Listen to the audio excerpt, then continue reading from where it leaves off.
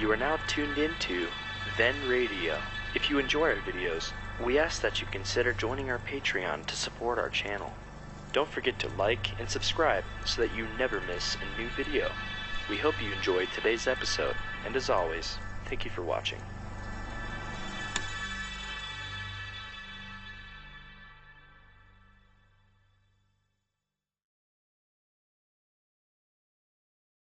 The Signal Oil Program. Yes, the Signal Oil Program. The Whistler.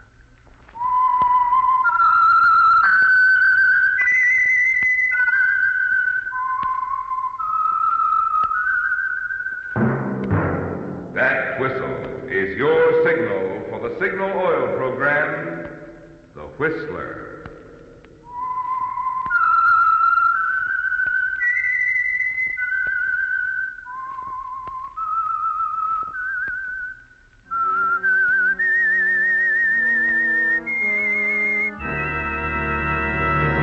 I am the Whistler, and I know many things, for I walk by night. I know many strange tales hidden in the hearts of men and women who have stepped into the shadows. Yes, I know the nameless terrors of which they dare not speak. Yes, friends, it's time for the Signal Oil Program, The Whistler, rated tops in popularity for a longer period of time than any other West Coast program in radio history. And Signal gasoline is tops, too, tops in quality. It takes extra quality, you know, to give you extra mileage. And Signal is the famous Go Farther gasoline. So look for the Signal Circle sign in yellow and black that identifies independently operated signal stations from Canada to Mexico. And now the Whistler's strange story, Grave Secret.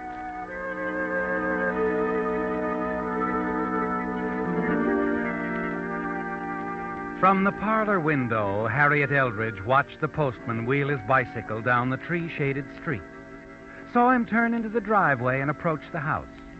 She stepped out into the hallway and stopped for a moment to rearrange a bowl of dahlias on the table, then hurried to the door, a faint smile on her lips.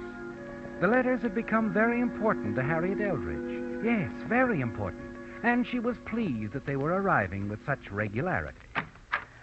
Morning, Miss Harriet. Good morning, Henry. Here's another one from Australia. Oh, from Mr. Pettis. How nice. Sure is having a big vacation for himself, ain't he? I wish I could retire, go gallivanting all over the world. Only I wouldn't go off visiting relatives. Mr. Pettis has no living relatives, Henry.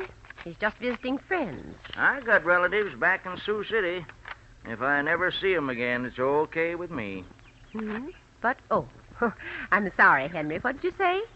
I was reading Mr. Pettis' letter. No, nothing. Are those photographs? Oh, yes. You know Mr. Pettis and his camera. Here, let's see. Something written on the back of this one. View of Queen Street, main thoroughfare of Brisbane. Isn't that nice, Henry? The old boy sure is getting round, ain't he? Must be having a great time. They say them Australian women are real pretty. Now, Henry. Don't see why Mr. Pettis has to go chasing off to Australia when he's got the best-looking housekeeper right here in Santa Rosa, USA. Oh, thank you, Henry, but... It looks like you got company. In a taxi, too.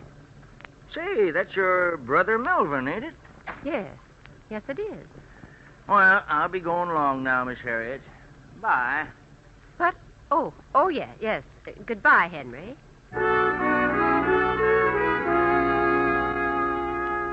You smile at Henry, watch him for a moment as he turns and walks away. Then your eyes swing back to the man who has just stepped out of the taxi, and a frown crosses your face. Moments later, he steps into the hallway, closes the door, and sets his suitcase on the floor. Hello, Harriet. I wasn't expecting you back so soon, Melvin. I know. Did everything go well? Yes, everything went well. I did exactly as you said. How did you like Australia? Well, it was all right, Harriet. Have you had your lunch? There's some cold ham, potato salad from last night. Would you like that, Melvin? Yes, I suppose so. get seasick at all? Oh, no, I didn't. Harriet. Yes? Harriet, did everything go all right here? I mean... Oh, yes. Yes. When did you do it? The day you left. He was dead before you stepped on the boat in San Francisco. Harriet, Yes? what did you do with Mr. Pettis?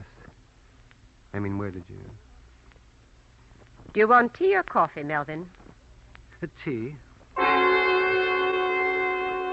For a moment, he stares at you, then turns and looks out the window. His eyes blink nervously. His fingers fumble at his tie. You know what he's thinking about, don't you, Harriet? He wants to know what you've done with the body of Mr. Pettis. Exactly what happened on the night he left for San Francisco. Yes, he wants all the details. But you decided long ago, the less Melvin knows about the affair, the better it will be. He stays in his room the greater part of the day and evening. And then shortly after 8 o'clock that night, the front doorbell rings. Good evening. You must be Miss Eldridge. Why, yes. Well, I'm Valerie Hinton, a friend of Mr. Pettis. Is he in? No, Mr. Pettis is away. In Australia. Oh, I see he hasn't notified you. He's back. He's back? Why, yes, his boat docked in San Francisco a week ago. Well, I know. I was on it, too. Strange he didn't let you know. Or is he usually that way about things? No, he isn't. Well, I'll be in town for several days. I'm staying at the inn. Would you tell him when he arrives? Of course, Miss Hinton. I'll tell him. Good night.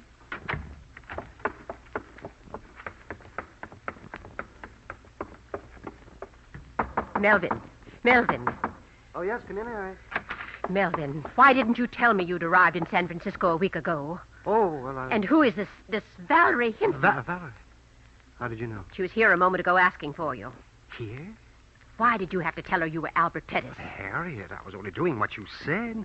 You told me to use the name to establish his presence in Australia.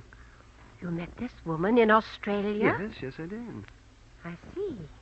And this week you spent in San Francisco, was that devoted to Miss Hinton? Well, at first I saw no harm in it, Harriet.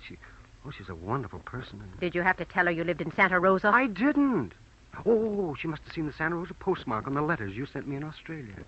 Oh, believe me, Harriet, when I ran out on her in San Francisco, I never thought I'd see her again. You ran out on her? Well, yes, I realized it would be dangerous. What with everything that's happened here.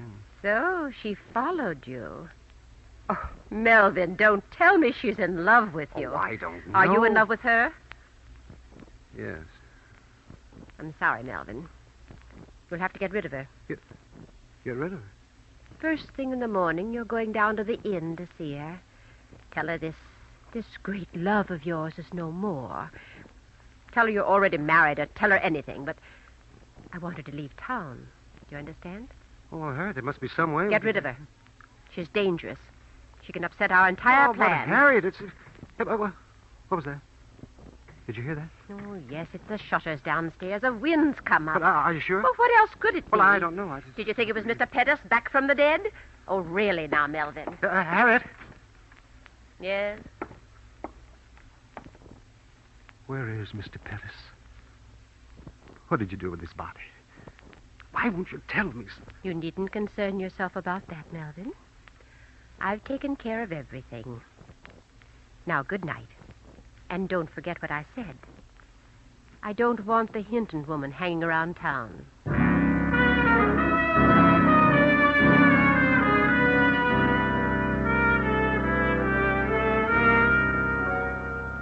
The following morning, you're alone in the big house. Melvin has gone down to the inn. He's promised to send Valerie Hinton away. But you wonder if he really has the courage to face her, to go through with it. The hours go by, and Melvin doesn't return. And finally... Good morning, Miss Eldridge. Oh, good morning. Has Mr. Pettis arrived yet? Why, yes, I gave him your message. He left hours ago on his way to see you. Well, that's strange. I just came from the inn. Well, I suppose he stopped somewhere on the way. May I come in? Oh, yes, of course. Ah. You've kept the place so attractive. It's charming. I suppose you've grown to care for this house as though it were your own. Yes, Mr. Pettis has always made me feel at home here. Oh, won't you sit down, Miss Hinton? Thank you. You know, Miss Eldridge, I feel as though I'd known you for a long time. Mr. Pettis has spoken so much of you. Oh? Yes. I don't suppose he's told you about the way we met? No, he hasn't. It was in Melbourne. I happened to be glancing through the newspaper. I noticed a list in the shipping news, a list of new arrivals, and there it was. Mr. Albert Pettis. Oh? Well, of course, I dashed right over to his hotel. And imagine my surprise when I discovered that Mr. Albert Pettis wasn't Mr. Pettis at all. What do you mean?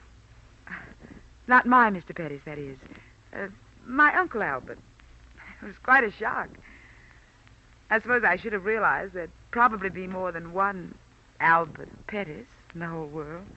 Oh, yes, of course.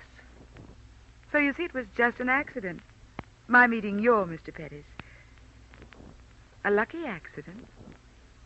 Wouldn't you say, Miss Eldridge?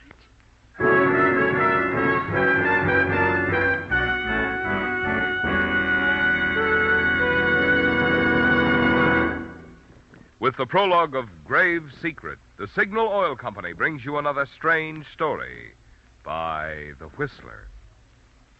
If you like avocados, you'll probably be as surprised as I was to learn that in parts of Mexico, avocados were once used to lubricate the axles of wagons.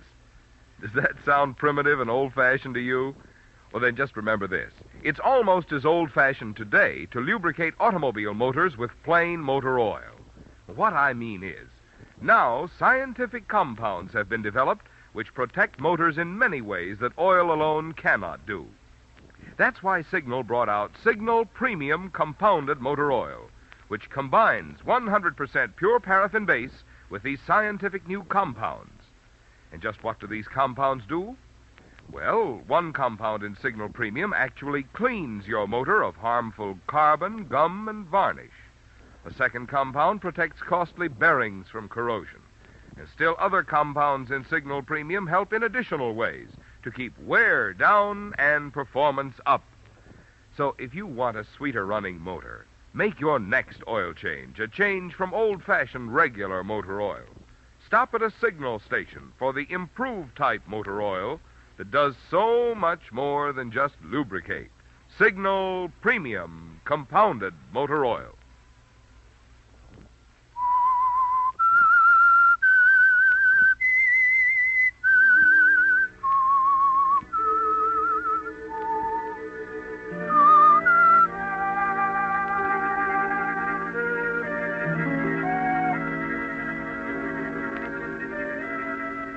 It frightens you, doesn't it, Harriet?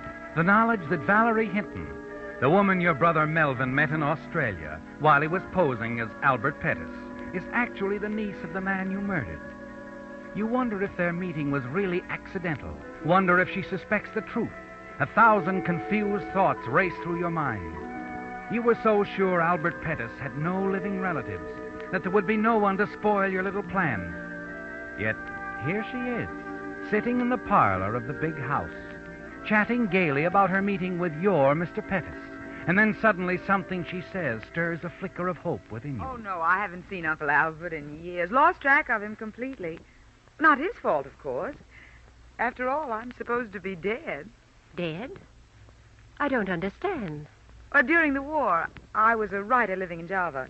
There were several bombing raids. In the confusion, I was reported missing and given up as dead. I suppose Uncle Albert was notified. I see. When I got out of the hospital a year ago, I tried to find some trace of Uncle Albert, but I wasn't successful. Well, I had to earn a living, you know, so I went on to Australia. Then one day I ran across his name in the shipping list, and, well, you know the rest. I met your Mr. Pettis instead. And you have no idea where your uncle is? None at all. Maybe dead, for all I know. I've about given up finding him. I'm devoting all my time to writing now. That's why I've come back to the States. To try my luck here. Oh, Harriet, Hello, Albert. Oh, Albert. You watch Valerie rush across the room, throw her arms around Melvin. He stares back at you over her shoulder, a bewildered, hopeless look in his eyes. You turn, hurry away. Moments later, you're upstairs in Mr. Pettis' room, searching through the closet. Then you find what you want. You take the photo album, sit on the window seat, and start turning the pages.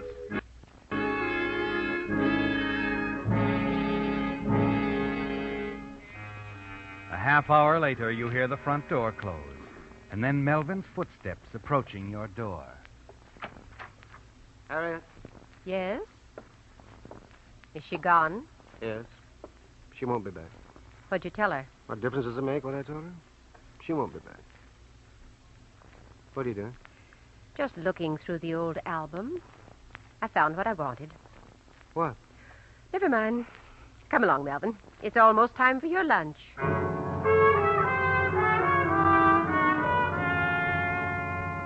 Yes. You found what you were looking for, haven't you, Harry? A faded photograph, a young girl. And you're certain it's Valerie Hinton.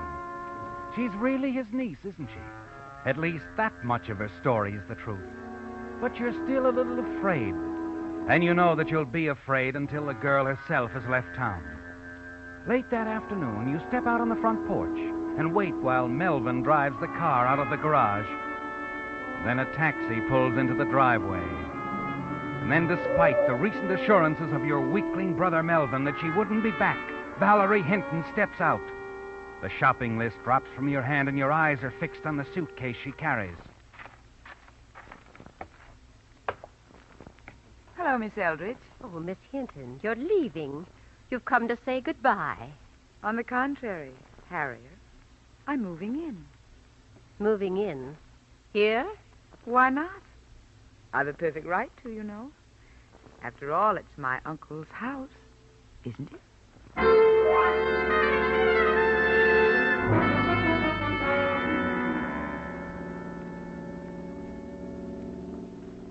Harriet, Yes, Melvin? what are we going to do about Valerie? There's only one thing to do. We're not going to stand by and let her ruin everything. If we Are we? send her away, she'll go to the police. We're not going to send her away. But, Harriet, we... Harriet, no. You can't do that again. Have you another solution? But I'll have to think about it, but you must forget what you're thinking, Harriet. I won't have it that way. Do you understand? I won't have it. Watch the road, Melvin. You hear me, Harriet? One murder is enough. Still in love with her, aren't you? Well, perhaps you're right, Melvin. Perhaps the whole matter can be solved some other way. Oh, yes. Yes, Harriet. We'll find a way. I'm sure we will.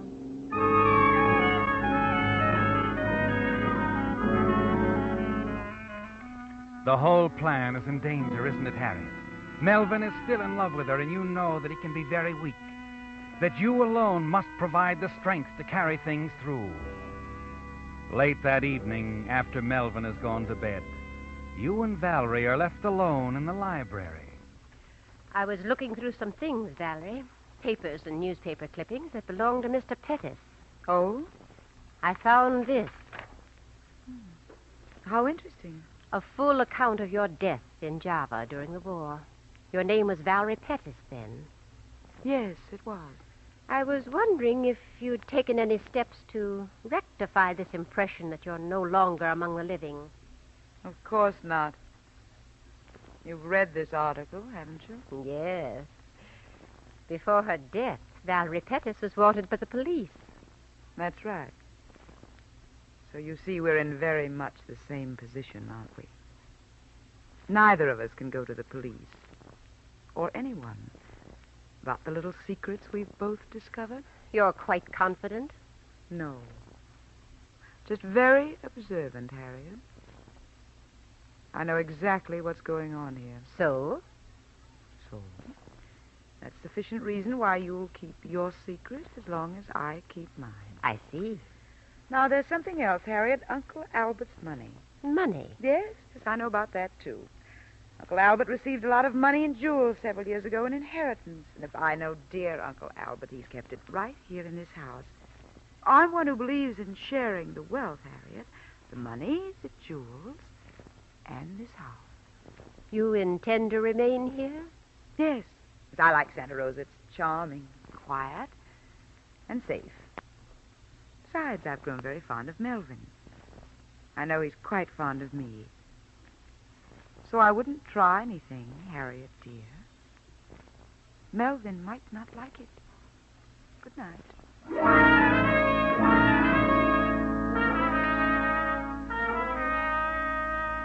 Well, Harriet, it's out in the open, isn't it? The contest between you and Valerie. And it's a contest you can't afford to lose. You must get Valerie out of your way. And you know how to begin, don't you? With Melvin. You must turn him against her. And the very next day you start working on him systematically, using his love for Valerie as a wedge. Each day you have something to drop in his ear. If Valerie goes for a long walk or to the public library, you manage to suggest to Melvin that she's keeping a rendezvous somewhere with another man.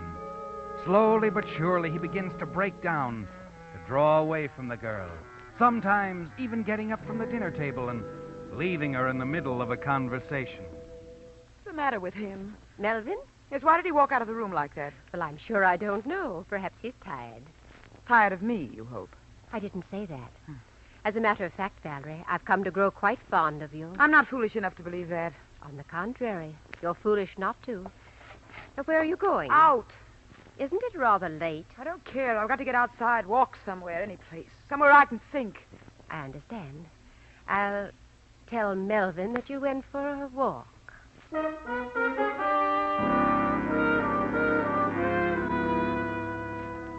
And you do tell Melvin, don't you, Harriet? Only in your own way. The way you've told him many times before. I don't believe you, Harriet. I don't believe you at all. I'm sorry, Melvin. I know what it must do to your pride, but there isn't any doubt. She's admitted the whole thing to me. She told you there's someone else? Yes. There's been another man all along. You know I wouldn't lie to you, dear. She's made a fool of me. A fool. Forget it, Melvin. You've got to. Stop telling me to forget it. That's all you do. You don't want me to know anything. Or think about anything. Oh, Melvin, where are you going? Out! You smile, congratulate yourself, don't you, Harriet? Because you know you've won. That Melvin will do anything you want him to, like a man who's been hypnotized. You're certain now he won't interfere with your little plan to get rid of Valerie. Yes, you're quite pleased with the way you've handled things, aren't you? Moments later, you turn out the lights in the library and go up to your room to bed. You lie awake for a long time, waiting for Melvin to come home. Finally, you hear the front door close. You hear his footsteps on the stairs. And then, just before you drop off to sleep, you wonder why Valerie hasn't returned home.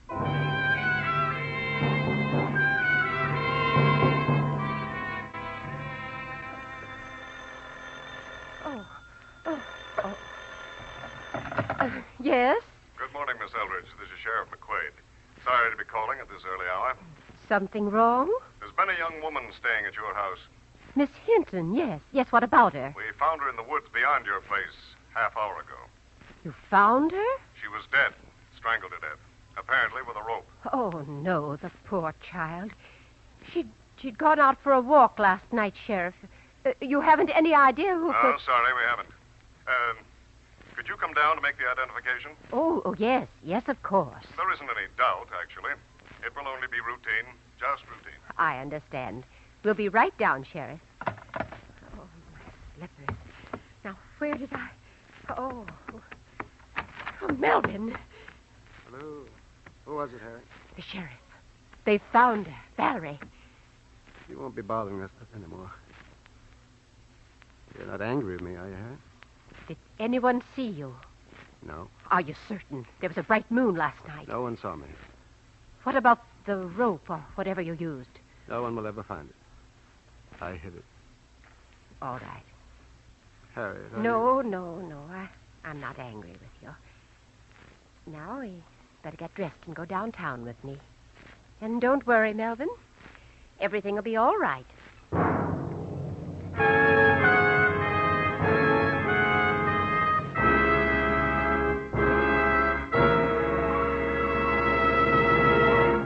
The Whistler will return in just a moment with the strange ending to tonight's story.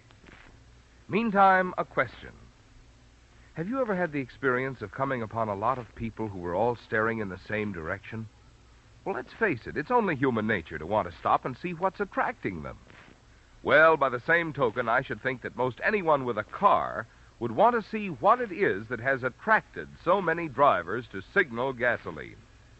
In the beginning, you know, Signal gasoline was sold by only a handful of stations in Southern California.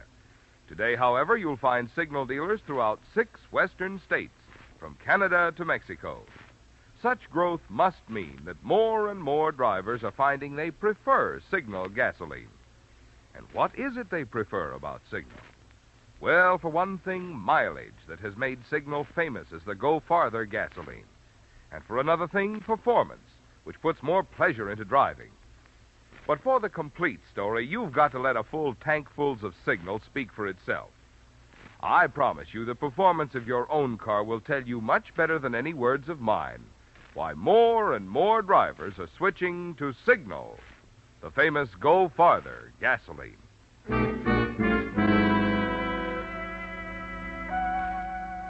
At the coroner's office is just as the sheriff said. It's simply a matter of routine, isn't it, Harriet? The two of you, Melvin's stony-eyed silence easily mistaken for the shocked grief that he appears to feel, and your own nervousness in answering the questions. It's something the sheriff seems to have witnessed many times before. Finally, the identification is over, and they lead you out to another room. Oh, Sheriff, it's almost too much to believe. I know. Best thing is try to forget it, Miss Eldridge. Yes, just forget it. That's what we have to do, Harriet. Forget it. Come along. I'll drive the two of you back to the house. Oh, thank you, Sheriff. That won't be necessary. No. I insist. Bring my car around front. Yes. Tell me, Miss Eldridge, have you heard from Mr. Pettis lately? Still in Australia? Oh, yes. Yes, he is. I get an occasional letter. Mm-hmm. Fine man, that Mr. Pettis. We all miss him, you know. Sheriff, you needn't bother driving us home. It's not far. No trouble at all. I've got to go out there anyway. Something I have to check on. I've already sent some of my boys on ahead. What? We got a call from one of your neighbors. Might give us a lead. I don't understand. Your neighbor, Mrs. Enfield, tried to call you this morning, but it was while you were on your way down here. When she couldn't get any answers, she thought we'd better investigate. Investigate what? It seems late last night she saw someone doing some digging out in back of your house. Digging? Yeah. It might not be anything. But then again, it might have been the killer burying the rope on his way back to the highway. Valerie Hinton was strangled, you know. Burying the rope, but where, Sheriff? Your neighbor says he was digging in the dahlia bed. We thought we might do a little digging there ourselves, if you don't mind. The dahlia bed. Oh, no. What is it, Miss Eldridge? Harriet, you never told me. Is that where you... Yes, Melvin. Now you know.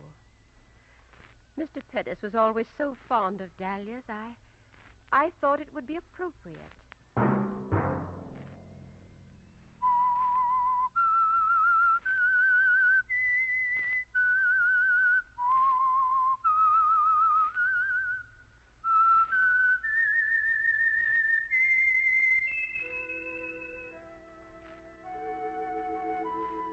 Let that whistle be your signal for the Signal Oil program, The Whistler, each Sunday night at this same time. Brought to you by the Signal Oil Company, marketers of Signal gasoline and motor oil, and fine quality automotive accessories. Signal has asked me to remind you, to get the most driving pleasure, drive at sensible speeds, be courteous, and obey traffic regulations. It may save a life, possibly your own.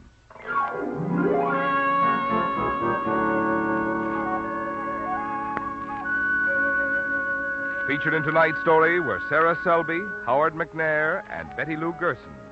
The Whistler was produced and directed by George W. Allen, with story by Steve Hampton and music by Wilbur Hatch, and was transmitted to our troops overseas by the Armed Forces Radio Service. All characters portrayed in the Whistler program are fictional. Any similarity in names or resemblance to persons living or dead is purely coincidental. Remember at this same time next Sunday, another strange tale by The Whistler. This is Marvin Miller speaking. This is CBS, the Columbia Broadcasting System.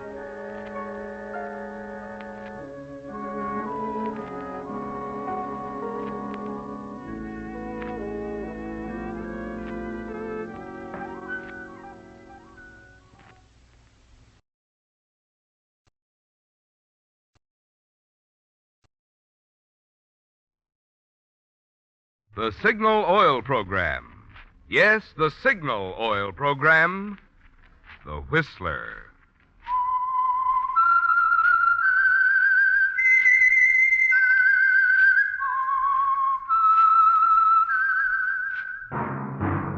That whistle is your signal for the Signal Oil Program, The Whistler.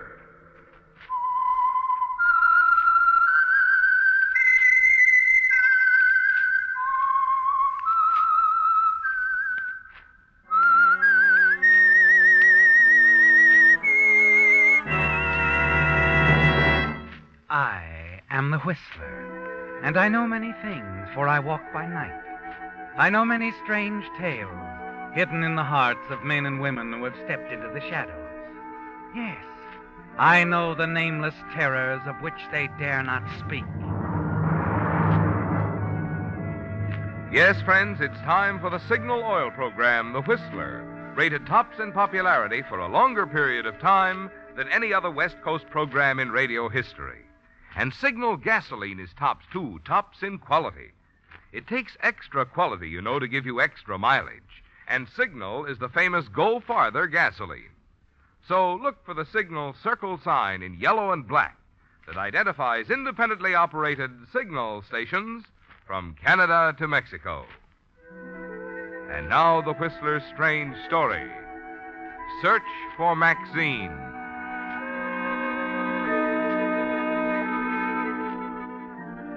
For a long time, he'd been standing in the darkened doorway across the street from the Swank Bachelors Club. As Ted Pomeroy struggled to make up his mind, he stared up at the second-floor windows of the building and puffed nervously at a cigarette.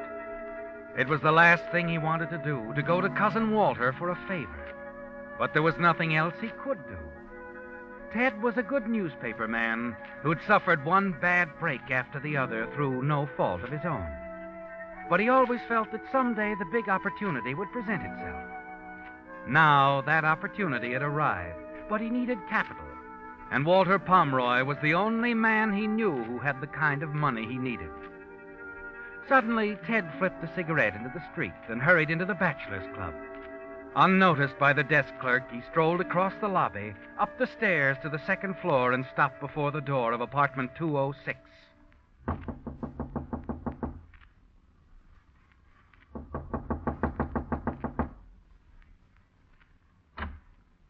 Come in.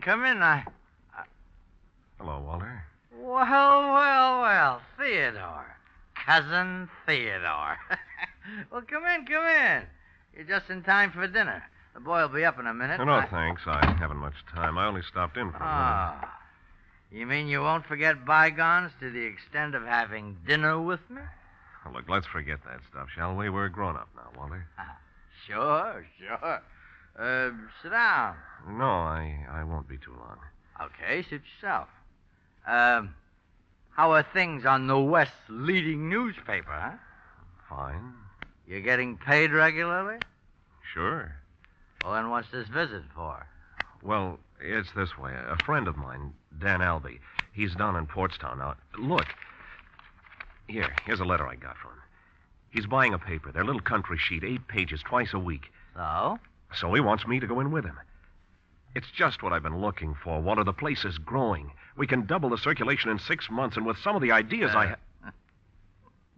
What's the matter? What's so funny? You? How much, Ted? The price is $10,000. I'll need half of it. $5,000. Walter, I'm asking you for a loan. You can have the whole plant for security. I'm not interested in newspapers. You mean you're not interested in me? Oh, I didn't say that. You're not interested in letting bygones be bygones. And I didn't say that either. I thought we agreed to forget... Oh, I didn't agree to anything. Okay, Walter. Okay. That answers my question. It's good for a laugh, though. I thought you once said you'd never come to me even if you were starving to death. That's enough, Walter. You hadn't had a couple of drinks too many. $5,000, and you thought I just handed it. Said enough, Walter. I'd like to... Hey, take your hands off me, or I'll... Okay, Walter, you asked for it. No. I've owed you that for a long time, Walter. Sure, you're right. I was stupid. Get up, Walter. Walter! As you bend over him, you see the ugly gash on his right temple, where his head struck the edge of the fireplace. A cold wave of fear sweeps over you. You stare at him, unable to move, to think. And suddenly you remember the beachhead at Salerno where you saw dead men often. You grasp Walter's pulse and feel nothing. I've killed him. The realization of what you've done overwhelms you, doesn't it? Slowly you turn, half stumble across the room to the door. Your only thought now is escape. Yes, escape. There's still a chance you can slip away unnoticed, isn't there, Ted? The desk clerk downstairs didn't see you come in. Now, if you can get out of the building without being seen, you'll be in the clear. You place your handkerchief over the knob door and turn it. Before you step out of the hall, you look back to give the room one last look, and then you see it. The telephone receiver is off the hook.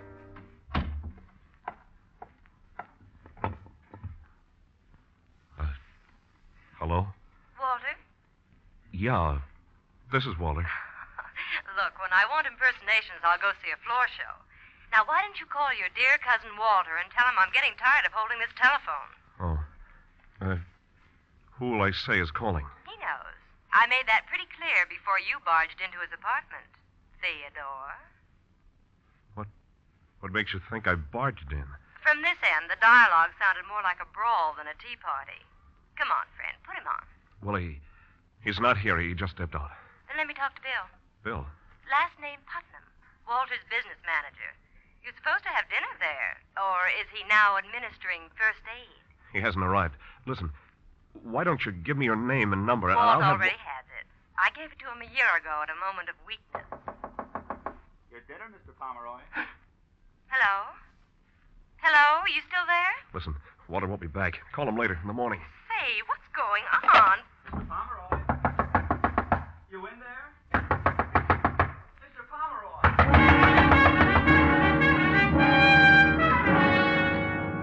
You tell yourself you haven't a chance. The bellboy out there pounding on the door. The girl on the phone who has heard everything, who can send you to the chair with a word. What's happened to Walter has changed your entire outlook, hasn't it, Ted? And suddenly the idea occurs to you. Walter must have her telephone number written down somewhere. You know you must get that girl to protect yourself. You search frantically for his telephone list. You find a gun in the top drawer of the desk and put it in your pocket. Then as you hear the bellboy rattling his keys outside, you find what you're looking for. A small brown leather book with some names and numbers in it. Just in time, you jump for the door and slide behind it as it opens. Mr. Pomeroy? Mr. Pomeroy, what's the Holy cow! Larry! Hey, Larry! The moment he turns the corner, you race for the back stairs 2 steps at a time and rush out into the alley. The cold air feels good on your face, and you hurry away, still unseen and safe. Except for the girl. Yes, the news will be out in a matter of hours, on the radio and the papers, and when the girl learns about it, the quarrel she overheard on the telephone will tip her off, and you know she'll go to the police. You can't have that, can you, Ted? I've got to find that girl. Find her. Stop her.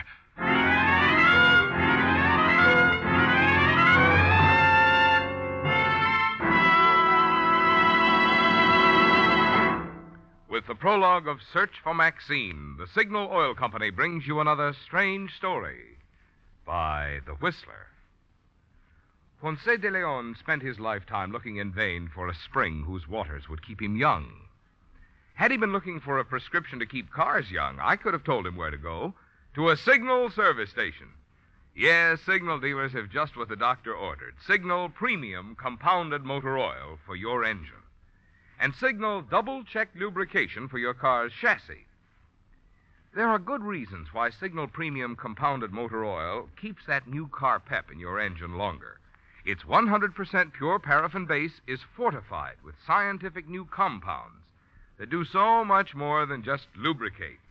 As a result, Signal Premium cleanses your motor of carbon, gum, and varnish, protects bearings against corrosion, and does other important jobs that regular oil alone can't do.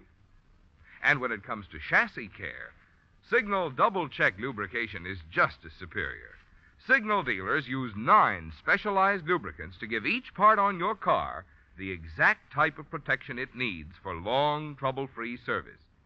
And they check each part not just once, but twice, to make sure not a single part is overlooked. So when it's time for an oil change or a lube job, remember the place that has what it takes to keep your car young. Your Signal service station.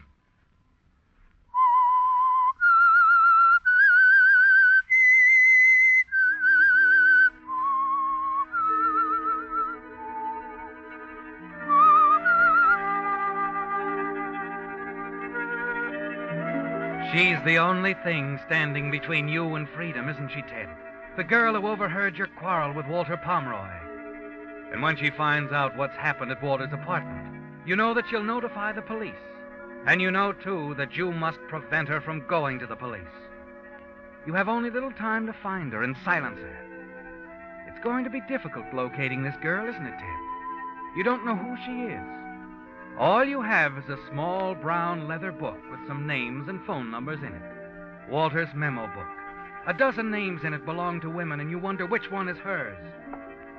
As you step into a phone booth, you try to hold the sound of the girl's voice in your mind, hoping you'll know it when you hear it again.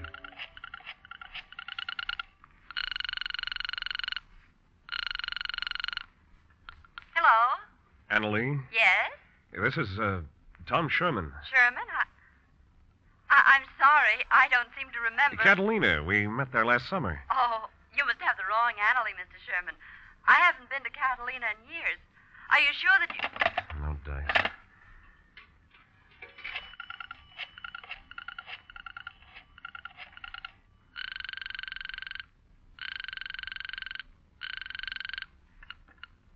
Hello? I'd like to speak with Louise. She ain't in. If you're the guy who's been bothering her, let me tell you... Let me see. Hilldale 17375.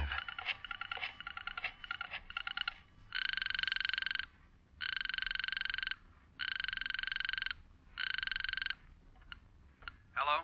May I speak with Janice? Sorry, she's not here. She's visiting in the East. Can I help No, you? thanks.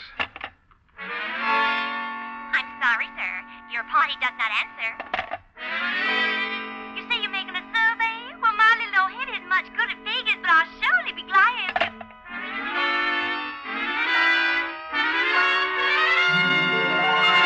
Hello? Is this Maxine? That's right. Who's this? I was talking to you on the phone a little while ago. Oh, yes. Theodore. You're the fella who hangs up in people's faces. Sorry, we were cut off, Angel. You were so coy about giving me your phone number, I couldn't call you back. Uh-huh. So you went out and bought yourself a crystal ball? No, I just called up every girl in Walter's little book. Ashby 86347 was yours. Why did you do that? Well, maybe I wanted to see if the girl is as nice as her voice. How does one blush over the telephone? Look, why don't you save us both a lot of trouble, honey? Why don't you just tell me where I can meet you? Uh-uh. I'd rather keep it this way. I can be pretty persistent. And I can be pretty stubborn. I'm sorry, Theodore. Oh, wait a minute. What's the music? Radio? No, it isn't the radio. Now, look, you're a nice boy, I suppose, but I'm really too busy to play games. Well, won't you at least give me your last name? Some other time, maybe. Bye. Maxine, wait!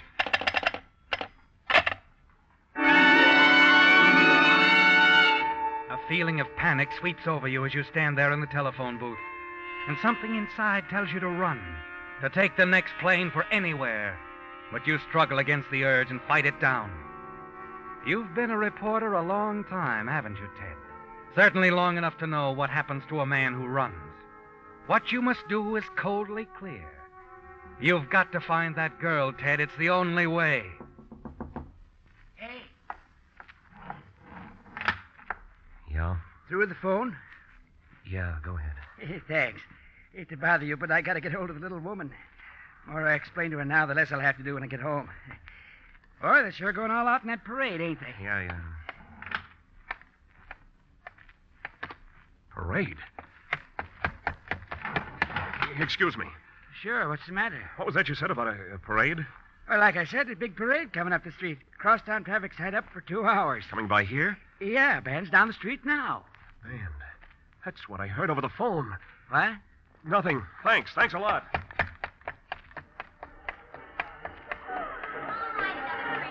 Yes, Ted, you notice them now.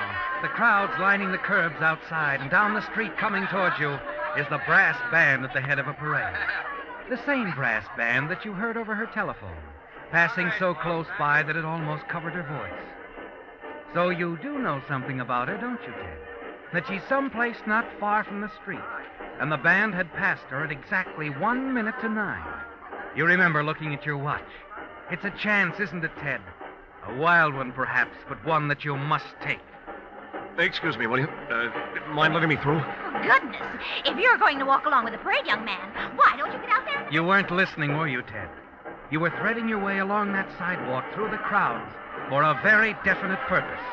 And you kept it up for a full block and then looked at your watch again. It took the parade 1 minute and 20 seconds to cover 1 block.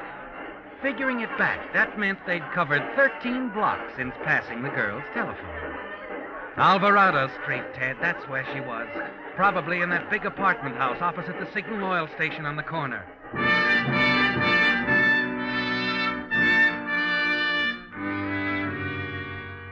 Apartment 20, Jones. 21, Leaves. Apartment 20. What are you looking for, young man? Why, I was looking for Maxine. Maxine who? Why? There's no Maxine living here. I'd know. I'm the manager. Hey, it's all right, thanks. Oh, there's a Maxine in the next apartment house. Oh? What number? Kind of funny the way you're snooping around here, trying to find names and apartment numbers. What's this all about? Well, you know how it is. We just met. An awfully nice kid, but we didn't get around to last names. Girlfriend, huh? I'd like her to be. In that case, I wouldn't waste my time next door. The Maxine I'm talking about is 72. Your heart sinks, Ted, and you walk away. And the nameplates in the apartments on the rest of the block reveal no more Maxines. You're left with only one more possibility. A residence hotel in the middle of the block. You enter the place and decide to try to call her again. Walk past the cigarette counter in the lobby toward a row of phone booths in the rear. Here, just a minute, mister. What's the matter? Where are you going?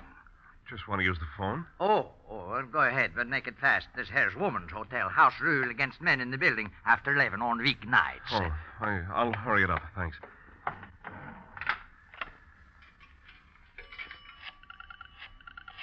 The janitor doesn't notice, does he, Ted? But you're trembling as you fumble for a coin. Dial the girl's number again. Ashby 86347. Hello? Hello, Maxine. Here we go again. What is it this time, Theodore? I'm still trying to wear you down. Because you like my voice? Right. And another thing. I think you live in the Grayson Arms. You're a remarkable detective. Give up? Why should I? I don't live at the Grayson Arms. I live on the other side of town. Oh, wait now. Be honest with me, Maxine. I wish I knew why you're going to all this trouble. I told you, I like your voice. Oh, sure. Hold it a minute, will you? Yeah, I'll be here. Yes, Ted, you'll be there, anxiously waiting and wondering, too, won't you, Ted? Wondering if Maxine is lying, playing with you, knowing all the time what it was all about. Feeling of panic returns, doesn't it? You look out of the glass doors of the telephone booth across the marble floor to the cigarette stand by the entrance. Notice a man buying cigarettes from the girl at the counter. He leaves, and another man comes in, and you freeze, your heart standing still. It's the distributor with the early editions of the morning papers. You know what must be in those papers, but you can only stare as you wait for Maxine at the other end of the wire. Hello, Eddie. Hiya. About ready to fold? Leave the papers on the counter. Night. Night. Your mind is paralyzed, isn't it? With nothing sinking in. Not even as you see the girl at the counter, some 30 feet away across the lobby, turn and pick up a telephone receiver. Now, let's see. Where were we, Theodore? You were stringing me along about living on the other side of town. Listen, Maxine, you've got to... Got to what? What's the matter, Theodore? You still there? Hello? Hello? Then it hits you, doesn't it? So hard that you almost shake. Your hand grabbing the phone, your head tight. The girl you're talking to over the phone is the girl at the cigarette counter across the lobby. Maxine. Hello? Hello, Ted. A trembling, surging relief sweeps over you, all through you. You've found her, haven't you, Ted? At last, you found Maxine. You slump back in the booth, watch Maxine across the lobby as she keeps trying to talk into the phone, rouse you, and then finally she hangs up.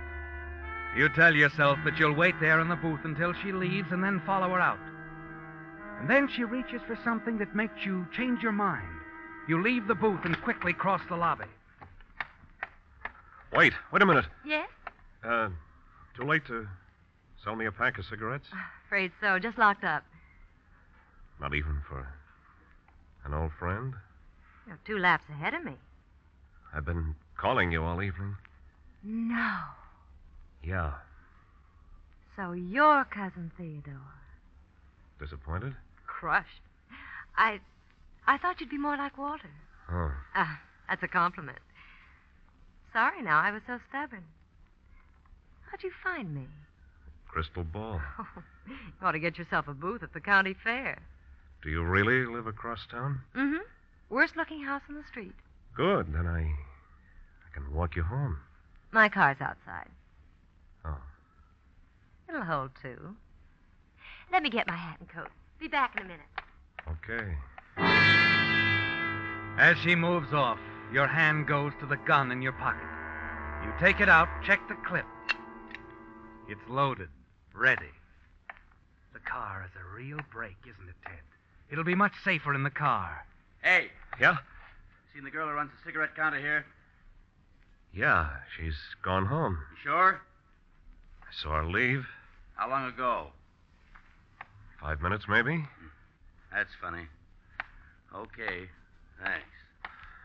Sure. A plainclothes detective. He has that look, hasn't he, Ted? And you move after him, quietly glance through the glass door to see him looking at a car parked out front, and then... All set, Theodore. The car's right outside. Stay right there. What are you... That's right, it's a gun. Don't open your mouth. What is it, Ted? Never mind that now. Closet. Get in there. And if I won't? I'll kill you. I wonder. He's coming back. You'll find out in 2 seconds. All right. All right, Ted. Hey, what do you mean she's left? I checked outside and... Where'd that guy go? Hey, anybody here? Yeah, what's the matter? Where's the girl who takes care of the cigarette counter? Oh, she's still around here somewhere. The guy just told me she went home. The car's still outside. Oh, she ain't gone home. Ain't given me the keys yet for the morning girl. Might take a look in the back room. Maybe she's getting her hat and coat.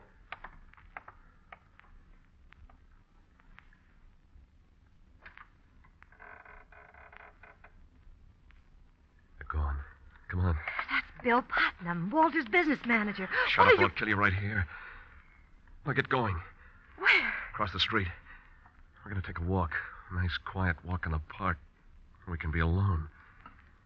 And no one will see what's going to happen.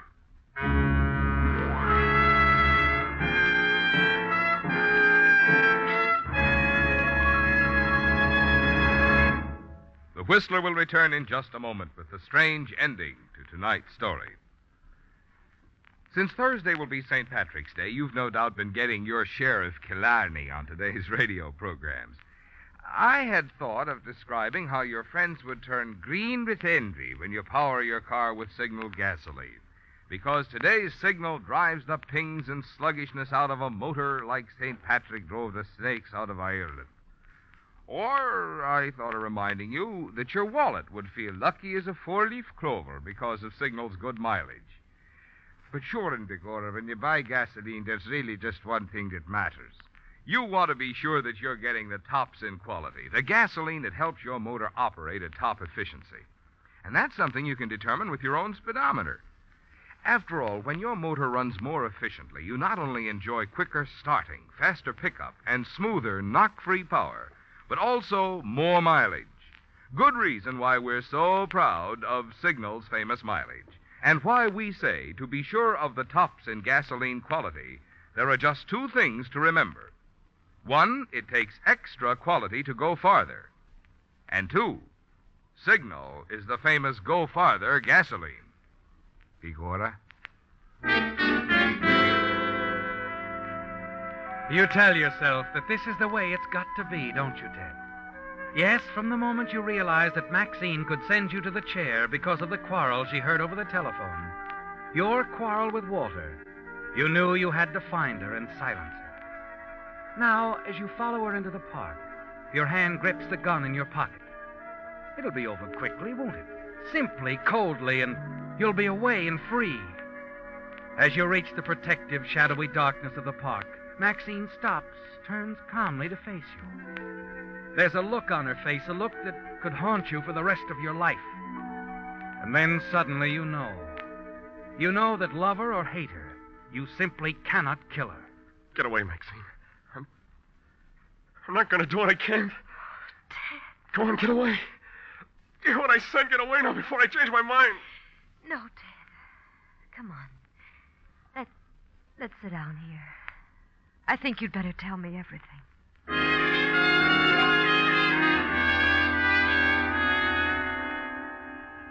It's all over, isn't it, Ted? You know that whatever it is that's in a murderer isn't in you. And you can't bring yourself to kill Maxine. Now you sit with her on a park bench. You've told her the whole story. I didn't mean to do it, Maxine. I could never hate Walter that much or anyone. I know. Cigarette? Thanks. And now what, Ted?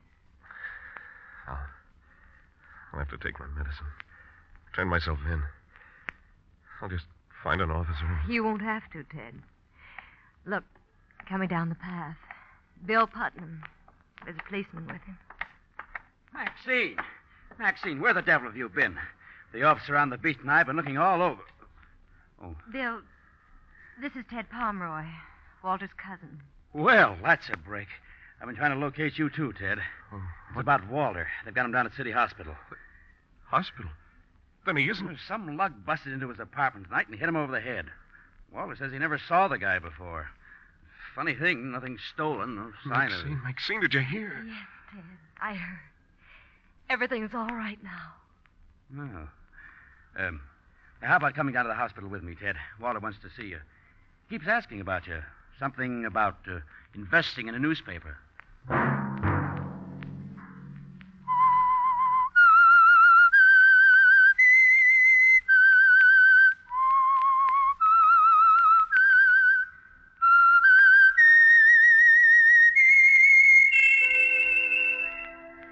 Let that whistle be your signal for the Signal Oil program, The Whistler, each Sunday night at this same time.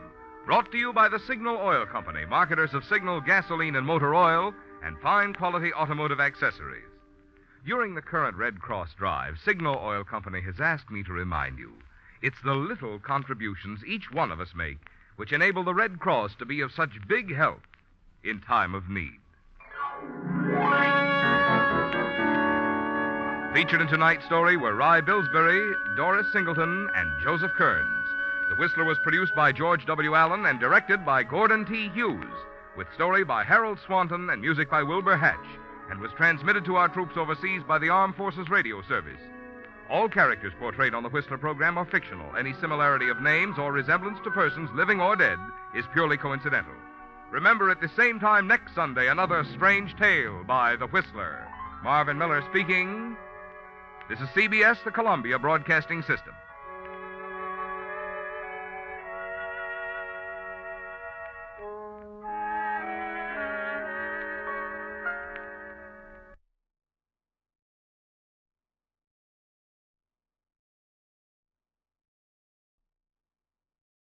The Signal Oil Program.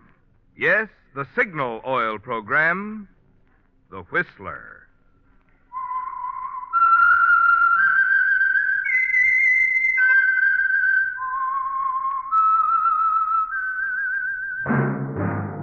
That whistle is your signal for the Signal Oil Program, The Whistler.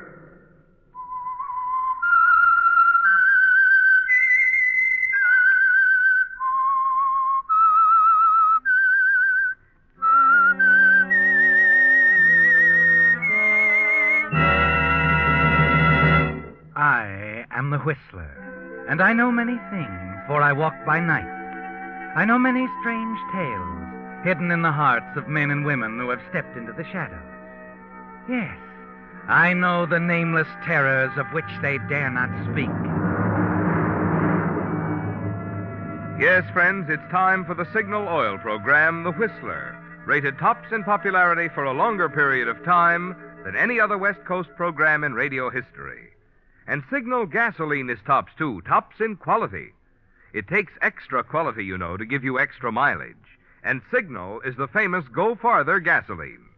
So look for the Signal circle sign in yellow and black that identifies independently operated Signal stations from Canada to Mexico. And now the Whistler's strange story. Death of Mr. Penny. On the icy slope high above Clear Valley Ski Lodge, the two people, racing down together side by side, appeared like two moving specks of black against a sea of white. To the little man who had his field glasses carefully trained upon them, the picture was far more complete. He saw a very handsome couple, the woman fresh, radiant, and wholesome, the man tall, athletic. And as they swung to a stop at the end of the ski slope, their happiness with each other seemed very apparent. Yes, Mr. and Mrs. Frederick Eklund seemed perfectly matched. The little man with the field glasses could not help but marvel at the strange course of true love. How it could so neatly bridge the gap between the fact of Mrs. Eklund's almost fabulous wealth and the modest means of Mr. Eklund, the mere ski instructor. And the little man had to admit that the two were getting along famously. Oh, darling, you're wonderful. Your favorite ski instructor? My favorite ski instructor. Yeah. Well, then you'll accept my criticisms a little more graciously, Mrs. E. At last, Christie was bad. Fine way to turn an ankle. And be carried home by the tall, bronzed instructor. I think I'll do it. I think you won't. We're heading back to the lodge right now. All right, darling, whatever you say. But, I've still got that headache. Barbara. Yes? Something on your mind.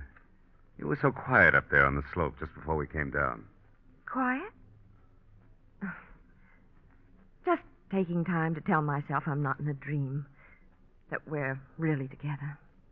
Married. And so happy. Are you sure that's all? I'm sure that's all. And the headache can either be cured or made worse by a dry martini. Shall we go take the gamble? Oh, you don't have to suggest that twice. I wonder if you'll always be such an agreeable man. Yeah, as long as I'm thirsty. Let's go.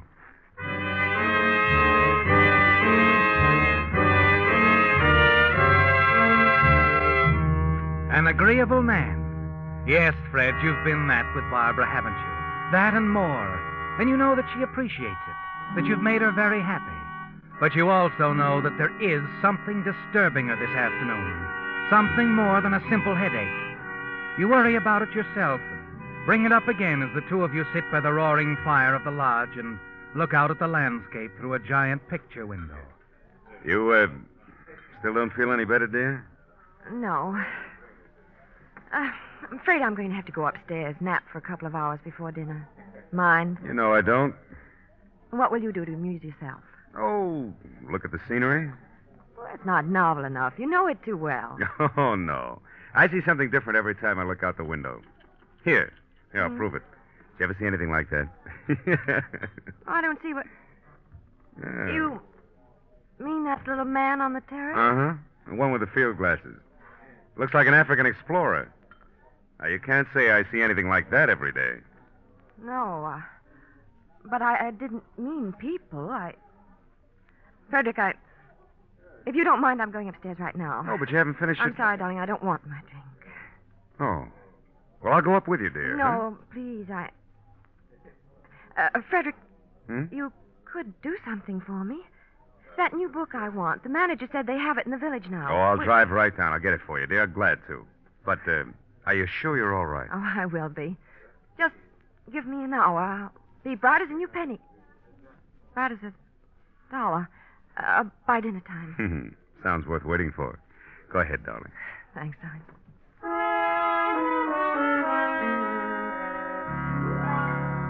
You watch Barbara turn away, go to the stairs. A moment later, you get up, start outside as if to get the car. But at the end of the terrace, you stop and wait a moment. He goes right inside, doesn't he, Fred? The funny little man that Barbara didn't want to look at. You walk back and see him hurry up the stairs after her. 10 minutes later, he's back down, heading toward the cocktail lounge. You walk in casually and slide into the booth beside him. Well, Mr. Penny? It's going very well. You got it? I did. 5,000 as usual. I was a little worried this afternoon. Thought Barbara might have guessed something. About you? Mm-hmm. But I was wrong. Of course. Oh, Barbara threatened me today. She said that this must be the last payment. She's convinced that you'd be quite understanding about those letters. Oh. I'll have to take a different tack. Yes, or spoil the act. Oh, they're really nothing, you know, the letters. She just feels that you'd be very hurt if you ever knew there'd been another man in her life once, a married man. I hurt. You know, Freddie, you are the odd one. Long as I've known you, I always marvel. What is it that keeps you from simply presenting your case to these women, demanding all the money you want? Obviously, my dear Penny, you'll never know women. There are things that cannot be told. One of the things is that love alone is not sufficient to hold their man. You're right, I suppose. Well, I've always left that part of it to you. Yeah, and let's keep it that way, huh? I'll take care of the romancing. You stick with the business end of the deal. If you don't mind, I'll take my half of the money now. To be sure, Freddie. To be sure.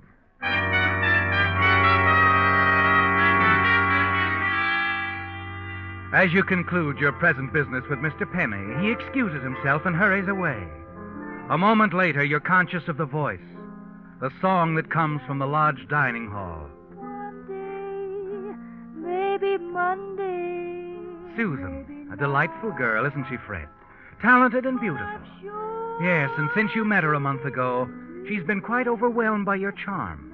You stroll across the lobby and stand there at the entrance of the dining hall and watch her as she sings. He'll build a little home. She's beautiful, isn't she? Oh, Penny, I thought you were leaving. I'm going in to have dinner. Now, look, Penny, Barbara will be coming down soon. She isn't pleasant to be with when you're around. Your wife is resting, Freddie. She won't be down for some time. But... Shh. I want to listen. And so all else above, I'm waiting for the man I love. That was wonderful, wonderful. Oh, Susan sings beautifully, does she not, Freddie, my boy? Mm-hmm. She's quite a girl. Quite a girl. Yes. Another one of your many side interests. You've always had them, haven't you? Frankie, my boy, let us go out on the terrace for a moment. I want to talk to you. Come along. The idea we've already talked everything out? No, not quite, my boy. After you. All right, what's on your mind, Penny? Susan. I want to speak to you about Susan. Oh? You're quite interested in her, aren't you? Oh, I don't know. Just for laughs, maybe. Oh, I see. Then you won't mind if I ask you to stay away from her. To stay away? You're asking me... Wait a minute, Penny. You don't mean that you... You find it amusing, my boy. Why, she wouldn't even look at you. But, Freddie, wonderful. She has many times, so often that I don't want you to see her anymore. Oh, just like that, huh? And just what do you do if I ignore your advice, lover boy? Oh, I could make things rather unpleasant for you. Really, I could. Really? Like what? Oh, tell your wife that you're my business partner. That we're blackmailing her together? You know what I'd do? No, what would you do, Freddie? I tell you forced me into it a trick. I was only playing along with you until I saw my chance to turn you over to the police. Barbara's very much in love with me, Penny. She'd believe it. Yes, I suppose she would. Well, in that case, I should have to tell her about the Carson widow. The incident at Sun Valley 2 years ago. What? That the police are interested in finding the man who went skiing with a Carson woman the morning she was killed. Accidentally. Now, wait a minute, Penny. I could tell your wife what really happened, Freddie. So be a good boy and stay away from Susan, eh?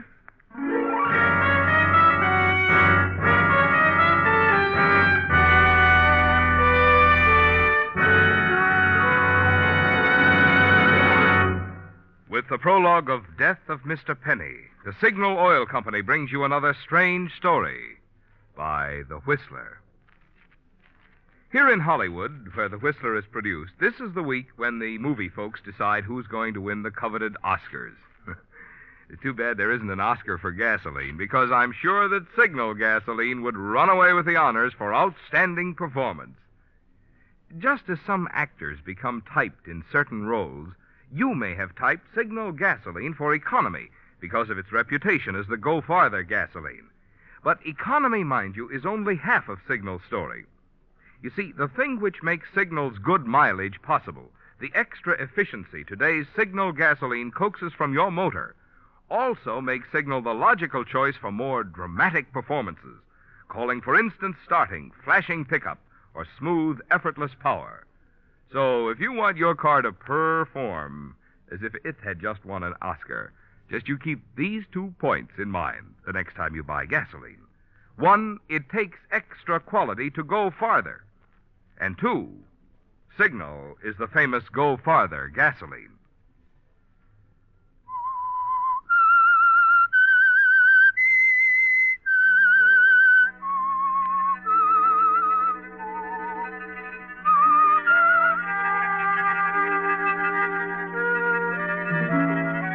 It came as a shock, didn't it, Fred? Mr. Penny's warning. And you wonder if your odd little partner really means to carry out his threat, to make trouble for you if you continue to see Susan. He could make things quite difficult, reviving the Carson incident at this time. It would never do if your wife Barbara found out about that, would it? But in the days that follow, you decide to risk it, to test Mr. Penny's threat. And then one evening at the lodge, as you sit in the cocktail lounge with Barbara... Fred? Yes, dear? Did you happen to run over to Shelville the night before last? Shelville? Why, no. Betty mentioned it this afternoon. She and Greg thought they saw you there. No, they were mistaken. Oh, I did go down to the village here. That's the night I ran into Higby, an old friend of mine. You remember, darling, I called you, told you I'd be late getting back. Yes, I know. As a matter of fact, Higby and I spent most of the evening at the Buckhorn Cafe talking over old times. See here, Barbara, you don't think I'd lie. Oh, of course not, darling. You know how Betty is, wrong as usual. See if you can get the waiter, will you, dear? I think I'd like another brandy before turning in.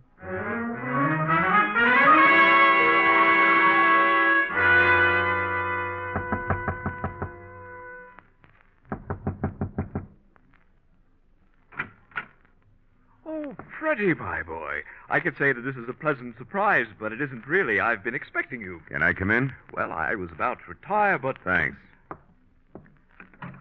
I won't take up too much of your time. Oh, no hurry. Fix yourself a drink, my boy. Thanks again. Oh, none for me. I have my glass of milk, you see. Well, here's to you, Penny.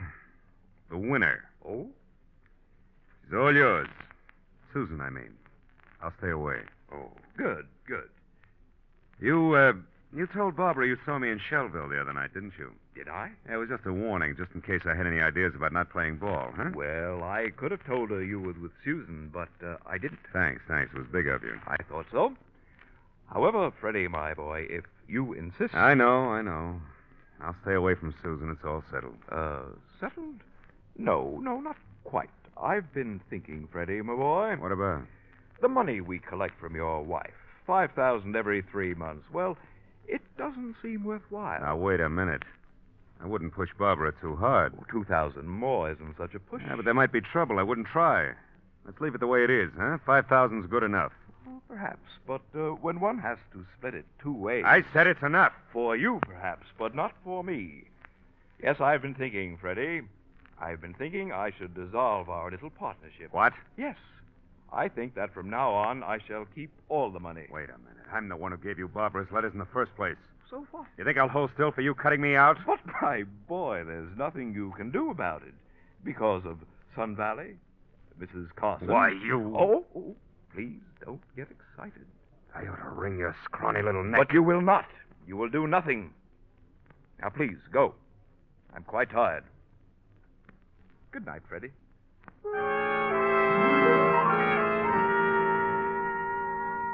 For a moment you stand there, staring at the little man.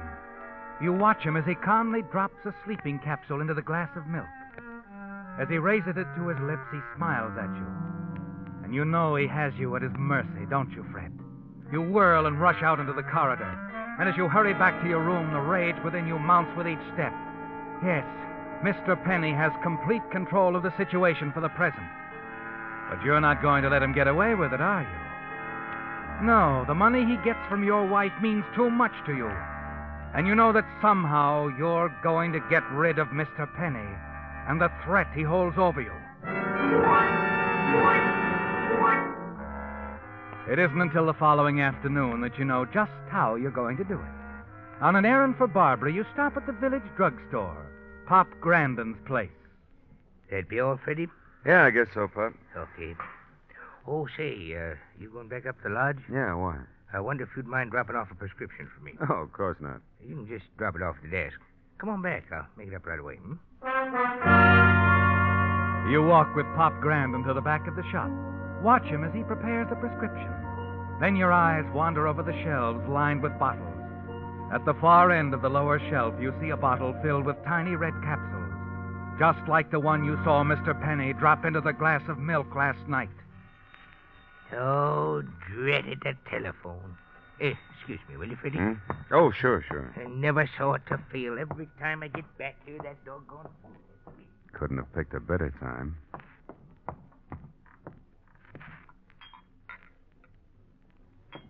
As you take the bottle down off the shelf, the idea hits you, doesn't it? Yes, this could be the way, couldn't it, Fred? Quickly, you unscrew the cap, drop a capsule into your pocket, and replace the bottle. Then your eyes skip along the shelf and finally stop on a small bottle filled with white powder marked poison. Deadly poison, Fred.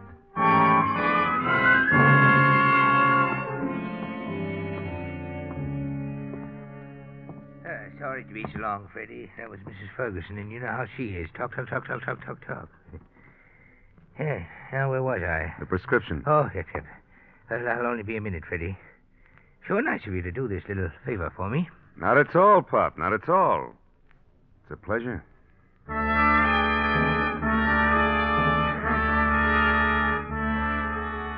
You're thankful that Barbara is out when you return to your room at the lodge.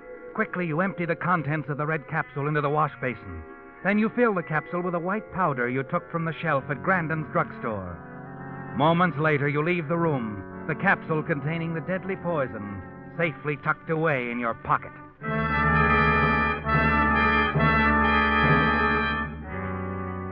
Early that evening, you pay another call on Mr. Penny. Oh, come in, Freddie, my boy. Come in. Thanks. I'm going out shortly. You don't mind if I finish shaving, do you? No, go ahead. Make yourself at home, my boy. Fix yourself a drink. Thanks. I'll skip this one. As you wish. Tell me, to what do I owe the honor of this visit? Well, I thought maybe you'd reconsider.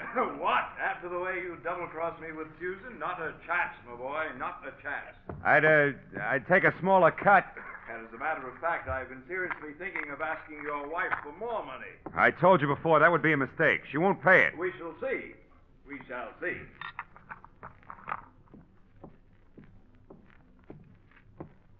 What are you doing, Freddie? Oh, just looking at this magazine on your nightstand. Holidays, huh? Planning a trip? Perhaps. Oh, look, Penny, I need the money. Why can't we make some sort of arrangement? You're wasting your time, my boy. This is too good a thing for me to share with anyone. I am rather surprised and annoyed, too, that I didn't think of handling the matter this way long ago. You won't change your mind? No. After all, you still have Barbara. She's a wealthy woman.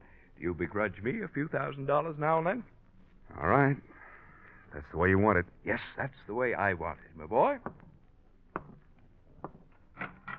Good night. Good night.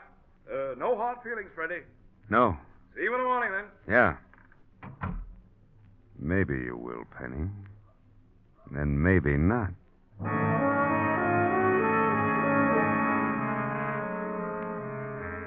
It's done, isn't it, Fred? There were only 4 capsules in the box. You replaced one with a capsule containing the deadly poison. And now all you can do is wait. And you know it won't be long, for Mr. Penny takes a sleeping capsule every night.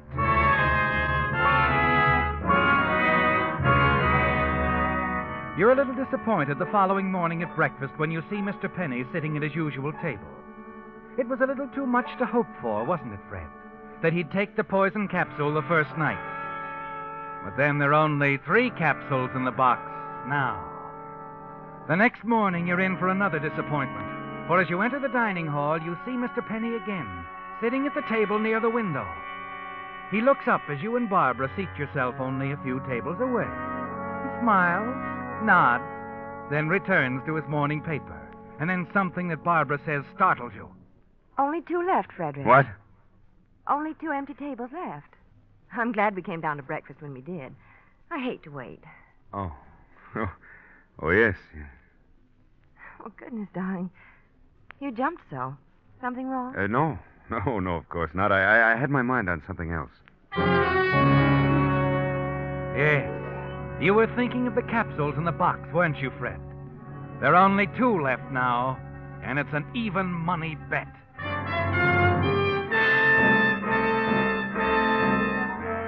However, the following morning when you arrive at the dining hall, Mr. Penny is absent.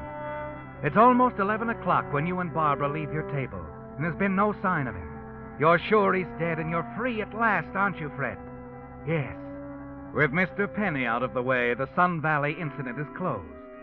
It'll be a simple matter with your connections to find someone more trustworthy than Penny to do your blackmailing. As Barbara hurries upstairs for her scarf, the desk clerk calls out to you. Oh, Mr. Eklund. Yes? What is it? A message for you, sir. This envelope. Oh, thank you. For a moment, you're puzzled. Stare at the envelope. Then you rip it open. And suddenly an icy hand closes around your heart as a tiny red capsule tumbles out of the envelope into the palm of your hand. Penny has known all along, hasn't he, Fred? He must have watched you in the mirror when he was shaving, saw you place the poison capsule in the box. A cold wave of fear sweeps over you as you realize what he'll do now. Your first thought is for you and Barbara to get away. You hurry to your room upstairs, and as you're about to open the door, you hear Barbara's voice. Well, yes. Yes, whatever you say. What? No, not here. I'll meet you at the point. Inspiration Point, tonight. Yes. 9 o'clock, Mr. Penny.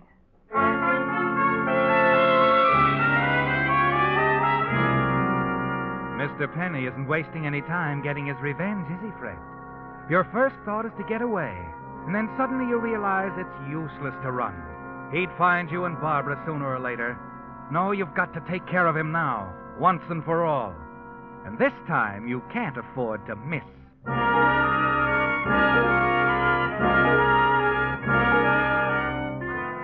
That night, you're standing in the shadows of the fir trees near the point.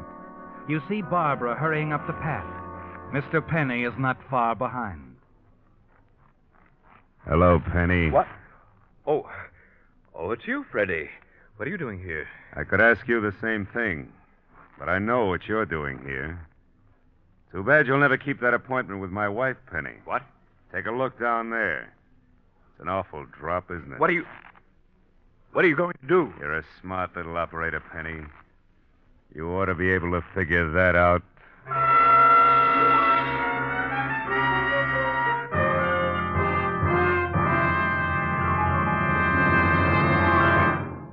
The Whistler will return in just a moment with a strange ending to tonight's story. When you passed a signal service station during the past few days, you may have noticed the picture of the happy bluebird on the sign outside. Well, Mr. Bluebird is there to remind you that if you want your motor to sing this spring, you'll be wise to make your next oil change a change to the improved type Signal oil that does so much more than just lubricate. Signal Premium Compounded Motor Oil. Well, naturally, Signal Premium has 100% pure paraffin base, the finest lubricant known. But in addition, Signal Premium contains scientific new compounds that protect your motor in ways no regular oil alone can do. For instance, one compound in Signal Premium Compounded Motor Oil actually cleanses your motor of carbon, gum, and varnish. A second compound in Signal Premium protects costly bearings from corrosion. And still other compounds do other important jobs to keep your motor happy as a bluebird. Good reason, I'd say, to make your spring oil change a change to Signal Premium Compounded Motor Oil. Sold only at Signal service stations. It's all over, isn't it, Fred? Mr. Penny is out of the way at last. The threat he held over you is gone, and now you're free. Back at the village, the Buckhorn Cafe, you spend the next several hours chatting with old friends, and then, shortly after midnight, you return to the lodge to your room. As you enter, you're surprised to see Barbara pacing up and down. Oh, Fred, where have you been? The village, dear. I told you I had to... Did you hear about it? The accident? Oh, man who fell off the cliffs, yeah. They were talking about it in the lobby when I came in. Matter of fact, the sheriff is down there now talking to the manager. The man's name was Penny. You knew him? Yes. He was blackmailing me, Fred. What? He came to me about a year ago with some letters I'd written. Foolish letters. He wanted $5,000 for each one. I laughed at him. They meant nothing to me, and I threatened to call the police. You threatened? Yes, I threatened to. Then Mr. Penny showed me some other letters. A woman's letters. Mrs. Carson. Mrs. Carson? Her letters to you, Fred. When you're at Sun Valley. He said the police would be anxious to see them. I couldn't believe you'd done anything wrong. But then when he said send the letters to the Idaho police, I was afraid. He's been blackmailing you all this time because of those letters to me? Yes. Barbara, listen to me. I've got... It's not true, is it, Fred? The skiing accident. You didn't kill it, did you? He told you that? This morning. He called me on the phone, told me he could prove it, that you'd killed it, and made it look like an accident. That's not true. Oh. Then he was lying. Oh, I knew it, darling. I knew it all along. But I agreed to meet him at the point tonight. He said he'd bring all the proof I needed. Letters, documents, all the evidence. He had all that with him tonight? Yes. But he never arrived. He fell off the cliffs on the way. Yeah. Yeah, he fell off the cliffs. Oh, darling. I'm so glad Mr. Penny was lying.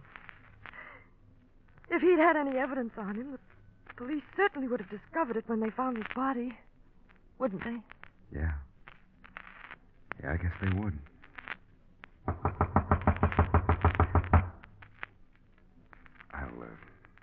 I'll go, Barbara. I'm sure it's for me.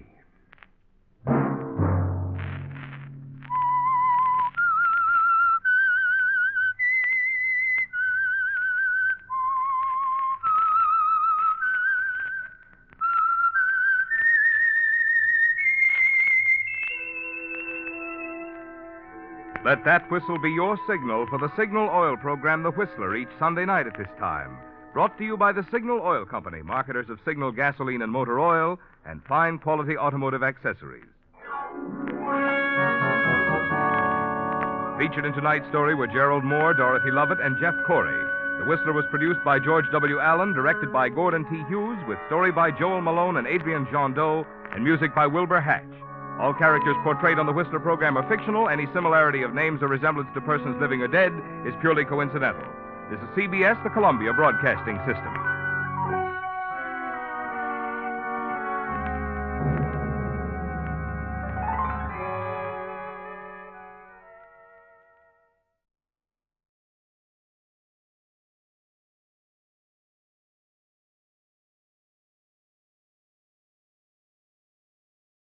the Signal Oil Program. Yes, the Signal Oil Program, The Whistler.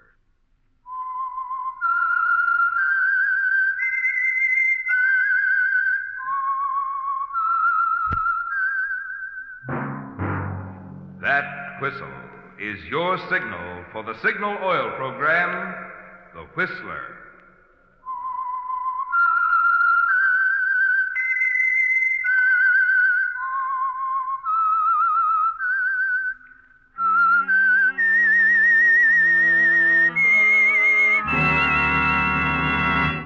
I am the Whistler, and I know many things, for I walk by night.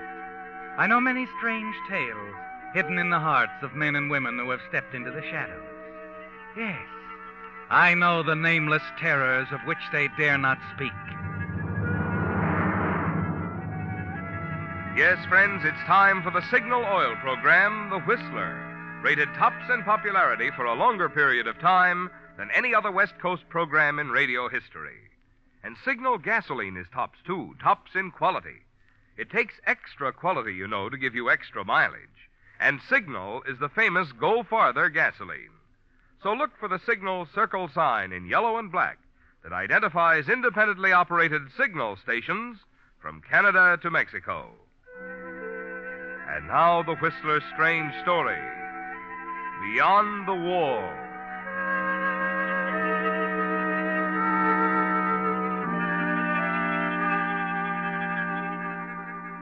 There are some words that hit a man like an electric shock, and Marty Fisher had just heard them. He was standing at the head of the line of prisoners, as he always did on Visitors' Day. But this time he didn't smile at the guard, pick up his card, and move casually on toward the wire wickets at the far end of the room. This time he stood paralyzed, rooted before the battered oak desk, staring at the man who sat behind it. What's the matter, Marty? Didn't you understand me? I said your wife didn't show up today. But she told me she'd be here. Sorry. Next. Look, check the waiting room, will you? Maybe the roster's wrong. Maybe she didn't get a name. She isn't here. Now, look. There's still a half hour of free time. Go on back out to the yard. But she's never missed a visitor's day in 5 years. I got news for you. There's always a first time for everything. A lifer like you ought to be able to figure that out. Next.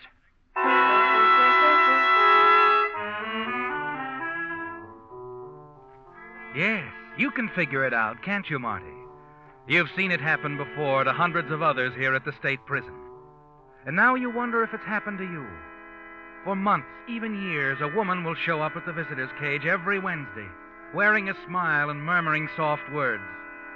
And then one Wednesday she doesn't come. And after that, if there is another time, there are excuses. The words are a little less soft, the smile a little more forced. Yes, Marty, you've seen it happen before. Now you turn, half stumble out of the room, and walk slowly down the gravel path to a bench in the sun. Well, well, Marty, old man. Didn't expect you out so soon. Sit down. Yeah. She didn't show up, Well, she's an attractive woman. It was bound to happen. Shut up.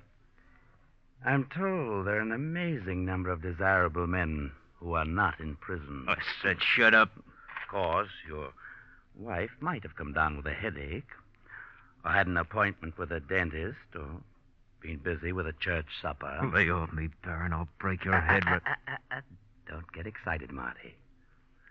You know what happens to those of us who get excited. All right, then leave me alone. Of course. I know how you feel, Marty. But don't worry. You'll get over it. Why, in no time at all, you'll forget you ever had a wife. Okay, so I'll forget.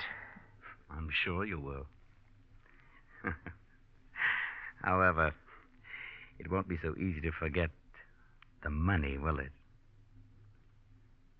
What money? No, Marty. What money?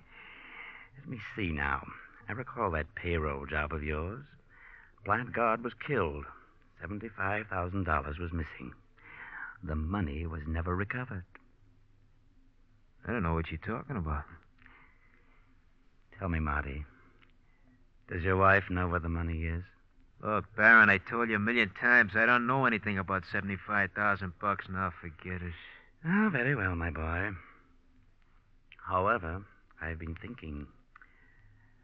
I might be in a position to do you some good one of these days. Yeah, sure. From the outside, that is. What are you going to do, gnaw your way through the wall? Well, at least there's some reason to believe that I'll be out of here before long. You've heard of paroles, haven't you? You getting a parole? I think so. And the connection that's fixing mine could probably get you one.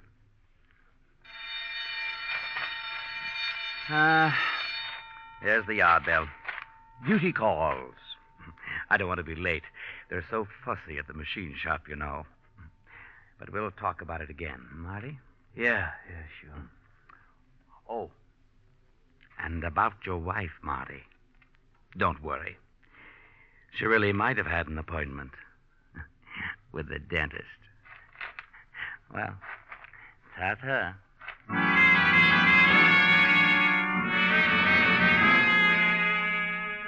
As you walk back to the prison library, you try to convince yourself that you've been all wrong about Helen, that there must have been a good reason to prevent her from coming today. You tell yourself that she'll be here the next time.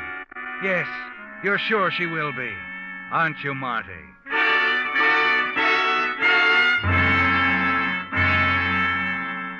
The days drag by, agonizing days filled with suspense.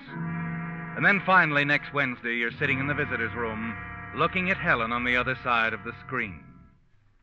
Hello, Marty. Hello, baby. I'm sorry about last week. Yeah. I just couldn't get here, Marty. I was feeling terrible, the old headaches again, and worse than ever. Yeah. You're not mad, are you? No. Should I be? I wanted to come, Marty, honest. I said it's okay. Marty. Yeah. Nick Hellman came to see me last night. Hellman. What a sucker I was to let him handle my case. It could have turned out worse, Marty. If he had any brains, he could have figured an alibi for me, get me an acquittal. What do you want? He said he might be able to help you. Yeah? Yeah, he said he had connections. And he might be able to get you out only. Sure. Only it costs dough, and I don't have any, baby. I said I didn't have any dough. All right, Marty. You don't believe me anymore, do you? You think I did pull that job? Marty, huh? please, You figure I got that 75 grand sold away somewhere, Marty, don't you? listen to me. I love you. I love you, and I want to be with you. But I want you out of here. Listen, I ought to... All right, Marty. All right. I was only telling you what Hellman said. You didn't finish, baby. What? You're supposed to ask me where the dough is. You tell him and everything is keen, huh? Marty, I'm please. out just like that, huh? Oh, kidding me. I know, Hellman. Look. You tell him to forget about it. All right, Marty. And Helen, Yes? I think you better forget about it, too.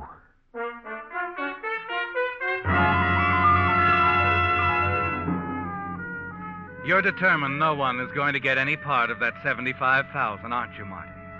And in the weeks that follow, there's no further mention of the money or of Hellman.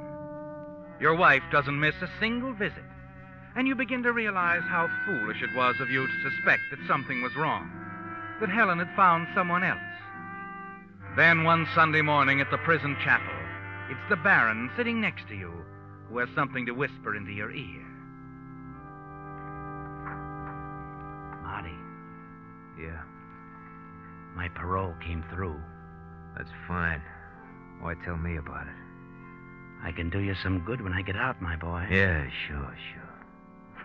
The way things are going, you'll need someone to look out for your interests. What you mean by that? Some friends of mine on the outside, Marty. They've been checking things for me. Like what? You ever hear of a man called Johnny Rigo? No. Your wife has. What did you say? My contacts tell me she's been running around with him. Now, keep your head down, Marty. The guards. Well, what are you handing me, Baron?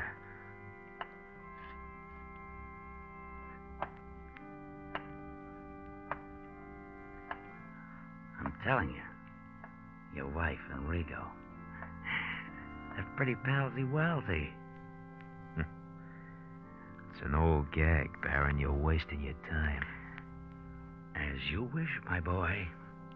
But if your wife gets her hands on that 75 grand, well, you can kiss her goodbye. She's gone with friend Rigo. And I'm supposed to tell you where the dough is, huh? So you can protect it for me.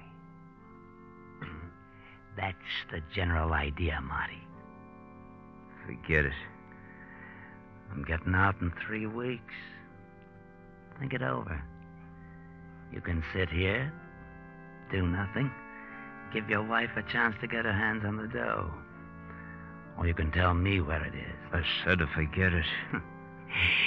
You don't have much chance, my boy. No choice.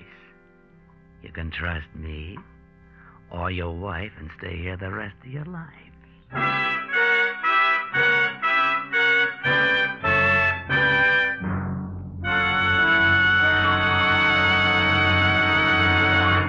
With the prologue of Beyond the Wall, the Signal Oil Company brings you another strange story by The Whistler. Which of these parts could your car get along best without? Engine, transmission, differential, or front wheel bearings? Well, the answer, obviously, is that it couldn't even run without a single one of these vital parts. That's why the mailing card which Signal dealers are sending out this month, showing a bluebird feeding a nestful of hungry mouths, has the caption, "Don't neglect a single one." And right now, with increased spring and summer driving just ahead, is the time to put these vital parts of your car on a lube diet that will keep them singing. For your engine, that means draining out winter-weary oil and refilling with Signal Premium Compounded Motor Oil. This improved type Signal oil does so much more than just lubricate, because it combines 100% pure paraffin base with scientific new compounds. Then have your Signal dealer drain the transmission and differential and refill with proper summer weight gear lube. And at the same time, ask your Signal dealer to clean and repack your front wheel bearings. When you've had this work done by an experienced Signal dealer, you can sail confidently into a summer of carefree driving, knowing that these vital parts on your car will stay young, because you haven't neglected a single one.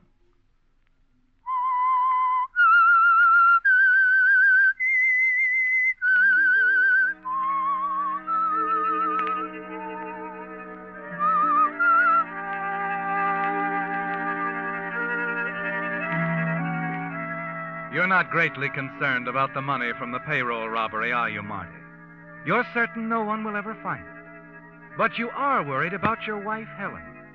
And you wonder if the Baron was telling the truth about her and Johnny Rigo. Before you plan your next move, you decide to check your story. Several days later, you're working in the prison library when one of the trustees comes in, returning an armful of books from the hospital. Hi, Marty. Yeah, the books, pal. Oh, help me check them all, will you? Sure. Hey, by the way, one of the guys wanted me to ask you. It's about his favorite magazine. You got it? What is it? Popular Mechanics. You get it? Popular Yeah, I get it. Well, what'd you find out? Baron wasn't stringing you. Your wife and this Rigo guy sure are seeing a lot of each other. All right. What about Rigo? Well, the boys don't know much about him. Good-looking, swell dresser. Lives in a house over on Marvell Boulevard, 2240. Sorry, pal. Sure.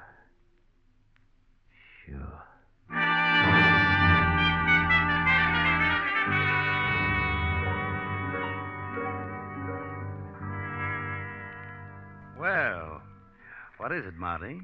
Ready to talk about the money? Yeah. Yeah, Baron, I'm ready to talk about the money. But you're going to have to earn it. If the cut's big enough, okay. It'll be plenty. Half. 37,000. 37,500. All right. And, what made you change your mind, Marty? To tell you I had that dough? No. I've always believed you stashed that roll, but you're not cutting me in just because I have royal blood. No. It's to pay you for the risk you're going to run. Risk? Yeah.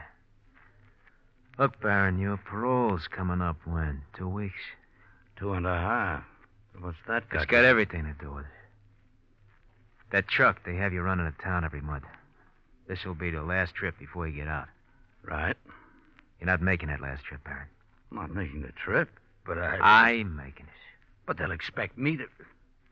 You? Yeah, that's right, me. Now get this. Won't be any trouble. The way they make the check, it's always been you. And you've always behaved yourself. The perfect trustee. I can't do it, Marty. Not even for what you've offered. It's too big a chance. If I messed up my chance at parole... You'll do it. You won't mess up anything.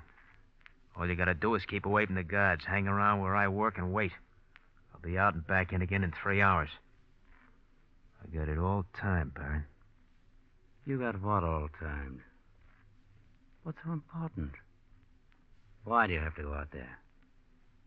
And how do I know you'll be back? I'll be back. It's the money, Baron. In 2.5 weeks, I could handle it for you. Sorry, I don't trust anybody. But I have to trust you. If you want, 37,000. 37,500. All right. Do you want it? How do I get it? I'll stash your half of the dough someplace where you can find it when you get out, okay? Look, why don't you let me take care of everything for you? I'll be out in a Look, chum, it's my way or nothing. Marty, I guess I ought to tell you. Tell me what? I've been up to the administration building several times in the last couple of weeks. I happened to find out something. You did, huh? I heard they were going over your files again. There's a chance your case will hit the parole board in another 6 months. What are you handing me? That's what I heard, Marty. You're not telling me this to sort of discourage me from taking that trip into town, eh? Well... Or is it that you want to be sure I come back? I'm telling you because it'll save both of us from sticking our necks out. Now, Marty, listen, I've always leveled with you. Sure. You have some contacts in the administration building. Check it. I want to get this settled first. What do you say, Baron? Do I take your place in the truck? Yes, Marty. I suppose you do.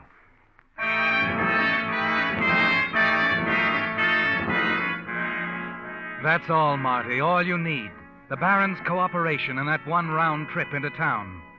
By the end of the week, you're ready. The steady rain makes a heavy oil slicker excusable. A rain hat that can be pulled low over the eyes. In the machine shop, the Baron starts the truck, runs it out into the yard, has it inspected, and then drives off. No one pays any attention as he swings around past a loading platform, momentarily out of sight of the inspecting guard, and makes the switch with you. The truck doesn't even slow down, only now you're at the wheel, Marty. Thankful for the rain that helped your plan work.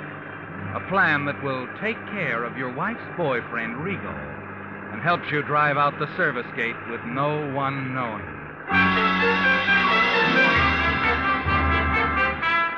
An hour later, you drive the truck into the railroad station, back it up to the loading platform, and climb down. You want to help us load her, Jack? No, I don't feel so good. Going over and get some coffee. Ah, you guys. All the same. Yeah, if you only knew, brother. If you only knew.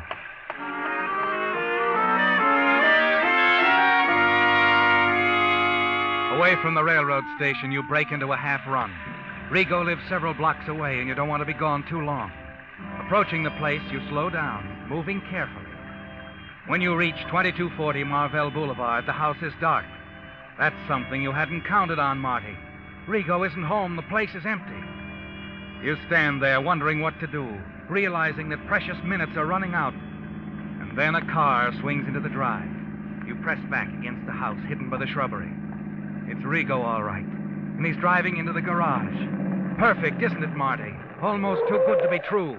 You run forward silently and reach him before he shuts off the motor. Well, get out, Rigo. Sit tight. Who the That's devil? right. We haven't met. You don't know much about me. It's okay, Rigo. I'm not sensitive if you're not. Now, look, Shut up.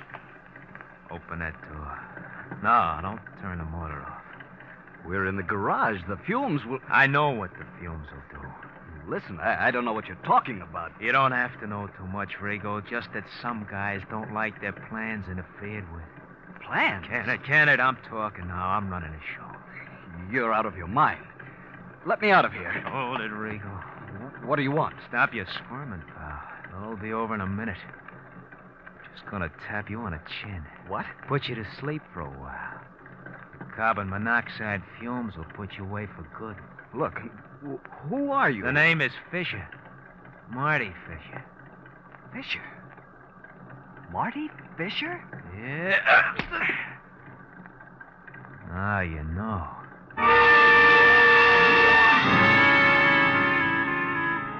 It's all over quickly, isn't it, Marty? You leave the unconscious Rigo in the car with the motor running. You close the garage doors and hurry back to the railroad station.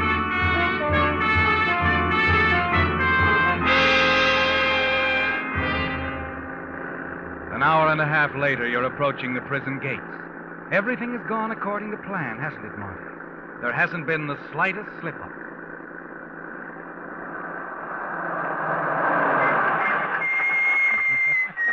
Right on time. Just a little luck and I'm home. Okay. Who do you think you are, a real Farron? All right, what are you waiting for? Take it through. Right.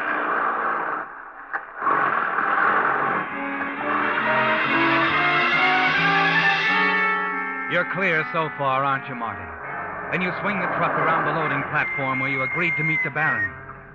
Only he isn't there. The Baron isn't there.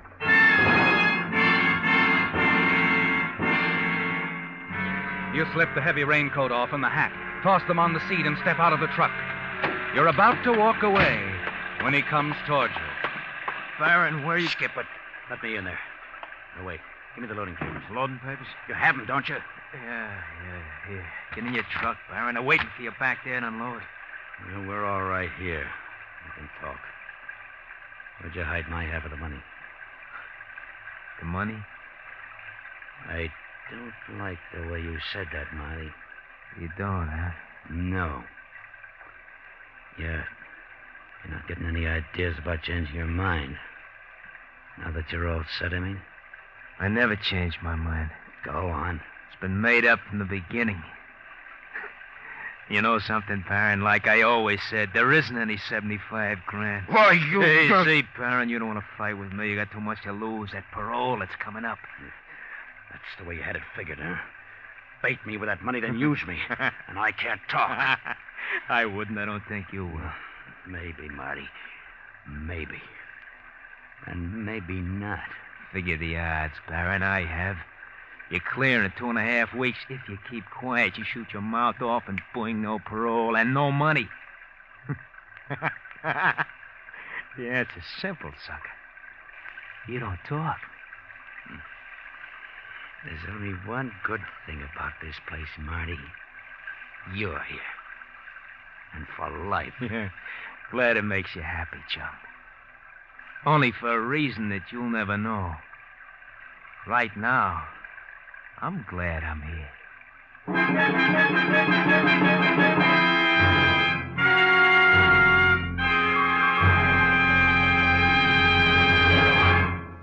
The Whistler will return in just a moment with a strange ending to tonight's story.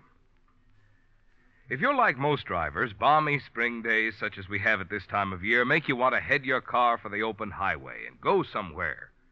And going places just naturally makes you more concerned about gasoline mileage, the thing Signal gasoline is famous for. Mileage, in fact, has been one of the principal reasons for Signal's amazing growth in popularity. Starting with a mere handful of stations in Southern California, Signal's popularity has grown and grown, until today Signal stations serve 6 western states from Canada to Mexico. And wherever Signal is sold, it is known as the Go Farther gasoline. But mileage, mind you, is just one of the benefits you enjoy when you switch to Signal. After all, to give you such good mileage, today's Signal gasoline has to help your motor run more efficiently.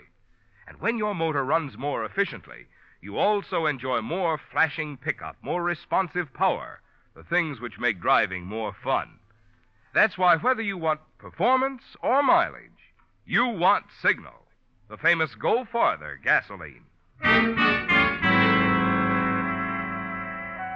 Yes, Marty, it all worked out, didn't it? And the man who helped you, the Baron, is the last man in the world who would dare to reveal you. He doesn't even worry you in the remaining 2.5 weeks before his parole. And you're there, smiling with the others to shake his hand as he heads for the tailor shop to exchange his denims for a blue serge suit. He'll be wearing it for a while, won't he? Because the Baron is not a rich man. And your money, the $75,000 from the payroll robbery, will be waiting for you when you're on the outside. But that's the future, isn't it, Marty? You have the present to think of. Helen's paying you a visit, and you want to see how she acts, how she feels now that her boyfriend Rigo is out of the way. You're amused, pleased with yourself, as you face her through the wire mesh screen of the visitor's room. Hello, Helen. Marty. What is it? You look like you've been crying. Yes, Marty. Oh, Marty, something terrible's happened. Has, huh? Marty, I asked you for the money again and again. I never told you the real reason. It doesn't matter.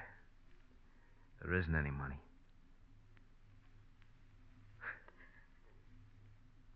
You loved him that much, huh? You see, Marty, I guess I'll never stop loving you no matter what you've done. Only, well, now there's nothing more I can do. What are you talking about? There was a man, Marty, a prominent man, and he was convinced you were innocent, and he was in a position to do things. Do things? Yes, he'd been talking to the parole board for months, and with a little more time to work on it, he was sure you'd be free soon. I know, Marty, I know. I've been working with him constantly. Wait a minute, wait. You mean this man would fix it so I'd get out of here? Yes, Marty. You'd have been free. But now I don't know where to turn because Johnny Rigo... Johnny Rigo? Yes. Johnny Rigo can't do anything for us anymore. Something happened to him in his car. He died in his garage from carbon monoxide fumes.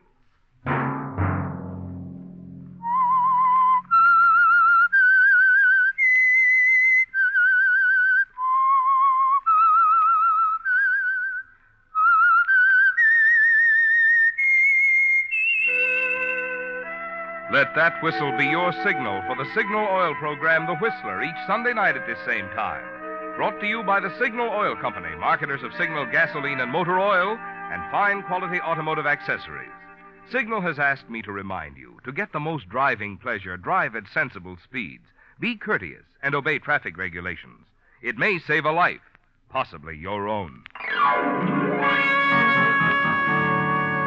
Featured in tonight's story were Tony Barrett, Wilms Herbert, and Evelyn Scott. The Whistler was produced by George W. Allen, directed by Gordon T. Hughes, based on a story by Jackson Gillis and Robert Eisenbach, with music by Wilbur Hatch, and was transmitted to our troops overseas by the Armed Forces Radio Service. The Whistler is entirely fictional, and all characters portrayed on The Whistler are also fictional. Any similarity of names or resemblance to persons living or dead is purely coincidental. Remember at this same time next Sunday, another strange tale by The Whistler. Marvin Miller speaking. This is CBS, the Columbia Broadcasting System.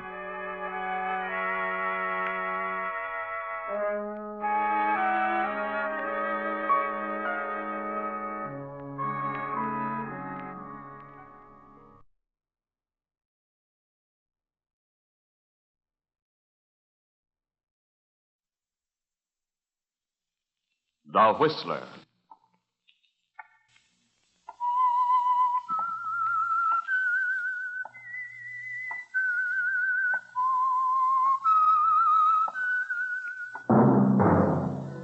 And now, The Whistler's strange story, The Rawhide Coffin.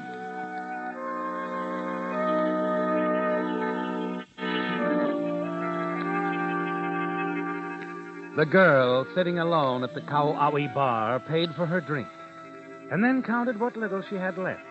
A frown crossed her attractive features. $19. $19 and a few cents. This, at the moment, was Marilyn Millington's sole fortune. Not a very comfortable backlog for a girl alone in Honolulu.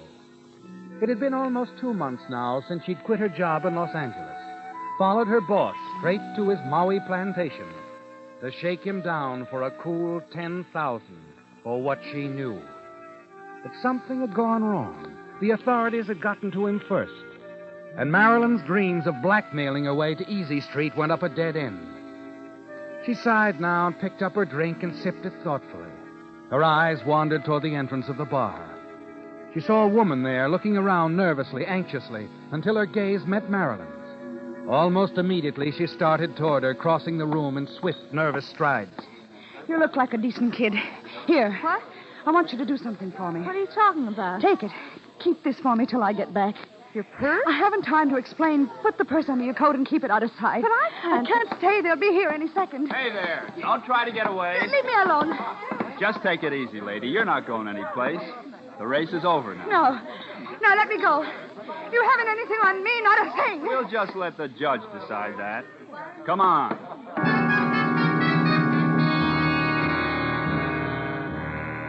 In the mirror, you watch as the policeman escorts the woman out of the bar. You wonder what it's all about, don't you, Marilyn? And as soon as they're gone, you go to the powder room, lock the door, and open the purse you've kept hidden under your coat, and draw in your breath at what you see. It's a thick roll of bills, Marilyn. And confused as you are, you start to count.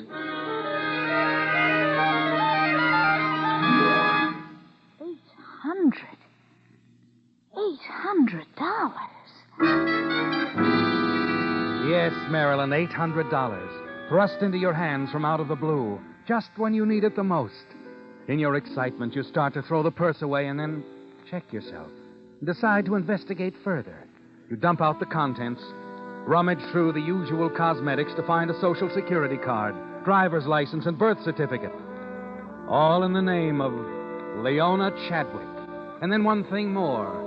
A registered letter also addressed to Leona Chadwick. You unfold it. Dear Miss Chadwick, thank you for answering the advertisement we placed in the Star Bulletin. Our reason for going to these extremes in trying to locate you is to notify you that your uncle, Henry Chadwick, passed away several months ago, and you, as his only survivor, are his sole heir. He suffered losses recently, and his estate now amounts to only $51,000. Your uncle regretted that the untimely death of both your parents years ago resulted in his losing complete track of your whereabouts, and he was deeply sorry never to have seen you since you were a child. However, we ourselves are looking forward to the pleasure of meeting when you arrive in San Francisco. All necessary documents have been prepared and await only your signature. Very truly yours. Well, Marilyn, it's quite a letter, isn't it? But there are some things it doesn't explain. Why were the police after Leona Chadwick? And why was she so anxious to get rid of her purse?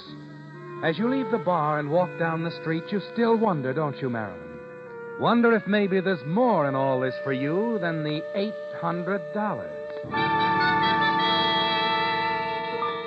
The thought stays with you throughout the night, and the following morning an idea occurs to you. You decide you're going to find out more about this Leona Chadwick.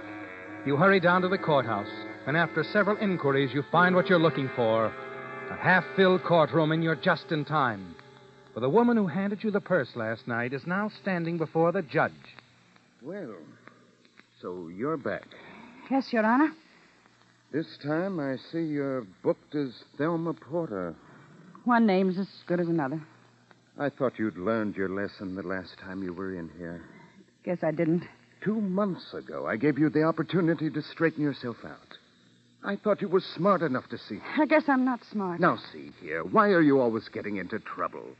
You've been in Honolulu 10 years now, and you've been in and out of jail for 9. What's wrong? You look like you're from a decent family. The best, Your Honor.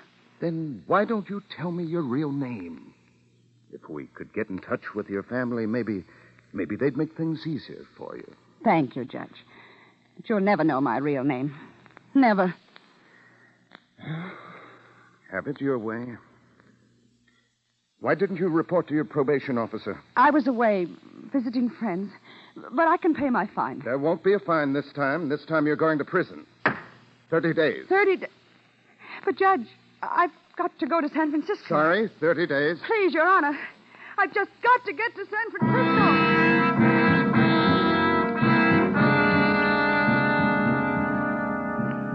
You watch them lead her away again, don't you, Marilyn? This time for a 30-day sentence. And as you walk out of the courtroom, your mind is spinning, trying to put it all together. For some reason, this frightened woman is trying to protect her name. Hide it, prevent the authorities from learning that she is Leona Chadwick. And suddenly another thought hits you. You stop dead still, almost numb by the idea. 30 days. She's in jail for 30 days, and no one in San Francisco, not even her lawyers, have ever seen her. Why couldn't I be Leona Chadwick? Yes, Marilyn, it's a startling thought, isn't it? So wild that at first you discard it, try to get it out of your mind. But it keeps coming back, intriguing you at first, then tempting, and then finally it's an overwhelming challenge with a promise of a fortune if you achieve it. You know that the lawyers in San Francisco will ask many questions before they're satisfied. But they might be questions that you can answer, Marilyn. The letter said Leona had been away for 15 years. You have her identification, everything, even her Honolulu address on the envelope. That gives you another idea, doesn't it? Something that could put you on more solid ground and make the whole plan possible.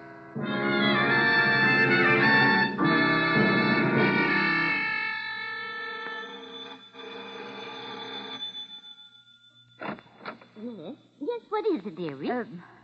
How do you do? Are you the landlady here? Yes. Mm-hmm. Yes, I'm Mrs. Cooksey. Well, come about a room, have you? Well, no. You see, I'm a reporter for the Star Bulletin. I'm inquiring about Leona Chadwick. I understand she inherited quite a bit of money. Oh, that she did. Moved out yesterday afternoon. Went to San Francisco.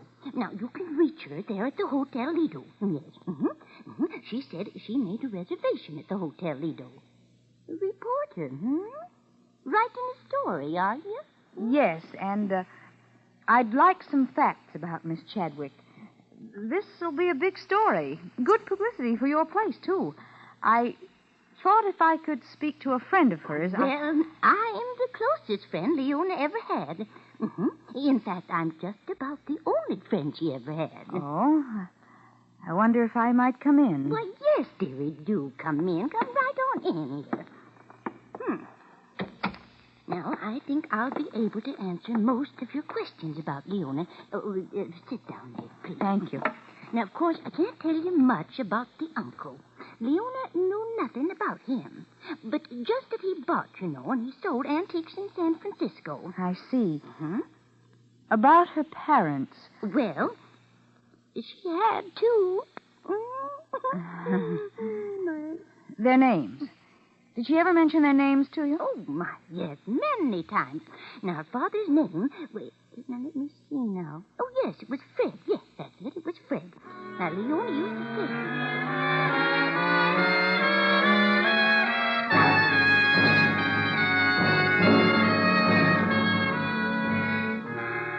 Yes, Marilyn, you write it all down, don't you? Take a half hour of careful notes for your paper until you have nearly 20 pages of information, all of it concerning Leona Chadwick.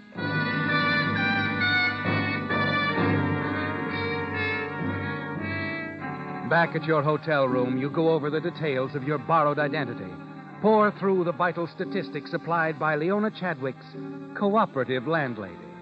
Speak the important ones aloud over and over until they're almost a part of you. And there's something else that's important, too. Leona's signature. And far into the night, you practice writing the name 100 times, 1,000 times, until it's exactly like the signature on the Social Security card. And then the following morning, you're at the airport. Yes, miss? I'd like a ticket to San Francisco. Round trip? No. One way, please. Very well. And the name is? Chadwick. Miss Leona Chadwick.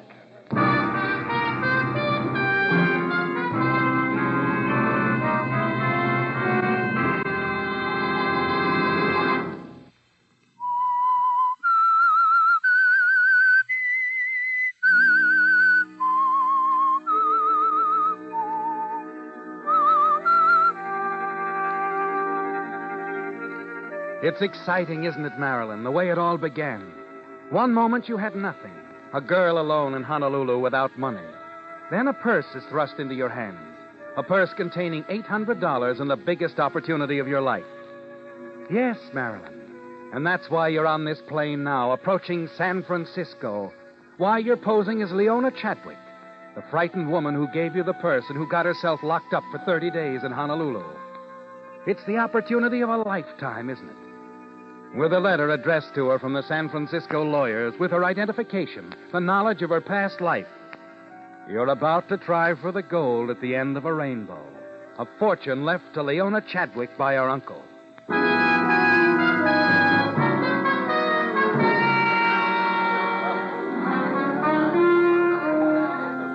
Front boy. 221 for this couple. Sorry, sir, but it's like I said. There's a convention. The hotel is crowded. No rooms without reservations. Yes, miss? I wrote you for a reservation. Did we confirm it, miss? Well, you see, I left home so unexpectedly. I see. What is the name, please? I'll check it. My name is... Mr. Young, excuse me, please, but room 516 wants to speak to you again. Thank you. Excuse me, miss. Certainly. Hello? No, I'm sorry. No, there's no message for you here. Well, I'm sure the switchboard operator will connect you when any call comes through. Yes, I understand. It's important. You're welcome, Miss Chadwick. Chadwick. And now your reservation, Miss... That Miss Chadwick you were talking to, Yes? that isn't Leona Chadwick, is it? Why, yes, that's right. From Honolulu? Yes, she checked in last night. A friend of yours? Yes. Yes, she is. I see. Now about your reservation. What was the name again, please? What?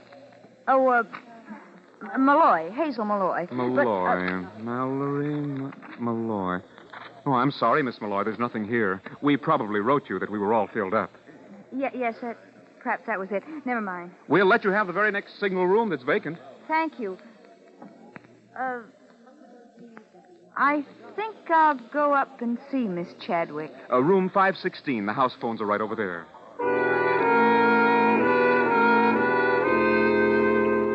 Well, Marilyn, your scheme hasn't worked out according to plan, has it? It seems someone else is taking advantage of Leona Chadwick's jail sentence. Yes. And as the elevator reaches the 5th floor, you know there's only one thing you can do, and that's to have a showdown with a girl in room 516. Who is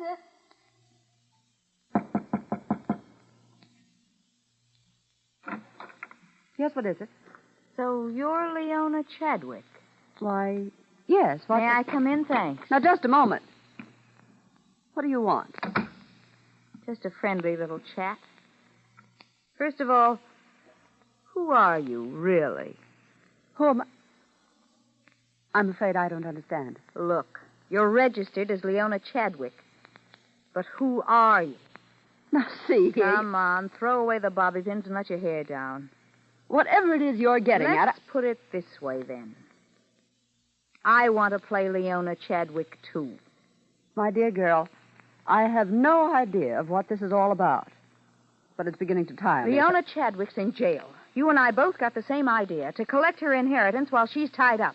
I hate to disappoint you, my dear, but I am Leona Chadwick. Sure, say it often enough and you'll believe it. I think I can explain your unfortunate confusion. This girl in jail, she had a purse, perhaps? Purse? What do you mean? The purse was mine. That girl was a thief. She grabbed it from my arm just as I was going through the gate to get aboard my plane. That purse was hers. The only reason she gave it to me was to hide her identity. If she gave you the purse, she was only trying to dispose of stolen property before the police could find it on her. Got it all figured out, haven't you? Very convincing story. Only I don't believe it. It really makes very little difference to me whether you do or not. If you are Leona Chadwick, why don't you call the police? Right now. That's an excellent idea. Well, go ahead. What are you waiting for, Leona? Call them. All right.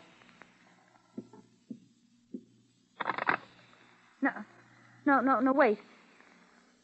Do you know someone named Cooksey? Yes. Mrs. Cooksey, my landlady in Honolulu. Hello, operator. Put that phone down. Hello. Oh, what is the matter with that operator? Operator! I'm warning you, put that phone down.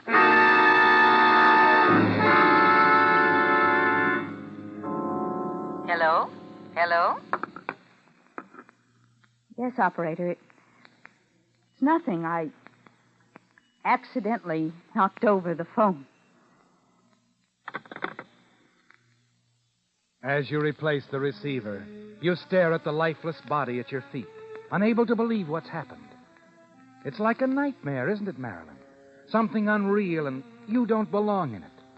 You shut your eyes tightly and try to blot out the scene, but it's no use. It is real. It has happened, and you're a murderess. Now you must act. You must get rid of her body somehow. You look around the room. Your eyes fall on a large rawhide trunk in the corner. It's perfect, isn't it?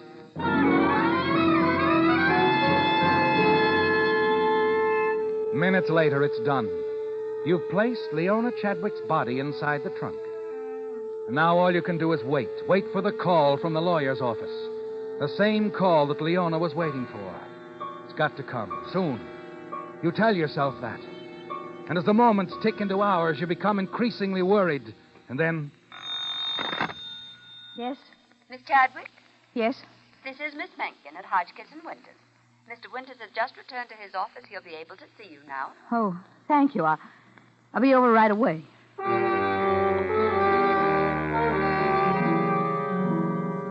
As you lock the hotel room behind you, you pause for a moment in the hall. It worries you, doesn't it, Marilyn? Leona still being in there while you're gone. But you're quick to reassure yourself that it's safe, that no one will open the trunk. And by the time you've reached the street, you've driven the thought from your mind. 10 minutes later, Miss Mencken ushers you into the private office of Mr. Winters.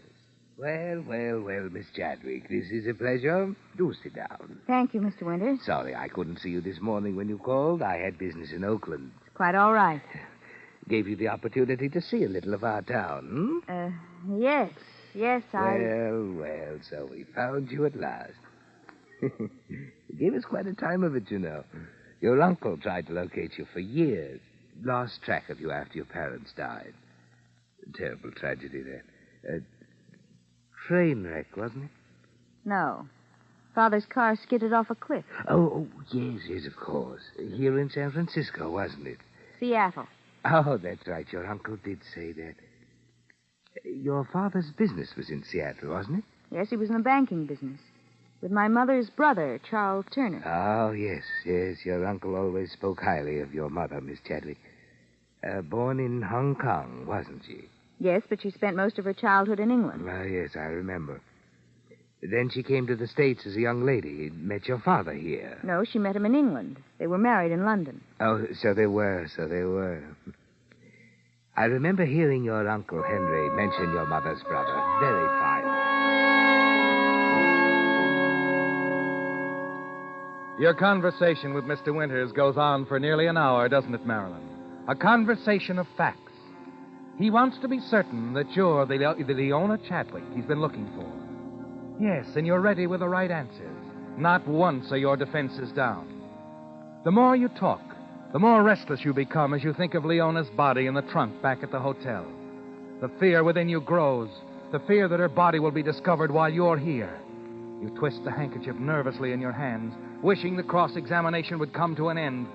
And then finally, Mr. Winters slides a sheet of paper across the desk and hands you a fountain pen. It's the moment you've been dreading, isn't it, Marilyn? Fighting to remain calm, you take the pen, sign Leona Chadwick's name to the document. Mr. Winters picks it up, looks at it. Then at the signature on the Social Security card. A smile crosses his face, and he rises. Well, that's fine, Miss Chadwick. Well, I suppose that's all we can do for the present. I'll let you know when the other papers are ready for your signature.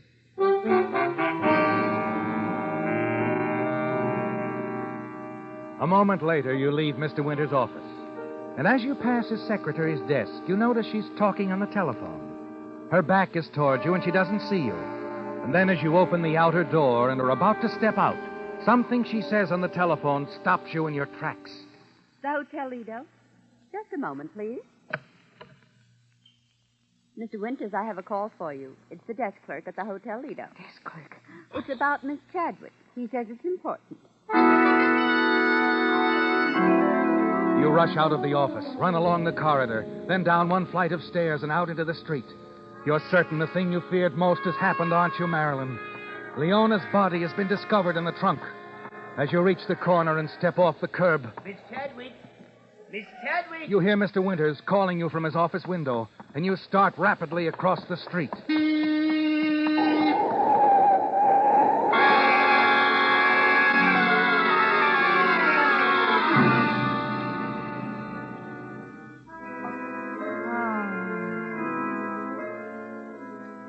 Hello. Who are you? I'm Nurse Connors. You're in the hospital. Hospital? You had an accident, but you'll be all right. Accident? You were struck down by a car. You've been unconscious for over 12 hours. How do you feel, my dear? Oh, Mr. Winters, You know, see. I feel somewhat guilty about all this. If I'd run out after you instead of trying to call you from my window, I might have prevented all. What do you mean?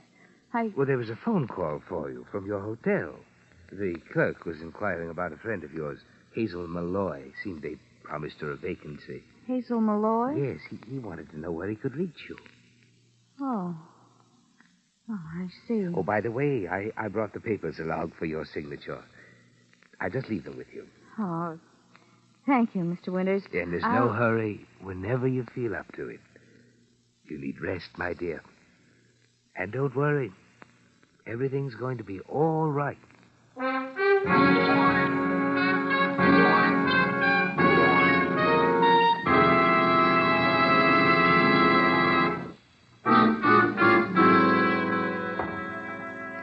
You're in the clear, aren't you, Marilyn? Perfectly. Leona's body wasn't found. And you're quick to realize that your fears have been foolish. The trunk is safe in the hotel closet, just as you left it. You spend a quiet, restful night. Awaken the following morning refreshed and confident. Mr. Winters and the nurse are standing by your bed and smiling down on you. Feel better, my dear? Oh, yes, I feel wonderful. Just wonderful. Good. The doctor said I could take you home this afternoon. That is to my place in San Mateo. Oh? My wife and I thought you'd be more comfortable there, till we're sure you're perfectly all right. But my things, my clothes... I know. My wife thought you might be worried, but don't be. I took the liberty of having all your things sent down from the hotel. What? I talked to my wife a moment ago. She said your trunk had just arrived. My trunk? None of your pretty dresses will be wrinkled, my dear. My wife's maid will see to that. She's probably unpacking your trunk right now. This is the United States Armed Forces Radio Service, the voice of information and education.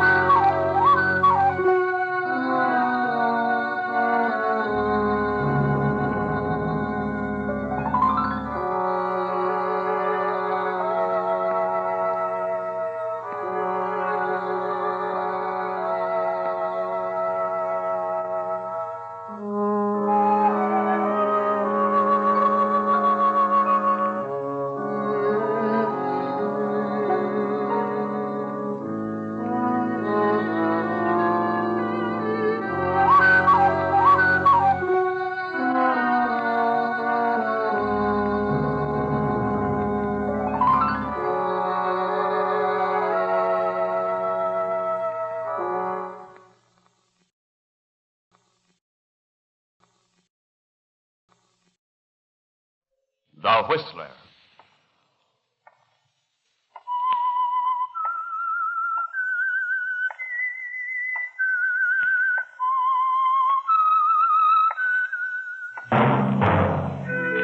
And now the Whistler's strange story. Murder at Twin Pines. From the porch of the old gray house on the hill, Victoria Crane peered through the low morning haze that hovered over the lake, watched the boats move slowly back and forth across the water.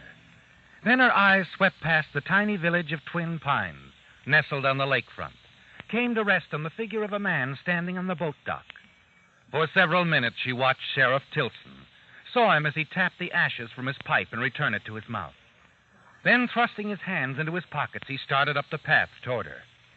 Somewhat nervously, Victoria's gaze shifted to the lake again, then back to the approaching figure. Presently, she heard the door behind her close, and her sister Meg came out onto the porch. Good morning, Vic. Oh, Meg. Sleep well? Mm-hmm. Like an infant. Oh, goodness, looks like we're going to have another nice day. Yes, it does. Vic? Mm-hmm? What's going on at the lake? What are all those boats doing out there? They're dragging the lake, dear. Dragging the lake? What for? They think they'll find a body. What? A woman. Sheriff thinks she may have been murdered. Oh, how horrible. But what makes him think that? Well, night before last, several people heard shots from somewhere out on the lake. And then yesterday, a rowboat was found drifting along the north shore. Is that all they have to go on? No. This morning, some boys found a woman's scarf in the reeds near the boat dock. Vic, do they have any idea who the woman is? No. You had your breakfast, dear? Yes, I've had breakfast. Meg, I've been thinking about that dress material we saw yesterday. I do believe we could get much better if we went up to San Francisco this week and... Meg? What? Aren't you listening to me, Meg? Oh, I'm sorry, Vic. I was... Hello there. Oh, good morning, Sheriff. Morning, Victoria. Meg? Morning. Find the body yet, Sheriff? What? Well, you might know the news is all over the village. I heard about it 2 hours ago. Find out who the scarf belonged to? The scarf? Oh, it belonged to a young woman who was staying at the lodge. You don't mean Margot Reed, do you? Uh-huh. Know her? I know of her. You know how people talk. We don't often have strangers here in Twin Pines, and when a glamour girl like Margot Reed shows up, well... I don't suppose you know why she came here, do you? No, I don't. Meg? Yes? Any idea where your fiancé is? No, not exactly. But what are you off with, Ben? Ben Driscoll's newspaper office was closed when I went down there this morning. Oh, well, I think he drove up to San Francisco last night on business. I see. Why do you ask? Oh, figured he might be able to give me a line on things. The Reed girl stayed pretty much to herself all the time she was here, except... Except what, Sheriff? Well, I understand she dropped around to see Ben at the newspaper office several times. Ben? She went to see Ben? Uh-huh. That's what I want to talk to him about. Maybe he has some idea what she wanted here in Twin Pines. I see. Well, I guess I better get back to the lake. Mind if I go along with you, Sheriff? No, don't mind at all. I won't be long, Vic. What? Oh, all right, Meg. See you later, Victoria. Margot went to see Ben. She went to... Oh, if I'd known. If I'd only known.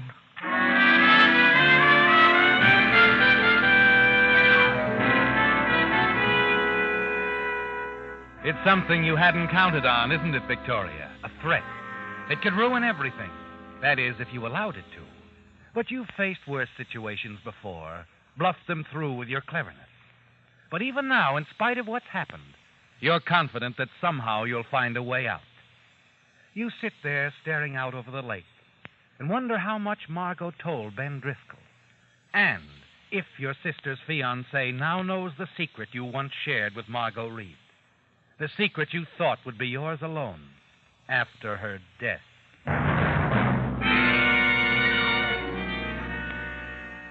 There's nothing you can do now but wait. Wait for Ben to return. And then finally, late that afternoon, you hear a car pull into the driveway. You hurry outside, see Ben get out of his car. He stands there for a moment looking down at the lake, a puzzled frown on his face. Hello, Ben. Oh, hello, Vic. Say, what's going on down there? They're dragging the lake. What? You mean they're looking for a... Yes, there's been a murder. So the sheriff says. Well, how do you like that? First time I leave Twin Pines in over a year and a murder takes place. Say, I better get down Ben, there. wait. They think it's Margot Reed. Margot Reed? The sheriff wants to talk to you, Ben.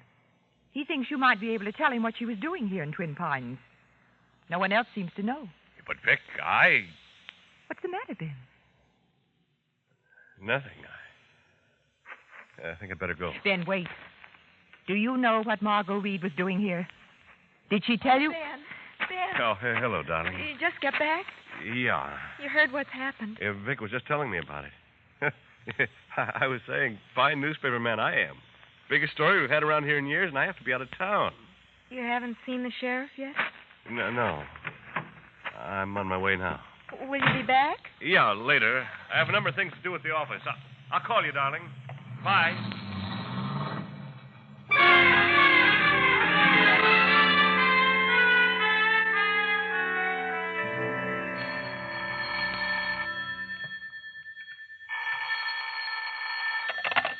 Hello? Hello. Vic, Yes, Ben. is Meg there? No, she went out right after supper. I don't expect her back for another hour or so. Can I come over right away? Well, of course. Did you talk to the sheriff? Yes, I'd like to see you about that, Vic. I'd like to talk to you. Alone.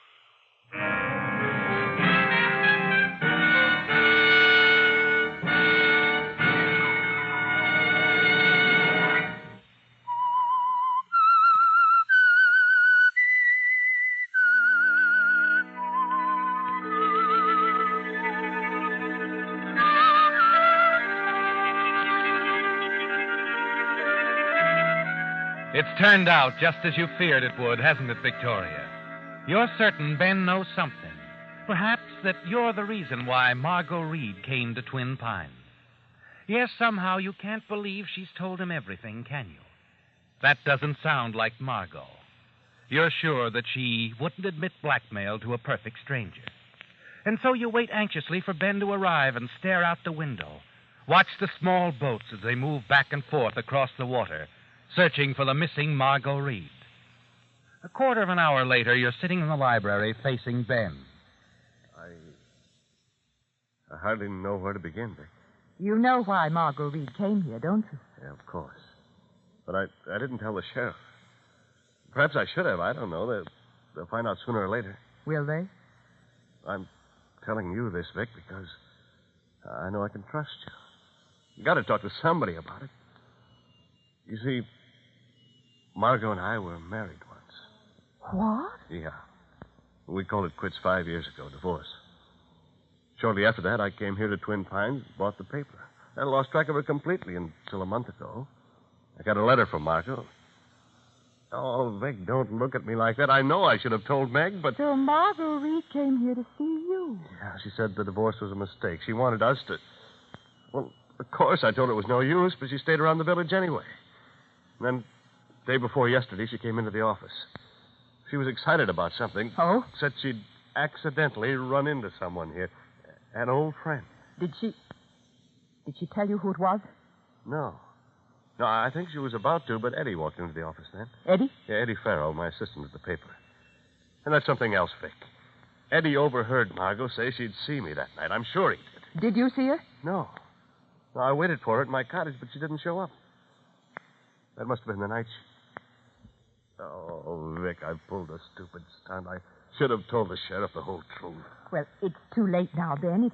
It would only make matters worse. If I were you, I'd leave things just as they are. There's a chance they'll never find out. Yeah, but suppose Eddie tells him I had a date to see Margot that night, and suppose the sheriff starts to investigate Margot's past. Ben, Ben, listen to me. I don't know why everyone's getting so excited.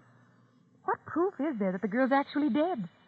She could have suddenly decided to run up to the city for some reason or other. Well... Ben, I think it's best not to think about it anymore. Try to put it out of your mind.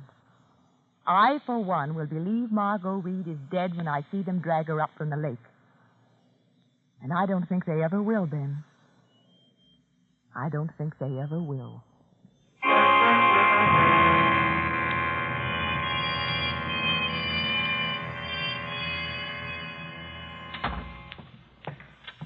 That you, Meg? Yes. Did Ben call while I was out? He stopped in for a moment. Had to dash back to the paper. Said he'd call you in the morning. Oh, I see. Oh, by the way, Meg, I think I'll drive up to San Francisco in the morning. Want to come along? No, thanks. I'd rather not. You going to see about the dress material? Yes. There's something else I have to take care of, too.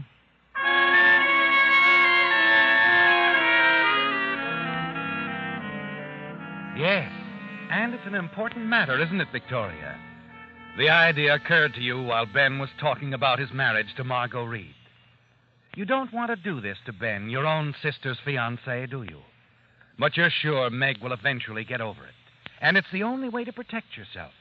The perfect opportunity to produce a suspect for Sheriff Tilson.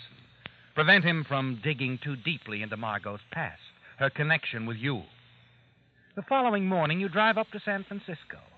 Your first step is to inform one of the city's newspapers of a new development in the Twin Pines murder, that a prominent citizen of Twin Pines is withholding information from the sheriff. City editor. I have some information for you about the murder at Twin Pines. Who is this? My name isn't important. Now listen. A girl named Margot Reed has been murdered. I know about that. Well, here's something you don't know. Neither does the sheriff at Twin Pines. Margot Reed was once married to Ben Driscoll. He's the editor of the local paper. That's so? Look, where Check did you... it yourself.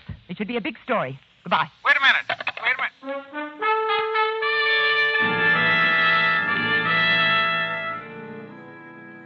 You step out of the phone booth, a smile on your lips. It's done, isn't it, Victoria?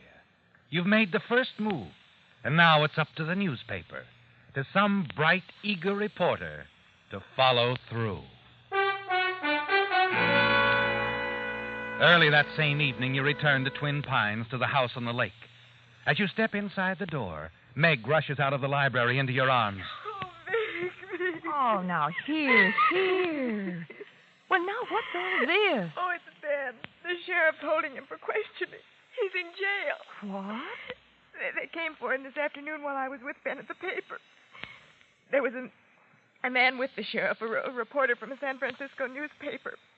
I don't know how he found out, but... Oh, Vic, Margot was Ben's wife. Ben admitted it. He said he was glad the truth was out. Do they think he killed her? Oh, the sheriff didn't say, but I'm sure that's what he thinks. It's what they all think. But he couldn't have killed her.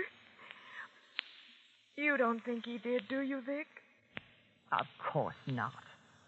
I'm sure he didn't kill her.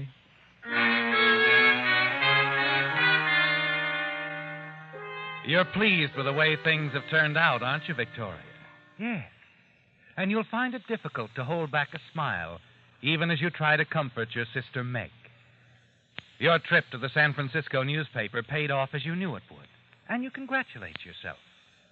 But scarcely half an hour later, your joy turns to bitter disappointment and sudden fear. The doorbell rings, and as you answer it... Ben! Hello, Vic. Why, Ben, I heard about what happened. It's all right, Vic. The sheriff let me go.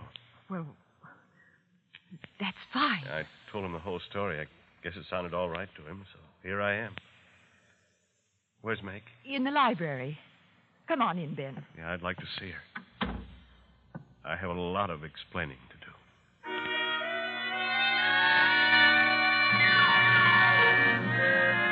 You lead Ben into the library to Meg. Sit there as Ben tells her the whole story. His marriage to Margot, the divorce, everything. And then suddenly something he says causes you to stiffen in your chair. Meg looks up quickly. Ben, did you say Margot works for a Dr. Kingston in Seattle? Yeah, that's right, darling. She was working as a nurse in Seattle at the time we broke up. Dr. Kingston? Vic, that was Uncle Frank's doctor. Was it? Of course. Uncle Frank? Our father's brother. He'd been an invalid for a long time. Died 5 years ago in Seattle. He's the one who left us our money. Oh, I see. Uncle Frank had a private nurse, didn't he, Vic? And if Margot worked for Dr. Kingston... Vic, you were at Uncle Frank's when the accident occurred. You wouldn't know if... Why, yes, but... Accident? Uncle Frank was killed accidentally then. He fell down a flight of stairs. Vic, about his nurse... You're mistaken, Meg. I remember the nurse Dr. Kingston had for Uncle Frank. It was not Margot Reed. Are you certain? Quite certain. It's a terrifying moment, isn't it, Victoria? And more than ever, you're aware that there must not be a big, involved investigation. They must never find out that Margot Reed was at your uncle's house the night he was killed accidentally. That's when it all began, didn't it? The moment Margot suspected the truth. That you had pushed the old man down the stairs, murdered him for the money he would leave to you and your sister Meg. No, there must not be an investigation. Though your first attempt to involve Ben has failed, you're not through yet, are you? Quickly, your mind turns to Eddie, Ben's assistant at the newspaper, and the possibility of using him to frame Ben. On your way down to the village the following day, a plan forms in your mind. Then, in front of the coroner's office, what the sheriff is telling the crowd gives you a further advantage. That's right. The body's been found. What was it, Sheriff? Drowning? You'll read about it in the papers, Jed. Then it wasn't a drowning. You see, Emily, There were several bullet wounds. Margot Reed was murdered. Did you find the gun? No, we haven't found the gun. Excuse me, Jed, Victoria. I've got to get along now.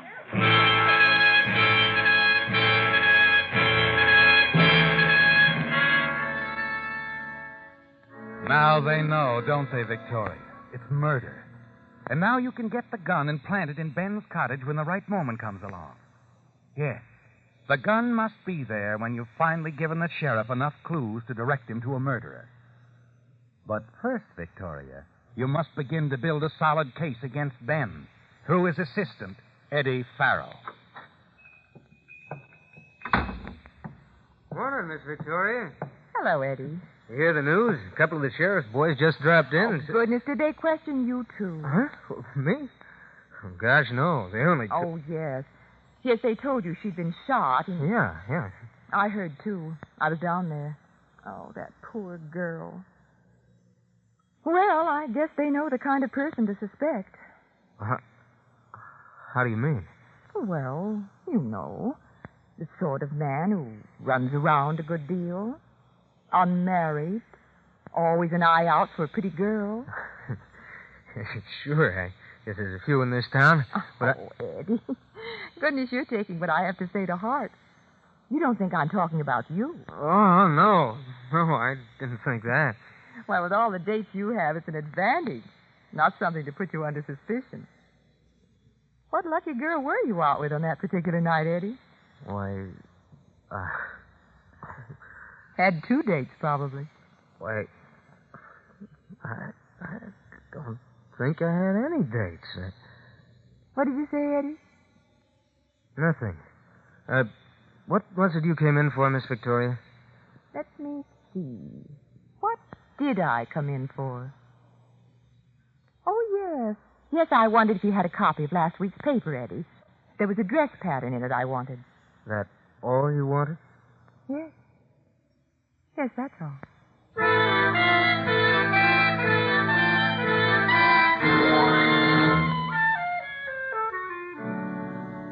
Oh, I'm dreadfully sorry, Sheriff.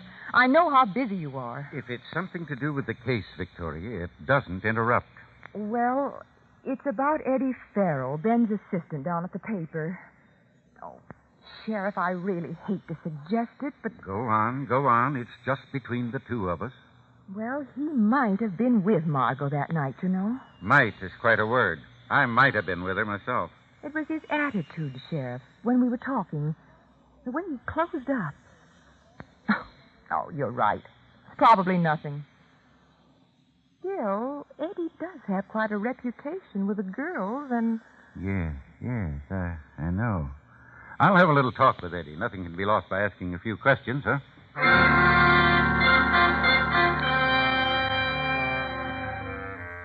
He's right, isn't he, Victoria? Nothing can be lost by asking a few questions. In fact, you have a lot to gain. Yes. And you've used Eddie Farrow well to point the finger of suspicion at Ben. The proof of that comes late that afternoon when you overhear Meg on the telephone. Listen to me. Don't come back now. You've got to stay where you are. Eddie Farrow has mixed you up in this. Yes, he told the sheriff that you had a date with Margot. Oh, I know. What? No, please, darling, no, you mustn't come back here, not right now. Yeah, all right, but please promise me you'll stay there. Yes. Yeah, I'll call again. Goodbye, darling. Meg.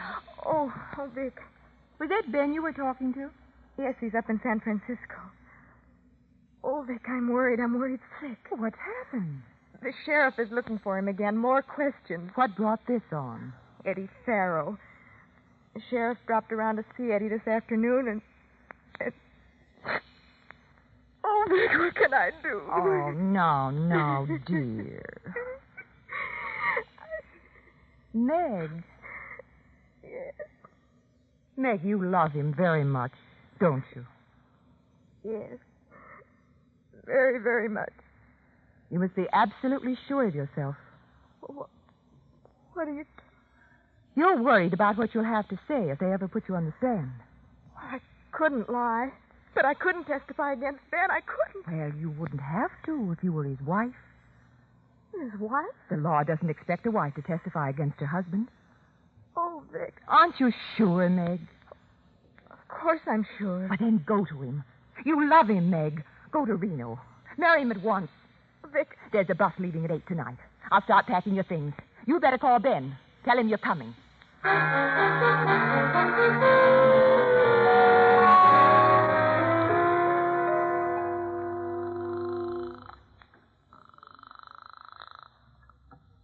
Hello? Sheriff Tilson speaking. Sheriff, this is Victoria. Yes? Sheriff, I hate to tell you this because it involves my sister. But she must never know. What is it? Ben's hiding out somewhere in San Francisco. She's going to him. Left the house a few minutes ago. She's headed for the village, carrying an overnight bag. They're running off together? Oh, something like that. You'll have to follow her. She'll take you to him. All right, Victoria, and thanks.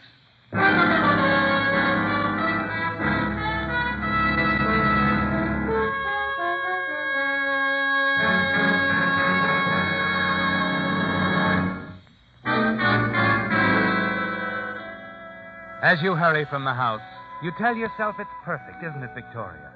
Meg is gone now on her way to Ben. She'll talk him into running away, and that's all you need. You know Sheriff Tilson won't let them get very far. All that's necessary now is to take the gun from where you've hidden it and plant it in Ben's cottage. You're certain the murder weapon can't be traced back to you. That when it's found at the cottage, it will definitely implicate him in the murder of Margot Reed.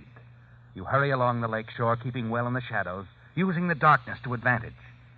You have no trouble getting into Ben's cottage. And in the half-darkness of moonlight, you cross the living room, open a closet, and locate one of Ben's old hunting jackets. You're about to place the gun in the pocket when you hear footsteps in the next room. Suddenly, a door opens and the lights go on. Meg! Victoria.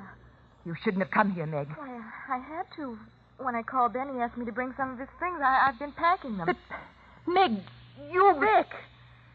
What are you doing with that gun? What? I found it here in Ben's jacket. Wait a minute, Victoria. You couldn't have. I searched this place completely just 2 hours ago. Sheriff Tilson, what are you doing here? Just what you asked me to, following your sister. She asked you to? Vic, what does this mean? I think it means Victoria outsmarted herself, Meg, trying to frame Ben. No, that's not true. We'll know more about that when we check this gun with the bullets that killed Margot Reed. I think it'll answer a lot of questions I've had on my mind all day. This is the United States Armed Forces Radio Service, the voice of information and education.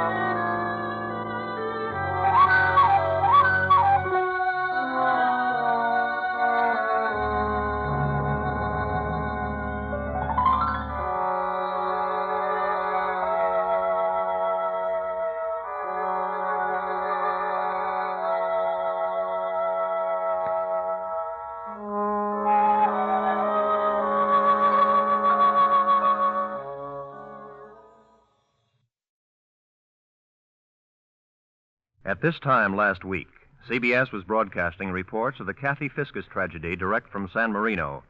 Because of improvised emergency conditions, communications between our master control room and the CBS newsmen at the scene were severed at 8:30, and we were unable to immediately continue broadcasting from the scene. Because of these conditions, we decided to return to our normal broadcast schedule with the understanding that if an official announcement should be made during the ensuing program, it would be interrupted for the release of the announcement. We regret that we were unable to continue the San Marino broadcast at that moment. This was a decision of the Columbia Broadcasting System and not that of any sponsor. The Signal Oil Program. Yes, the Signal Oil Program. The Whistler.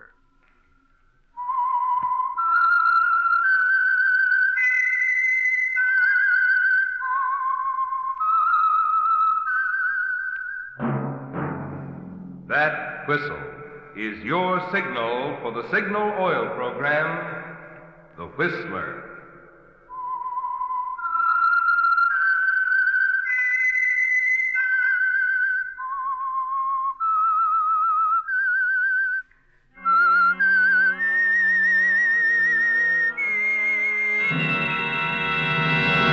I am the Whistler, and I know many things, for I walk by night. I know many strange tales hidden in the hearts of men and women who have stepped into the shadows. Yes, I know the nameless terrors of which they dare not speak. Yes, friends, it's time for the Signal Oil Program, The Whistler, rated tops in popularity for a longer period of time than any other West Coast program in radio history. And Signal gasoline is tops, too, tops in quality. It takes extra quality, you know, to give you extra mileage. And Signal is the famous Go Farther gasoline. So look for the Signal circle sign in yellow and black that identifies independently operated Signal stations from Canada to Mexico. And now the Whistler's strange story. Sleep, my pretty one.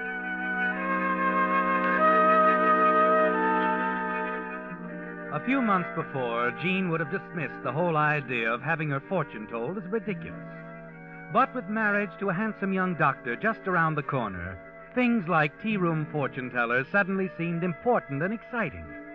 So she gave in without argument when her friend Betty suggested they leave their table and visit Madame Zorga in her alcove behind the fringed red curtains in the corner.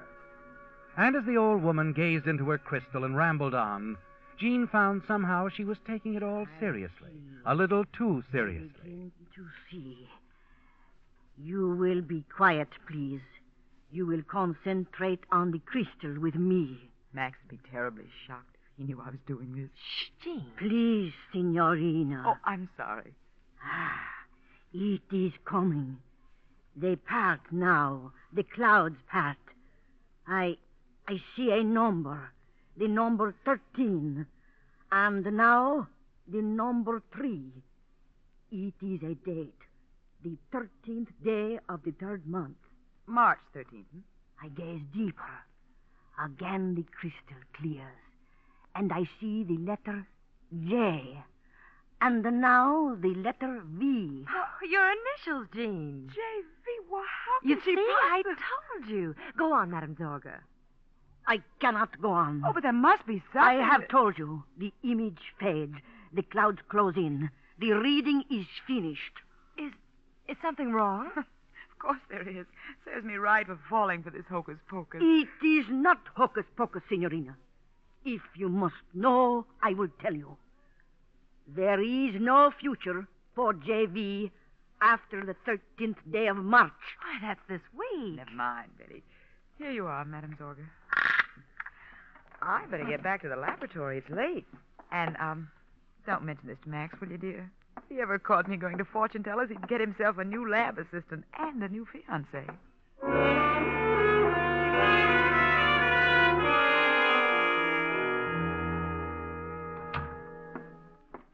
I'm sorry I'm late, darling. I had lunch with Betty. She insisted on a tea room across town. You know how that is. There. Miss me, Doctor? That's a silly question. Of course I miss you, dear. Hand me that beaker, will you? Mm-hmm. Yeah, I've been up to my ears around here. Here you are. Excuse me. Yeah, Gesundheit. Where'd you pick up the cold? Oh, I don't know. I have to do something for it. May I see you a minute, Mitchell? Oh, yes, Dr. Olson. Be with you in a minute, dear. All right. Mitchell, Dr. Davies tells me you want to try your new drug, E37, on one of his encephalitic patients. Yeah, that's right. The man's been in a coma for 3 weeks. I think E37 can cure him. You think? As head of this institute, I'm afraid I'll have to refuse you my permission. The fact that you injected a bunch of rats with the virus of sleeping sickness... But you don't understand, Doctor. Those rats had sleeping sickness with all the symptoms. Double vision, sleepiness, fever. My drug E37 cured every last one. That doesn't mean it's safe for a human being. I'd hoped you'd remember the last hopeless patient it was tried on. How long did he last, Mitchell? Was it 10 seconds or 20? But I told you I found what was wrong. I've eliminated the toxic factor. Oh, you've eliminated the toxic factor. This institute will not experiment with human lives. I absolutely forbid you giving Davies this drug, and that's final.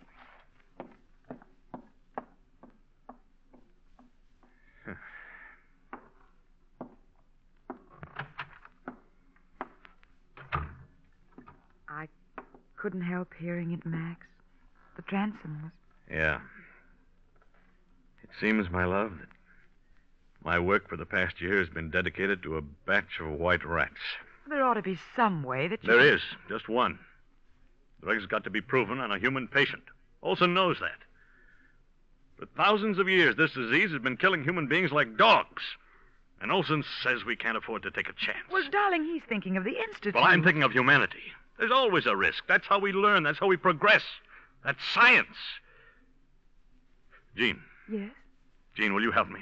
Why, of course, darling. I'm going to test my formula. I'm going to make the test, and Olson need never know about it. What kind of a test? On a human subject. But who can you... Darling, listen to me. You love me. Yes, Max. You trust me. Trust you? You've got to have faith in me, darling. It means everything. Of course I have faith in you, Max. I have an aunt living outside Spokane. We can drive up there tonight. Well, I don't understand, Max. How can you make a test on a human subject? Who can you Leave that to me, possibly darling. I'm going to inject a subject with the virus, then follow it at the peak of the attack with E37. It's the only way I can show Olson. But you haven't told me who You said you trusted me, Jean. Did you mean it? Yes, Max. Good. Come on now, let's start packing the equipment.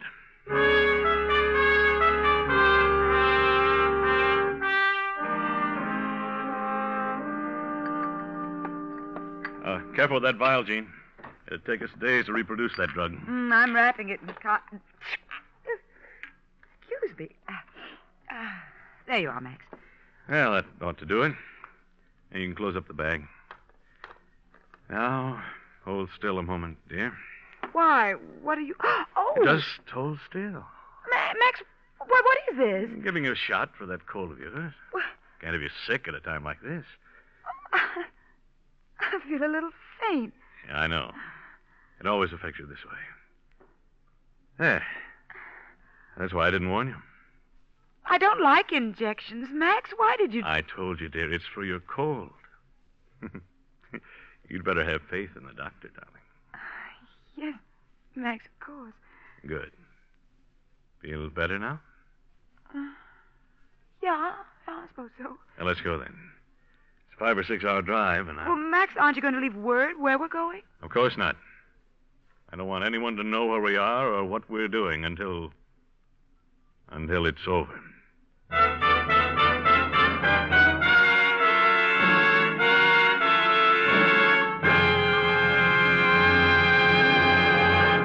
With the prologue of Sleep, My Pretty One, the Signal Oil Company brings you another strange story by The Whistler. I don't have to tell you how automobiles have changed or how driving conditions have changed in recent years.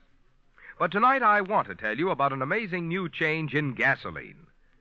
A gasoline scientifically engineered to help your car take fullest advantage of today's driving conditions. It's new Signal Ethyl, the new motor fuel that's so vastly improved, so superior in every way, you can actually feel the difference. Because today's traffic is heavier, New Signal Ethyl is engineered to let you inch along smoothly at a snail's pace without bucking. Because stop signs are everywhere today, New Signal Ethyl is engineered to give you eager, flashing pickup when you get the go signal. Because today's highways are broader, smoother, swifter, New Signal Ethyl has wonderful new power that makes the miles fairly fly by. And because many of today's motors have higher compression, New Signal Ethyl has higher anti-knock to make hill climbing a pleasure. To actually feel this difference in your own car, just try a tank full of New Signal Ethyl. See if you don't agree with the delighted drivers who are saying New Signal Ethyl is tops.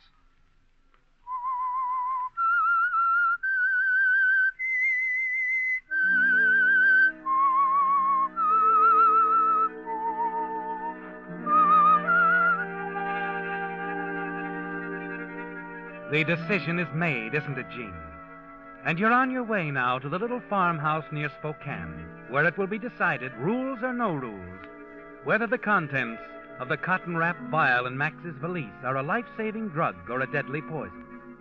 You want to help Max now when he needs you most. But as you guide the car north through the chill March night, you can't help feeling uneasy as if something is terribly wrong. And in spite of your belief in Max, you wonder how far he'd go to prove his cure. And you find yourself thinking about the shot for your cold that Max gave you. You glance sidewise at him at the solid set of his jaw. Wonder who the human subject is he's so vague about. His almost fanatic zeal for his work. His determination that science must come before all else. What's the matter, dear? You're sure you're quite right in Huh? this? Well, I mean, if Dr. Olson were to find out you'd lose your position. Well, if I succeed, Olson won't matter much. I'll have offers from every institute in the country. And if you fail?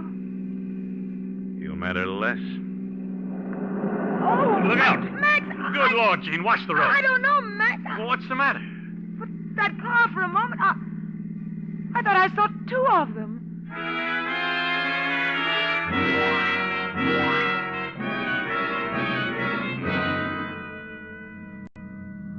Careful now, the road's pretty narrow. I can see, thank you. Oh, there's the house up ahead. I'm glad the snow held off. We're in for a late blizzard. Oh, there we are. There's the old pump house. The apple tree. Oh, watch it. There's an old stump on the right. If you don't mind, Max, I've just driven over 200 miles of slippery roads safely. I think I can handle a country lane without advice. I'm sorry. Oh, I'm sorry, Max. I don't know what's the matter with me. I just don't feel like myself.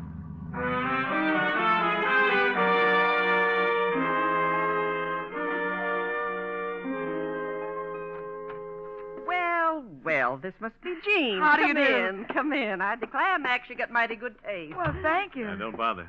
She can't hear you, Jean. What? She's stone deaf. Best just let her go on her way. She will anyway. Oh, I see. Come on to the kitchen. Gotta get this stuff on ice. I'm glad we're warm again. I'm so drowsy. You're just tired. I guess so. Oh, here we are. Same old icebox. Yeah, have to clear a place here at the back for the vials. You got them there? Right here. Max, I don't like to keep asking this, but... Yeah? What is it? Where do you expect to find anyone with sleeping sickness around here? I don't. What? It's very simple. Since there are no cases of encephalitis at my disposal, there's only one answer. To create one. Max. To inject the subject with the virus. Then, after a good case is developed, use E37. But we're completely isolated here. Where can you find... I've already found the subject, Max! Jean! Jean, look what you've done. It slipped. I'm sorry. Why did it have to be this one? E37. Jean, the cure, my cure. Every bit of it was in that vial. Max, listen to me. Maybe it's better this way. Maybe you better forget about E37 and treat the patient in the ordinary way. Must be a hospital somewhere, Max. Don't be ridiculous. My E37 is our only chance. I injected 20,000 units of sleeping sickness virus. fatal dose. Yes, a fatal dose. We got to start work on another batch of E37 right now. Come on.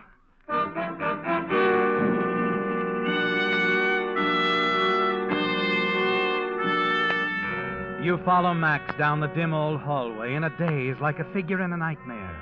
The kind where you run slowly as if through water trying to escape, while nameless shapes come closer and closer. And though you still refuse to recognize it, one of the shapes is fear. Yes, the fear that Max might be using you as the subject in this dangerous experiment. What? Here we are. Why, it's a laboratory. Used to be Aunt Agnes's pantry. Turned into a lab for me when I was a boy. But, Max, this is nothing like your laboratory in town. How can you expect to synthesize? Sure, it's crude, but it's all we've got. Between what I brought and what's here, we can duplicate E37. With a little luck. How tired are you, Jean? I'm all right. Once we start the process, we can't let up for a second. Come on. Let's get to work.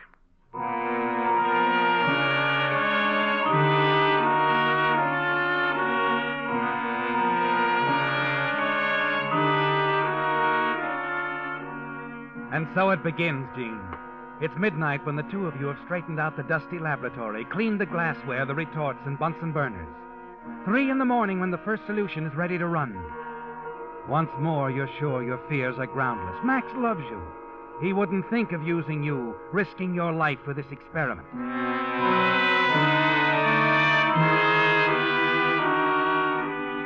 Make a note of the time, will you, darling? Right. March 10th, 5:20 a.m.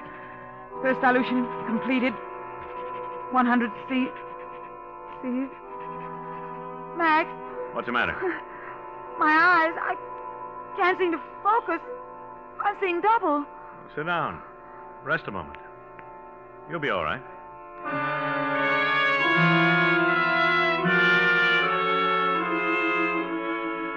March 11th, 10:15 a.m.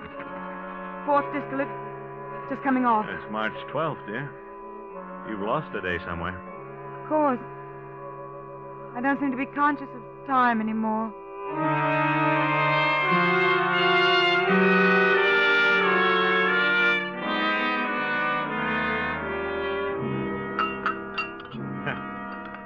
If I ever get through this, I'm going to build a monument to black coffee.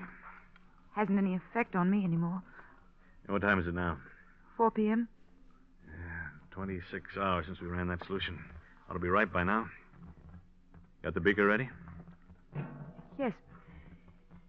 Here, Max, it's sterilized. Steady. Oh, your hand's shaking like a leaf. I can't seem to control them. Yes, guess I'm pretty tense, too. Yeah, equipment's obsolete. It's a gamble any way you look at it. But we've got a good chance. You've never been afraid of taking chances, have you, Max? Why do you say that? Even if it meant gambling with our happiness, your work would come first. Science comes before everything, doesn't it, Max? Well, that's not a fair question. I think it's appropriate right now. What do you mean? Max, I love you. I'll always love you no matter what happens. I want you to know that. Jean, this is no time. There's still time to drop this crazy business. There's still time to give the patient one of the standard treatments. What are you talking about? Max, let me call Dr. Olson, please. Oh. I see. You're giving up. It's not that, Max. Well, I'm no, not giving up. We're going through with this. My experiment successful, I want to know my cure alone is responsible. And if not... Go on, Max. What if it isn't? Then I'll just have to face the music. I see. Where are you going? To get some more coffee.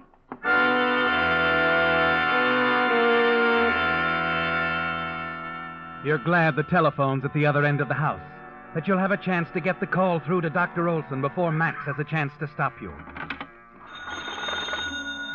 You wait for the operator to answer, trying to fit the words together in a way that will tell Olson the story without going too hard on Max. There's no other explanation, is there, Jean? The dull pain in the back of your head, the nervous disturbance, the deadly fatigue, the double vision can only mean one thing. There's little doubt in your mind now. Max's Aunt Agnes is obviously all right. So you're almost certain Max has used you as a human guinea pig. His belief in the effectiveness of his drug has won over his love for you.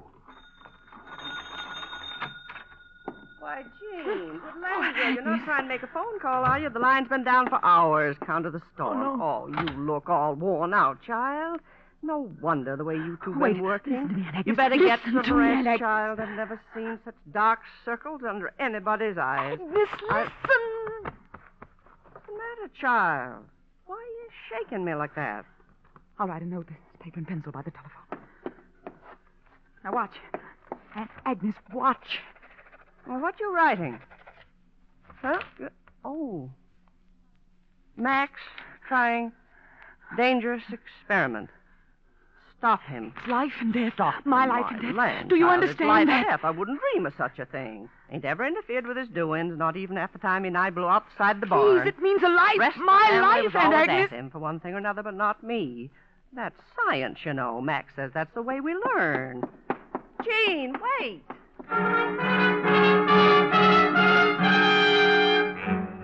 Now that you feel sure Max is experimenting with you, you run blindly out of the house, down the snow-covered path to the shed where you left the car. There's only one way now, Gene. You've got to get to a hospital, a doctor. You've got to get away from Max once and for all. And as you fumble for the car keys, the nightmare you've lived through for the past few days comes back in a rush. I'll inject the subject with the virus, and after a good case is developed, use E37. How long did the patient last, Mitchell? Was it 10 seconds or 20? Hold still, dear. I'm giving you a shot for that cold of yours. That car. I saw two of them. Double vision, sleepiness, fever. There is no future for J.V. after the 13th day of March. No future. No future.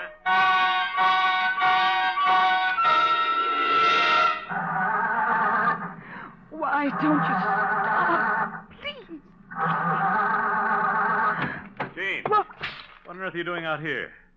Where do you think you're going? Thought if I could reach Dr. Olson, I wanted to get some help. There's no help outside. Only here. Where's the oxalate? On the top shelf of the cupboard. Yeah, I looked there. You'd better come and show me. All right, Max. I'll come.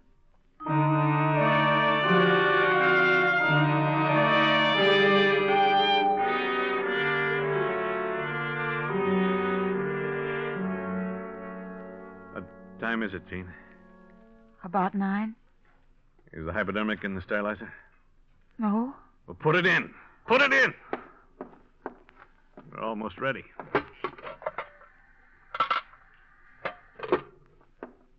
Now, where are the notes? Notes? Oh, here. Now, let's see. Virus injected Monday, March 10th. Disease approaches critical state. Pretty close. Better make the final entry, Gene. Or next to final. While I finish here. All right. Ready now? Yes, Max. Preparing to administer anti-encephalitic bolt drug E37 to subject. Work commenced on drug at 1 a.m. March 10th. Completed at 9 p.m. March 12th. Your hand trembles as you write. As you watch Max rise, walk slowly to the sterilizer, lift the lid, and remove the hypodermic. There is no future for J.V. after the 13th day of March. You fight it out of your mind. Struggle against the fear that grips you as Max turns, hypodermic in hand. Everything begins to waver before your eyes. You drop the journal. It'll be over in a minute, Gene. You see, I simply put the needle in the solution. Release the plunger. No, Max. Please. Gene!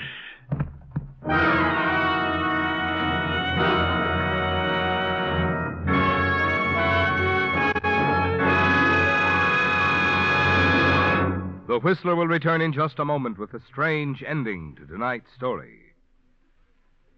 In spring, most folks think of house cleaning. But because one can't see the inside of his automobile engine, few drivers realize that they get dirty, too, and may need cleaning. In fact, that's one of the reasons Signal brought out Signal Premium Compounded Motor Oil, the improved type lubricant that combines 100% pure paraffin base with scientific compounds.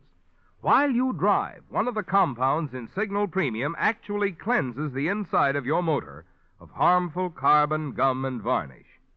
Meantime, another compound in Signal Premium is on guard against destructive corrosion. And still other compounds are busy doing jobs which regular oil alone cannot do. That's why we call Signal Premium the motor oil that does so much more than just lubricate. And it's why drivers who want to keep their motors young are switching to Signal service stations, switching to Signal Premium Compounded Motor Oil. It wasn't too much, was it, Gene? The sight of Max standing there before you, the hypodermic in his hand, ready to administer the anti-encephalitic drug to his subject. And as you collapsed, as darkness closed in around you, you realized that what you'd suspected all along was true, that you were the subject in his experiment, that Max was gambling with your life. Gradually, as you regain consciousness, you become aware of the room you're in, a pretty bright room with organdy curtains. The sun is pouring in now, and suddenly you realize it's afternoon sun. I think she's coming around. Did you say something, Max? And never mind that, Agnes. Well, it's about time, young lady. Max. You slept the clock around, darling. It's after 3. Max, it's all over? Yes, it's all over. You're all right. Oh, there's the doorbell, Aunt Agnes. What's that? Doorbell. Doorbell. Oh, doorbell. I expect it's the judge. I'll sit him down in the parlor. Good. I told the judge to drop by on his way home from town, dear. Thought we might make an appointment. That is, if you don't mind changing your name on an unlucky day like the 13th. Change my name? My initials on the... Unless you'd rather... No, it's... Max, you haven't told me what happened. What did you do? Well, if you hadn't fainted when you did, you'd have seen. Within an hour after I took that injection, I was feeling better, and 8 hours later, there wasn't a trace of sleeping sickness in my blood. Max, darling, darling. Now, that's science, darling. You risk a little to gain a lot.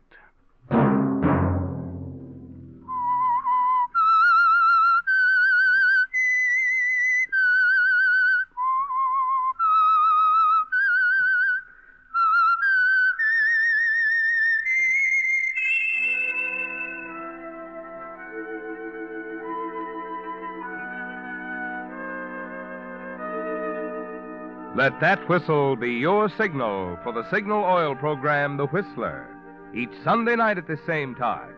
Brought to you by the Signal Oil Company, marketers of Signal gasoline and motor oil, and fine quality automotive accessories. Signal has asked me to remind you, to get the most driving pleasure, drive at sensible speeds, be courteous, and obey traffic regulations. It may save a life, possibly your own.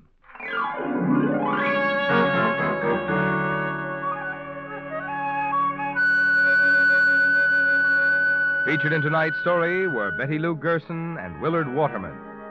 The Whistler was produced by George W. Allen, directed by Gordon T. Hughes, with story by Ruth Bourne, music by Wilbur Hatch, and was transmitted to our troops overseas by the Armed Forces Radio Service.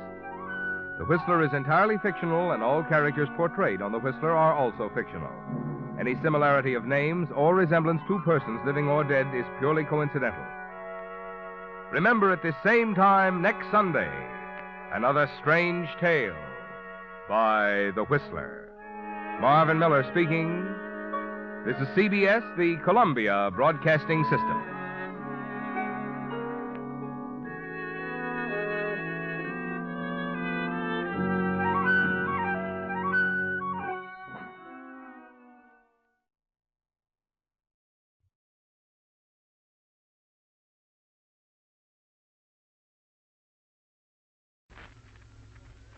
The Signal Oil program. Yes, the Signal Oil program. The Whistler.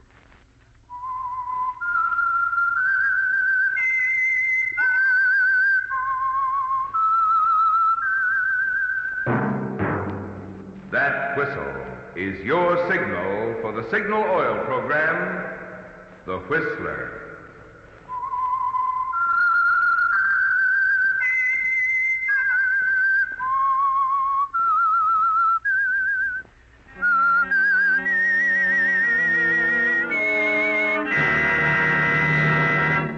I am the Whistler, and I know many things, for I walk by night. I know many strange tales hidden in the hearts of men and women who have stepped into the shadows. Yes, I know the nameless terrors of which they dare not speak. Yes, friends, it's time for the signal oil program, The Whistler, rated tops in popularity for a longer period of time than any other West Coast program in radio history. And Signal gasoline is tops, too, tops in quality. It takes extra quality, you know, to give you extra mileage. And Signal is the famous Go Farther gasoline. So look for the Signal circle sign in yellow and black that identifies independently operated signal stations from Canada to Mexico. And now the Whistler's strange story. A mask for Kinsella.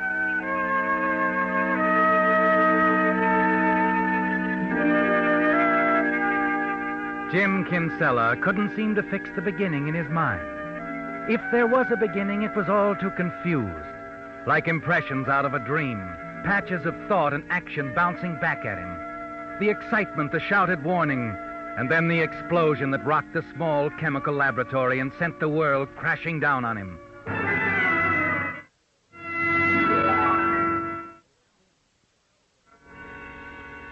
They were dim at first, the voices, very faint, but growing stronger and coming closer all the time. I was walking in the yard.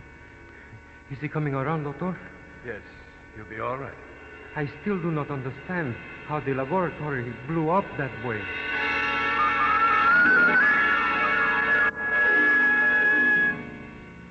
Gradually, through it all, something was coming back, clearing in his mind.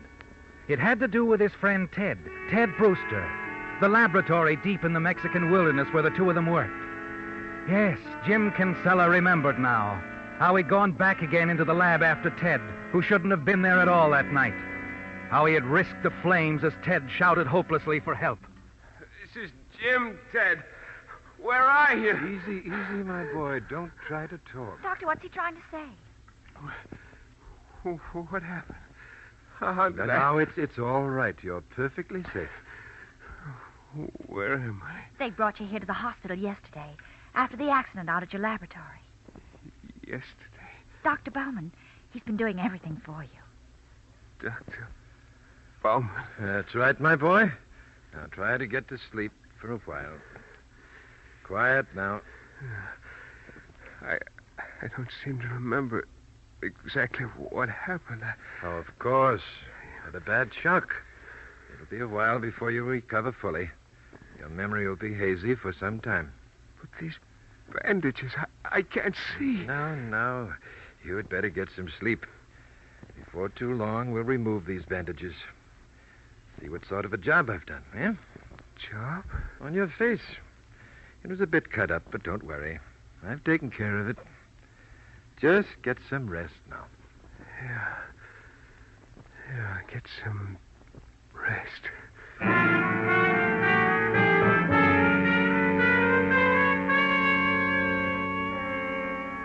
You can't sleep, can you, Jim? Thinking about Ted. Without asking, you know that Ted Brewster is dead. You remember now finding him in the wreckage of the laboratory.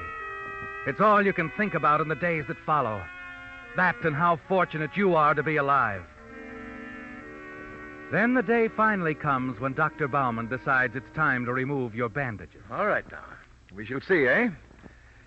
We will cut the bandages, nurse. Yes, Doctor. Here, help me unwind this. That's it. Gently.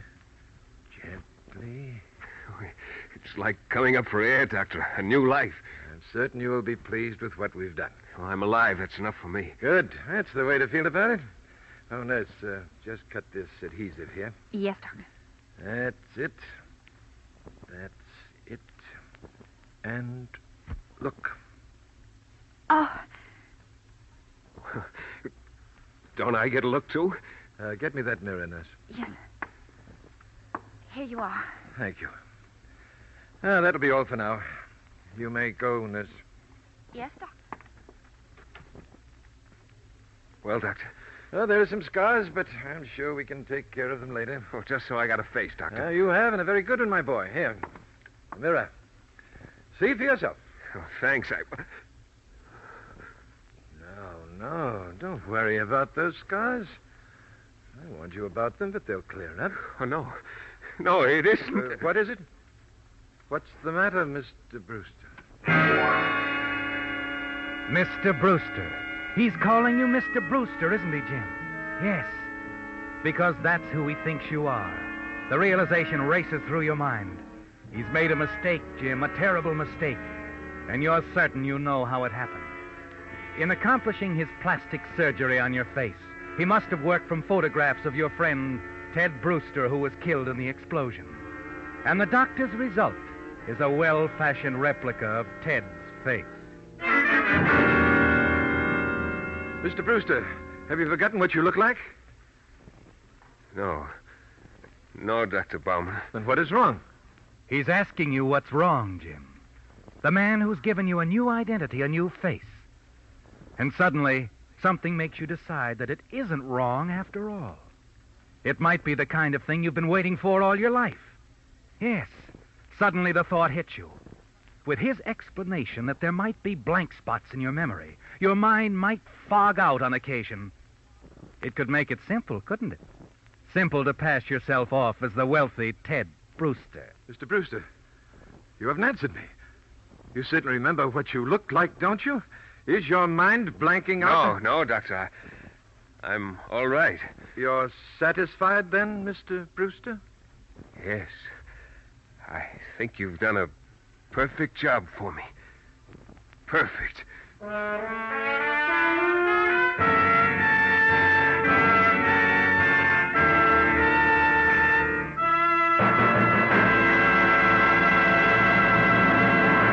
With the prologue of A Mask for Kinsella, the Signal Oil Company brings you another strange story by The Whistler. It was just 2 weeks ago tonight that we first announced Signal's new supermotor fuel, new Signal Ethyl. But during these past 2 weeks, thousands of drivers throughout the West have discovered new driving pleasure that they hadn't dreamed was in their cars. For new Signal Ethyl is so superior, so vastly improved, you can actually feel the difference. Yes, drivers are discovering that when it comes to pickup, new Signal Ethyl puts new meaning into the word go. They're discovering that out on the highway, new Signal Ethyl puts a smoother, more effortless kind of power under your throttle. And when they soar up steep hills with the new Signal Ethyl, they've discovered that pings are a thing of the past. Does that sound like the kind of performance you'd enjoy from your car? Then here's a suggestion. Wait until your present gasoline runs fairly low. Then fill up with new Signal Ethyl. See if you don't feel a wonderful difference with Signal's new super motor fuel. New Signal Ethyl.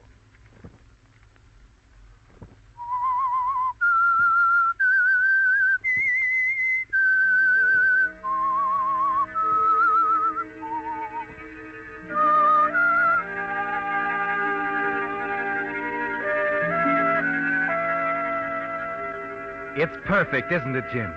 This thing that's happened to you. The mistake Dr. Bauman has made. He's created a mask for you. A mask for Kinsella. And you're sure you know just how it happened. In repairing the damage to your face, Dr. Bauman, working from photographs of Ted, fashioned an almost perfect replica of Ted Brewster. And in a moment of terrible decision, you decided to leave it that way. Ted was killed in the explosion. But he had money back in the States, and a wealthy aunt in San Diego who hasn't seen him for years. It's a gamble, isn't it, Jim? Posing as Ted Brewster. But knowing what you do of his past, what he's told you, you're certain there's a good chance you'll get by with it. The slow motor trip to the airport gives you time to think it through. Consider everything, including Mrs. Kinsella, your own wife, in Mexico City. But your mind is made up. Somehow it was from the very first. And at the airport, you bid Dr. Bauman goodbye. Well, Dr. Bauman, it's the end of the line. I can't thank you enough. End of the line? No, don't say that, my boy. All this may be the beginning for you. Yes, it may be at that, Doctor. Flight 24 for the West, El Paso, Amarillo, San Diego, Los Angeles, San Francisco. Passengers will board the plane at gate number 3, please. Yeah, that's me. Points west. Goodbye, Doctor. Goodbye, Mr. Brewster. Ted?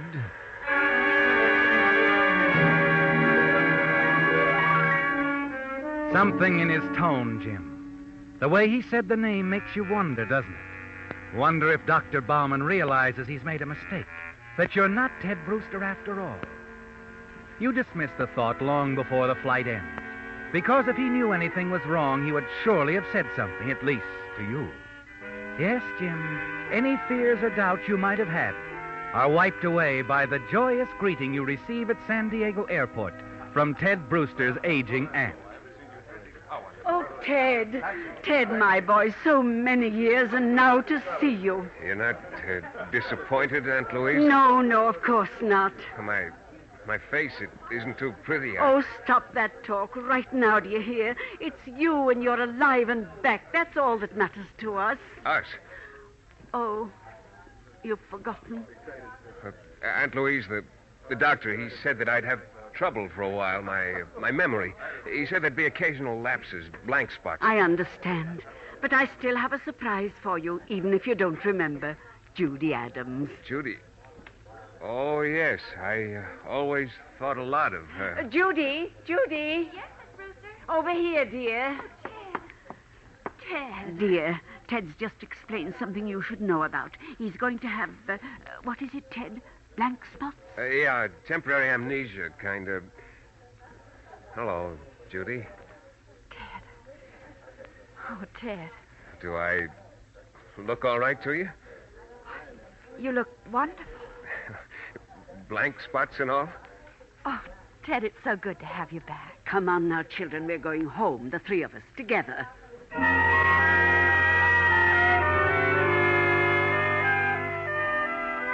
The worst is over, isn't it, Ted? You've been accepted. It's a lucky thing you said you remember Judy. And her attitude makes your position stronger than ever. Only you have to be careful. Always on guard. Like the afternoon when you're walking with her in the garden at Aunt Louise's home.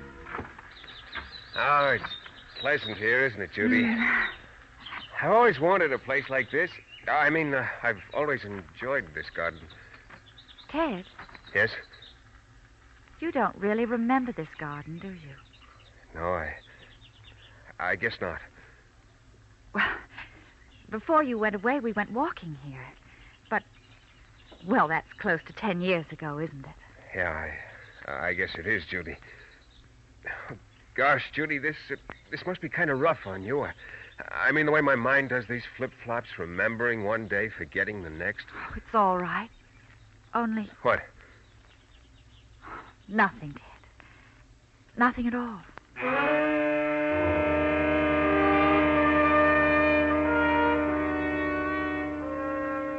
Her attitude worries you, doesn't it? You wonder if something you've done or said has made her suspicious. But a few evenings later, it seems to be all right.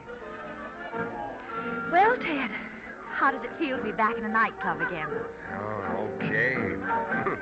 Feels fine. I'd forgotten what it was like. You don't remember this place, do you? Vaguely. I'm afraid I've forgotten a lot of things, Judy. My mind's still pretty much of a blank. I know. The accident must have been a terrible shock. Yeah, you just have to bear with me, I'm afraid. Of course. I understand, Ted.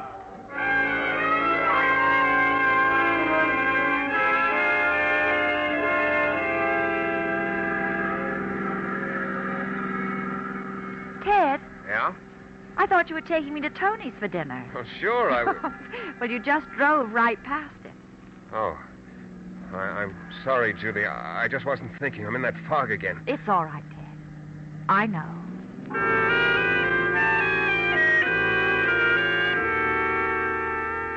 It's been a convenient excuse, hasn't it, Jim? Those moments, all too many of them, when your mind becomes clouded. It helps you cover up when you make a mistake. And you're certain now that Judy isn't suspicious at all. Everything is going well, and you become more and more confident as days pass. Then, one afternoon, as you return to the house... Oh, Ted, there was someone here to see you a little while ago. To see me, Aunt Louise? Who was it? Didn't leave his name. Emily told him you'd be back before evening. What did he want? Didn't mention. Emily said he was tall, heavy-set man. Said he looked like a Seamus. What? Seamus, that's what Emily called him. A detective. Goodness, I don't know where Emily picks up these strange phrases. What's the matter, Ted? Nothing, Aunt Louise. Nothing.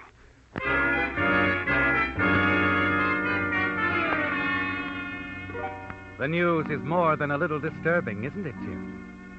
And you wonder if Emily, Aunt Louise's housekeeper, was right, thinking the man who called at the house was a detective. That evening at dinner, he's still on your mind, isn't he? You're hardly listening to Ted's aunt as she chatters on gaily. And then something she says penetrates your thoughts. What did you say? I said, how long do you think you can go on trying to fool me? What? I don't understand. I knew from the moment you stepped off that plane. You did? You knew? Of course. Anybody can see you're still in love with Judy, aren't you? Oh. Of course you are. I knew somehow you'd never forget her. But there's something on your mind, isn't there, I've noticed? Well, yes, there is something on my mind. You want to go back to Mexico, don't you? To build a new laboratory. But you don't think it'd be right to ask Judy to go with you? Yeah, it's something like that. Why don't you ask her, Ted? She's very much in love with you. Is she? Oh, my goodness, you men. Can't you see it? Does a building have to fall on you before Excuse me, ma'am. Yes? What is it, Emily? There's a phone call for Mr. Brewster. Probably Judy. No, ma'am. It's a gentleman. Didn't give his name. I'm thinking it's the same one who was here this afternoon. Excuse me. Oh, don't be long, dear.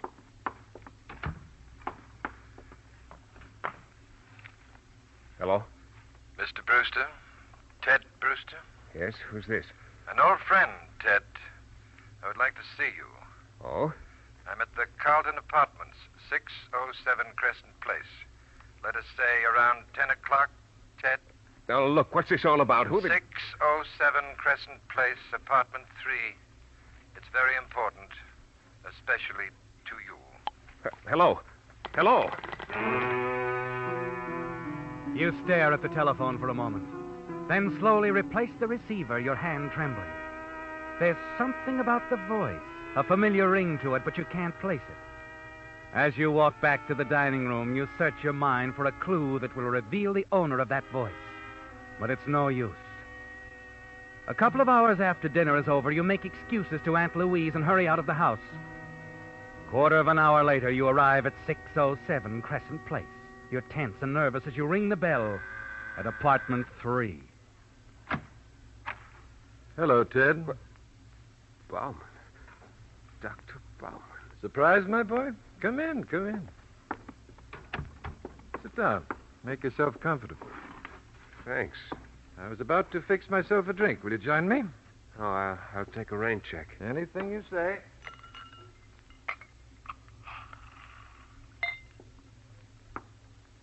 What's on your mind, Doctor? You said it was important. Sure you won't have a drink, my boy? No, thanks. Well, here's to success.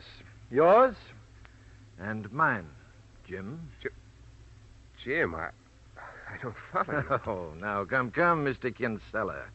Let us not play games. You're a little confused, Doctor. No, I don't think so. After all, this was my idea, Jim.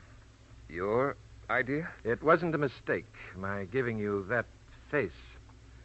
I see. It was an inspiration, a challenge. I decided to gamble. You see, several years ago, I lost my license due to an unfortunate mistake. That's why I was in Mexico. Go on. I knew quite a bit about you, Jim. You and Ted Brewster and quite a few other people. It's a little hobby of mine, let us say. So? So I was certain that you would see the opportunity I placed before you. The advantages of a new face, a new life, money. And now you want in. A ride on the gravy train. Exactly. I expect to be paid for my services. Suppose I refuse. Oh, you would not be so stupid, my boy. I could make things so very difficult for you. I could inform Mr. Brewster's aunt, and let me see, there is a girl, too, Judy, and Mrs. Kinsella, your wife, in Mexico. I think she would like to know. I could tell them all this was your idea. And it was, Doctor. This I could deny. I could be properly horrified by the ghastly mistake I had made. My reason for coming here to the States, you see. After making one mistake, I wanted to be certain. How much do you want? Half. Half of Brewster's money. Half? Oh, not all at once, of course. I can be quite reasonable, my boy, and patient. Let us say the first payment shall be $5,000. Tomorrow night. Tomorrow night? No, wait a minute. I can't get it that quickly.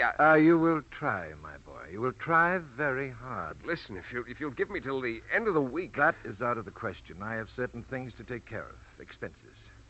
I must have the money tomorrow night. Let us say around this same time.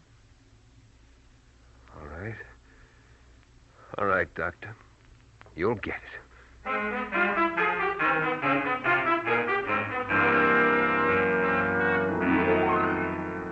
As you leave Bauman's apartment, a plan begins to take shape in your mind. If you can stall him off for a few days, long enough for you to get a few $1,000s, you can run away, can't you? Change your name. Bauman or the police will never find you. But you know, that would mean leaving Judy behind.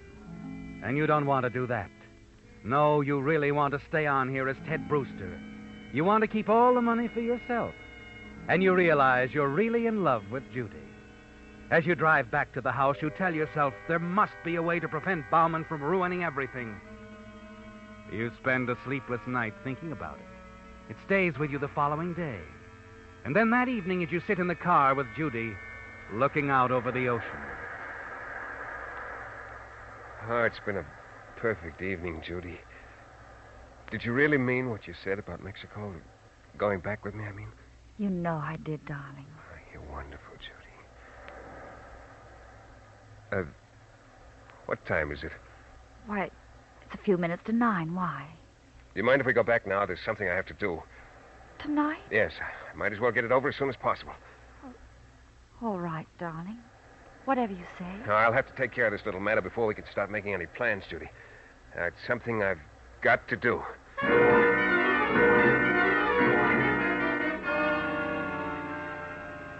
A half hour after you've left Judy, you're entering the apartment building on Crescent Street. You hurry upstairs to Dr. Bauman's apartment, ring the buzzer, and as you wait, the hand in your coat pocket closes tightly around the gun. Well, my boy, right on time, I see. Hello, Doctor. Come in. Do you have something for me, Jim? Yeah. Yeah, I have something for you, Dr. Bauman. But I don't think you're going to like it. Not one bit.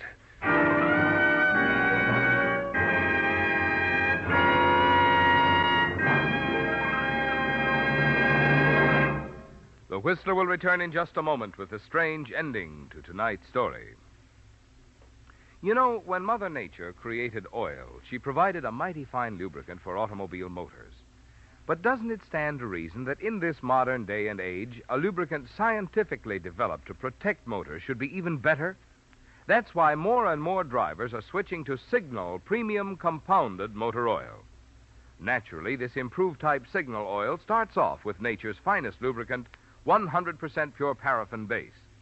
But in addition, Signal Premium Oil contains scientific new compounds that do specific jobs which oil alone cannot do. For instance, one compound in Signal Premium keeps your motor clean, free of carbon, gum, and varnish. Another compound in Signal Premium Oil prevents bearing corrosion. And still other compounds help in other ways to keep your motor young. No wonder Signal Premium Oil makes motors sing. So, for the good of your car and your pocketbook, make your next oil change a change to the improved type Signal Oil that does so much more than just lubricate. Signal Premium Compounded Motor Oil.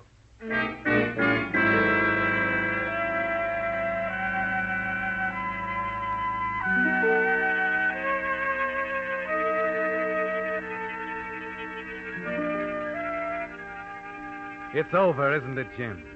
For what seems like hours, you stare at the lifeless body of Dr. Bauman, dazed by what you've done. The one man who could strip the mask from your face, the only man who could reveal your true identity, is dead.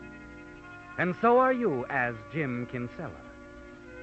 You've a new life before you now as Ted Brewster, with money, position, a wealthy aunt, and Judy, the girl who has promised to marry you.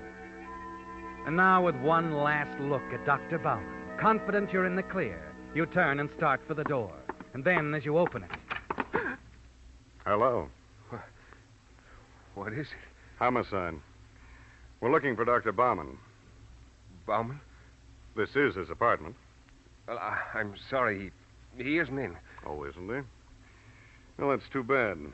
We wanted to talk to him about an explosion. What? Yeah, at a chemical laboratory.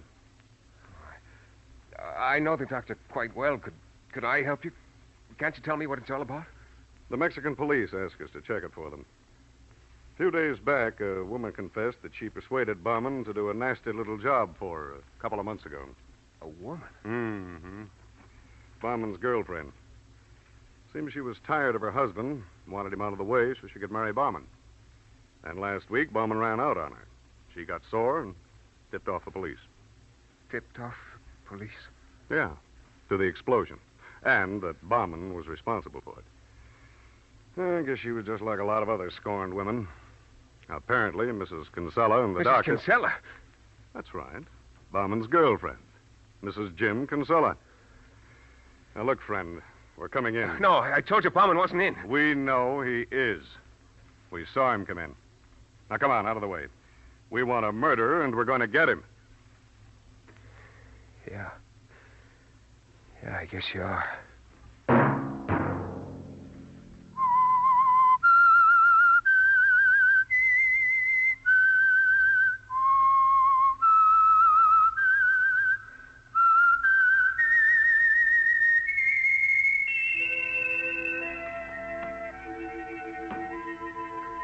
Let that whistle be your signal for the signal oil program, The Whistler, each Sunday night at this same time.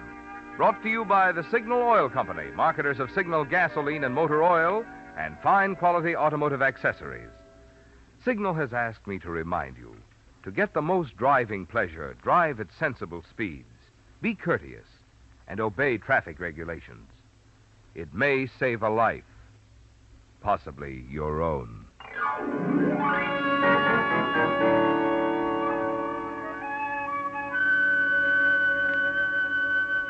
Featured in tonight's story were Jeff Chandler, Francis Robinson, and Paul McVeigh. The Whistler was produced and directed by George W. Allen, based on a story by Richard Creedon, with music by Wilbur Hatch, and was transmitted to our troops overseas by the Armed Forces Radio Service.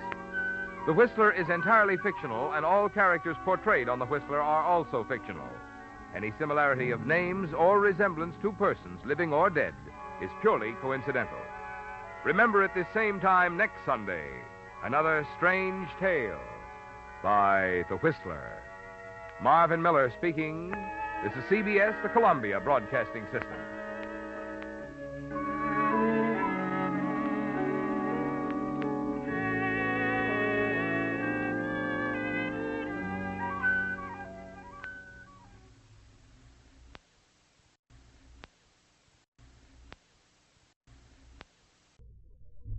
The Signal Oil Program.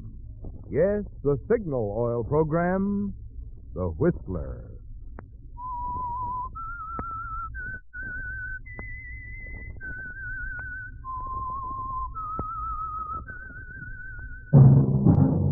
That whistle is your signal for the Signal Oil Program, The Whistler.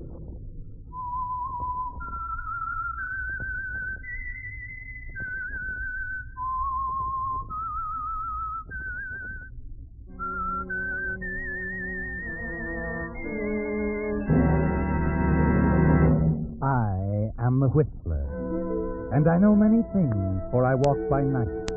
I know many strange tales hidden in the hearts of men and women who have stepped into the shadows. Yes, I know the nameless terrors of which they dare not speak. Yes, friends, it's time for the Signal Oil program, The Whistler, rated tops in popularity for a longer period of time than any other West Coast program in radio history.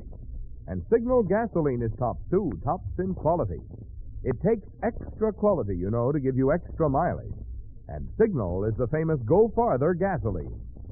So look for the Signal circle sign in yellow and black that identifies independently operated Signal stations from Canada to Mexico.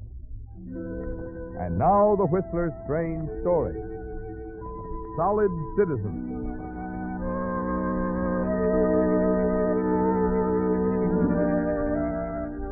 Harry Cummings stood at the window of the general store he'd inherited from his father, along with the goodwill the senior Cummings had built in the small fishing village of Bayville.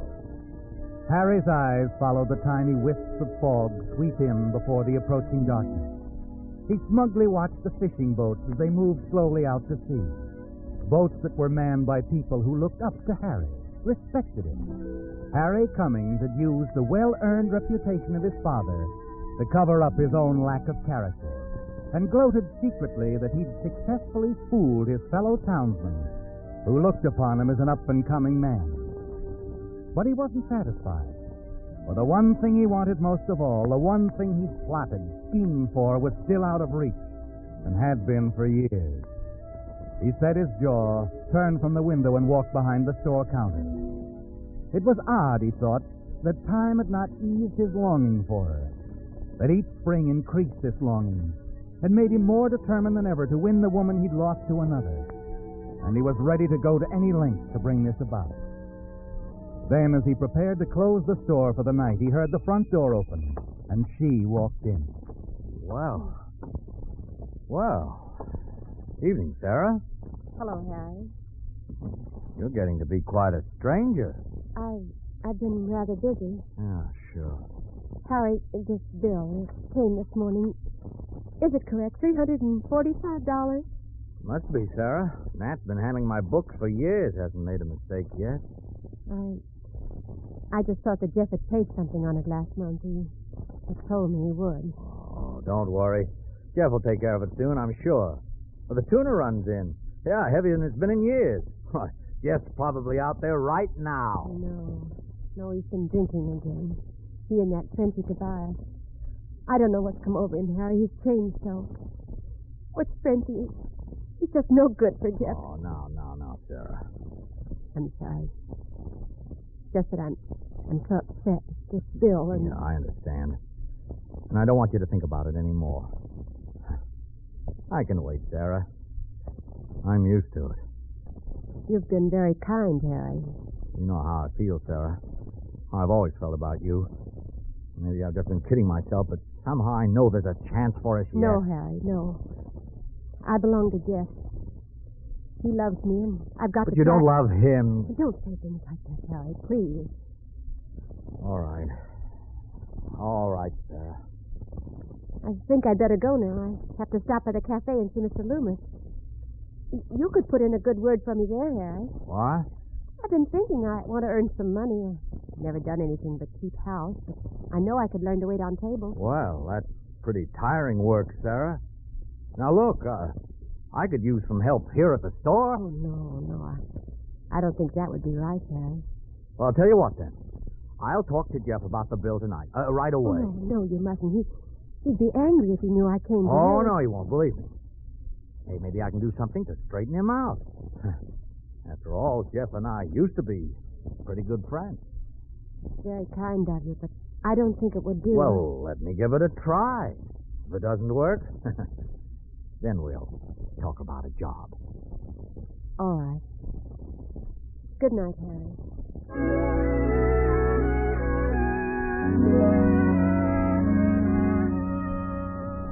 Yes, Harry. You're going to have a talk with Jeff for her sake, and for his, too. That's what Sarah thinks. A noble gesture, isn't it? But you meant every word when you said you'd do anything for her. Yes, anything. Even though the law says she belongs to another man. You know you're smart enough to change all that. And it will happen sooner or later. And one day she'll be Mrs. Harry Cummings.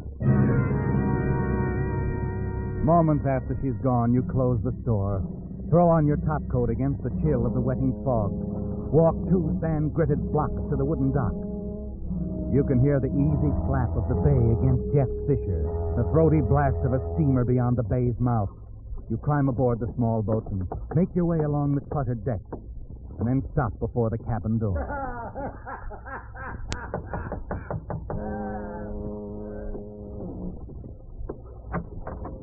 Frenchy Tobias stands before you.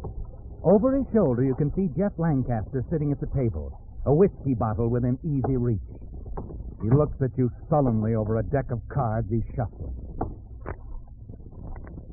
Well, Mr. Cummings, huh? Glad to have you aboard. Evening, Jeff. Frenchie, a chair for Mr. Cummings. Yeah, sure. So what brings you around? Your bill, Jeff. It's getting pretty steep. I was wondering if you'd be able to pay something on it before long. Don't get impatient. Pay off as soon as I get a good haul. You'll never get it anchored here in port. Now, look, solid citizen, I don't need you telling me when to fish. Get lost. Pull up anchor. We aren't going out tonight, are we, Jeff? The boys are expecting you at Joe's place. Fog's so thick now you wouldn't get out anyway. Fog don't stop me. Never has yet. Well, I can send this boat 3 miles out without even touching the wheel. Taking quite a chance, aren't you? Not me. I know this channel like my hand. Come here, I'll show you. I set the wheel like this and jam it with this chunk of wood. With it tied the way it is, she's headed seaward. I could start her up, put her in gear. I've done it too, haven't I, Frankie? Yeah, sure, Jeff, but the boys are expecting you. Go on over and tell the boys I can't make it. I'll warm her up. Okay, I'm going. And hurry back, we're sailing out.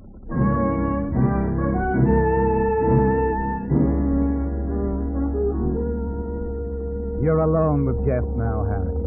Watch him as he staggers back to the table, drops into the chair. He picks up the cards, shuffles them, then looks up at you and grins. His eyes are half closed, fighting off sleep. Sit down, Harry. Oh, come on, sit down. Let me buy you a drink. Huh? Thanks, Jeff. That's right. You don't taste, do you? Hey, look, Jeff, you're out on your feet. Better turn off that motor and get to bed. I'm all right.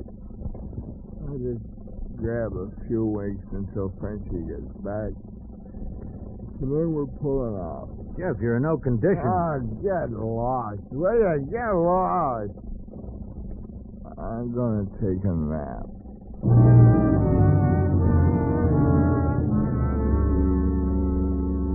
You watch him slump face down on the table. Your eyes swing around the cabin to the controls. You stare at the wheel jammed with a block of wood. And then suddenly the thought hits you. The sound of the motor begins to pound into your brain, and Jeff's words come back to you. I set the wheel like this. Jam it with this block of wood. Was it tied the way it is? She's headed seaward. I could start her up, put her in gear. You look back at Jeff, sound asleep. Then slowly you walk over to him and stand there for a moment. Then you reach over to the shelf behind him, and your hand closes around a heavy monkey wrench.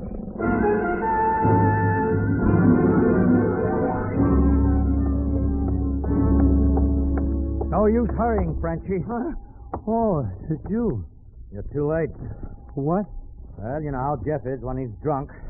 I couldn't talk him out of going. He decided not to wait. He sailed without you. He's just gone. That's right. He's gone.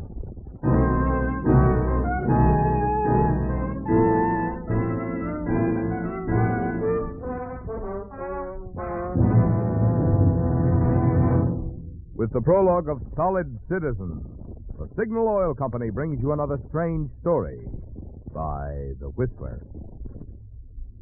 Of course, you carry a road map in your car, but how old is it? When was it printed?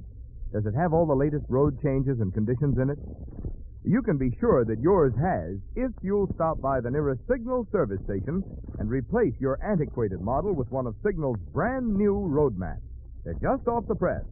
So, of course, these new Signal maps have the very latest road information. But in addition, they include many more helpful extras to make motoring more fun. A radio log, for instance, to tell you where to tune in your favorite programs while you're traveling. Plus a guide to interesting places to visit, a Western States mileage chart, and enlarged sections of metropolitan areas. What's more, although these new Signal maps are large in size for easy reading, they have the improved accordion fold, so they'll be equally easy to handle. Get one, and you'll agree Signal really goes all out to give you the best. That goes for a free Signal map, as well as for a tank full of Signal, the famous Go Farther gasoline.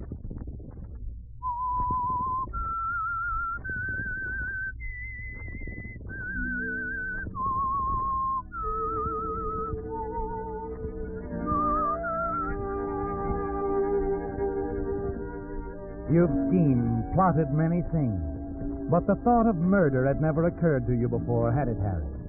And suddenly it was there, as you stood over the sleeping Jeff Lancaster in the cabin of his small fishing boat. In a moment of swift decision, you found the solution to your problem, and it was all so simple.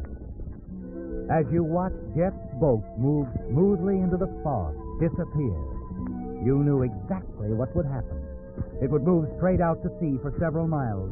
Then, caught in the racing current, it would swerve, drift into the Devil's Grotto 5 miles down the coast.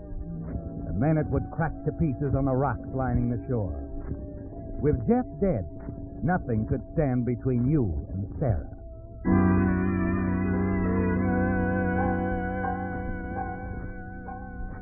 You wait anxiously in the days that follow for news of the tragedy to reach the village.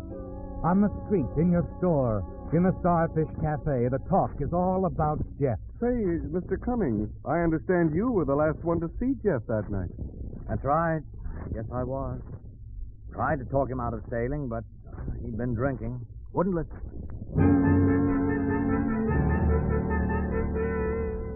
You find yourself repeating the lie over and over.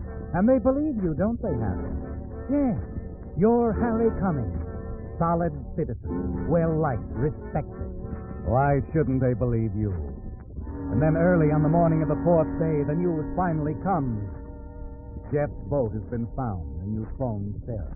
Yes, Harry, I heard about it a few minutes ago. The sheriff came by. He and some of his men were headed for the grotto. I wanted to go, but... Oh, no, it's too much for you, Sarah. But if Jeff's alive, hurt... Look, let me go for you. I'll start right now. You stay home and rest. I'll do all I can.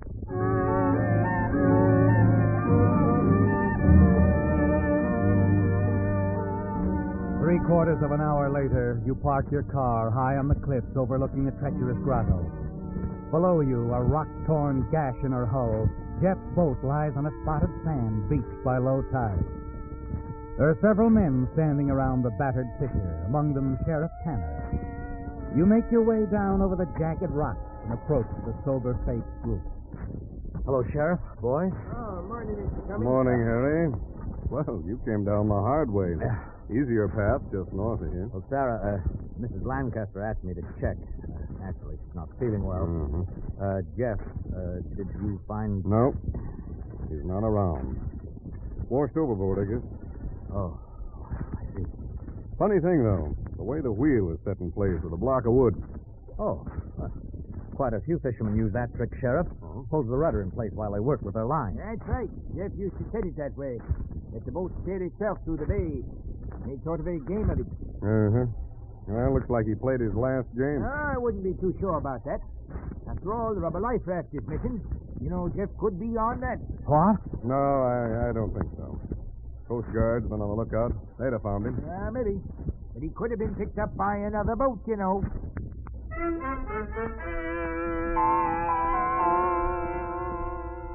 It's days later, and they still haven't found the body, have they, Harry? It bothers you, doesn't it? But you have other things to think of. Yes. Things like the accusations made by Frenchie Tobias to the sheriff. Frenchie here has been doing some crazy talking, Harry. I figured he ought to say it straight out to you. We could clear it up quick. Certainly, Sheriff. Go ahead, Frenchy. Well, when I left the boat that night, Jeff was awfully drunk. He set the wheel with that chunk of wood, just like it was when the boat was wrecked. Mr. Cummings here heard him say that the boat could go out all by itself. Yes, I believe I did. The way the boat headed straight back for the Devil's Grotto, it looked just like it bore out and drifted back. Exactly how it'd be if no one touched the wheel. So? So I think that you put the boat in gear, Mr. Cummings. Cut her loose and let her go. I think maybe Jeff passed out, or you hit him on the head with something. I see. Now, you understand, Harry. Frenchy has lost his best friend. He's not thinking straight. Yes, I understand, Sheriff. Look, Frenchy, you realize, of course, I had no reason to murder Jeff Lancaster. You used to be in love with his wife. What? Yes, that's true. But everyone knows that. I still think a great deal of Sarah. But to say I murdered her husband, well, it's simply fantastic, that's all. That's my feelings, too, Harry. Frenchy is going to have to take the loss of his friend like a man. Keep his fancies to himself. No, I figured no one would even listen to me. You'd be believed if you had any proof. But you can't just say, I think, or I believe, and be heard. Don't you see? Yes, I see. That ever since I was a kid and kicked around by my people, I never had a chance till Jeff took me in. Jeff certainly had his good points. He gave me a job, treated me human. I hate this town. If I had the money, I'd leave. Now cut that stuff out. Easy, Sheriff. Like you said, he's lost a friend, a good one. And we must understand. He needs help. And I'm willing to lend a hand. Frenchy, look, I'm buying a fishing boat. You're not only going to work on it, you're running it. Huh? Well, you're making fun of me. No, I mean it. Harry is making you a most generous offer, Frenchy. Why, I guess so. Yeah. Oh, why am I always so wrong? Well, now, how about it? Are we partners? Well, I guess so. Sure. Well, you might thank him. But thanks. Thanks, Mr. Cummings, very much. I'll see you later.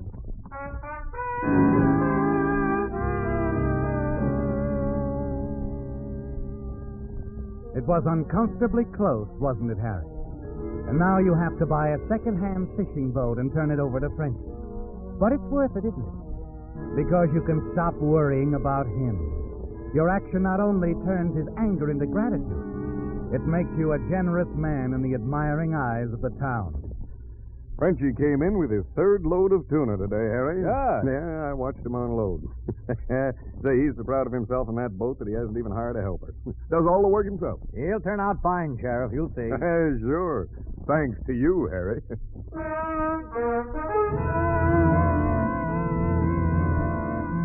It's been 3 weeks since Jeff's broken boat was found in Devil's Grotto. You gambled with murder, Harry. And now that Sarah's working for you at the store, you feel that you've won. You decide that it's time to start forming Sarah's thoughts your way. You've been very patient with her up to now, haven't you? Very patient. Then one evening, as you call on her at her house, you notice Sarah seems disturbed. Oh, it's nothing really, Harry. I'm real jumpy, I guess. Frenchy stopped me on my way home from work. Oh? He said, you're working for Harry Cummings now, and I said yes. And he said, don't ever forget Jeff may still be alive, Sarah. He could have been afloat in a life raft and been picked up by a freighter and taken to a far port. And he just walked on. Harry, do you think that might have happened? That Jeff may still be alive somewhere? Yes. It's highly unlikely, Sarah. I wouldn't listen to Frenchy. Oh, I'll try not to, Harry. I'm so grateful you gave me a job. I'm going to pay all the Lancaster debts. I just won't feel right till I do. I wish you wouldn't work so hard, though. Well, you work harder than anyone else in the store. It's good for me. And makes me forget things. I could make you forget everything, Sarah. If you'd only let me. Look, Sarah, Oh, I know. Please, Harry. We must wait. Wait, Harry, wait.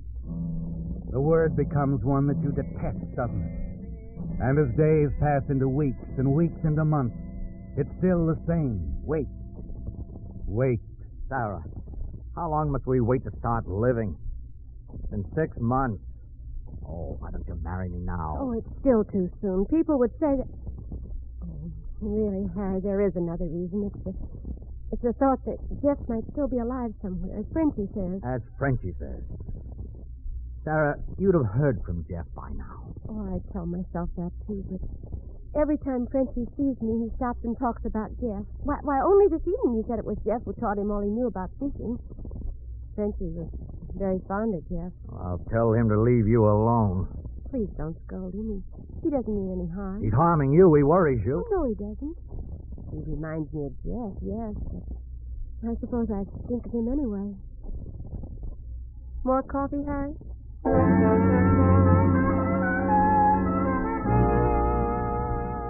Frenchie's ruining everything, isn't he, Harry? Jeff's devoted friend. And you can't stand it much longer. The waiting must stop.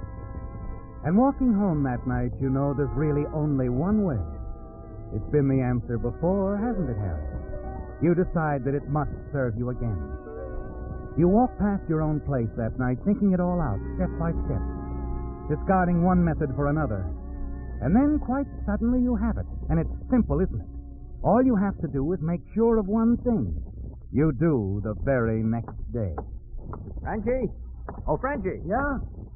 Oh, Mr. Cummings. Hello there. How was it today? Oh, fair catch, Mr. Cummings, but I came in early. Oh? You, going out tonight? That's right.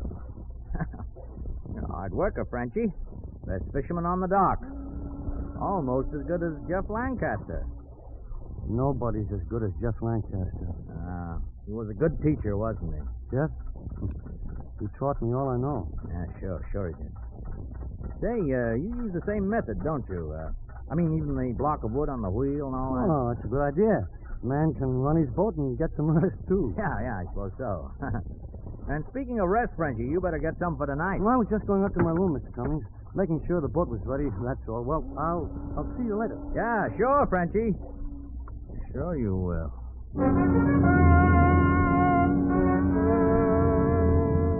The dock is deserted when you return that night. You've timed it so that you'll arrive a little before Frenchie does, because you've something to take care of. It doesn't take long, does it, Harry? A few sturdy blows with a heavy wrench, and you manage to loosen the sea cocks in the forward part of the boat. Not much. Just enough to let the water begin to seep into the hold. In an hour or so, the sea will accomplish the rest, won't it? Frenchie will go down with the boat, and the last threat to your happiness will be removed. Frenchie, the stupid, devoted friend who won't stop reminding Sarah that Jeff may be alive. A few minutes later, he comes onto the dock. Hello. Hello there. Somebody on board? Yeah, it's me, Frenchie. Oh, Mr. Cummings. I wanted to see you off on your trip. See me off? Oh, now look, Mr. Cummings, you didn't have to do that. This trip's no different than a dozen others I've made. You didn't have to come down and... Oh, you're wrong, Frenchie. I did have to come down. This trip is different. Mr. Cummings, I don't understand. You will, partner. Come on, come aboard. We'll talk it over.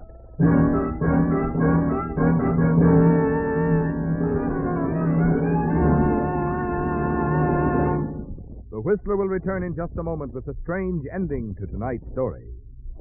But now, for just a moment, suppose this were a quiz program. What would your answer be if you were asked the question, what gasoline is famous as the Go Farther gasoline? Well, of course, everyone knows that Signal is the famous Go Farther gasoline. But suppose the next question was, what makes Signal gasoline give such good mileage? Well, an engineer might answer that question by saying, other things being equal, gasoline mileage is in direct ratio to the efficiency of engine operation. Or, translated into simpler language, today's Signal gasoline gives you such good mileage because it helps your engine run more efficiently. That's the important answer to remember. Because when your engine runs more efficiently, you also enjoy faster pickup and smoother power, more of the things that make driving more fun. That's why, whether you're a driver who wants economy or one who demands performance, the answer is the same. You find both in Signal, the famous Go Farther gasoline. It's almost over, Harry. You have the monkey wrench in readiness. The same one you used to knock the sea cocks loose. And you know that at this moment, water is already seeping into the forward hold. You're both in the cabin now, and you have only to knock Frenchie out and send the little boat out to sea.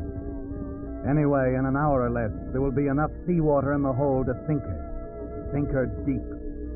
And then suddenly Frenchie has something to say, something that surprises you. I don't know how you found out, Mr. Cummings. You seem to figure these things. Anyway, you're right. This was to be a different trip. What do you mean, Frenchie? Well, I planned to run away. Steal the boat? Oh, no, I'd have sent it back somehow, but I wanted to leave this town, Mr. Cummings. Get away, go places where I'm not always reminded of Jeff. You're a good friend. Yeah. You've been a friend, too. Only I haven't, been very grateful, I guess. Oh, you've been all right, Frenchie. Anyway, it doesn't matter. Yes, it does. You were trying to help me. And all the time I hated you. Thought things about you. Well, never mind that now, Frenchie. But I do mind. Jeff would mind, too. He wants Sarah to be happy with you or somebody. So I'm going away, Mr. Cummings. Now, wait a minute. Sure, I know you want to stop me because you're kind and good. Well, you're not going to stop me, Mr. Cummings. Forgive me for this, but I'm not going to ruin your happiness anymore. Forgive you for what, Frenchie? I For don't... this!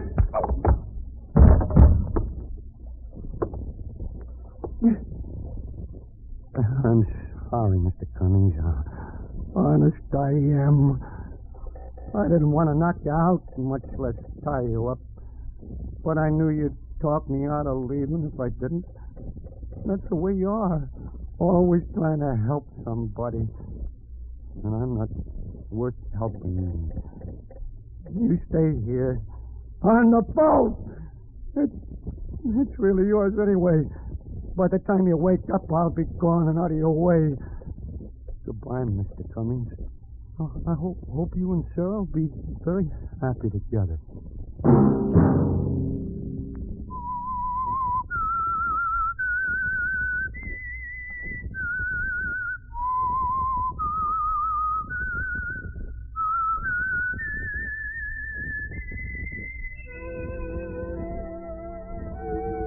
Let that whistle be your signal for the Signal Oil program, The Whistler, each Sunday night at the same time.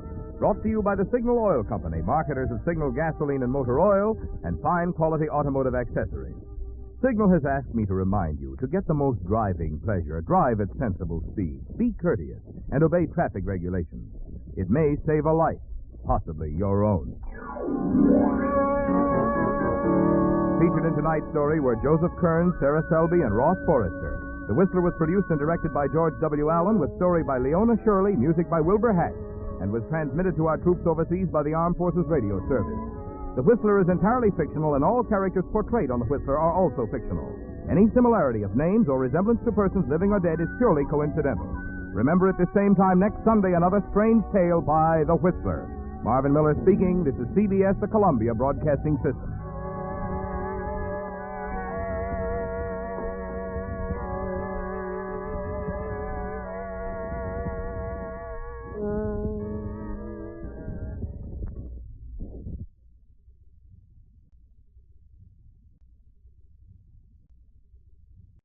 The Signal Oil Program. Yes, the Signal Oil Program, The Whistler.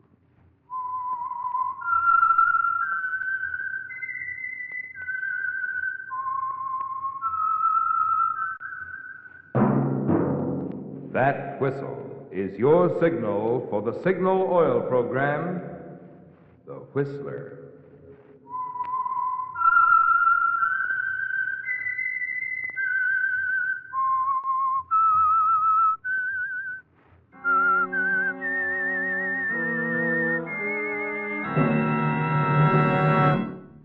I am the Whistler, and I know many things, for I walk by night. I know many strange tales hidden in the hearts of men and women who have stepped into the shadows. Yes, I know the nameless terrors of which they dare not speak. Yes, friends, it's time for the Signal Oil Program, The Whistler, rated tops in popularity for a longer period of time than any other West Coast program in radio history. And Signal gasoline is tops, too. Tops in quality. It takes extra quality, you know, to give you extra mileage. And Signal is the famous Go Farther gasoline. So look for the Signal circle sign in yellow and black that identifies independently operated signal stations from Canada to Mexico. And now the Whistler's strange story. Danger is a beautiful blonde.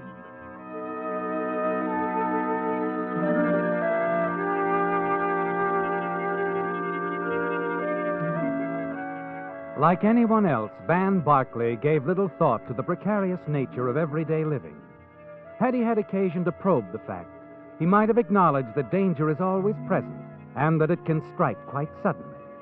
Only Van Barclay wasn't thinking about such things. Perhaps he was too restless to care. A young engineer, unmarried, can get restless.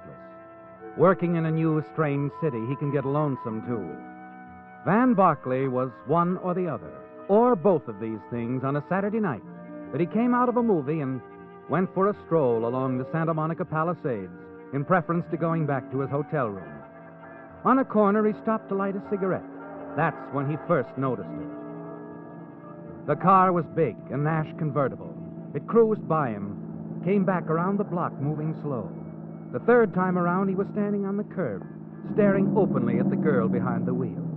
She was very nice. Young, blonde, considerably more than attractive. And she was looking at him just as obviously. Hello. Hello. You've opened a door before, no doubt. In other words, isn't it a beautiful night for a drive? Well, isn't it? Yeah, that's what I said. You weren't going somewhere important. No, not at the moment. In fact, I was faced with a rather gloomy prospect of an evening at a hotel alone. And it is a beautiful night for a drive. I suppose it was on the golf course at Biarritz, What? where we met. That's as good a place as any. Yes, only I've never been there. But I have a good imagination. And then, I remember so well those evenings at Monte Carlo when you'd say to me, Van, you must sit beside me at the casino tonight. You bring me luck. You called me Van in those days, remember? Never Mr. Barclay.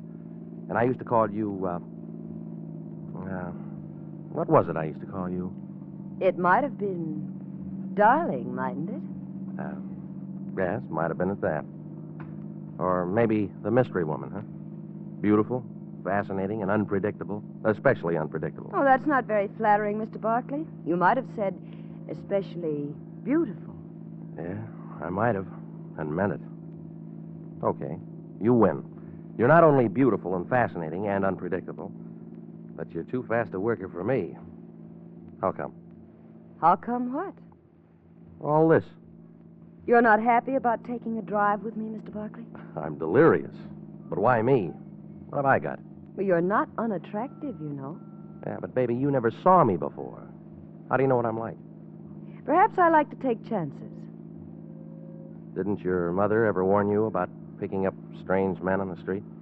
My mother was rather unusual, Mr. Barclay. She taught me that when I wanted something, there was only one thing to do. Get out and find it. Okay, who's kicking?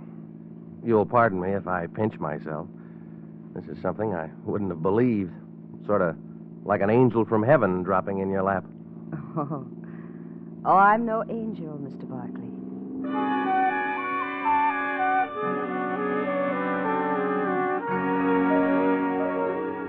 Well, Van, interesting girl, isn't she? Anything can happen on a quiet Saturday night. As you look over at her, the motion of the car moving her hair excitingly, you ask yourself if you might not be dreaming. And the dream gets a little better, doesn't it? As she swings into a long, curving driveway and stops before a big, sprawling house on a cliff above the ocean and smiles over at you. Would you like a drink? You're driving. Then come on, we'll go in. Well, this is the swankiest roadhouse I ever saw.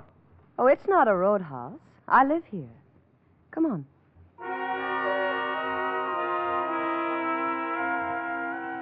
Inside, it's even more unbelievable, isn't it? The big hall, lush carpets, and on the walls a treasure in fine art. It's not a bad little place to hang your hat. Hang it, then. We like it here. Probably have 2 or 3 scattered around the country. Oh, no. Just a cabin at Lake Anderson. Mm-hmm. Well, I gather you're not worrying much about any wolves howling at your door. Not that kind, anyway. The guy that owns this place must be a movie producer. Your father? My father. And he's not a movie producer, just an art collector. Perhaps you'd like to take a look around. We have some very nice paintings scattered all over the house. You think we can find our way without a guide? There's no one else here, if that's what you mean. We only have one servant now. This is her night off. Cozy, isn't it? The whole place to ourselves, all 50 rooms. Oh, it's not that bad. We'll take a look as soon as we have that drink I promised you. You feel like pinching yourself, don't you, Van? This is the kind of thing that just doesn't happen. But it's real. She's real. And she's even more attractive than she looked in the car. And it isn't the cocktails you've had. Finally, she leads you into the library. Like this room, Van? Very much. Always wanted something like this. The right sort of library is good for a man. I designed this myself. Mm-hmm. Even no interior decorating, huh? You're, pretty complete. Thank you. Van, fix yourself another drink. The decanter is over there. I'll be right back. Well, take your time. This is all very pleasant.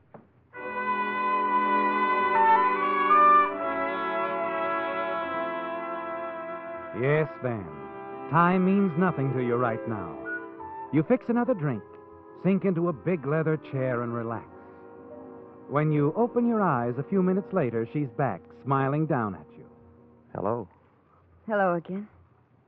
Oh, I see your glass is empty. Well, that's easily remedied. I'll pour you another one. Yeah, this is nice work, if you can get it. Here you are. Thank you.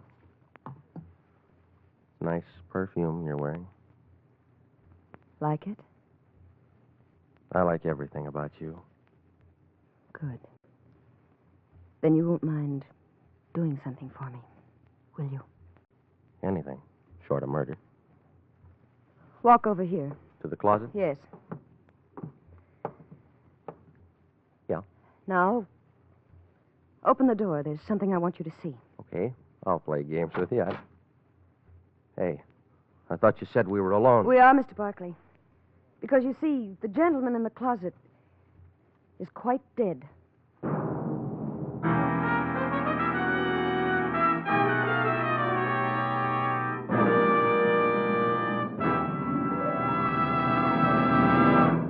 With the prologue of Danger is a Beautiful Blonde, the Signal Oil Company brings you another strange story by The Whistler.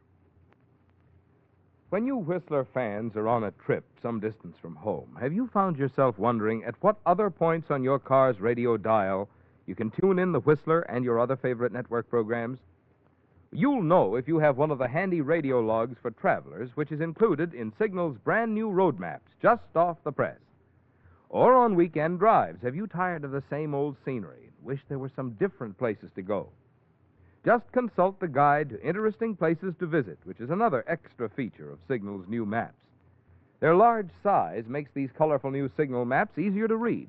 But because of their improved type accordion fold, they're also easier to handle. Obviously, Signal went all out to make these free maps the very finest obtainable. And I might add, this insistence on top quality is typical of all the products and services you'll find at those friendly independent dealers throughout the Pacific Coast states who feature Signal, the famous Go Farther gasoline.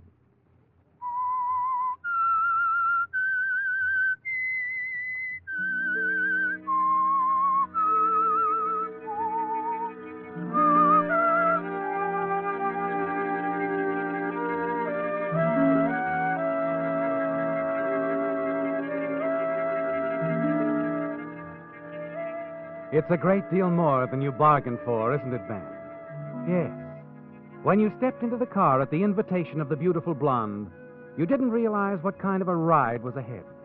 It was like a dream, wasn't it? Going to her home, having cocktails and relaxing. And then in the library, you looked into the closet. It's fantastic, Van.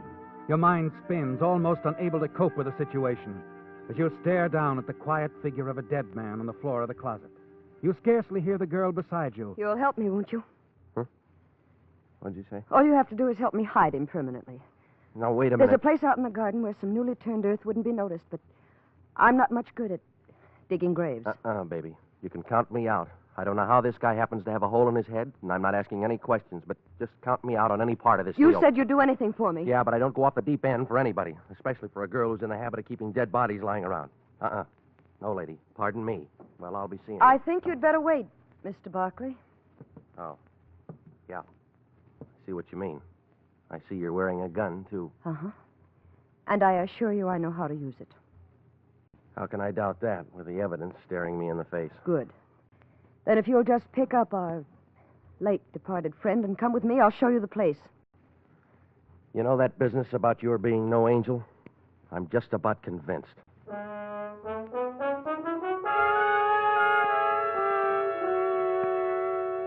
Well, Van, you're in deep, and there's nothing you can do about it, not with a gun in your back. You carry the body downstairs as she demands and go out into the garden. There's a shovel. Start digging. Like I said, dig it big. Sounds like a beach near here. The back of the yard drops off to the beach. But never mind, you've got other things to do. Dig deep and wide. Yeah. Okay. You dig, Van. But with each shovelful, you tell yourself over and over that you're next. Dig deep, she said. Big. And you know it so there'll be a grave for two unless you do something fast. Fast and sudden. Sorry, baby.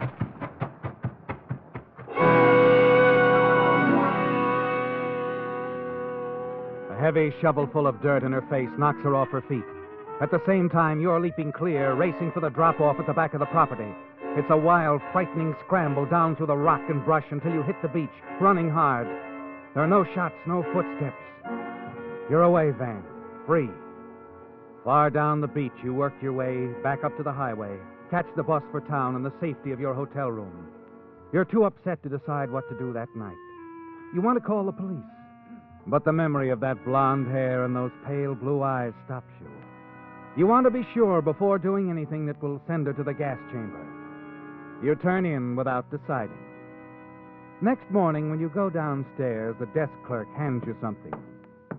Good morning, Mr. Barkley. Morning. What's this? A young lady left it late last night. Well, there's nothing written on the envelope. She just told me to put it in your box. Oh, well, thanks. That looks awful green. Yeah, $100 bill. And no note, no nothing? Nope. I wish I knew your secret, Mr. Barkley. You'd like to know that secret yourself, wouldn't you, Van? Now more than ever. $100 to pay for your silence, and probably a chance at more if you live up to the bargain. But there's also a chance to play it smart, isn't there? If you can find out more about this girl, her name, what's behind it all. You catch the bus again, and as you approach the big house, there seems to be quite a few people around. At the gas station on the corner, you find out why. All set, Mr. Armstrong. Anything else? That's all, Joe. Thanks.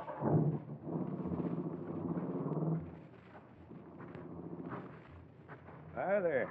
What can I do for you, mister? Run out of gas or something? No, I was just walking, and I saw there was some kind of excitement around here. Yeah, more than we've had in a long time. They found a body down on the beach this morning. Oh? Somebody drowned? Maybe so. But he got a bullet hole through his forehead first. Oh, murder, huh? Yeah, looks that way. Guy named Alfred Hamilton. Lived right up the street. Over in that house? Ridgely's? Oh, no. He used to be over there a lot, but he didn't live there. Well, I noticed that there was a police car out in front. Ah, that's part of the excitement. Not only is this friend of the Ridgely's bumped off, but Doris is missing. Doris? Yeah, Doris Ridgely. Mr. Ridgely's daughter. Well, that's Ridgely, the art collector? Sure, you know. He's about the richest person in the neighborhood. Nice man, too. Mm-hmm. And Doris, his daughter. I remember. I've seen her. She's a blonde, isn't she? Good looking? That isn't the word for that girl. She's a peach, and she's beautiful. Yes, but rather hard and spoiled. Doris? No. Why, there isn't a nicer girl in town. And I ought to know. I've been taking care of her car ever since she started to drive. I sure hate to see her mixed up in anything like this. And missing, too. Why, she might be in the ocean herself, only her car's gone, too. Oh. They think she murdered this guy, Hamilton? I don't know. But if you ask me, she couldn't have. She's too regular. And if she did, she had a good reason. Hamilton was no good. I never could understand why Doris and old man Ridgely put up with him. There's just the two of them live there, huh? Yeah, Mrs. Ridgely died a while back. Gosh, I hope they find the girl okay. He'd just about kill the old man if anything happened to her. Yeah.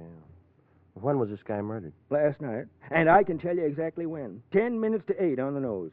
Oh? How can you be sure? Because I heard the shot. I didn't think anything of it at the time, but I did notice what time it was, because I was just getting ready to close up. Did you tell the police that? Sure. Where did the shot come from? How should I know? It was just a noise. Maybe from the house over there, maybe from the beach where they found him. Well, thanks. Thanks a lot. Yeah. Hey, say, who are you anyway? Nobody important. So long. As you walk away, you feel sure about one thing. That Doris didn't murder Hamilton at all. She was covering for somebody else, wasn't she, Van? And you've got to find her and bring her back. But where is she? Suddenly it hits you. The cabin she mentioned. Yes, at Anderson Lake. You decide quickly, Van. Next stop, Anderson Lake.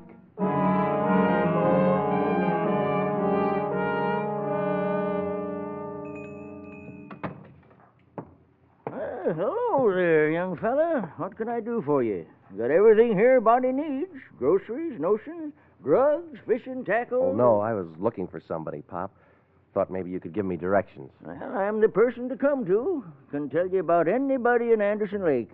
Who you looking for? Doris Ridgely. She's got a cabin up here, hasn't she? Yep. Well, how do I get there? You don't. Huh? Why not? Wouldn't do you no good. Why not? Nobody there. But I'm sure Doris is up here, and I've got to find her. Well, if you got eyes in your head, you wouldn't have to go to no cabin. Huh? If you look across the street over there, you'll see her car in front of Jake's Cafe. She's eating inside. Okay. Thanks, Pop.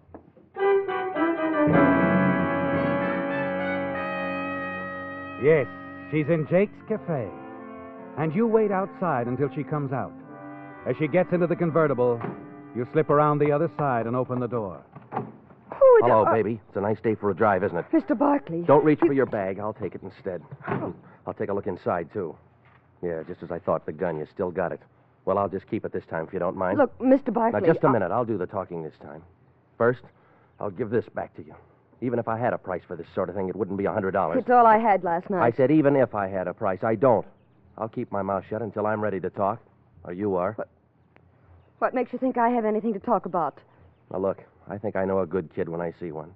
If you're really in trouble, I'm sorry. But I don't think you are. I don't think you killed this heel, Hamilton. I think you're covering up for somebody. No, I'm not. I killed him. He was threatening me. Threatening to tell something about me, and I killed him. I don't believe you. All you did was try to get me to help cover up somebody else's work. No, that's not true. Okay, so you're not ready to talk yet. Come on, let's go for a drive. Well... You know, I'm sorry I had to smother you with that shovel full of dirt last night. But I didn't like the prospect of sharing that hole in the ground with Hamilton. You mean you thought I'd... Oh, no, I never intended to do that. Well, how'd you think you'd get away with it then? Just let me walk away to tell the cops? I don't know. Okay, baby, keep your chin up. Of course you don't know. You were mixed up in something you knew nothing about. Well, you couldn't have killed this guy, Hamilton, any more than you could have killed me. So, come on. Come clean. No, I can't. Right, now look, whoever this is you're covering up for, they'll be found out eventually. Probably they had a good reason for doing this, from what I hear about Hamilton. But now you've got to get yourself off the spot, and me, too. We're accessories to the murder. Yes, I know. Look, why are you doing this? Why did you come here? I'll show you why. Does that answer your question? No talking now. Come on, start driving. We got to have a little talk with the police.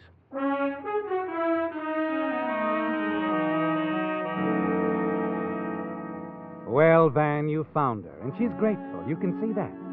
The way she smiles at you weakly, wonderingly. And perhaps later, when it's all over, you can pick up the dream where it left off. You think about it as you drive back to the city with her. Then, as she swings the big convertible into San Vicente Boulevard, she suddenly slams on the brakes and pulls up beside a police squad car. Hey, what's the idea, baby? We don't want a squad car. We want to go to police headquarters. Officer! Arrest this man. He's wanted for murder. And be careful. He's got a gun. You can't believe it's happening, can you, Van? But it is. And later at police headquarters, your dream is turned into a nightmare as Doris pours out a wild story to the chief of the Homicide Bureau. Yes, they were both at my house last night. They left together. Then I heard a shot. When I went out looking, I found Mr. Barkley standing over Hamilton's body down on the beach. He'd taken his wallet. What? You'll find it in his pocket right now. The officer here already has the murder gun. Are you kidding? Why, I haven't any wallet. I don't have a... Easy now. Well, seems you do have a wallet, Mr. You Barkley. see, Sergeant? Yeah, but she put it there. She slipped it in my pocket while we were driving. This is Hamilton's wallet, and this is the same caliber gun that killed him, Barkley. But I tell you, I didn't kill him. It's all a lie. Oh, hello, Mr. Ridgely. Thanks for coming right over. The lad's right, Sergeant. He didn't kill him. Dad. It's no use, Doris. I appreciate what you're trying to do, but you can't protect me. Dad, please don't say anything. I said it's no use, dear. You can release them, Sergeant. This young man and my daughter. I killed Hamilton. He was no good. I shot and killed him.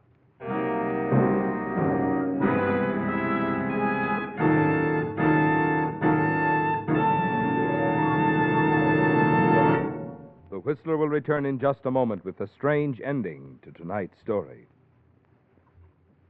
Some drivers prefer to learn things the hard way, such as the condition of their fan belt or radiator hose. They never give these items a thought until one day, and it usually happens when they're miles from nowhere, zowie! A steaming radiator tells them their fan belt has broken or their radiator hose has sprung a leak. Well, really, a much more convenient solution to this situation is to have your signal dealer inspect your fan belt and radiator hose periodically. And right now, before the summer driving season, is a mighty good time. The inspection is free. And if your signal dealer finds that your fan belt or radiator hose are the worse for wear, he has fine quality new ones that he can install while you wait. These, incidentally, are just two items from your signal dealer's complete line of recognized quality accessories that include Lee tires, Champion spark plugs, Rainmaster windshield wiper blades, and Purolator oil filters. Like Signal gasoline, you'll find that all Signal products and services are designed to help your car run better and go farther.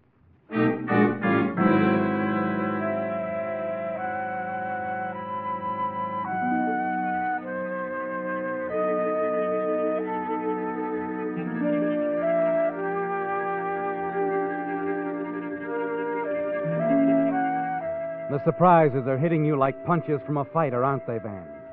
The attempted frame against you by Doris. And now, out of the blue, her father facing the police, admitting that he killed Hamilton. You stare from one to the other, wondering and waiting. And then Doris breaks the silence. But, Dad, you couldn't have killed Hamilton. Why couldn't he? He just confessed. That's good enough for me. He confessed to protect me. Dad had no reason He to... could have had the best reason in the world, blackmail. That was Hamilton's racket. Blackmail? That's the answer, Doris. Hamilton had been bleeding me for a long time. But a few days ago, I got the evidence to clear myself and expose him. So you sent for him and told him. He got tough and... I shot him. I had to, in self-defense. Oh, look, officer, you found the gun in Hamilton's wallet on this man right here. What more do you want? I tell you, I never saw this girl in my life until last night. It's no use, Doris. It happened exactly as I said. No, Dad, I know you didn't do it. There's only one way you could know, Miss Ridgely. Yes, Sergeant. There's only one way I could know. I tell you, my daughter is lying. Mr. Ridgely is right, Sergeant. Oh, hello, Lieutenant. Find anything? Plenty. His daughter's lying to protect him. We know from the gas station attendant's testimony that the shot that killed Hamilton was fired last night at 10 minutes to 8. We've checked every move of Miss Ridgely's, and at 10 minutes of 8, she was seen buying a pack of cigarettes at the corner drugstore. Then it was Mr. Ridgely. Mr. Ridgely left Hamilton in his living room last night somewhere around 7 o'clock, probably after telling him he was going to expose him to the police. At 10 minutes to 8, Mr. Ridgely was seen having a drink at the Sea House. So, Barkley, you did take Hamilton's wallet. It was your gun. I tell you, I never even heard of any of these people. It wasn't young Romeo here either. Then who? Alfred Hamilton committed suicide. Suicide? That's right. There's no doubt about it. Powder burns on his face. He was left-handed. The angle of the bullet in the left temple shows the wound was self-inflicted. Hand tests prove beyond a doubt that Hamilton fired a shot a few seconds before his death. I guess when he realized Mr. Ridgely was going to expose him to the police, he just couldn't take it. And now, Mr. Ridgely, if you'll come into my office a minute, I'll show you the reports. Dad, we'll wait in the car. I'll be along in a minute, Doris.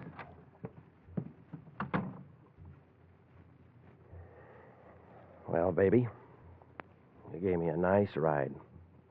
A very nice ride. Oh, honestly, Van, I'm terribly sorry, but I was worried crazy about Dad. Van, do you think we could have that drink again? Sometime, maybe? Oh, look, you're a nice kid. You're beautiful, fascinating, all those things, especially beautiful. But, baby, if you ever see me walking down the street again, just go on by. Please.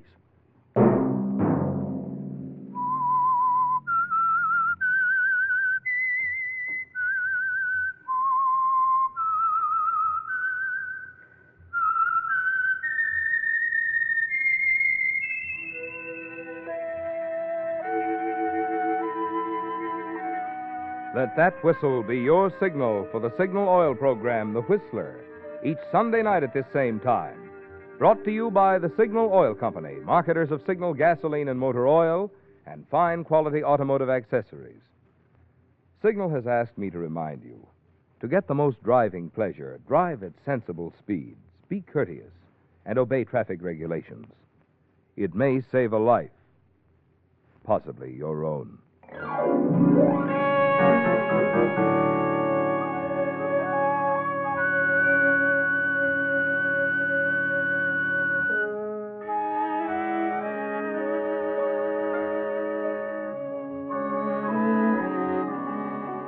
Featured in tonight's story were Jack Webb and Joan Banks. The Whistler was produced and directed by George W. Allen, with story by Hazel Lytle and John Dunkel, music by Wilbur Hatch, and was transmitted to our troops overseas by the Armed Forces Radio Service. The Whistler is entirely fictional, and all characters portrayed on The Whistler are also fictional. Any similarity of names or resemblance to persons living or dead is purely coincidental. Remember at this same time next Sunday, another strange tale by The Whistler. Marvin Miller speaking. This is CBS, the Columbia Broadcasting System.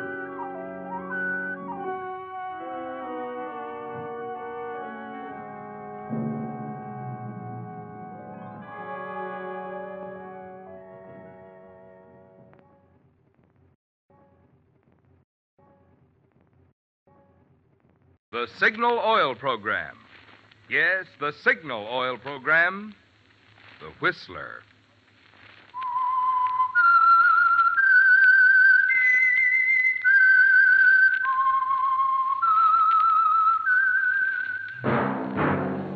Yes, friends, that whistle is your signal for the Signal Oil Program, The Whistler. The mystery program that is unique among all mystery programs. Because even when you know who's guilty, and you see his every move or know his complete plans, you always receive a startling surprise at the final curtain. In the Signal Oil Program, The Whistler.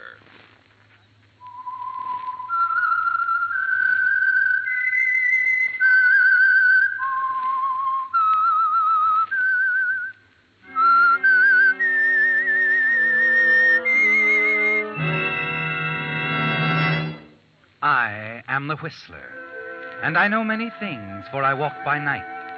I know many strange tales hidden in the hearts of men and women who have stepped into the shadows. Yes, I know the nameless terrors of which they dare not speak. Yes, friends, it's the Whistler for tops in entertainment. And for tops in gasoline quality, it's Signal. It takes extra quality, you know, to give you extra mileage. And Signal is the famous Go Farther gasoline. So look for the signal circle sign in yellow and black that identifies independently operated signal stations from Canada to Mexico. And now the Whistler's strange story. Golden Opportunity.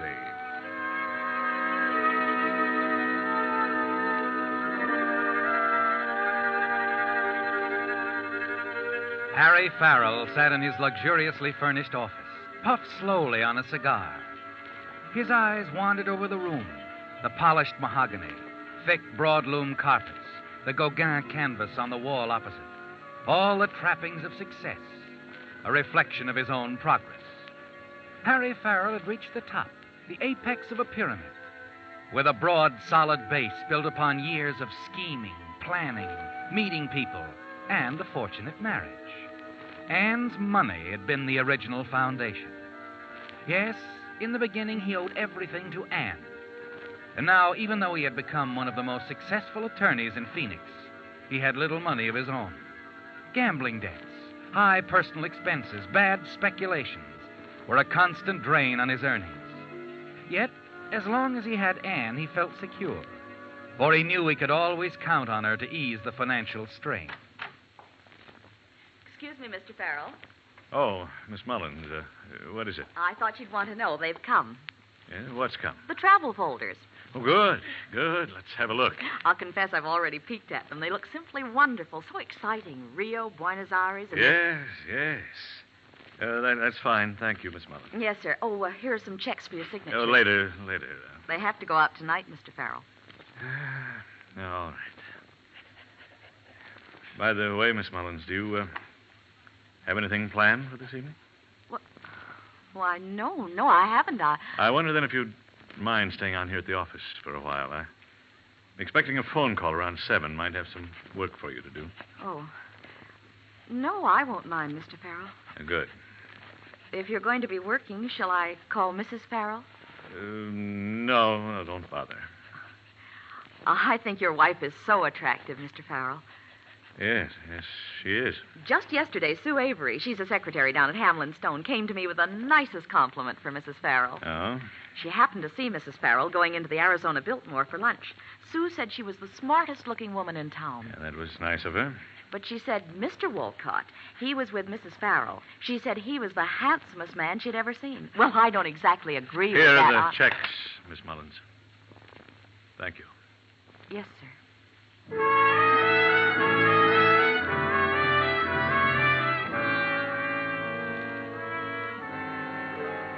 They all know, don't they, Harry? Even Sue, what's-her-name at the office down the hall. She knows, too, about Anne, your wife, and your partner, Sam Wolcott. And you've known for a long time, but there was nothing you could do about it. You were willing to let things stand as they were and keep your eyes shut as long as you had to depend so heavily on Anne financially. It really didn't matter. You've forgotten when you stopped loving her. Perhaps you never did. No, you're only interested in holding to her until you're on your own feet, until you have enough money of your own to live the way you want to live. Mexico City, Buenos Aires, Rio. But you know it'll be several years before you can do that, don't you? In the meantime, you turn to your travel folders, and through them you escape.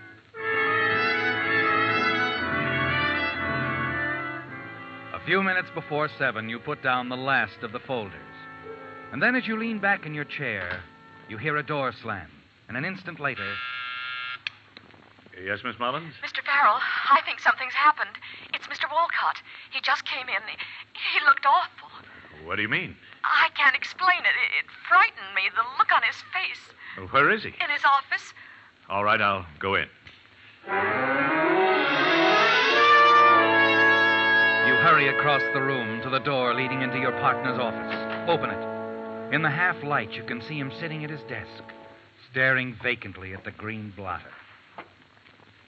Sam, what's the matter? Oh, it's you. What's wrong, man? Wrong? Look, will you tell me? I killed her, Harry. I killed her. You what? I killed Anne. Anne? Don't know what you're saying. You've been drinking. Yes, that's right. I've been drinking. But I killed her, Harry. She told me it was all over between us. She was standing in the library near the fireplace. I fired. She fell down. She's dead, Harry. Mr. Farrell, shall I call the police? No. Wolcott's drunk. He doesn't know what he's saying. Don't call anyone. Yes, Mr. Farrell. I wanted to call the police. I'm running this, Sam. You're not yourself. Now lie down on that couch until I tell you to get up. I'll be back in a moment.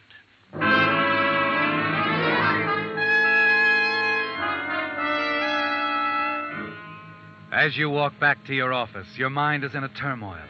Spinning, whirling. Your emotions are in a tangled mess. Then, as you close the door behind you, a strange feeling of happiness sweeps over you. Suddenly, you realize you're free. Free to live the life you've always wanted to live. And your wife is dead. Her money is all yours now. You hurry to the telephone and dial your home. You've got to make certain she's dead, don't you, Harry? You wait. And wait. There's no answer. And then you realize it's Thursday, the maid's day off. You're about to replace the receiver when... Hello? Hello? Hello?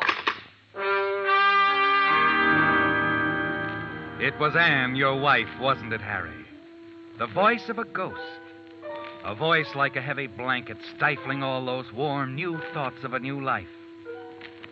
You glance at the gay, colorful travel folders on your desk. Your dream. The dream that came true for but a brief moment. Anne is alive. She's ruined everything, hasn't she? No. She can't do this to me. I won't let her. I won't let her do this.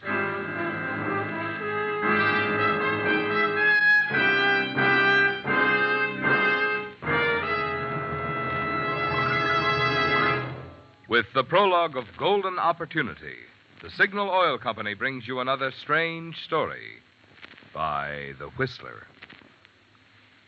Have you had your car radiator inspected recently? Warmer weather, you know, puts an extra burden on an automobile's cooling system. So, to make sure that your radiator won't heat up and spoil your driving fun, Signal dealers carry 3 little items designed to make your cooling system young again. The first is Radiator Cleaner to remove clogging sludge and rust.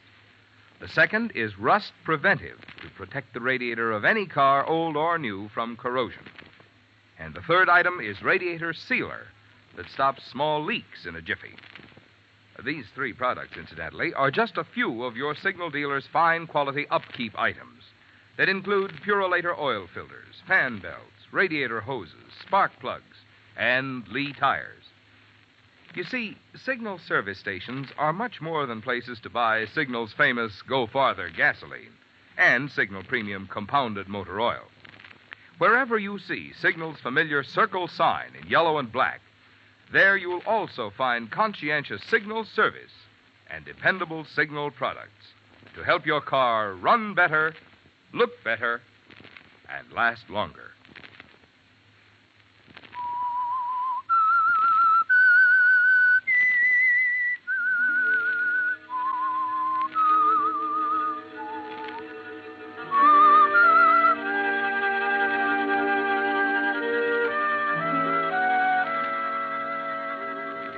When your law partner, Sam Wolcott, told you he'd killed your wife, there was no feeling of loss, was there, Harry? By his act, Sam had cut away your chains, had made you a free man to live your life as you'd always wanted to live it. Anne's death would have made it possible for your dream to come true. Then the voice of your wife over the telephone had shattered that dream, and the depths you reached after hearing her voice were almost more than you could stand. And now as you stare at the telephone, you realize you can't let her ruin everything. No, you can't allow her to stand between you and your dream. You tell yourself there must be a way. And suddenly the idea occurs to you. A simple plan, isn't it, Harry? Yes, a golden opportunity. You hurry back into your partner's office, and you're just in time. Sam, put that phone down. I'm sorry, Mr. Farrell. I tried to I stop said him, but put it down. Look, Harry, I've got to give myself You're up. not going to do anything until I tell you to. Now sit down. I'm your partner and your attorney. Or am I? Of course, but don't you understand? I killed her. I've Sit down. But, Harry, I've got to said sit down. Oh. Now, tell me exactly what happened tonight. Harry, what's the use? What happened? Well, Ann and I, we've been in love for quite some time, Harry. I don't suppose you knew. Go on. This afternoon, she called me. Said she had to talk to me. It was important. I guess right then I knew what was coming. As it turned out, I was right. What do you mean? Tonight, she told me it was all over between us. She just didn't love me anymore. I sort of went crazy. I had the gun. I couldn't stand the thought of not seeing her anymore. You shot her? Yes. How many yes. times? I don't remember once, I think. She was standing by the fireplace, holding the glass in her hand, smiling. I pulled the trigger. She fell. I turned, ran, came here. Where's the gun? The gun? It's the gun. Did you leave it at the house? No. No, I have it here in my pocket. Give it to me. I said give it to me. Mr. Farrell, please, you're not Keep going... out of this, Miss Mullins. Here it is, Harry. Well, go ahead. Why don't you pull the trigger? Don't be a fool, Sam. All right, then. Call the police. I want to get this over with. No. Well, if you won't, I will. You're not calling anybody. Not yet. Oh! Oh, Mr. Farrell, is he... He doesn't know what he's saying. A little nap will sober him up. Come along, Miss Mullins. But are you going to leave him like this? He just knocked out. He'll be all right. Are you sure? Yes, of course. All the drinking he's done, he'll probably sleep for an hour. That'll give me time to figure things out. Are you going to the police? No. I'm going home to see what really happened. I don't call anyone while I'm gone, and if Sam should wake, don't let him call anyone. Plug the switchboard if you have to. Tell him the lines are out of order. Yes, Mr. Farrell, but You suppose... can handle it, Miss Mullins. I'm counting on you. I'll handle it, Mr. Farrell. Good. Remember, no one must know about this until we're absolutely sure. Yes, I understand. Mr. Wolcott's been drinking. I can't believe he did this terrible thing. Now, remember, don't do anything till you hear from me.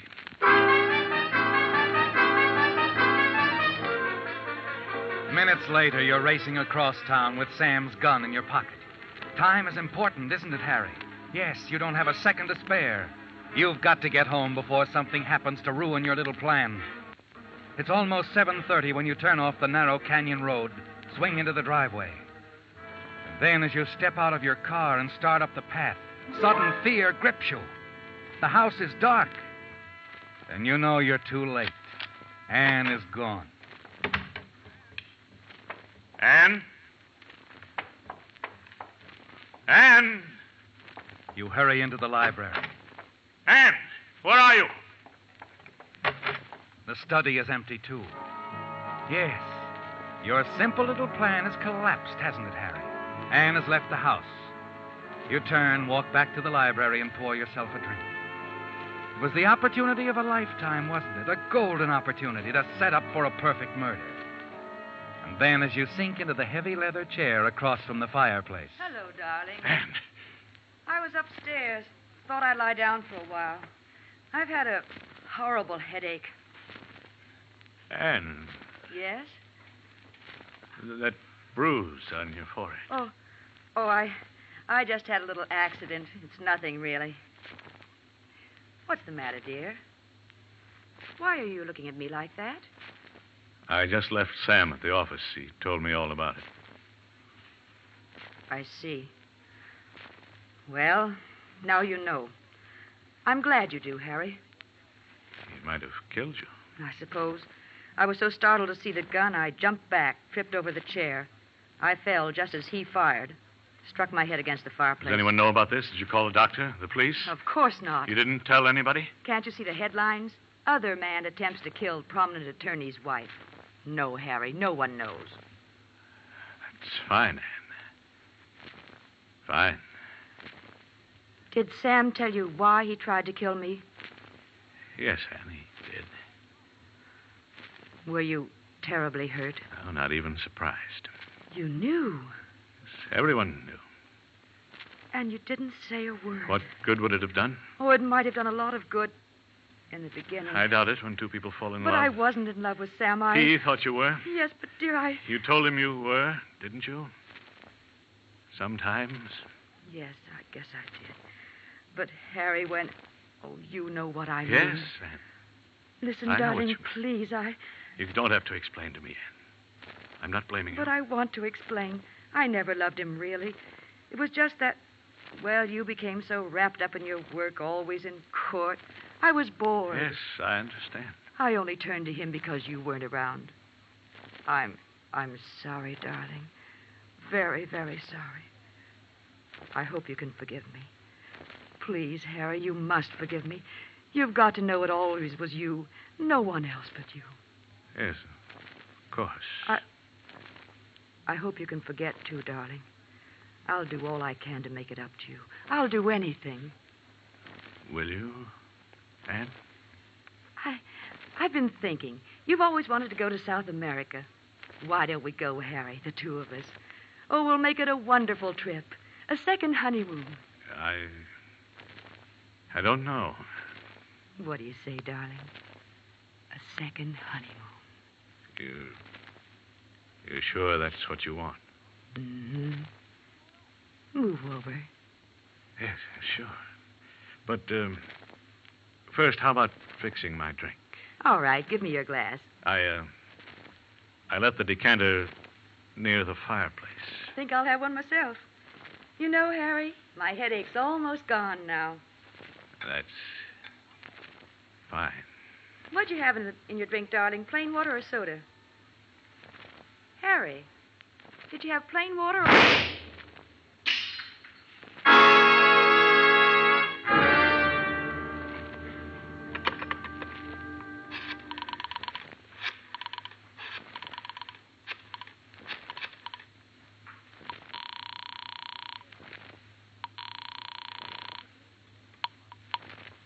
Police Department, Sergeant Williams.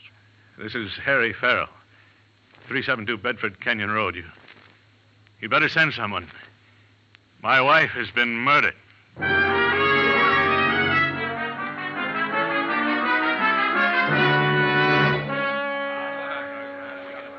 And that's all I know, Lieutenant. When my partner told me what had happened, I rushed here, found her like this. Uh-huh. All right, Mr. Farrell. Your partner. Where is he now? Back at the how about office. A picture, Counselor? Oh. Thank you. About Mr. Walcott. You say he's at your office? Yes, that's where I left him. He was quite drunk. I thought it best to take the gun away from him. Uh-huh. I think we better get down there and have a little talk. All right. Hey, Mr. Farrell. Yes? How long has this romance been going on between you and... Cut it, Macy. Come on, Farrell. Mr. Farrell. Later, boys, later.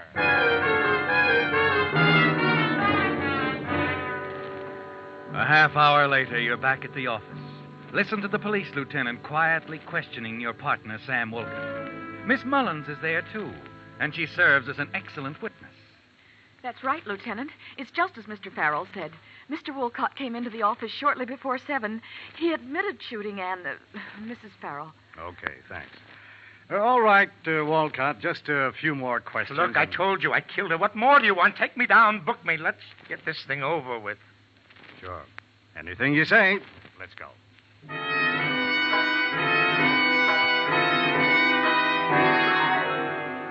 You struggle to keep the smile from your lips as the police lead Sam Wolcott out of the office, a condemned man. It's all over, isn't it, Harry? Your plan worked perfectly, and you're free at last. You heave a sigh of relief, walk back to your desk, and then you realize you're not alone in the room. Miss Mullins is standing by the window, staring at you, a strange expression on her face, one you've never seen there before. Mr. Farrell, So what is it, Miss Mullins? after you left the office tonight, while you were on your way home to see if your wife was dead. Yes. She called me on the telephone. He's almost buckle under you. You reach out, grip the edge of your desk for support, as a wave of panic sweeps over you. She knows, doesn't she, Harry? Miss Mullins knows that you, not Sam Wolcott, killed your wife. You stand there paralyzed, unable to speak. Finally, Miss Mullins breaks the silence. She called about some tickets. Wanted me to arrange passage for the two of you to South America. A second honeymoon, she said. I see. Mr. Farrell, Yes. you don't have to be afraid. I won't tell anyone. What was that again? I said, you don't need to worry. I'll never tell a soul. I know it's wrong, but I can't help it. You're doing this for me, aren't you, Miss Mullins? Yes. Well, I guess I haven't been very observant, No. Mildred. No, I guess you haven't. I wish now that I'd known. Would it have made any difference? Yes, I'm sure it would. I wish I could believe that. Still not too late. Let me prove it to you, Mildred. Harry, Mildred. Here. Here, look. The folder's there on my desk. Yes? Pick one out. What? Just go ahead. Pick one out. Anyone. All right. There. Destination. Mexico City. And the hotel? Hotel Reforma. But I don't It's understand very that. simple. I'll meet you there. Later. Oh. I see. Well, what do you say? You really don't have to do this. You know, I'd never tell anyone. I want it that way, Mildred. You can get a plane out of town tonight. I'll give you the money you need. 2,000 should do it. There's that much in the safe here. Well, You'll meet me in Mexico City. as soon as I can. It all depends on the trial, Sam's trial. But I'll meet you when it's over, Mildred. I promise. All right, Harry. I'll leave tonight.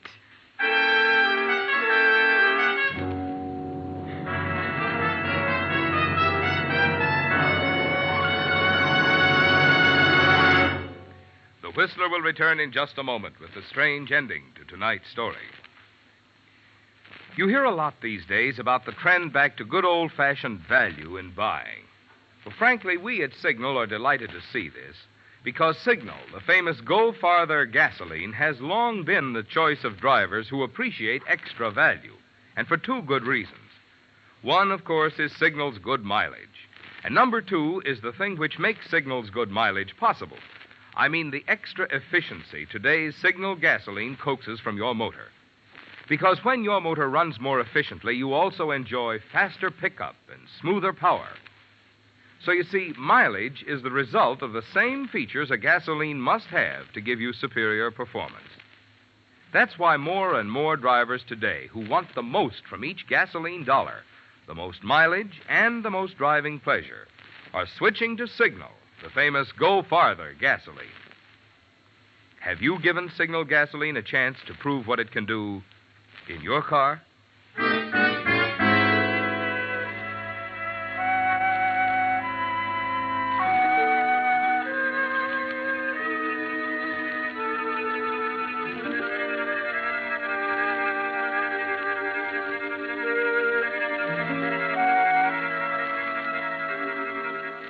It's over, isn't it, Harry? As you waited, well hidden in the shadows at the airport, you watched your secretary, Miss Mullins, step aboard the plane. Minutes later, you saw it take off. And the one remaining threat to the success of your plan is gone. You're not worried anymore about Mildred, are you? You're certain she'll never tell anyone that you, not Sam Wolcott, killed your wife. Then, after the trial, after your partner has been convicted of a crime you committed, you'll join Mildred in Mexico City. That's what she wants, isn't it? And why not? Who knows what may happen in Mexico? An hour after you leave the airport, you're back at the house. As you step up to the front door and fumble with your keys, a voice drifts out of the darkness beside you. I've been waiting for you, Farrell. What? Oh, it's you, Lieutenant. Yeah. I think you better come along with me. But what's the matter? You're under arrest. Under arrest? For the murder of your wife. That's ridiculous. Sam Wolcott confessed he killed her. You made a bad mistake when you killed your wife, Farrell. You see, you picked the wrong library. Wolcott confessed shooting your wife in the library, all right, but it wasn't the library of his house. And that bullet that missed her, it's there, too, embedded in the mantelpiece.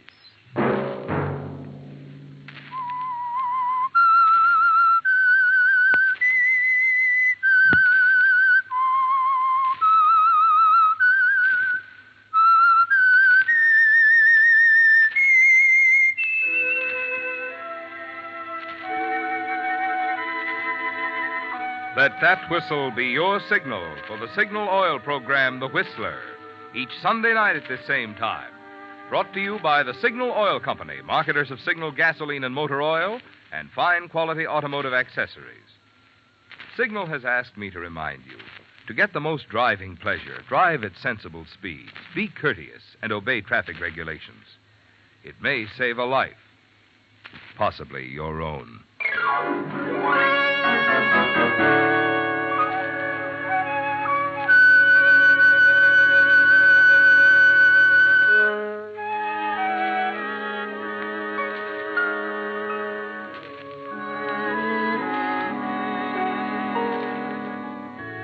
Featured in tonight's story were Willard Waterman, Monty Margetts, Lois Moran, and Walty Mayer. The Whistler was produced and directed by George W. Allen, with story by Harrison Negley, music by Wilbur Hatch, and was transmitted to our troops overseas by the Armed Forces Radio Service. The Whistler is entirely fictional, and all characters portrayed on The Whistler are also fictional. Any similarity of names or resemblance to persons living or dead is purely coincidental. Remember, at this same time next Sunday, another strange tale by The Whistler. This is Marvin Miller speaking. This is CBS, the Columbia Broadcasting System.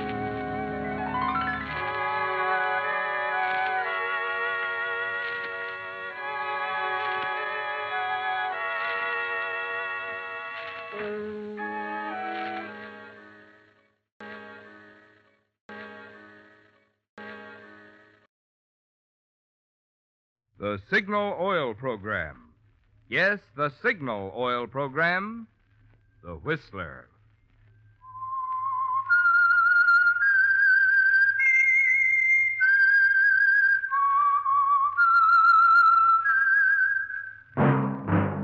That whistle is your signal for the Signal Oil Program. The Whistler.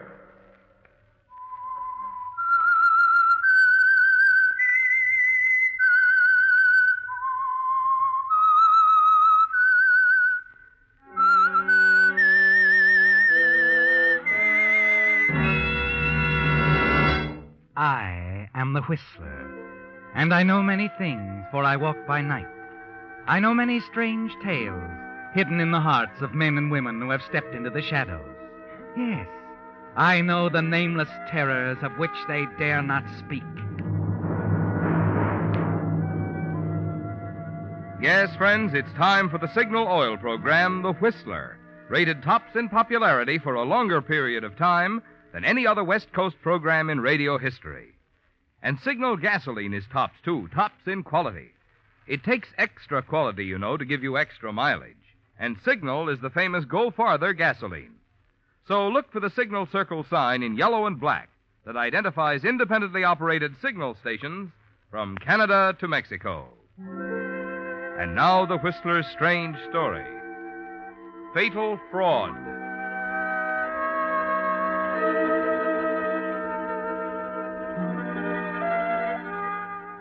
The questioning by the Hong Kong police was brief. The suspect's guilt was clear, coldly clear as the murder weapon itself. And it was inevitable that it should end with an official booking for murder. But even though a conviction was a certainty, the motive and circumstances behind the crime were considerably more complex. It had started more than a week ago at a fashionable gathering across the city. A swank social affair with smartly dressed ladies in evening gowns and jewels, gentlemen in dinner jackets. And the precise moment might have been when most of the guests adjourned to the library and listened to that well-known voice and stared at the man who spoke. We shall defend our island, whatever the cost may be. We shall fight on the beaches. We shall fight in the fields and in the streets. We shall fight in the hills. We shall never surrender. And even if, which I do not for a moment believe, this island, or a large part of it, was subjugated and starving, then our empire beyond the seas, armed and guarded by the British fleet, would carry on the struggle until the New World, with all its power and might, steps forward to the rescue and liberation of the old. Oh, well, I say. Oh, wonderful, Chris. A perfect impersonation. That's our Winnie, all right. You could fool me. Well, that's what he's famous for. Thank you. Not quite famous. Well, you should be, young man. All those voices, why, it's fantastic. No, it's practice, that's all. And the living. Is it a good living, Mr. Holmes? Huh? Oh. Oh, Catherine. You haven't met our clever young man. Chris Holmes, Catherine Dorn. How do you do, Miss Dorn? Fine, thank you. And you do very well, Mr. Holmes. Oh? You like the impersonation? Very much. That routine of yours must be quite tiring. Don't you think you've earned yourself a cocktail? He certainly has. Now run along, you two. Join me, Miss Dorn? You know, Mr. Holmes, that's exactly why I came over. I hate to drink alone. Alone? You? Oh, don't I'm not really an invited guest, just part of the help, you know, a secretary. Hmm? I'm here with my employer, Albert van Loven.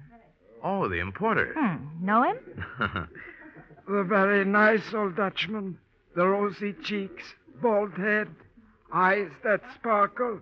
He holds his head to one side like this when he talks. Not impressed, Miss Dorn? Don't you think I do it rather well? You were excellent, Mr. Holmes.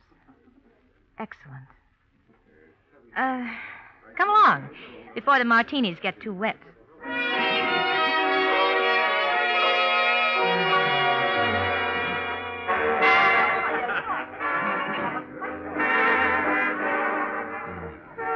Chris, you know you dance as well as you impersonate. Sure, been copying Fred Astaire. I mean it.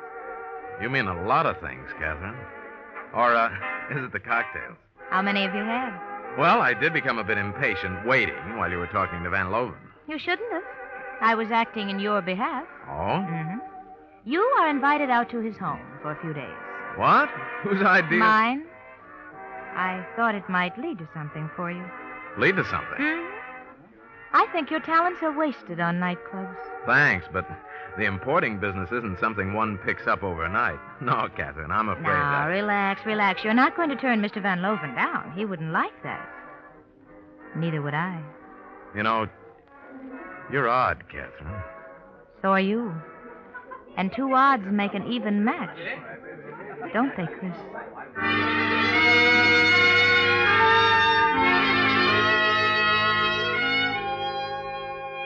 Catherine is an interesting girl, isn't she, Chris? And you're pleased with her interest in you. Pleased and a little flattered, because she's easily the most attractive girl at the party.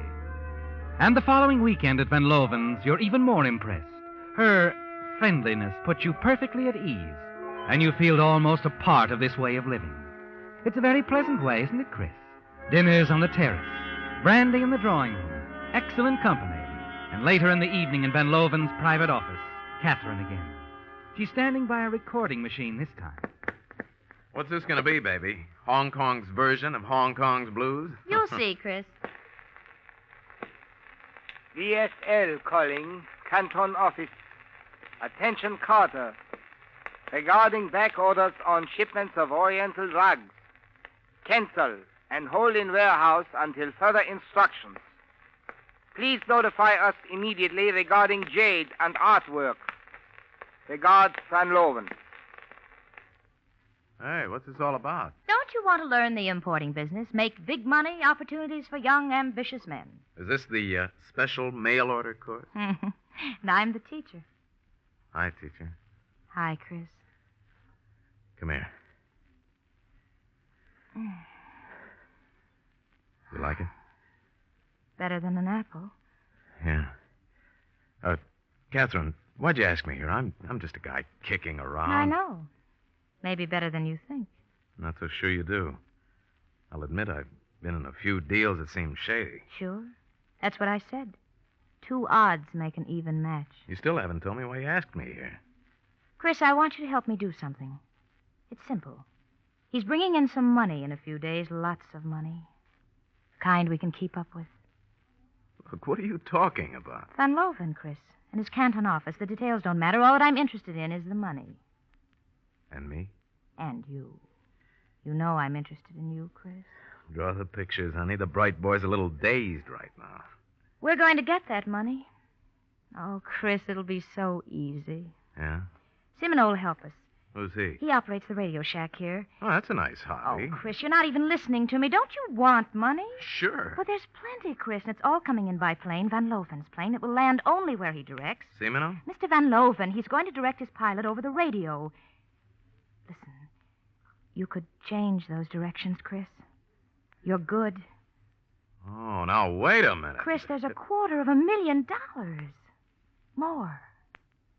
$250,000? A third of it can be yours. Yeah. But, Catherine, hijacking a plane, that isn't easy. It will be.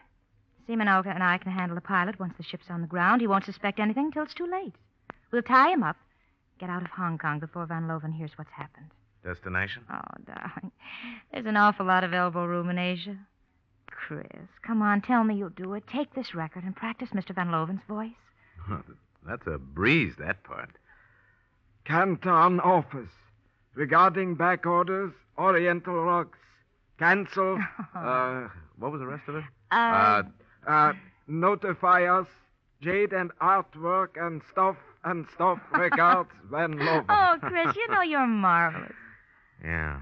Say, Kath, you really think we can get away with it? We can. And we will, Chris. We will. You'll do it? Yeah. Yeah, I guess so. The money, Chris. It's real, not an imitation. You'll see. Sure. You're not either, Catherine. You're right here and real. That much I am sure of. Come here. We're getting out of practice.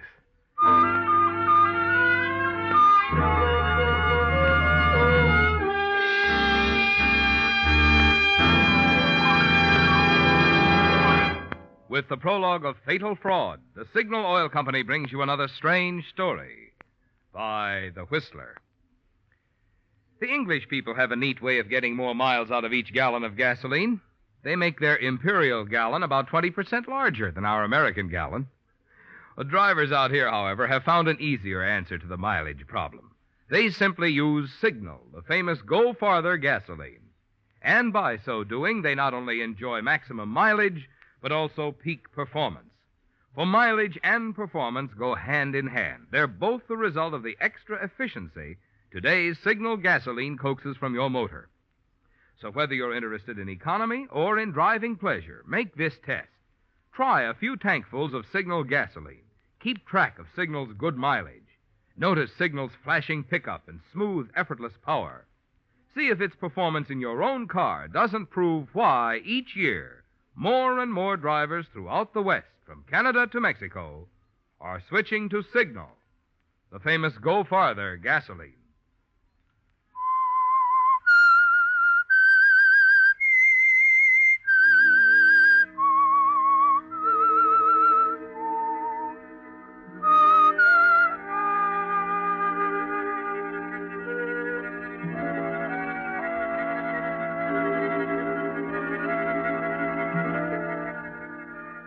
You've made a decision, haven't you, Chris?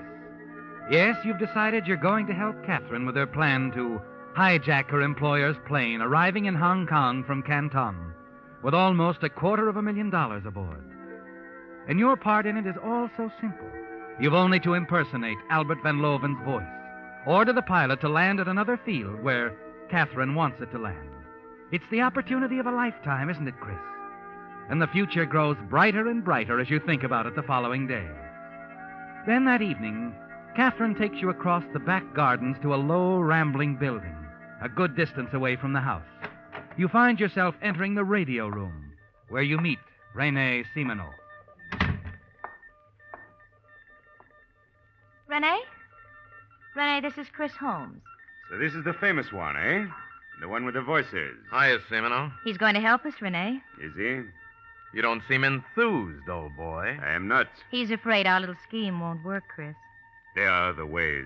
Better ways of doing this, Catherine. If you'd only listen to Renee, me. must we go through all that again? With Chris to help us, we cannot fail. I don't like it, that's all. There are better ways. Maybe it's the money that bothers him, Catherine. Getting only a third of the loot instead of half. A third? Catherine, did you tell him yes? that he... I think he's entitled to a third. I see. Don't look so glum. Third share will buy you a lot of scented hair oil, Simino. Chris. By the way, what's that you have on now? Eau de Violet? Chris. Listen, smart boy. I know what's good for you. Stop it, Renee. Stop it. You're acting like a child. Let him go. That's better. We've more important things to do than quarrel. What time do you expect the plane to arrive here in Hong Kong? At 11 tomorrow night. Good. We'll be ready, won't we, Chris? As our friend Van Loven would say. We will be ready, Katrina, my dear. You see, Renee, he is good, isn't he? Excuse me, Catherine. I have things to do. Excuse me, Catherine. I have things to do. Oh, darling. You sound just like Renee. Yeah. Well, at least we get along, don't we? Mm-hmm. Well, come on, darling.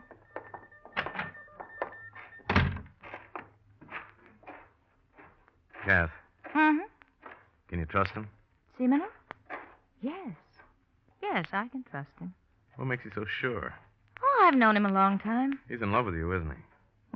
He'd do anything for you. I suppose. Were you in love with him once? What difference does that make? I just asked. He could make trouble for us later. You leave him to me, Chris. I know how to handle him. I know just how to handle Renee.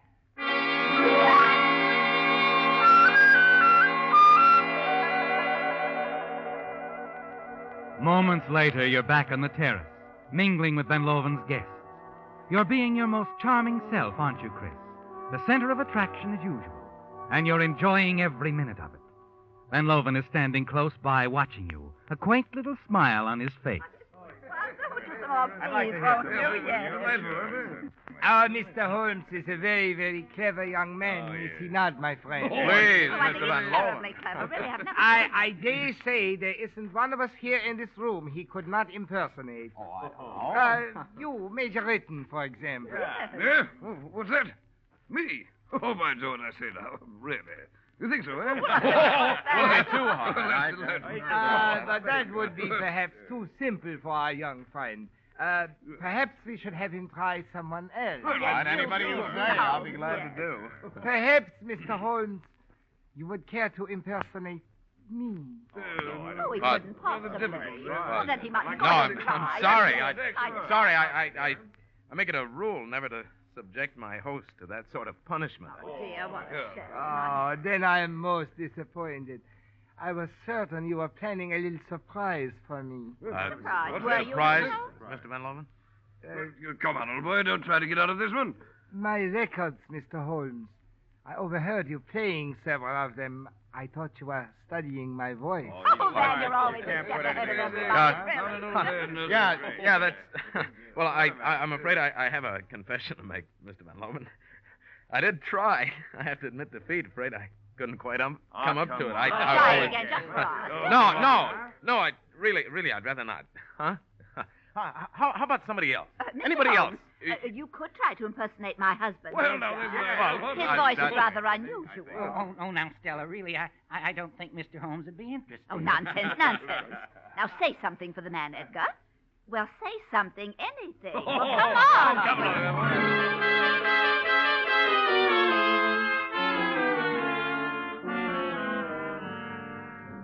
You oblige her, don't you, Chris? and your impersonation of the mild little man goes over well, much to his embarrassment. Then you're called on to do others to the delight of the assembled guests.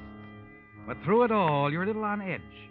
You haven't forgotten Van Loven's request that you try to impersonate him, and the rather strange expression on his face when he mentioned having overheard you playing his records. Finally, you manage to break away and look for Catherine, but she's not in the house, and so you wander outside into the garden for a quiet smoke. And then near the radio building, you hear voices. Catherine. But I don't like it, Catherine. I don't like it one bit. Renee, darling, I told you not to worry. But what do we know about him? How can we trust him? Please, let's not argue. I know what I'm doing. Believe me, Renee, I know what I'm doing. He's important to us now. Without him, we haven't a chance. All right. All right, Catherine. We'll do it your way. But once this is over... Yes, darling, yes. Once it's over, then we'll see. We'll see.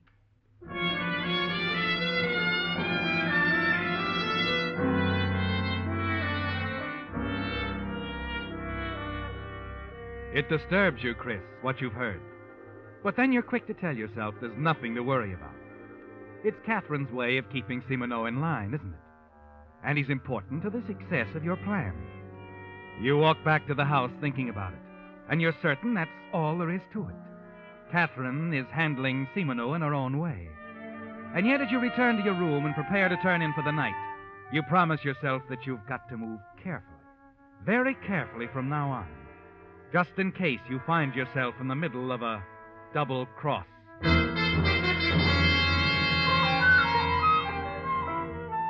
The following morning at breakfast, you discover that your host has plans for his guests. Motorboating, lunch at the Hotel Royal, and then the races. Plans that keep you from seeing Catherine all that day. Then when you and the guests return to the house early that evening, you hurry upstairs to dress for dinner. Chris? Huh? Oh, Catherine. Chris, there's been a slight change in plans. Yeah? The plane has already left Canton. Oh? Simoneau just told me. It's scheduled to arrive here shortly before 9. 9? Well, we'll be right in the middle of dinner. Well, I'll tell Van Loven you're not feeling well, that you won't be down. All right. Now, here's the message. Study it. Be at the radio room in an hour. I'll meet you there.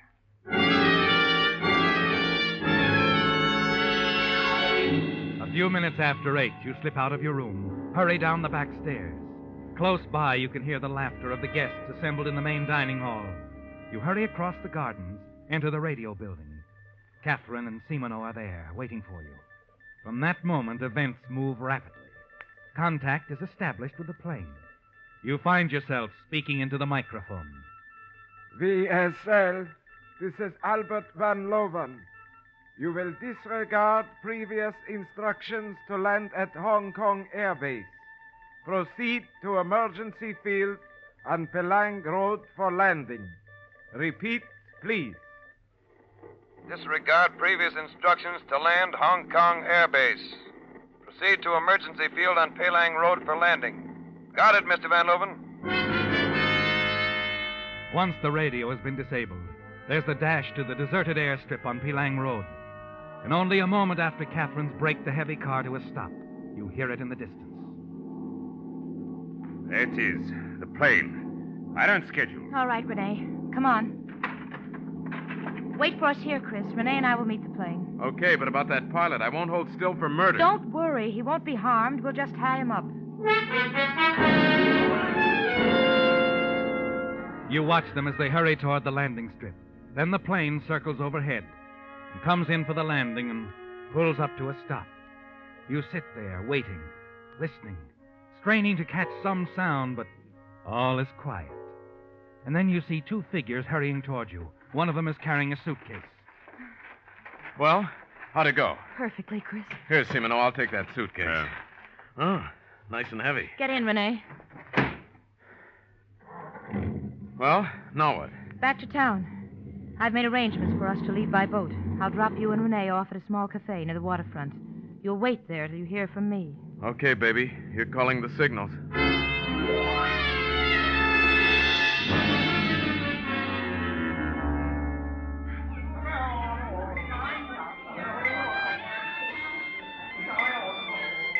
Relax, Semino. Relax. I don't like this waiting. Forget it. Enjoy the floor show. Ah, she's cute. Quite a dancer. Yes, real cute. Where you going, Semino? To get another drink. Our waiter seems too busy watching the show. As you sit there watching the girl perform in the center of the smoke-filled room, you're suddenly aware of someone staring at you. An old man standing a few feet away, a look of uncertainty on his face, indecision. And then swiftly he moves toward you, hands you a slip of paper, and darts away into the crowd. You unfold the paper and read. We will leave on the midnight plane for Saigon, the two of us, darling. It's been just the two of us from the beginning. Come at once. This diagram will show you just where to meet me. Catherine. You stare at the paper in your hand, the carefully drawn diagram of the meeting place, the rendezvous where Catherine will be waiting, a quiet side street. Suddenly it hits you, Chris. A question night through your mind. Did the old man make a mistake, Chris? Was the note intended for Semino? You're certain it was, aren't you? It's been Semino and Catherine all along. You should have suspected that after what you overheard in the garden last night. You slip the paper back into your pocket as Semino approaches. Did I miss anything? Huh? Oh, no. Not a thing, pal. Got a cigarette? Here, help yourself. Oh, is this all you got?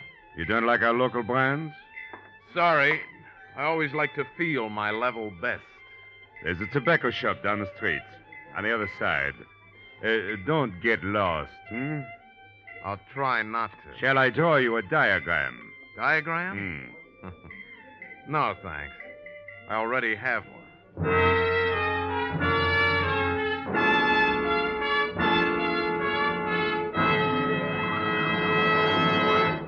The Whistler will return in just a moment with a strange ending to tonight's story.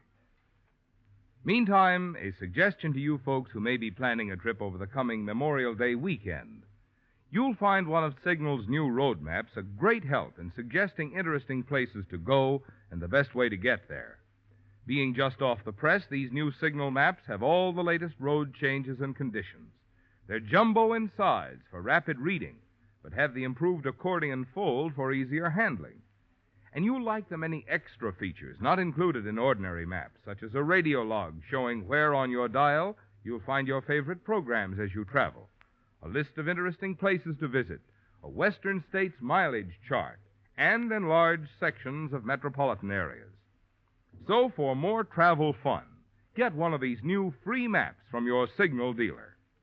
And of course, power your car with Signal, the famous Go Farther gasoline.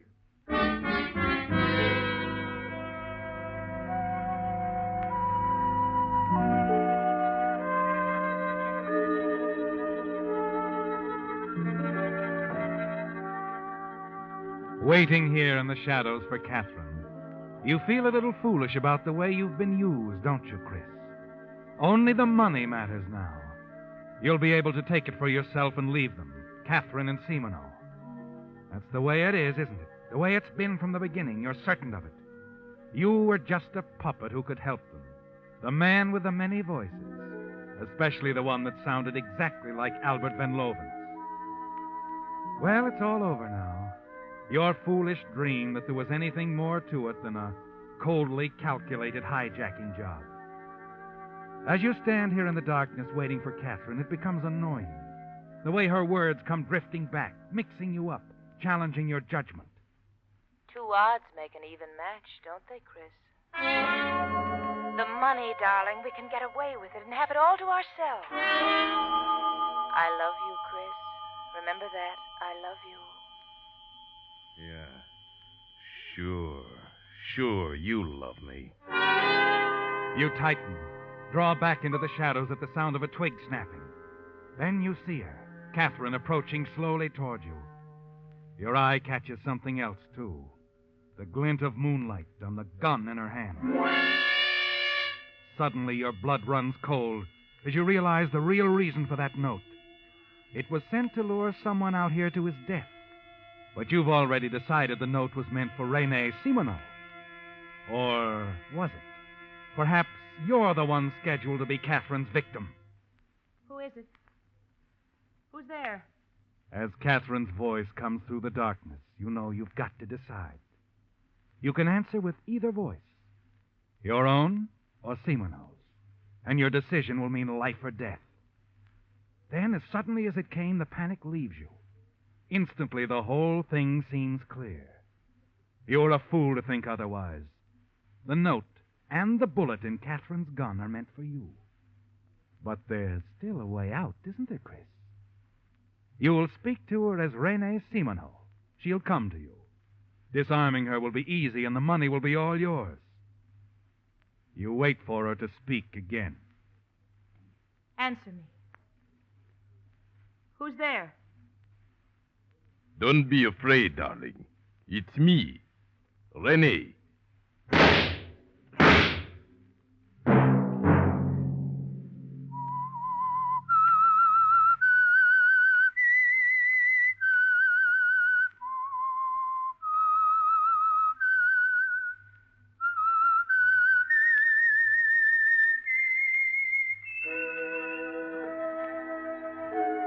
Let that whistle be your signal for the Signal Oil program, The Whistler, each Sunday night at this same time.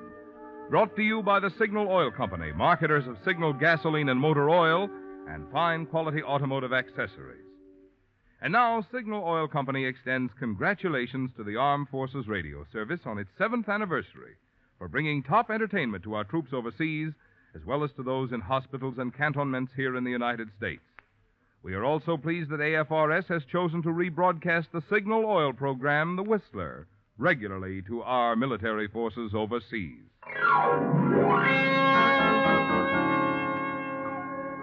Featured in tonight's story were Paul Frees, Kathy Lewis, and Gerald Moore. The Whistler was produced and directed by George W. Allen, with story by Joel Malone and Adrian Jean Doe, music by Wilbur Hatch, and was transmitted to our troops overseas by the Armed Forces Radio Service.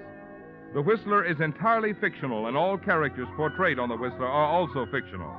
Any similarity of names or resemblance to persons, living or dead, is purely coincidental.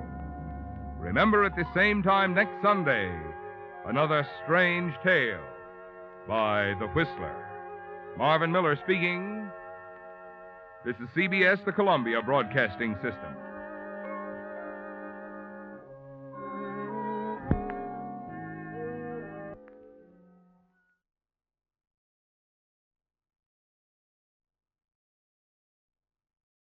The Signal Oil Program. Yes, the Signal Oil Program, The Whistler.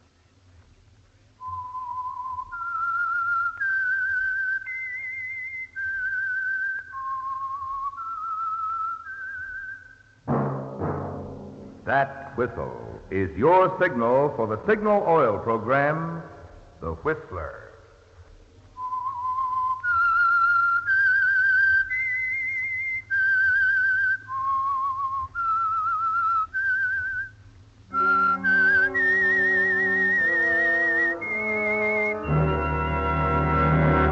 I am the Whistler, and I know many things, for I walk by night. I know many strange tales hidden in the hearts of men and women who have stepped into the shadows. Yes, I know the nameless terrors of which they dare not speak. Yes, friends, it's time for the Signal Oil Program, The Whistler, rated tops in popularity for a longer period of time than any other West Coast program in radio history. And Signal gasoline is tops, too, tops in quality. It takes extra quality, you know, to give you extra mileage. And Signal is the famous Go Farther gasoline. So look for the Signal circle sign in yellow and black that identifies independently operated Signal stations from Canada to Mexico. And now the Whistler's strange story. Deal with Death.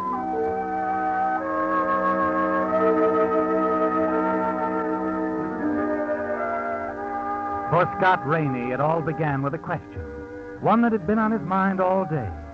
And as he hurried home that evening, each step seemed to fan the fires of jealousy that burned within him. There are always questions on Scott's mind, but this particular one had nothing to do with his work as a reporter for one of San Francisco's leading dailies. Rather, it involved his wife, Evelyn, and another reporter, Scott's longtime rival, a man named Matt Cregan. Now, Scott was certain that the rivalry between them was no longer confined to the newspaper business. His wife, Evelyn, had been acting strangely for weeks. As Scott faced her in their small apartment, he spoke quietly. Evelyn, What is it, dear?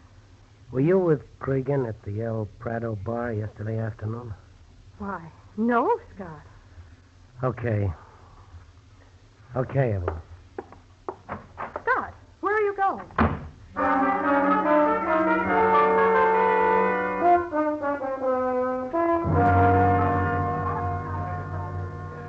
I guess it's all pretty boring.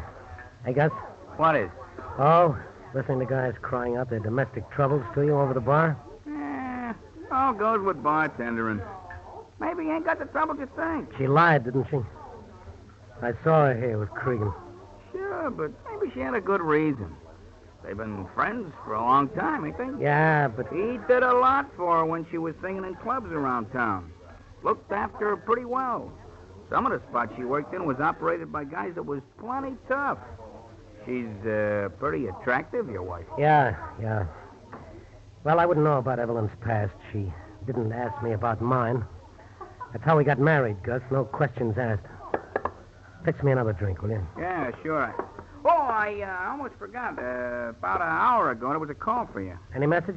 Fella didn't leave one. Said he'd call back later. Well, I'm not sticking around much longer. Hiya, Gus. Oh, Al. It's about time. My dogs are killing me. Look, you're supposed to relieve me at 8 o'clock. Hi. Sure, Gus. Only there was a roadblock. Little excitement down on the waterfront. What kind of excitement? Fire in one of them cheap hotels. You didn't stop to find out how it happened? Nah, I didn't want old Gus here to overwork. It's the first time I'd ever bothered you. I think I'll go down and have a look. What do I owe you, Gus? You already caught the last one. Always on the beat, huh? A reporter is only as good as his last hot story. This one ought to be hot enough anyway. A fire. Ha! I'm sorry you came.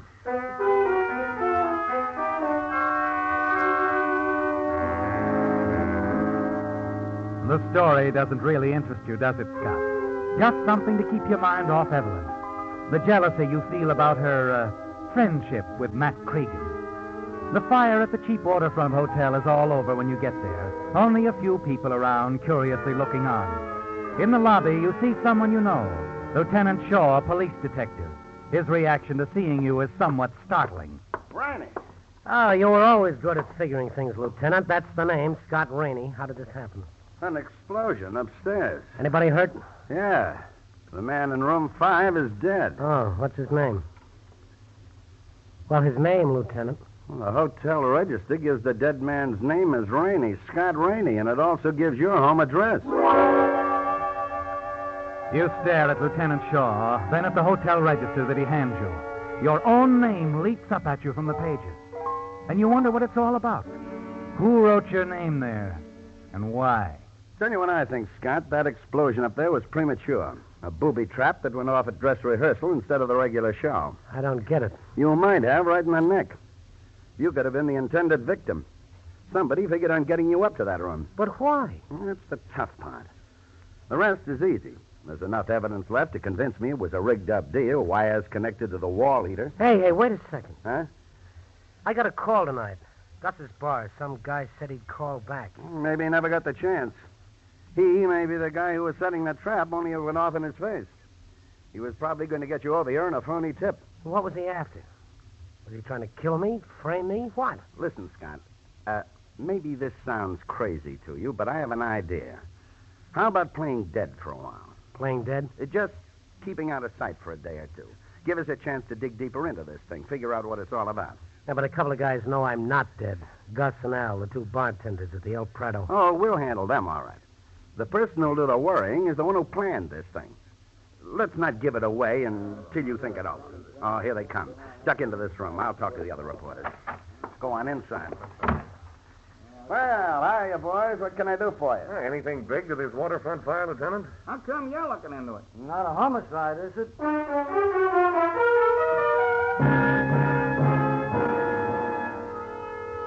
The voices of the lieutenant's questioners drift over the transom to you.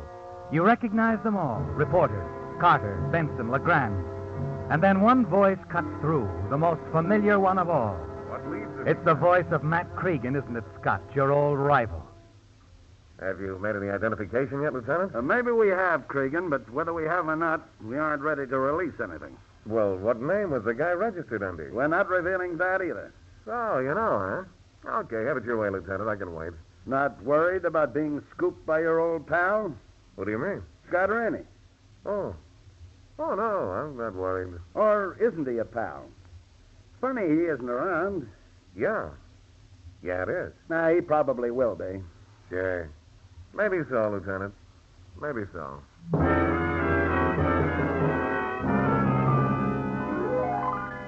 Something in Cregan's tone bothers you, doesn't it, Scott? He isn't worried at all. You're sure of it.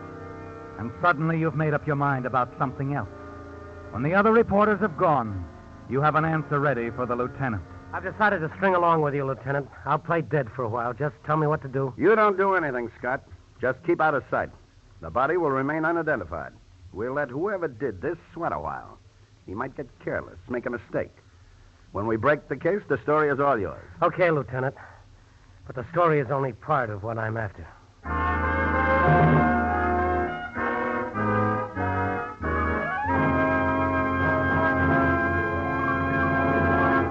With the prologue of Deal with Death, the Signal Oil Company brings you another strange story by The Whistler. If, like most car owners, you'll be using tomorrow's holiday for a drive somewhere, you'll also be seeing a lot of Signal service stations. So it occurred to me that you might like to know a little more about this friendly organization which brings you The Whistler. Well, first of all, Signal products have always been sold only through independently operated stations. The reason? Signal Oil Company believes that a man who has his own business naturally has more incentive to serve you better. And secondly, because you want top-quality products for your car, each individual Signal station is backed by an organization which serves the many hundreds of Signal dealers throughout 6 western states, with facilities to bring you every latest advance in petroleum science. Obviously, drivers must like this combination of Signal's personalized service, plus fine-quality Signal products, when you consider how fast Signal has grown into an organization serving the entire West Coast from border to border. To see for yourself one of the good reasons for this increasing popularity, drop into a Signal station tomorrow. Fill up your tank and discover how you go farther with Signal.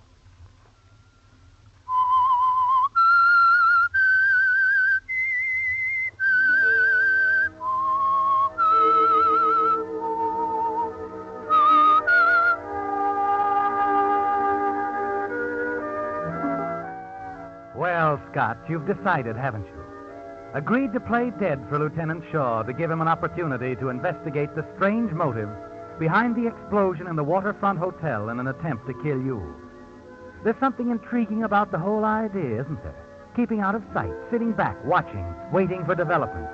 And you'll be especially interested in the reaction of 2 people, Matt Cregan and your wife, Evelyn. Look, Scott, I'm going back to headquarters and see how the boys are coming along with the dead man's prints. You'd better duck out of sight. Okay. There's an apartment on Ellis Street. I made arrangements to hide you there. Here's the address and the key. Thank you. I'll call you the minute I find out anything. If we're lucky, we'll have the dead man's prints on file. All right, Lieutenant. I'm sort of anxious to know who he is.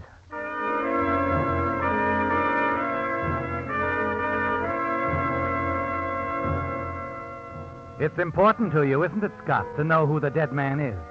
The man you're certain set the death trap for you in that waterfront hotel room.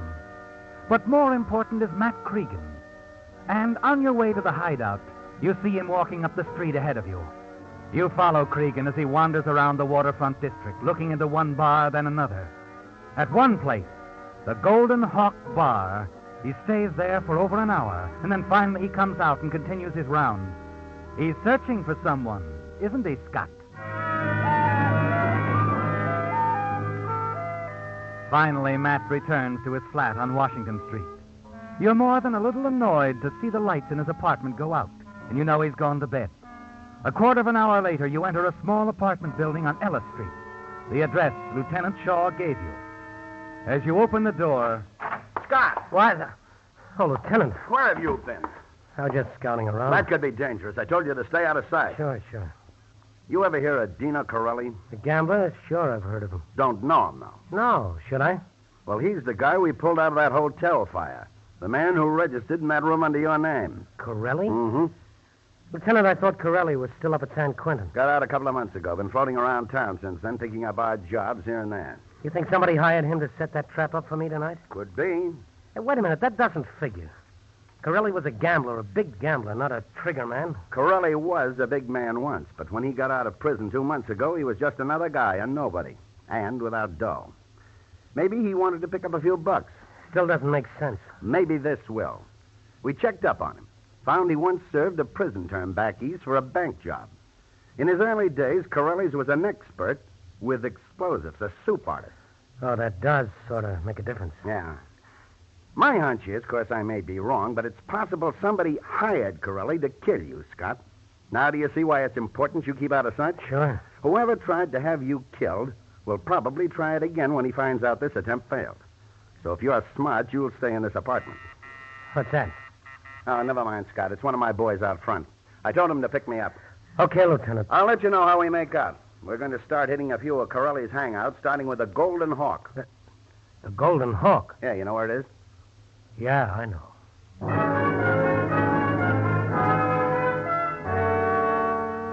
It's beginning to add up, isn't it, Scott? The Golden Hawk Bar, one of Corelli's hangouts.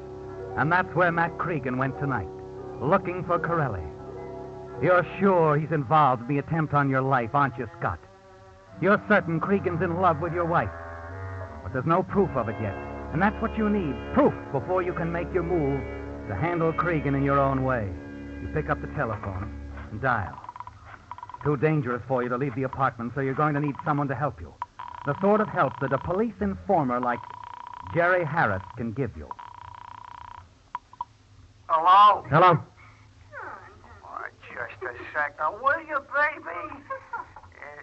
Hello? Jerry, this is Scott Rainey. Oh, hiya. What's up? Don't let anybody know you've talked to me, Jerry. I've got a little job for you. Well, look, pal, I'm sort of tied up at the moment. Baby. Well, this can wait till morning, but that's all. Morning, huh? Well, I got some things on fire for tomorrow, pal. I don't think I'll be able Still on to... parole, aren't you, Jerry? Yeah. Why? There are certain things guys on parole are not supposed to do, Jerry. You get what I mean? I think so. What do you want me to do? Nothing that could hurt you. Just tail a guy, Matt Cregan. Cregan, the reporter? Yeah. Let me know what he does, where he goes, who he sees. That's all. And keep your mouth shut. Okay. Keep in touch with me at this number. Lafayette, 8971. Have you got it? Yeah, I got it.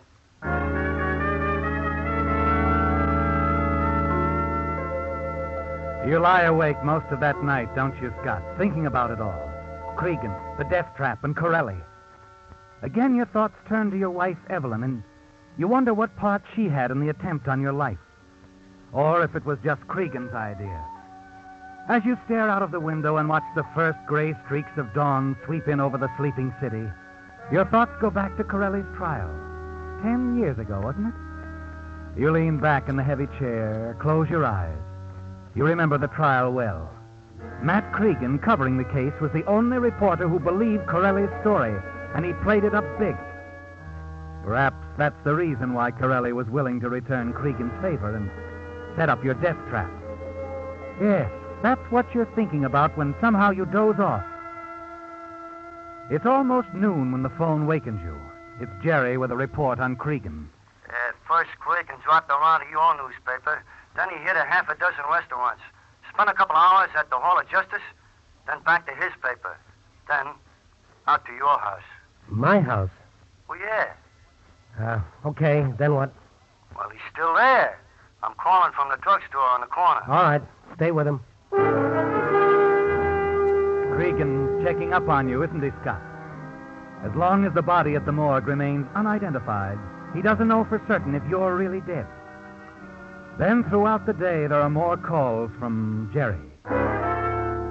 He's still on the move, Scott. One bar after another. Bowling alleys, restaurants, pool halls. Half a dozen times today, he's been to the same apartment on Bush Street. Whoever he's calling on here don't answer. He's at the El Prado bar now, Scott. Your wife is with him. Cregan's still looking, Scott, only now I know who he's looking for. A guy called Dino Corelli. That explains why Cregan's been trying that apartment on Bush Street all day. That where Corelli lives? Well, not officially.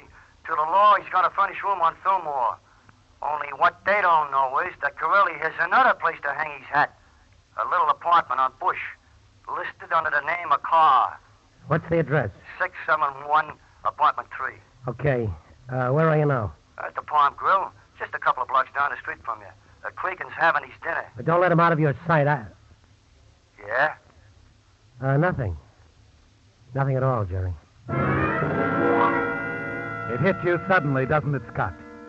All Jerry has is the phone number of your hideout. Yet he knows where it is. He said he was calling from a restaurant only a few blocks away from you. You wonder if Jerry is planning to double-cross you. You've got to find out now. It's dark out and you decide to chance it. You leave the apartment, hurry down the street, and finally you're standing in a darkened storefront across the street from the cafe. You've only a few minutes to wait, and then you see Cregan and Jerry come out. Cregan is doing the talking. You've made a mistake, haven't you, Scott? Calling in Jerry to help you. A few minutes later, you see Cregan get into a cab and drive off. Jerry turns and walks away. On a darkened side street, you catch up to him. Just a second, Jerry. Hey, what? Oh, Scott. What were you and Cregan jawing about back there? Oh, well, he got wise. He told me to quit telling him or he'd suck my ears down. How did you know I was in that apartment on Ellis? Oh, that? Oh, it's easy. I remember the phone number. I was up to the apartment a couple of times doing a little job for Lieutenant Shaw.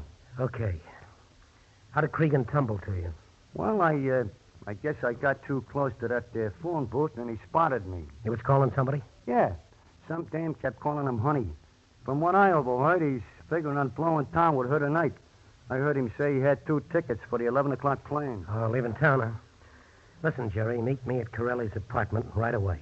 Well, what do you want me for? Well, apartments usually have locks. I can use your talents.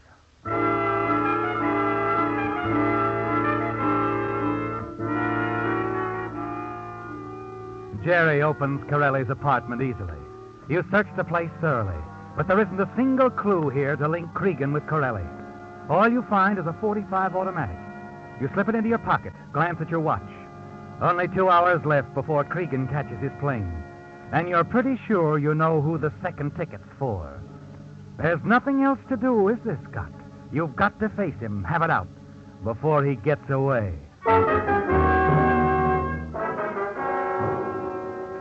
Shortly before 9:30, you enter the apartment house where Cregan lives. The hand in your pocket tightens around the gun as you hurry up the stairs, and you wonder what he'll say when he sees you. He's in for a shock, isn't he, Scott, when he discovers you're still alive. And then as you reach for the doorbell at his apartment, something you hear stops your hand in midair. A laugh. A woman's laugh coming from the inside. Well, Scott Rainey, boy reporter. Hiya, sourpuss. Come on in. I've been looking for you. What? Yeah, wanted you to be the first to know. Right now, I'm the happiest guy in the world, Scott, and I owe it all to you. I knew that'd break your heart. What are you talking about? Hey, honey, look who's here. Well, hello, Scott. You remember Vicky Grant, don't you, pal? You should. You introduced us a couple of months back. Remember, I twisted your arm? Oh, yeah. Yeah, I remember. Say, you're just in time to have a going-away drink with us. Going away? Sure. Vicky and I are getting married, pal. Come on, have a drink. Let's bury the hatchet. Tonight, I love everybody. Even you, sourpuss. Don't mind him, Scott. Mac keeps telling me you're the best reporter in town. Of course he is. Hey, look, Scott. To show you my heart's in the right place, I'm going to give you a tip. You heard about that fire in the hotel on the waterfront? Fire? Yeah, the police say they haven't identified the body, but I know better. I also have a few good contacts at the morgue. The guy's name is Corelli, Dino Corelli. Oh? My spies also tell me he's got a little hideout on Bush Street under another name. Might be a big story there, pal. It's all yours. I'm too busy getting married. Scott, where are you going? Hey, wait a minute. How about that drink? As you half run down the stairs, you realize you've been all wrong, haven't you, Scott? You were quick, eager to jump to the conclusion that Matt Cregan had hired Corelli to kill you. Certain Matt wanted you out of the way so he could marry your wife, Evelyn. But it hasn't turned out that way, has it? You had it all figured out, and you were completely wrong. As you reached the street, you realized, too, that now you'll have to start all over, that you're no nearer to the answer than you were last night. Back at the apartment on Everett Street, the hideout furnished you by Lieutenant Shaw, you paced the floor for hours trying to think it out, struggling to find the motive behind the attempt on your life. And then... Yeah. Sherry again. After I lunched in Corelli's apartment, I played a hunch and went over to the Golden Hawk to see if Corelli and Cregan never got together there. Well, it seems not. But Corelli spent most of his time talking to some dame. Oh? Know who she is? Well, the bartender ain't sure. But he heard Corelli call the dame by her first name several times. What is it? The dame's name is Evelyn. You still there, pal? Yeah, I'm still here. Well, what now, Scott? Scott. Now, one more thing, then I won't need you anymore, Jerry. Call up my home and tell my wife that Corelli wants to see her at his place right away. Don't give her the address. Yeah? Don't tell her who you are. Just give her the message and hang up. Okay, but I don't get it. No, I guess you don't. But I think Evelyn will.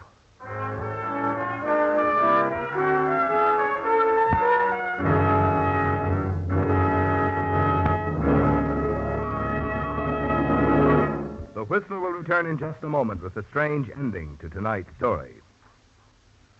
Cars are a convenience anytime. But just as it takes a long holiday weekend like this to make you fully appreciate how much fun a car can be, it also takes a top-quality gasoline to make you fully aware of how much performance your car has in it. That's why I'd like to suggest that before you get out on the highway tomorrow, you fill up with Signal gasoline. You'll have some pleasant surprises in store for you. Naturally, you'll enjoy excellent mileage. Mileage that has made Signal famous from Canada to Mexico as the Go Farther gasoline. But in addition, you'll discover other benefits from the extra efficiency today's Signal gasoline coaxes from your motor. Benefits such as smarter pickup and smoother power. Yes, mileage and performance do go hand in hand. So for the tops in driving pleasure, fill up with Signal and go farther.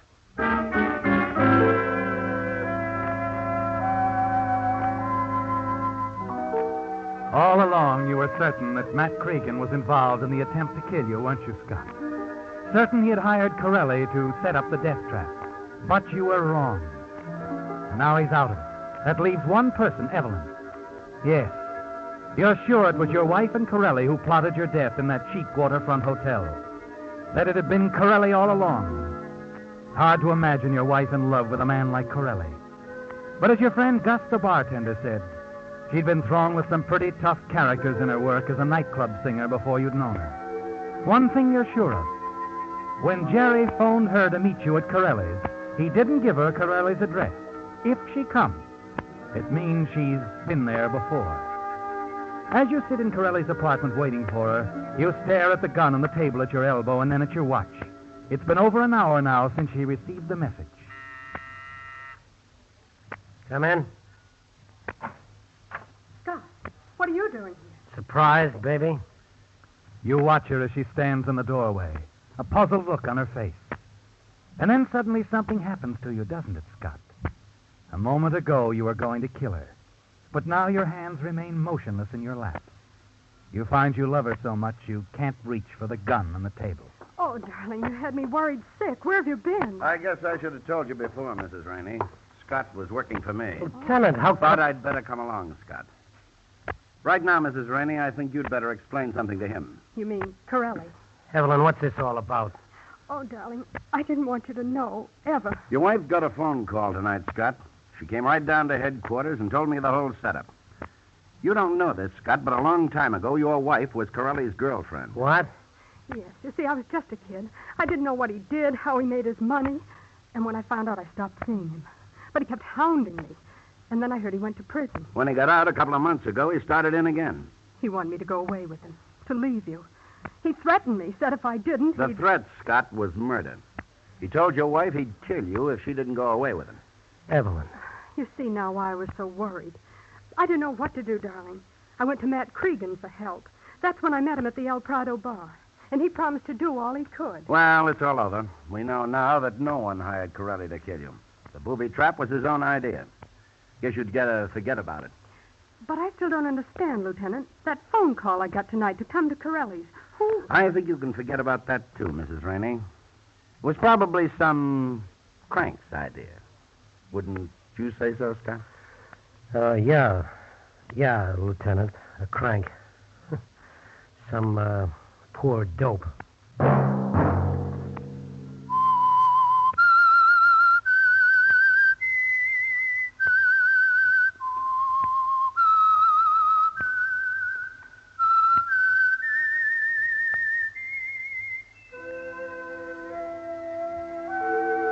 Let that whistle be your signal for the Signal Oil program, The Whistler, each Sunday night at this same time. Brought to you by the Signal Oil Company, marketers of Signal gasoline and motor oil, and fine quality automotive accessories. Signal has asked me to remind you, to get the most driving pleasure, drive at sensible speeds, be courteous, and obey traffic regulations. It may save a life, possibly your own.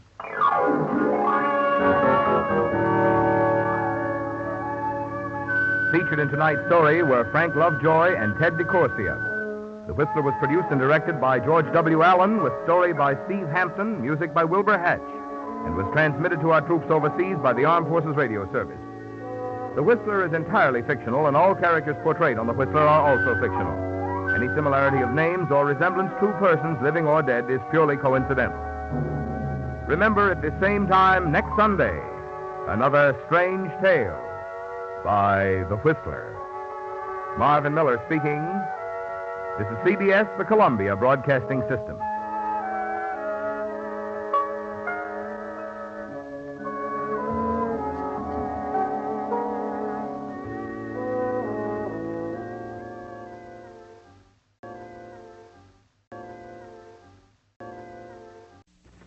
The Signal Oil Program. Yes, the Signal Oil Program. The Whistler.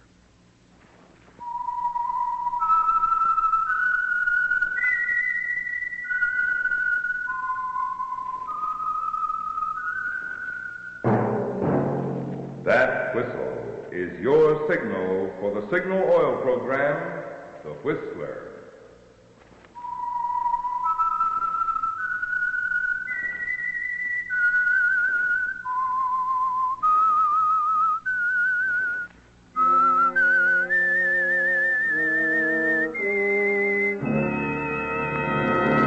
I am the Whistler, and I know many things, for I walk by night.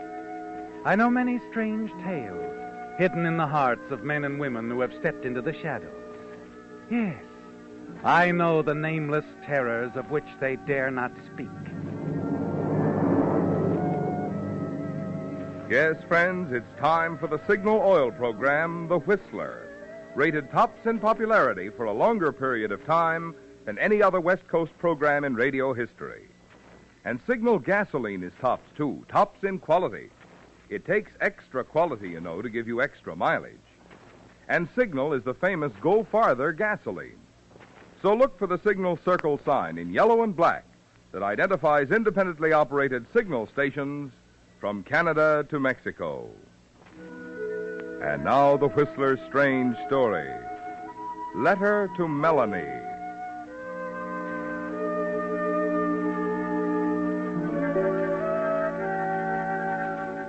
The tiny beanery on the main street was called the Heart of Gold, but the title bore little, if any, reference to the people who ate there. The miners, transients, local merchants, and people like Hal Benton. Perhaps the Heart of Gold held something more for Hal Benton. He was there regularly enough, every time he came into town from the mine in the back country of Sonora. Hal's partner, Walter Reese, was interested only in the mail and supplies. But for Hal, tall, young, and good-looking, there just might have been another attraction. Well, what'll it be for dessert, Hal, honey? Anything your little heart desires. Oh, you mean it, Terry? You know I do. Oh, fine.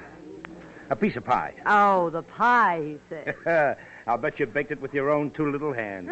Sometimes I don't think you'd notice if I had three. What about your partner? How about it, Walter? Walt! Huh? Oh, sorry. Nothing for me, Terry. Okay, I'll get your pie, Hal. Oh.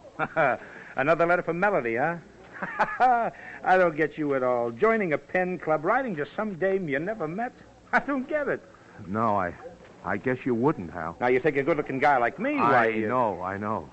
A good-looking guy like you. Have to beat them off at the club. Oh, I was just kidding, Walt. Here's your slab of blueberry, honey. Oh, thanks, you gorgeous hunk of stuff. Oh, eat your pie, you two-timer. Hal, we should be getting back to camp soon. Oh, now, Walter, don't rush Loverboy out of town. He wants to play post office. Yeah, sure. Relax, Walter, relax. What's your hurry? Well, it's just that I... Oh, you're anxious to get back to your typewriter, huh? Hey, why don't you take in a movie, Walter? Do you good? Well, I don't know. How much do I owe you, Terry? $3. Here you are. Okay. Look, what time do you get off tonight, Terry? Oh, a couple hours. Oh? You know something? What? This pie is lousy. Oh. Well. Hey, you leaving too? Yes, sir. I'm the impatient type, honey. 2 hours is a long time. Walter's right. Got to get back to camp. Oh, fine. So I'll see you around, sugar. Come on, Walt. Come on.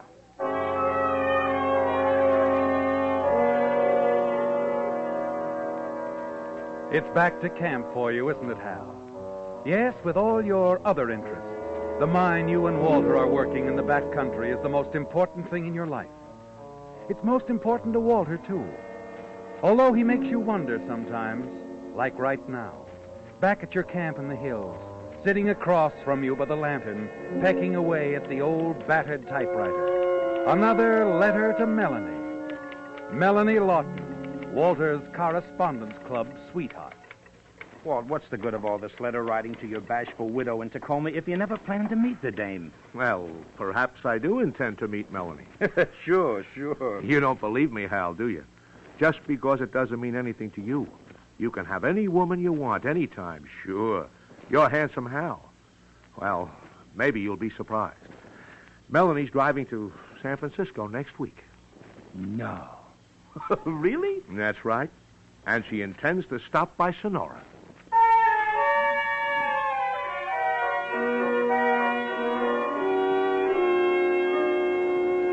In the days that follow, you wonder about your partner. He's acting nervously, and you're certain it has to do with a visit from his pen partner, Melanie Lawton. And then one evening on your next trip into town, as you approach the hotel, Walter stops suddenly. What's the matter, Walt? Hal. Yeah? Hal, I'd like to go in alone. Could you perhaps go on down and meet Terry, maybe? I'm a little nervous. About what? About meeting her, Melanie. You really mean it? She's here? Inside, yes. That's her car out front. She wrote me about it. Well.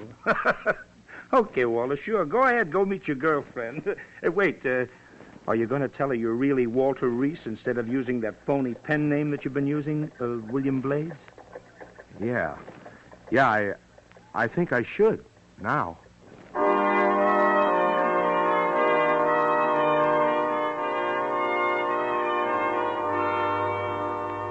It surprises you, doesn't it, Hal? Even more as you walk past the huge convertible car parked in at the curb. And then a thought hits you very suddenly, doesn't it, Hal? The big car. What it must have cost. The money that Melanie Lawton must have to own it. And then another thought. Something Walter said. Something that suddenly has a new meaning. You can have any woman you want anytime. Sure. You're a handsome Hal. Yeah, you know, maybe you're right, Walt. I wonder just how lonesome your rich girlfriend is. I wonder.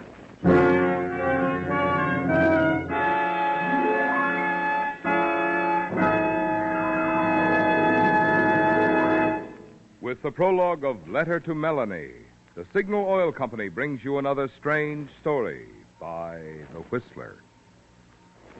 If you'll be needing new tires soon, you're naturally interested in getting the biggest allowance for your old tires. And biggest allowance is just exactly what Signal dealers are offering right now. Yes, that sign outside Signal service stations means what it says, biggest allowance for your old tires on new top-quality Lee tires. Not cut-rate secondary tires, mind you, but nationally advertised tires by Lee of Conshohocken.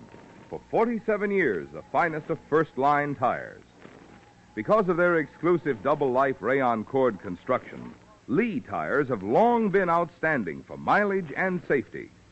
But today's Lees are so much finer, so vastly improved, they're actually giving 30 to 40% more miles. The secret? Lee uses long-wearing cold rubber and toughens it still more with patented high-abrasive Fill Black O. For trouble-free service and safety, you just can't buy a finer tire than the handsome new 8-rib Super Deluxe Lee tire.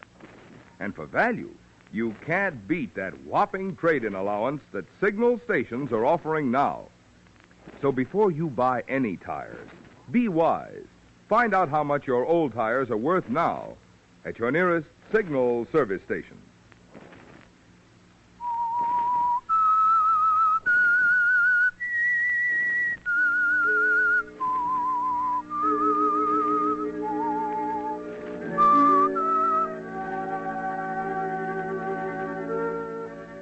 Your curiosity is aroused, isn't it, Hal? As it always is when there's money in sight, any kind of money. And now you wonder if Walter hasn't found the real answer without knowing.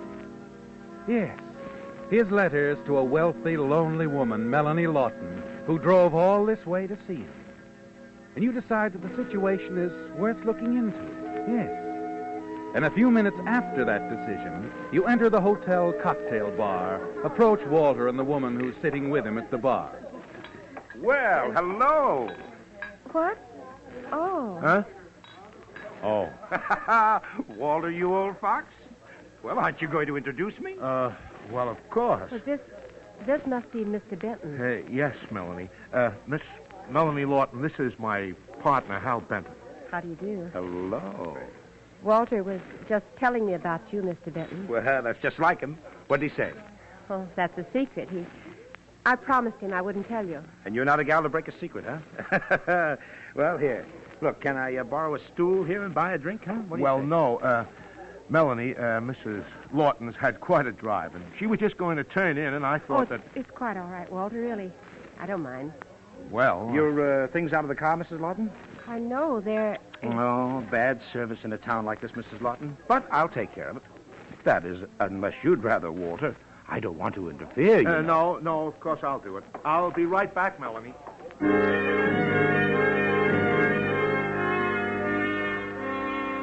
You watch him go. Realize that he isn't angry, only embarrassed and confused. And you concentrate on talking pleasantly with Melanie Lawton.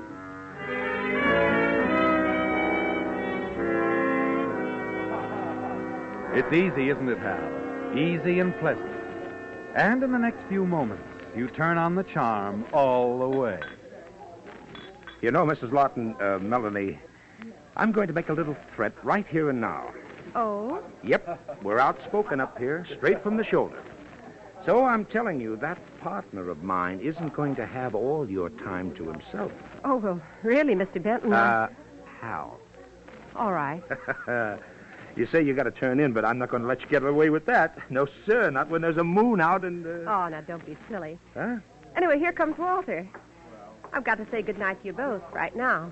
Okay. You can try, but I'm a stubborn man. Very stubborn.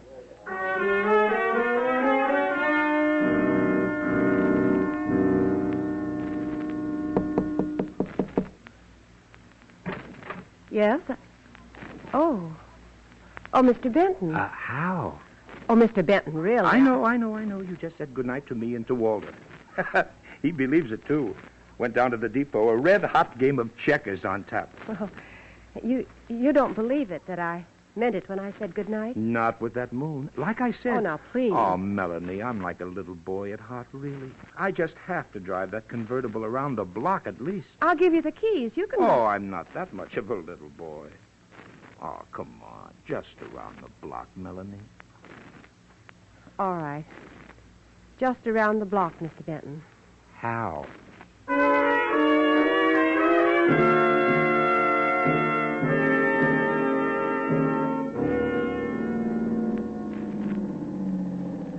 Another block?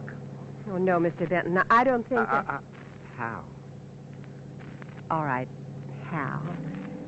Another block.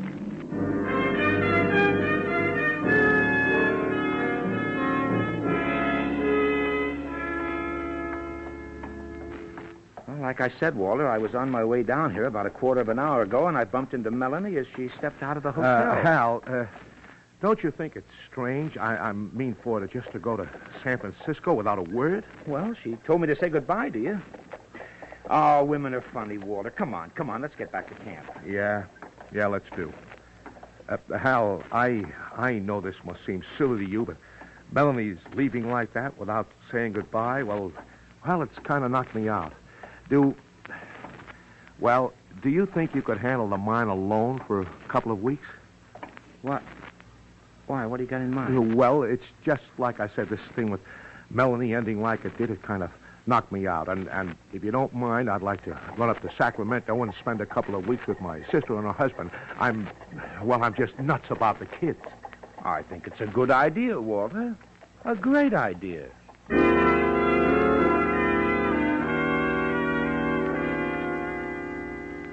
You didn't expect a lucky break like this, did you, Hal? The one thing that worried you, how to keep Walter in camp every evening while you gave your attention to the attractive and wealthy Melanie Lawton, has been solved by Walter's decision to visit his sister in Sacramento. The next evening, dining with Melanie, you're very sure of yourself and your charm. Hal, how come Walter didn't come in with you tonight? Well, he's gone. Gone? But I don't understand. Neither do I. He just up and left for Sacramento. Told me to tell you goodbye for him. But he wrote so many nice letters to me. Look, let's forget it, huh? They weren't wasted, the letters. After all, they brought us together. Yes. Yes, Hal, they did do that, but... Oh, I still can't see why Walter left like that. It's all so strange and yet so nice, too. Sure it is, and it'll keep getting nicer if you decide to stick around. Look, you don't really have to go down to San Francisco now, do you? No. No, it isn't important, really. I've been thinking about it, Hal, thinking that, I'd sort of like to stay here in Sonora a while. Oh, it's such a lovely town. And the people are so friendly, So very friendly.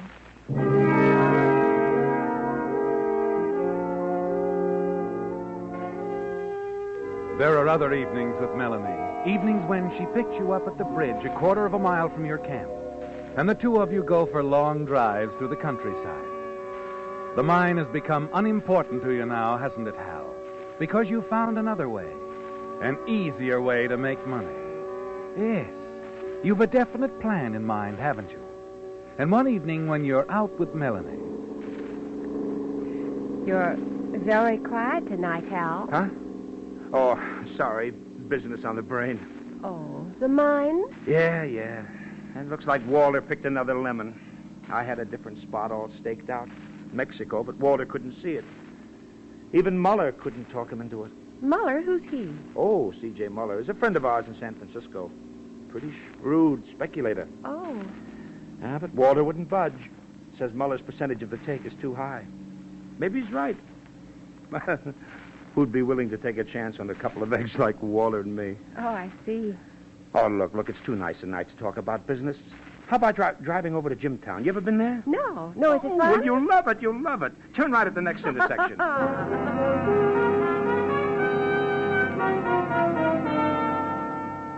It's done, isn't it, Hal? You've made the first move of the campaign. The subtle beginning of your plan to sell Melanie Lawton the idea of investing some capital in a Mexican gold hunt. And in the evenings that follow, you keep the subject alive, casually mentioning it from time to time, dropping a word now and then at just the right moment. Then you purposely avoid the subject for several days. And finally, at the end of the week, it's Melanie who brings it up again. It's just what you've been waiting for. You know, it's a funny thing, Melanie, you mentioning Muller. I got a letter from him this morning. Oh, still interested? He's frothing at the mouth. Well. Here, read it. My dear Mr. Benton, Could persuade your business partner, Mr. Reese, to accept my terms. I am certain that we... Oh, he is interested, isn't he? Wants to see you. Yeah, I talked to him on the phone this afternoon. I told him it was still no go. Hal, you're sold on this idea, aren't you? Going to Mexico. Oh, completely. And all you need is $10,000. Mm-hmm. 5,000 to start with, at least. What? What are you thinking about, baby? Oh, nothing. Nothing at all, Hal. Come on. Come on, help me squander some quarters in that slot machine, huh? What, again? Hey, yes, sir. I have a hunch, Melanie. I'm going to hit the jackpot before long.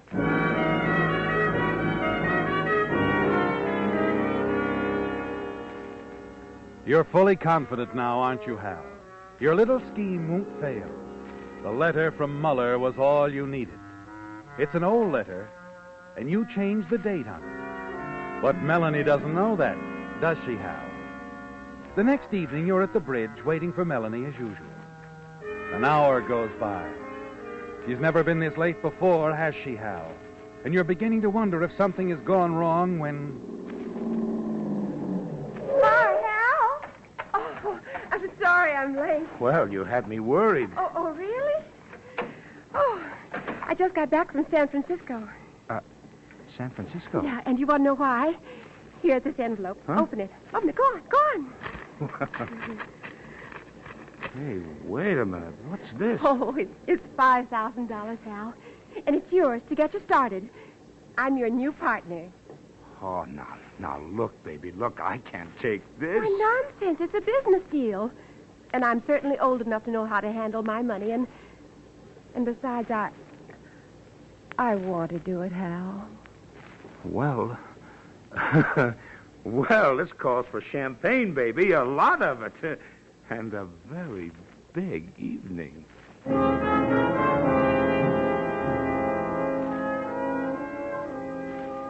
You congratulate yourself, don't you, Hal? Everything has worked out as you knew it would. You could slip out of town in the morning, but you decide to wait a week or so for Melanie's other 5,000. The future looks bright, doesn't it? And the next evening, after you close the mine shaft, you drive into town. Suddenly, you almost freeze with shock at the wheel. Your partner, Walter, is standing at the entrance to a drugstore talking excitedly to Melanie. You quickly turn a corner and stop the car where you can watch them unobserved. When Melanie leaves, Walter motions a nearby taxi, tosses in his traveling bag, and starts off in the direction of camp. You have to find out how much Walter and Melanie have told each other. You walk half a block and slip down the alley leading to the back door of Melanie's hotel. No one sees you as you hurry up the back stairs to room 204.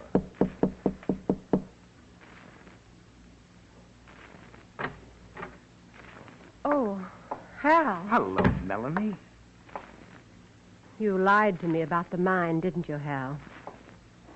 I saw you talking to Walter. What did he tell you? He didn't have to tell me anything. I knew something was wrong by the way he acted. Where'd he go? Back to camp. Listen, he's putting on an act, honey. He's sore. He's trying to make trouble between us because you and I... No use, Hal. I phoned Mr. Miller in San Francisco. Oh, I see. He's been in Europe the past year. You were very clever, Hal. And I was very foolish.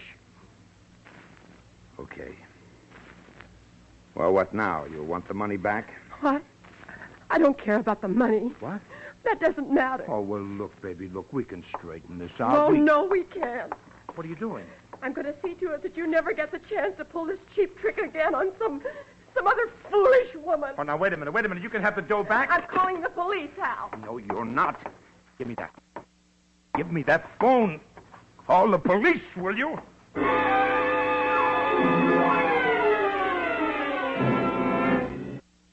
It happens suddenly, doesn't it, Hal? A moment of blind rage. Now, as it leaves you, Melanie slips from your grasp, drops to the floor. It was an accident, wasn't it? You didn't really mean to kill her. Melanie. You drop into the chair at the desk. The clever little plan that was to put you on easy street has now led you down the road to murder. And it's all Walter's fault, isn't it? If he hadn't talked with Melanie, this wouldn't have happened. Suddenly your eyes fall on a sheet of paper lying on the desk. A letter. A half-finished letter. Melanie's. You pick it up. I find it difficult to write this, my dear Catherine. Difficult to admit I've been a fool. You were right all along. Becoming involved in the pen club was a mistake. And that mistake has cost me $5,000. I was stupid enough to let a cheap swindler take it from me. I don't care about the money anymore. I just want to forget the William Blades incident. There, the letter ends abruptly. You stare at the lifeless body on the floor, then back at the letter. William Blades, the name Walter used when he wrote to Melanie. There's no mention of you in the letter anywhere. Suddenly, the way out becomes clear to you.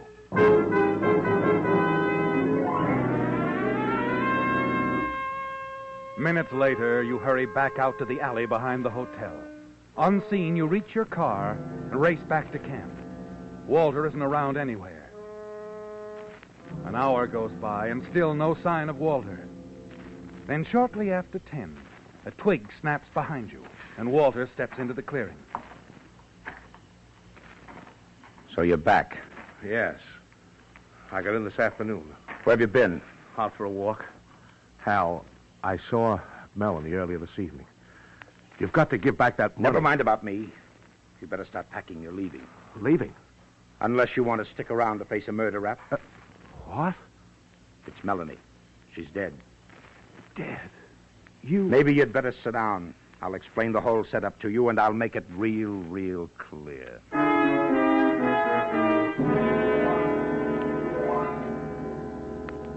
You tell Walter exactly what's happened, don't you, Hal? And you mention the letter Melanie was writing. The letter that will implicate William Blades. That everything will point to him. That you'll have to tell the police about his connection with Melanie Lawton. Reveal him as William Blades. Walter stares at you, an expression of horror on his face. Why didn't you destroy the letter? They would never have known about William Blades. I had to protect myself. I'm sorry it's you, Walter, but I had to have a clay pigeon. You're it. You'd really do this to me? I have to. But I'll do the best I can to help you get away. Now go on, pack your stuff and beat it. When the police get here, I'll tell them you took the car and headed for San Francisco. You can go in the opposite direction and get the jump on them. Now here are the car keys. Happy journey.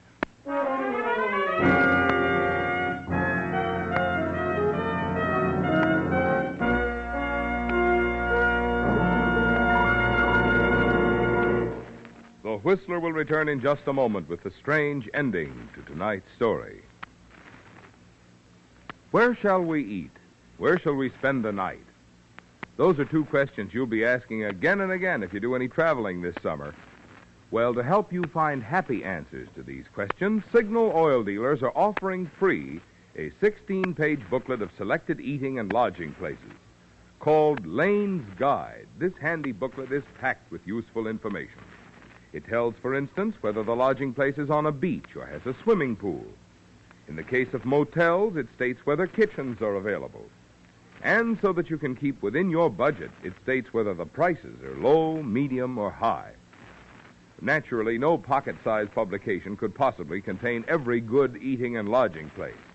But Lane's Guide, which is prepared by an independent travel organization, includes a representative selection in 243 cities and towns throughout 7 western states.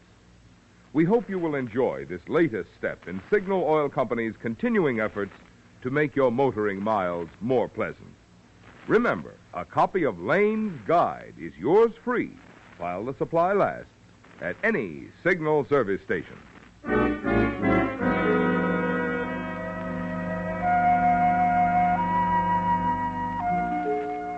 It's over, isn't it, Hal? And you're in the clear. Melanie is dead. And the letter in her room implicating William Blades will lead the police to your partner, Walter Reese. He knows that, too, doesn't he? And you're certain the panic that grips him at the moment will force him to run. That's just what you want him to do. It will help to convince the police that he's the man responsible for Melanie's death. And now, as you stand facing him across the campfire... So, you thought you'd frame me, Hal. You'd better start rolling, chum. I know. Thanks for the car keys. Thanks. What's the idea? You crazy throwing the keys away? Nah, you won't be able to get away, Hal. You're confused, Walter. I'm not running. You are. Look, Hal. Down there on the road. A car coming this way. That red light. Must be the police. You must have made more noise in Melanie's room than you thought. Listen, you fool, get out of here. The police can't prove I'm William Blades. I could tell them you're William Blades. I think I will, Hal. You're forgetting one little detail, Walter. You and Melanie exchanged photographs, remember? Yes. We exchanged photographs. And I wouldn't be surprised if she still has yours in that hotel room. That would cinch it. She had the photograph with her, yes. Carried it in her purse. But it's not going to work out the way you figured. Oh, no? No.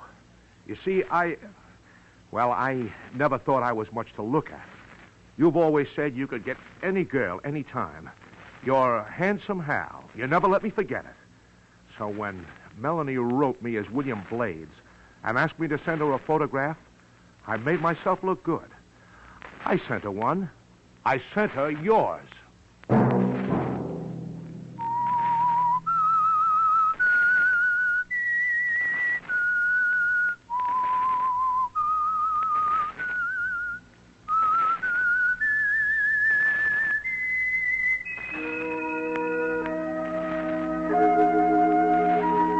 Let that whistle be your signal for the Signal Oil program, The Whistler, each Sunday night at this same time. Brought to you by the Signal Oil Company, marketers of Signal gasoline and motor oil, and fine quality automotive accessories. Signal has asked me to remind you, to get the most driving pleasure, drive at sensible speeds, be courteous, and obey traffic regulations. It may save a life, possibly your own. Featured in tonight's story were Wally Mayer, Eddie Marr, and Sarah Selby. The Whistler was produced and directed by George W. Allen, with story by Joel Malone and Adrian Jondeau, music by Wilbur Hatch, and was transmitted to our troops overseas by the Armed Forces Radio Service. The Whistler is entirely fictional, and all characters portrayed on The Whistler are also fictional. Any similarity of names or resemblance to persons living or dead is purely coincidental. Remember at this same time next Sunday, another strange tale by The Whistler. Marvin Miller speaking. This is CBS, the Columbia Broadcasting System.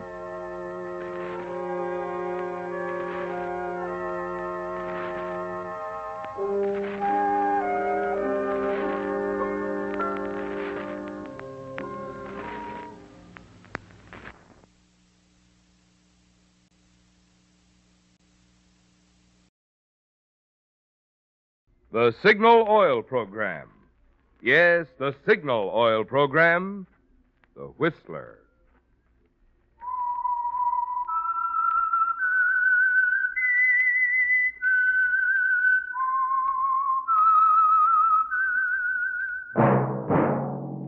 That whistle is your signal for the Signal Oil Program, The Whistler.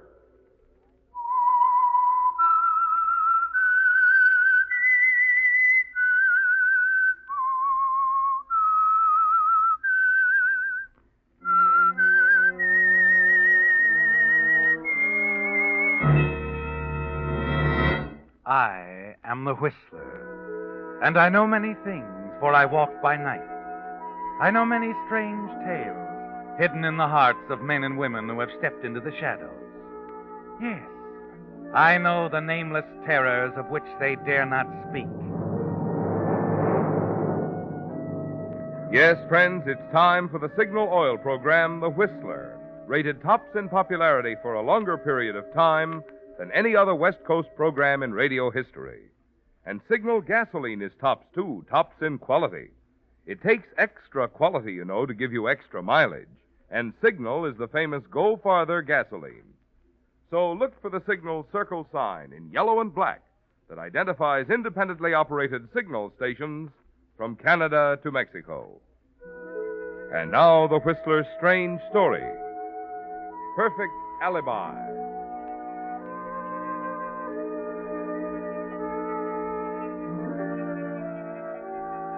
Entering the Golden Sparrow, a cozy little cocktail lounge near the far end of Beverly Boulevard, private investigator Johnny Seltzer, 30, handsome, off duty at the moment, found business at a standstill.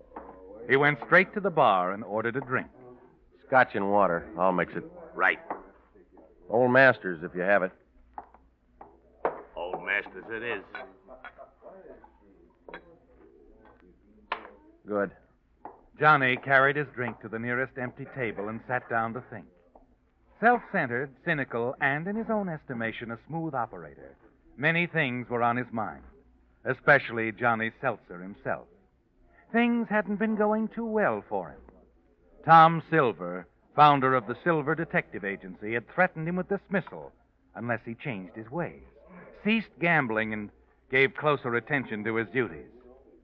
Staring moodily at the voluptuous paintings lining the walls, Johnny suddenly pushed back his chair and walked over to the jukebox at the end of the bar and slid a nickel into the slot.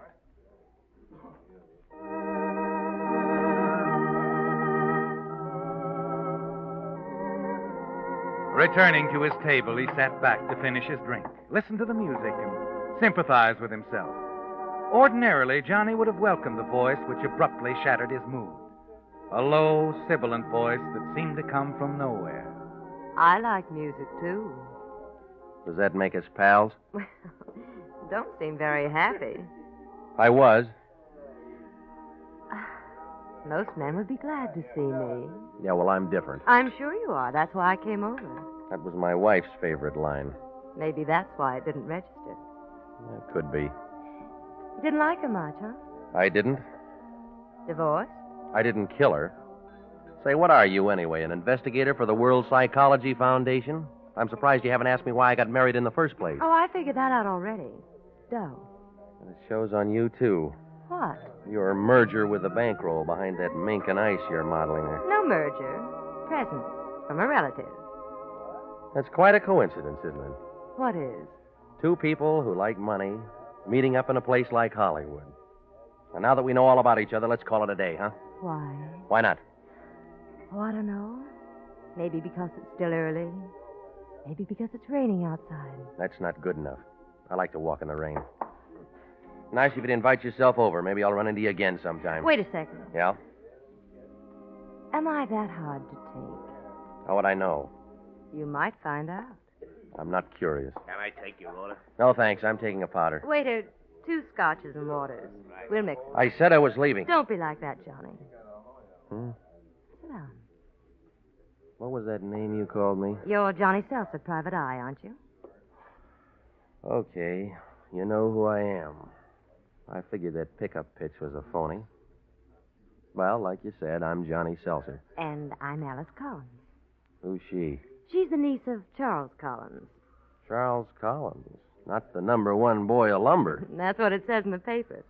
I never saw him till 2 years ago. He wrote and asked me how I'd like to live out here, and I said I'd like it. So here I am. Mm-hmm. Eastern talent? I was born and raised in Springfield, Missouri. Who sent you to me? Nobody. I saw you out at Dilbo's one night last week. I asked a croupier who you were. I see. The lady gambles, loses. Now she wants me to get her money back, right? Wrong. No, I don't think so. What did you do? Follow me here from the office? Mm-hmm. Am I forward? Oh, just say easy to approach, like a department store. Pardon me. Okay, waiter.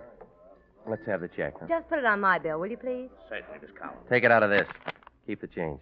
Thank you, sir. Well, that was nice of you, Johnny. Cigarette? Thanks. Now, look, Springfield. You got an angle or you wouldn't be talking to me. What is it? You ought to get over that inferiority complex. There's no angle. I just thought you'd be a nice guy to know. Later on, after I know you better, I might be able to throw a little business your way. Detective business? Terrific detective business. Maybe as much as $50,000. Well, that's nice money. It's too bad I work on a straight salary. The Tom Silver Detective Agency makes the deal. Not this one. This would be a special deal, Johnny. $50,000. Just for you. Interested? If it was legit, you wouldn't be putting out that kind of dough. You're jumping to conclusions, aren't you? Maybe. But if I'm wrong, you can always take it up with the agency. You know where the office is. Okay, Johnny. But if you ever change your mind and want to talk it over, call me up. I will. So long, Springfield. You can get me almost any afternoon at Melrose. 5, 4, 3, 2, 1. That's easy to remember, Johnny. All you have to do is count 5 backwards.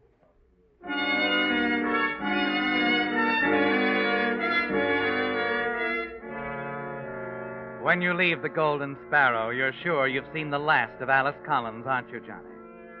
Yet a few days later, you're not so sure.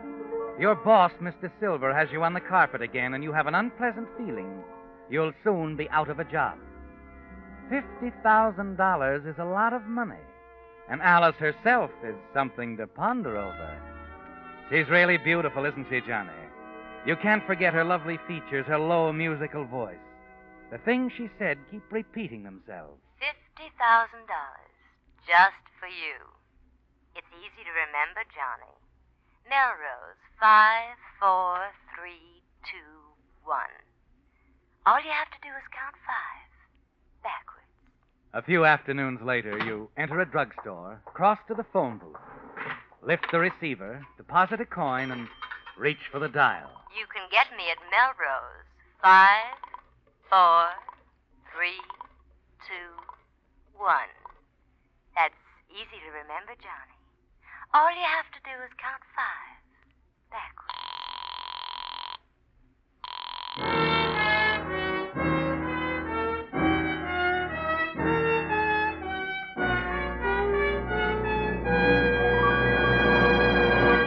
With the prologue of Perfect Alibi, the Signal Oil Company brings you another strange story by The Whistler. Have you been putting off buying new tires? You're going to be glad you waited, because now you can save real money at Signal service stations. But hold on. Don't get the idea that Signal dealers are offering cut-price merchandise. Signal dealers feature nationally advertised first-line Lee tires built to top-quality standards. In fact, for 47 years, Lee has built only one quality, the finest first-line tires. And today's Lees wear much, much longer because Lee toughens cold rubber with patented high abrasive Fill Black O. That's why Lee can back every tire with a double guarantee. Well, since such quality obviously can't be sold at cut prices, how can Signal dealers save you money? By giving you today's biggest allowance for your old tires. That's right. That sign outside Signal stations means just what it says. Biggest allowance for your old tires on top-quality Lee tires. I can't tell you exactly how much your old tires are worth, but they're worth plenty, and you can easily find out by driving into any Signal station. So before you buy any tires, see a Signal dealer. You'll be glad you did.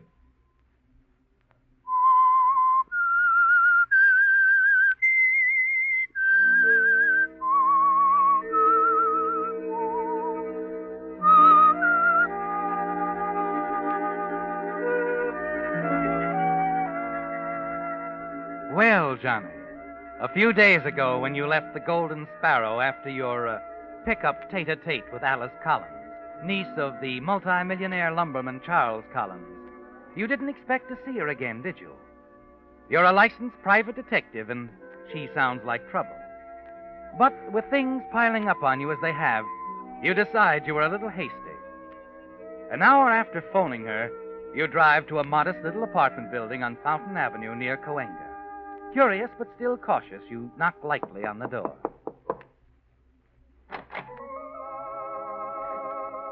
Hello, Springfield. Hello, Johnny.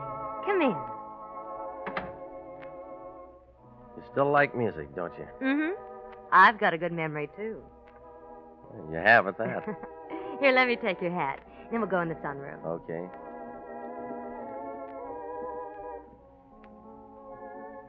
Sit here, Johnny, and help yourself. Cigarettes, scotch, and ice water. Oh, this is cozy. Real cozy. My uncle gives me a very nice allowance.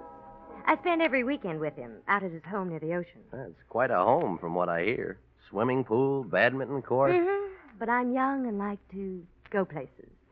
Uncle Charles didn't want me to drive out there alone late at night all the time, and so he suggested I take an apartment in town. You see, I'm his only blood relative. You ought to have quite a future. Mm-hmm. If I'm not an old lady before anything happens to him. I wouldn't dwell on it. Nobody lives forever. Excuse me, Johnny. Sure. Oh, Frankie. Hello, beautiful. Here. Thanks. Oh, orchids. They're lovely. So are you. How about a drink? In the sunroom. You can mix me one while I put these in the icebox. I've been talking with the man for Uncle Oh, Johnny. Hello, Snoop. Well, you two know each other? For years. Hiya, Frankie. What are you doing here? I'm here a lot. How gorgeous. Yes. You see, Johnny. What I can't figure out is what a Snoop's doing here. Business. Strictly business, Frankie. You see, Uncle Charles has been sick, and, well, he heard rumors, things at the mill weren't on the up and up, and asked me to make some inquiries. Why didn't you ask me about it, baby? I'd have gotten you the best in the business. You don't think Johnny's good? He's all right. Oh, forget it, Snoop. I'm sorry I acted like I was sore. But when you're nuts about a dame, bad, you know how it is. Sure, Frankie. That's okay. Cigarette? Yeah, thanks. I'll be back in a second. I want to put these on. All right, take your time. It's a nice cigarette. Class, too. F.B. Frankie Benson, monogrammed in Old English. Everything. You really like it? Like I said, Frankie. Class. Well, here. Take a bunch. Oh, no, I didn't mean that. Go ahead, go on. I order them by the gross. Well, thanks. This job for old man Collins you're talking to the doll about. Oh, I don't know anything about it yet. I just got here 2 minutes before you did. No. How about a drink? Sounds fine. I think I'll skip it, baby.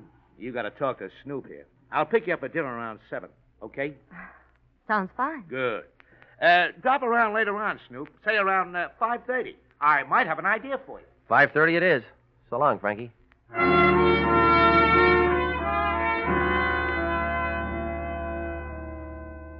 Well, Johnny, your golden girl seems a little tarnished, doesn't she? Not that you're surprised, but you are disappointed. And a little nettled to realize that a girl with the background of Alice Collins would waste her time on a gambler, a glorified hoodlum like Frankie Benson, operator of the notorious Dilbo's Gambling Club.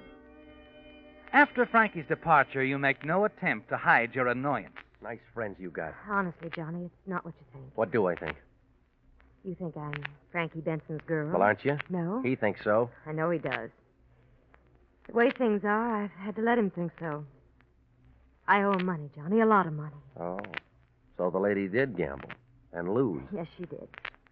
And if Uncle Charles found out, he'd cut off my allowance like that. Maybe send me back to Springfield, even. So you want me to get your money back? Springfield. This is where I came in. Frankie Benson plays too rough for me. Way too rough. Wrong again, Johnny. I don't want you to stick out your neck for me. What do you want me to do? That's all. Look, Springfield, that day I met you, you mentioned a piece of business you could throw my way.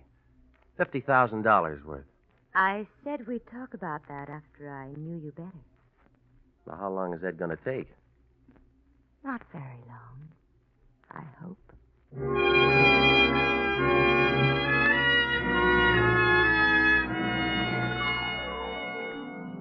As you drive out to Dilbo's at the request of Frankie Benson, your imagination goes far beyond anything you've ever thought of. You decide to marry Alice Collins. She's beautiful, and someday she'll inherit the Collins lumber fortune, reported to amount to more than $2 million. But you're worried about her connection with Frankie Benson. Frankie usually gets what he wants in one way or another. And when he doesn't, well, accidents happen, don't they? But when you enter his office, he's more than friendly. Hello, Sherlock. Sit down. Thanks. Take a handful of cigarettes. You said you like them. Well, like I said, they're class. I haven't seen you around lately, Johnny. What's the matter? Don't you like to play here anymore? Oh, sure, Frankie, but, well, I owe you nearly a G right now, and I figured maybe I'd better pay up before I... Oh, your credit's always good here, Johnny. As long as we're friends. Well, that's nice to know. Well, what do you want to see me about? Oh, nothing in particular. Just curious about that Snoop job for old man Collins. Is it all set? I don't know. Alice, or Miss Collins, is going to talk to her uncle about it. I'll know in a couple of days. How come she picked you? Well, she didn't. She called the office. The boss sent me out to talk to her. I'm glad you told me that, Johnny. I've always liked you. If there's anything I hate, it's being jealous of a guy I like. Well, like I told you, Miss Collins is called as a client, and the boss sent me out there. It's strictly business, Frankie. I'm glad, Johnny. And I hope you keep it that way. Both of you.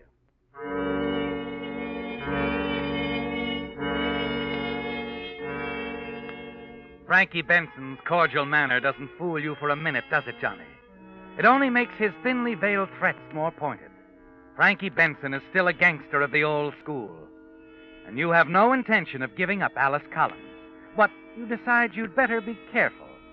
And for the next few weeks, your meetings with Alice are at out-of-the-way places, usually some distance into the country.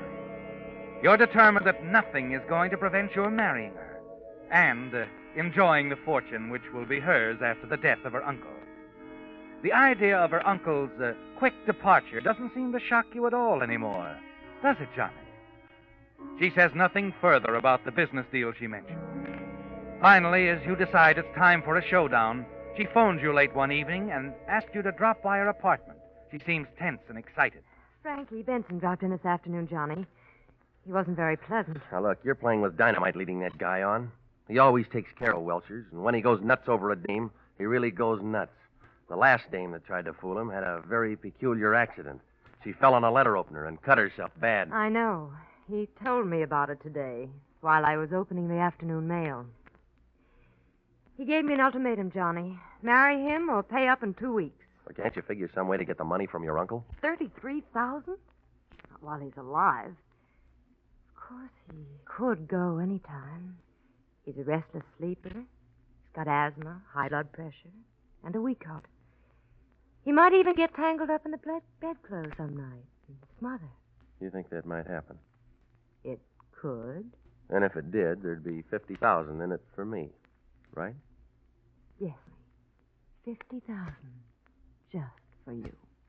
It's too risky. I wouldn't be around long enough to spend it. There's no risk at all. I'll take you out to Uncle Charles a couple of times. By the time you make up your mind, you'll know every foot of the place. You'll have the key to the front door in your pocket. The servants will all be deaf, huh? On Thursday nights, they're out.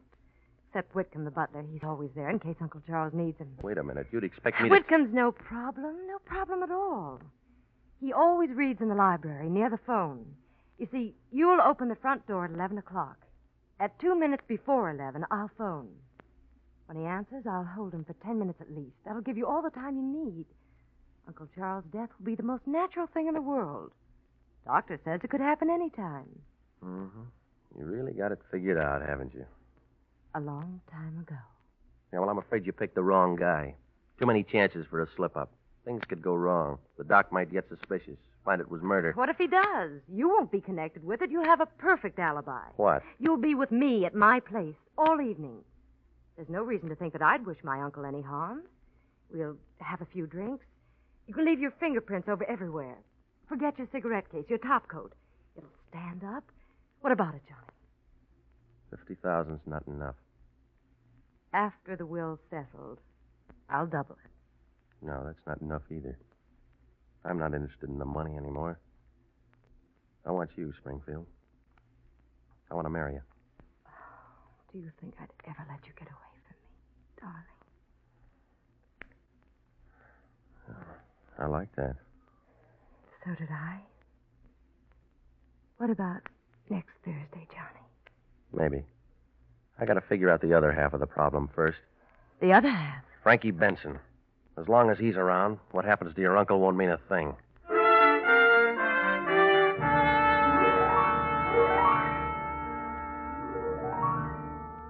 And you do figure it out, don't you, Johnny? Frankie Benson's monogram cigarettes. Instead of making it look like an accident, you'll make it look like murder. A murder that will send Frankie Benson to the gas chamber. The following Thursday evening, you go to Alice's apartment to double-check the details. Now, look, Springfield, about Frankie Benson. He called up a couple of minutes ago, Johnny. Wanted to drop over for a while. I told him I had a headache. What'd he say? He's beginning to scare me, Johnny. He told me I'd better take a nap. Said I might get dizzy and fall down and hurt myself. Said he'd call back in a couple of hours and see how I felt. Good. That's all I needed. Let's see. It takes about 40 minutes to drive from Dilbo's to here. All right. When he calls back, tell him to come over about 11:15. But I thought you were... I'm taking care of Frankie tonight, too, with one of these. Frankie's monogram cigarette. Yeah. I worked it all out, Springfield. All I needed was a break, like Frankie's phone call. Tonight's job's going to be murder. A murder that'll send Frankie Benson to the gas chamber. Oh, no, Johnny. The other way's safer. We won't get another chance like this in a million years. Now, when I leave, I'll drop one of these monogram cigarettes by the front door. The rest is automatic. Oh, no, Johnny. It won't work. The cigarette will point to Frankie, sure, but it won't stand up when he tells the police he was framed. They'll believe him. Frankie hasn't any reason to kill Uncle Charles. I've taken care of that, too. I called the DA this afternoon. Said I was your uncle and told him to send a man out tomorrow morning. The newspaper boys will be there, too. They're expecting a big story about Frankie Benson. Oh, you're out of your mind, Johnny. Uncle Charles never gambled in his life. He never even heard of Frankie Benson. The DA heard different. He thinks your uncle found out about your gambling losses to Frankie. He sent out a private eye to Dilbo's. The guy picked up a couple of pairs of dice. Loaded. Cute, huh? Yes, it is. But what about Frankie's coming here tonight? Now, that's the clincher, baby. When he gets here, your headache will be so bad you'll have to send him away. When the cops pick him up, if he tells them he was here, he's lying. That's my alibi. I was here all of the evening. Oh, it'll work, Johnny. Oh, you're wonderful. Well, that's it, baby.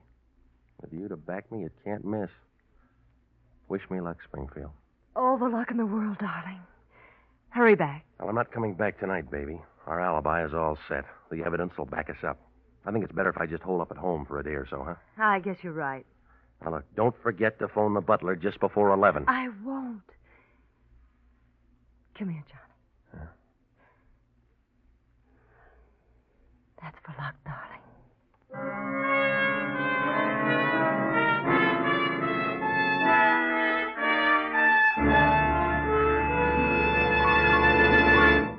The Whistler will return in just a moment with a strange ending to tonight's story. Since this is the season when so many of the most popular radio shows go off the air for the summer, I have tonight what I trust will be good news for you Whistler fans. The Signal Oil program, The Whistler, will continue to come to you throughout the summer without interruption. This makes the 6th consecutive year that Signal Oil Company has broadcast The Whistler for 52 weeks each year. What's more, if your vacation travel should take you into other Pacific Coast states, you can still enjoy your favorite mystery, because Signal Oil Company broadcasts The Whistler on 16 CBS stations throughout 5 Pacific Coast states. For the nearest Columbia station to wherever you happen to be, just consult the handy radio log in the new Signal road maps, which are yours for the asking at all Signal stations. So this summer, when you want the tops in radio entertainment, we hope you'll continue to tune in The Whistler. And when you want the tops in gasoline quality, we hope you'll turn in to a Signal service station and fill up with Signal, the famous Go Farther gasoline.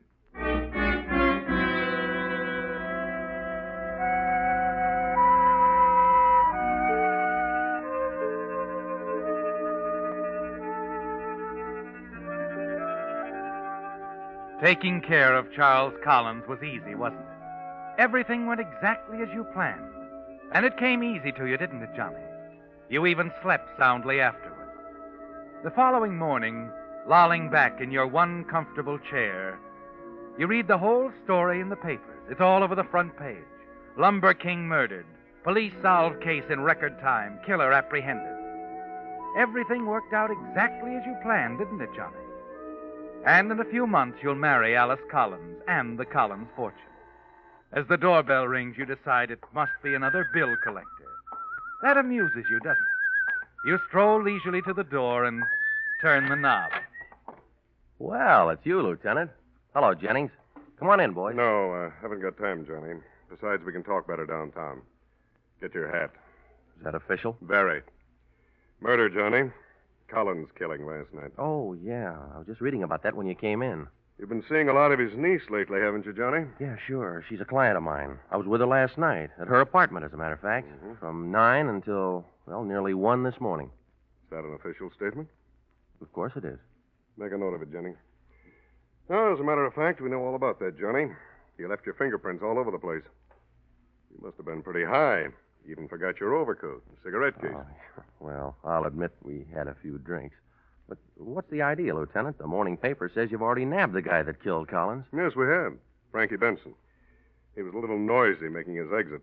Got panicky and dropped his card as he opened the front door. A half-smoked cigarette, monogrammed, his own special brand. Benson admitted it? No. But his alibi was so phony, he's as good as convicted right now. Yeah, but what motive would Benson have? Plenty. Old man Collins had him cold. Crooked game. Loaded dice. He was going to give the DA the whole story this morning. Well, if you've got everything so sewed up, why do you want to talk to me about the Charles Collins murder? We're taking you in for the murder of his niece, Alice Collins, Johnny. She got hers about 11 last night in her apartment. Stabbed with a letter opener, as if you didn't know. Pretty clumsy accident, Johnny.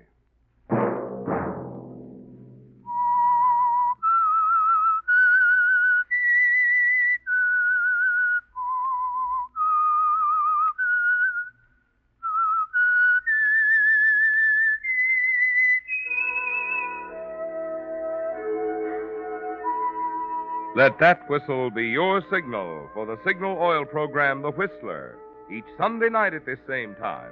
Brought to you by the Signal Oil Company, marketers of Signal gasoline and motor oil, and fine quality automotive accessories. Signal has asked me to remind you, to get the most driving pleasure, drive at sensible speeds, be courteous, and obey traffic regulations. It may save a life, possibly your own.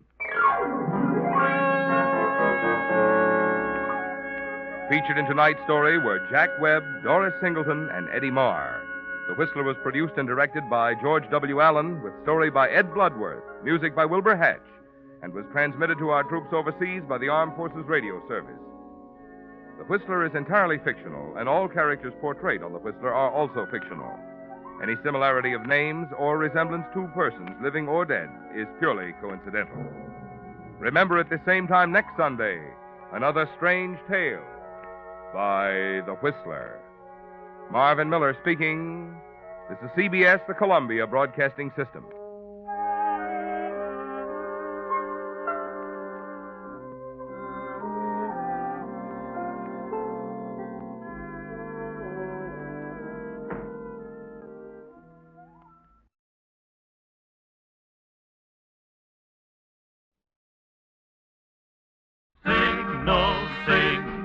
Signal gasoline. Your car will go far with other gasoline. Sit back and relax, friends. It's time to enjoy the Signal Oil program. Yes, the Signal Oil program, The Whistler.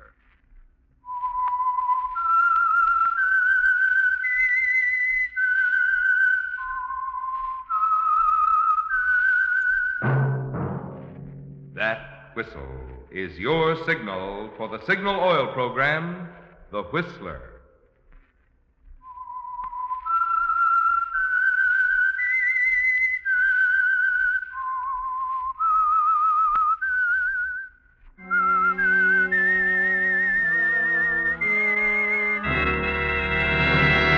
I am the Whistler, and I know many things, for I walk by night. I know many strange tales hidden in the hearts of men and women who have stepped into the shadows. Yes, I know the nameless terrors of which they dare not speak. Yes, friends, it's time for the Signal Oil program, The Whistler, rated tops in popularity for a longer period of time than any other West Coast program in radio history. And Signal gasoline is tops, too, tops in quality. It takes extra quality, you know, to give you extra mileage. And Signal is the famous Go Farther gasoline. So look for the Signal circle sign in yellow and black that identifies independently operated Signal stations from Canada to Mexico. And now the Whistler's strange story. That physical fact.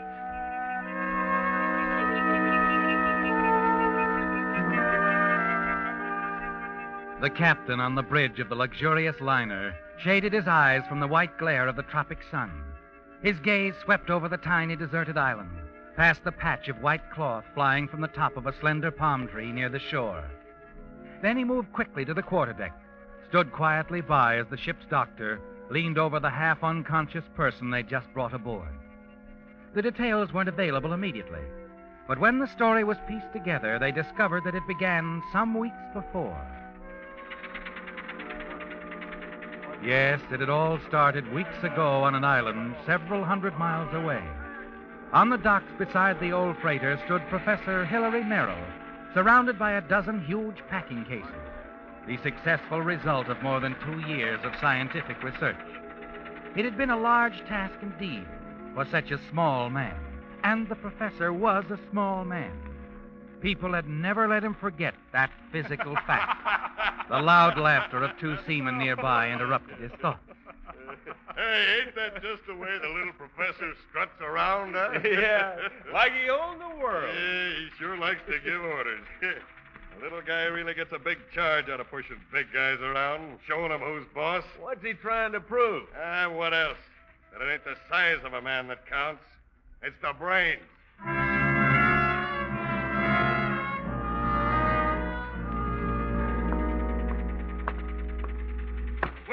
Well, Professor, glad to have you aboard.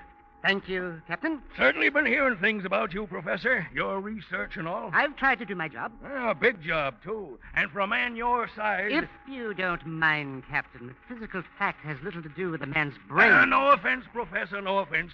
Proud to have you aboard my ship. Yes. Well, thank you.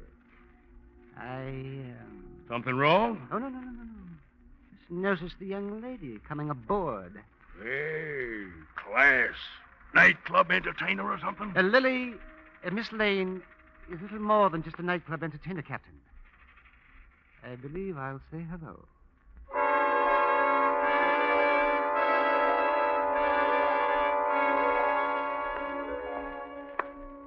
Well, Lily, shall we meet again? Well, Professor, hello. I was wondering if I'd know anyone on board. You heading home? Yes, I am. I'm heading back. And you, Lily? What brings you aboard? Just that, Professor. I'm bored. The islands, people, everything. Thought I'd give the States a break. Wonderful. And our meeting like this should make the trip more pleasant for both of us. I don't see why not. We take quite a boat, you know. No, I didn't. How do you mean? The cargo? The usual. Along with a few passengers, I thought. That's all. Except for a very fancy shipment. In the purser's safe. I didn't know anything about that. You do? Oh, yes. This ship is carrying quite a fortune. Well, what do you know? Now, why don't we go down to my cabin and buy ourselves a Bon Voyage drink? An excellent idea, Lily. And you can tell me all about your research work,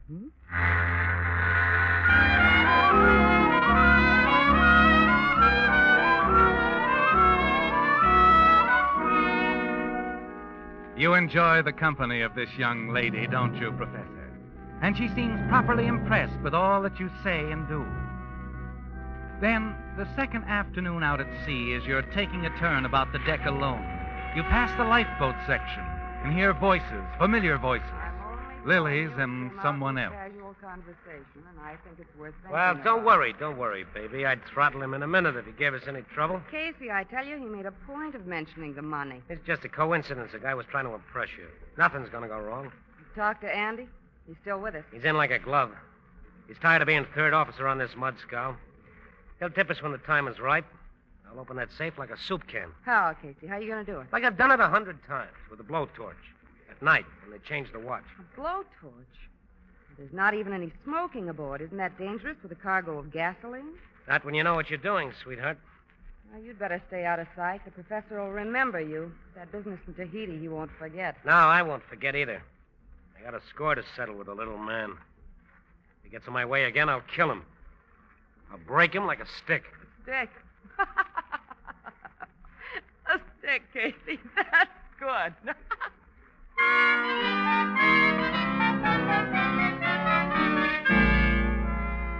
Lily's laughter infuriates you, doesn't it, Professor? More than anything else. And you wonder what to do about what you've overheard. You keep close to your cabin for the rest of the day. Then one evening, you finally decide to drop in on the captain. As you start down the darkened deck and approach the bridge companionway, the ship trembles beneath you, rocks crazily, and then another sound comes drifting up, a terrifying cry, knifing through the darkness.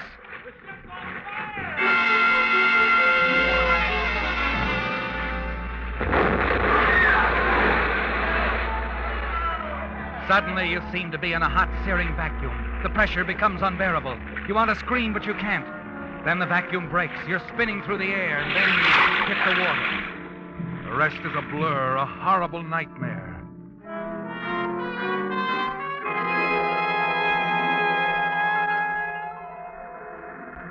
You remember vaguely toppling over face down on the beach. You lie there till daybreak in a deep sleep. And in your dream there are voices, and they come closer and closer. Hey, Professor, come on. Snap out of it. What is it? Morning, Professor. Welcome to our little island. Casey? Yeah, Casey. Remember me? How you feeling, Professor? But all right, I guess. Who are you? Name's Andy. Oh, yes. Would you give me a hand, Andy? Never mind, I'll give you a hand, Professor. Cut it out, Casey. Now, look. There's just 4 of us. We have to get along. You mean we're the only ones? Right so. Me, Casey here, you, and the girl. The girl? Lily. She's lying up there under the trees. The explosion shook her up pretty badly. I hope she'll come out of it okay. Oh, sure, she will. She'll be fine. But I don't know about you, Professor. I haven't made up my mind. Leave him alone. Sure, for now. But I think this'll be fun, don't you, Professor? Just the 4 of us alone on an island. Real cozy, huh, Professor?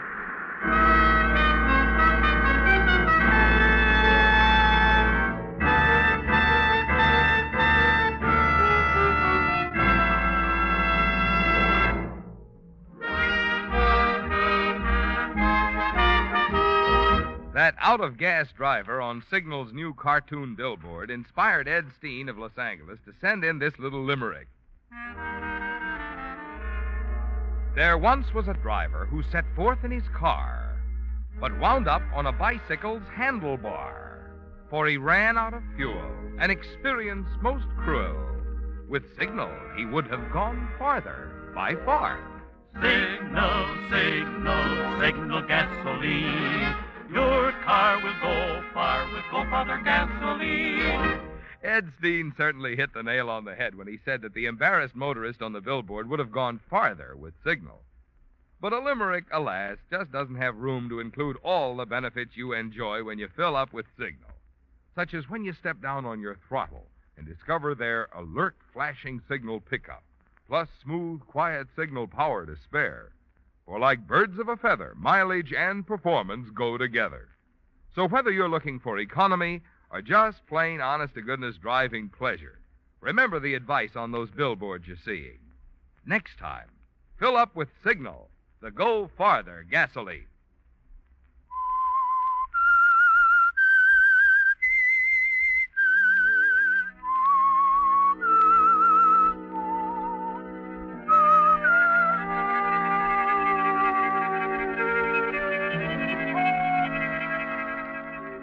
It's frightening, isn't it, Professor? Like awakening from one terrible nightmare into another. Worse, more threatening. Casey, this big hulk of a man who resents the very air you breathe. And because of the explosion that wrecked your ship, you're thrown with him on this lonely Pacific Isle. Moments later, you discover why Andy, the 3rd officer from the sunken ship, interfered in your behalf. It's Lily, isn't it? She's injured, and perhaps badly, and they don't know what to do about it. They take you to her, and Casey starts giving orders again. Come on. Do something for her, little man. Easy. Take it easy, Casey. Can you do anything for her, Professor? I can try. If you'll keep him away from me. Come on, Casey. Now, wait a minute. I'm not sure about... Come on. She's in his hands now. Okay, Professor, but treat her good. Very good. Now, you'll be in my hands.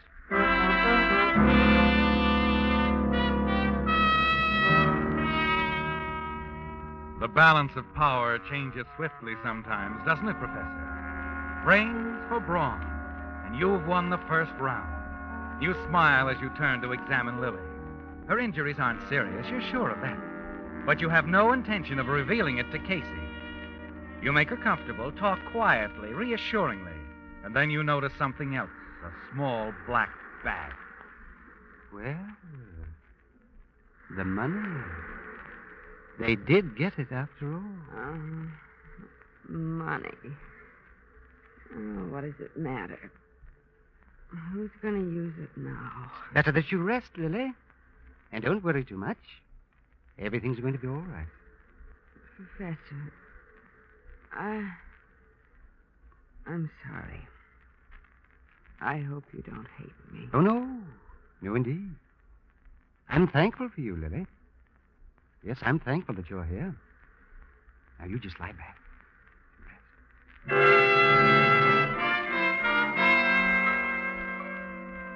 Later, you walk down to join Casey and Andy on the beach and see that they're swimming in the water, striking out for something with long, powerful strokes.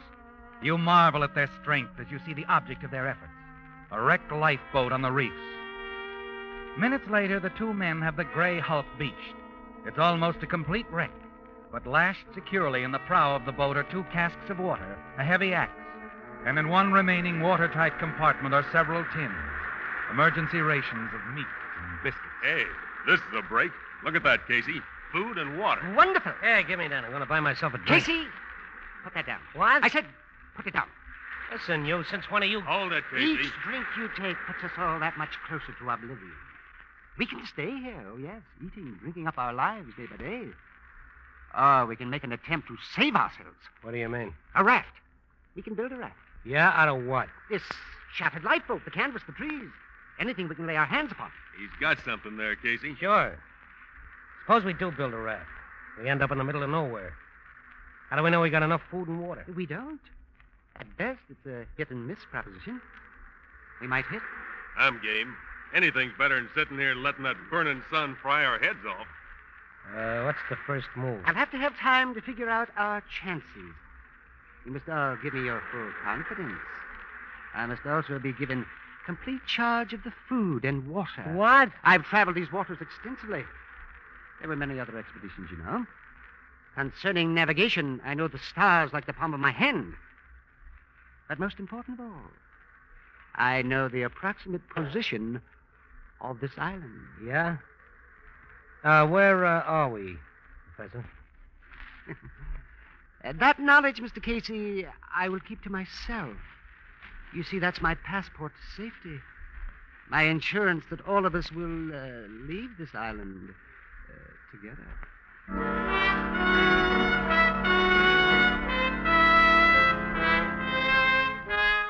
You're one step ahead of Mr. Casey, aren't you, Professor? And that's where you're going to stay all the way. You turn your thoughts back to the details of your plan. Carefully consider the time, the distance, the food and water supply. The atolls and the Radak chain are your best chance. Only two of you stand a chance of making it alive, but the others mustn't find that out. Not even Lily until you're ready. And then that evening. Okay, Einstein, what's the verdict? From now on, you will work at dusk and in the early morning. It's a known fact that overexertion in sun of this intensity could finish a man in a matter of hours. And of course, we're rationing food and water. How long do you think the food and water will last, Professor? Well, Lily, if we adhere strictly to the rules, we have supplies for 3 weeks. How much time are we going to have to build the raft? Maximum of 10 days. That means not quite 2 weeks on the water. How do you figure our speed? That, of course, is theoretical. Specific gravity of the raft, favorable winds, ocean currents, all have to be taken into account. I arrived at a rough average of 5 knots a day. Professor, where are we? And where are we going? That, as I've already told Casey, will have to remain my secret. You'll all just have to trust me.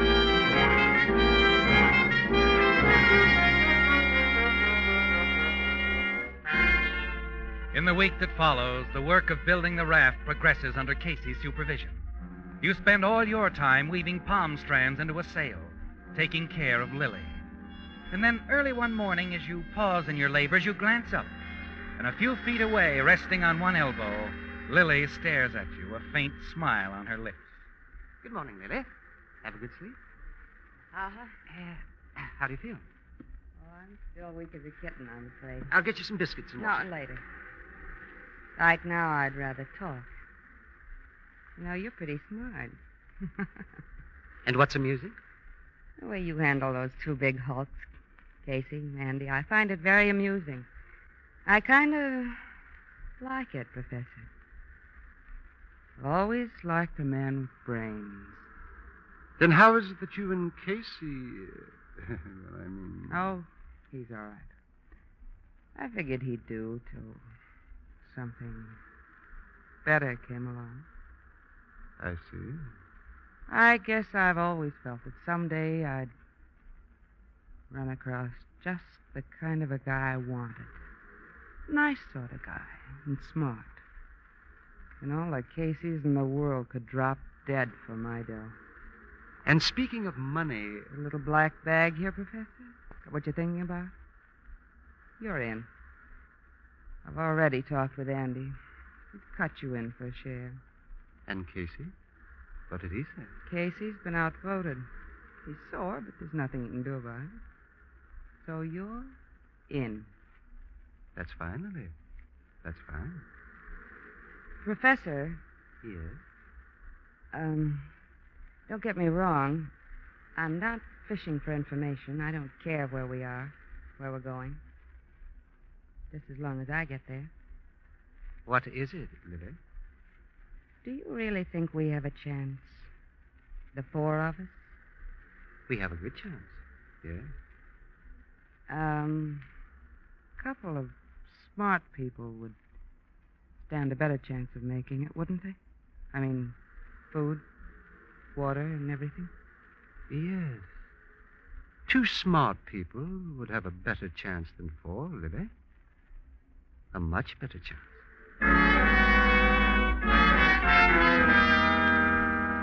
You watch Lily, the little smile playing on her lips as she leans back and closes her eyes.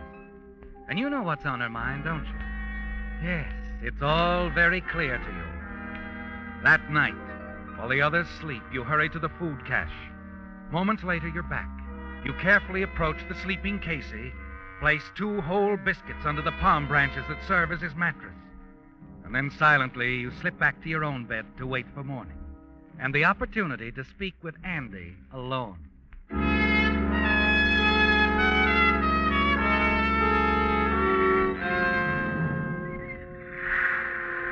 How's the raft coming along, Andy? They ought to finish it up, Professor. How about the sail? All but completed. Great. Well, I'd better get down there and give Casey a hand. Just a moment. I must talk with you. What's up? Well, I've suspected for the last few days that our supplies were being tampered with. What? Yes, last night I feigned sleep. I saw Casey leave his bunk. Well, he wasn't gone for more than a minute, and when he came back, I saw him slip something under his mattress. Wait a minute. Oh. You think that... No, perhaps I was just dreaming, but, why don't we take a look? Just to be certain.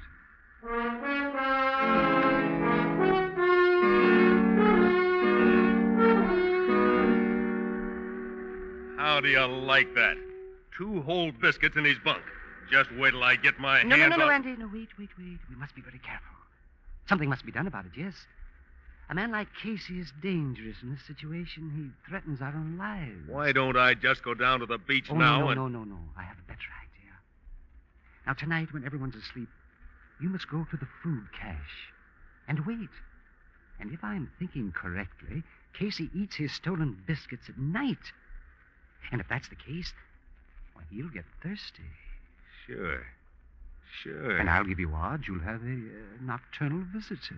And if I have this visitor? Well, I'd keep your knife in readiness if I were you, Andy. You know, we must be completely heartless in a situation like this. Yeah. If Casey walks to the food cache tonight, Professor, it'll be his last walk.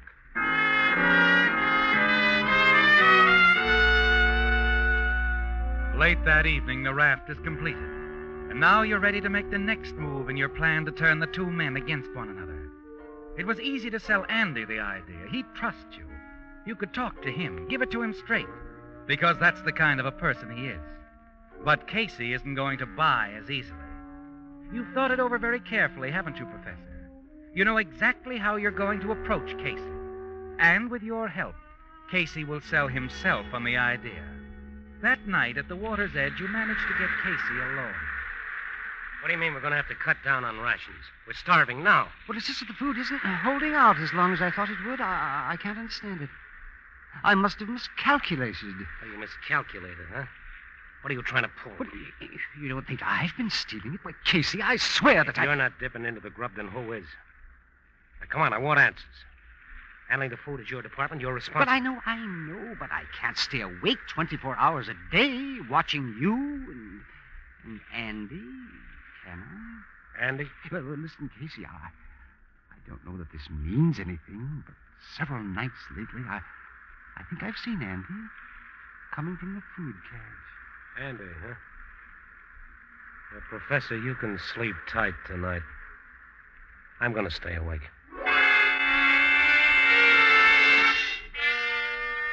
But you don't sleep, do you, Professor? Instead, you lie awake, waiting and watching. Then you see Andy rise slowly from his bunk, slip away toward the food cache. Moments later, you watch Casey get to his feet, see him remove the knife from its sheath and hurry away into the blackness. You wait, trembling with excitement. And then you hear it, a low, muffled cry.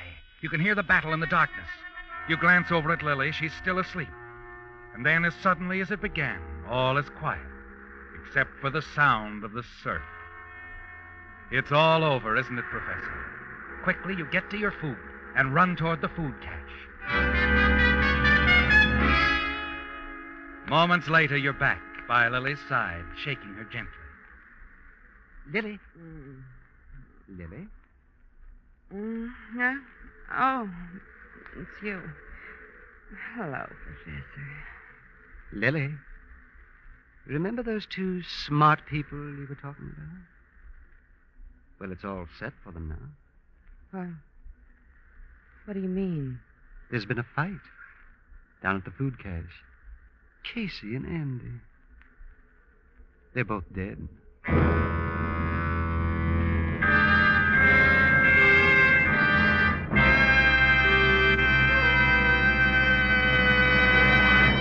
The Whistler will return in just a moment with the strange ending to tonight's story.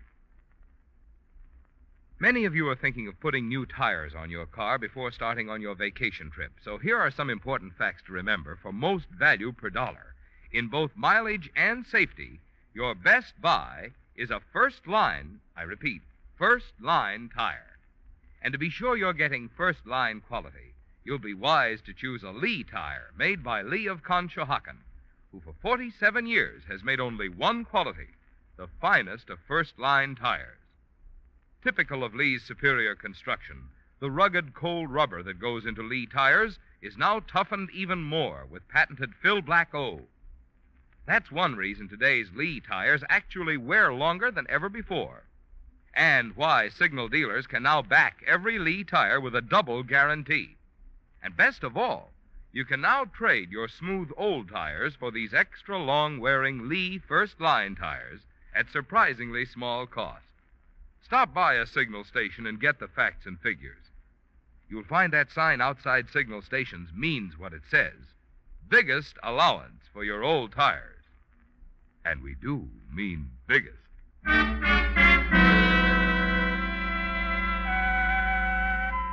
The sun reflected cruelly across the tropical sea as the last boat of the landing party left the tiny deserted island, returned to the liner lying offshore.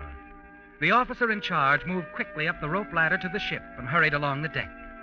Finally, he turned into a cabin where the captain and the ship's doctor stood looking down on the small, still figure lying on the cot. How's the patient coming along, Doctor? Condition's very weak. There's little hope. Oh? That's too bad. Any theory from what you found ashore, Jenkins? Well, Captain, at one place on the beach we found two men. Obviously, there'd been a fight. They'd killed each other with knives. I'm sure... Just a moment. It's coming around again. Easy. Easy now. When time's right, we'll get away together, Andy. Just the two of us. Don't worry. I'll handle Professor. Professor? Say, I wonder if that could be the other man. He looked like he might be. The other man? You mean there yes, was... sir. We found a raft further up the beach, stocked with provisions, ready to go. That's where we found the third party, a little guy. Could have been the professor the girl just mentioned. Any marks of identification? No, sir. Looks like he died of exhaustion trying to push the raft across the beach to the water. His fingernails had dug clear into the wood. Well, he had the right idea, all right, but not enough strength to back it up. That's the thing I can't quite figure. Yes? Why they built that raft way up on the beach instead of down at the water's edge. Why, it would have taken 2 strong men to get that raft into the water. Whoever built it, well, I guess they just weren't very smart.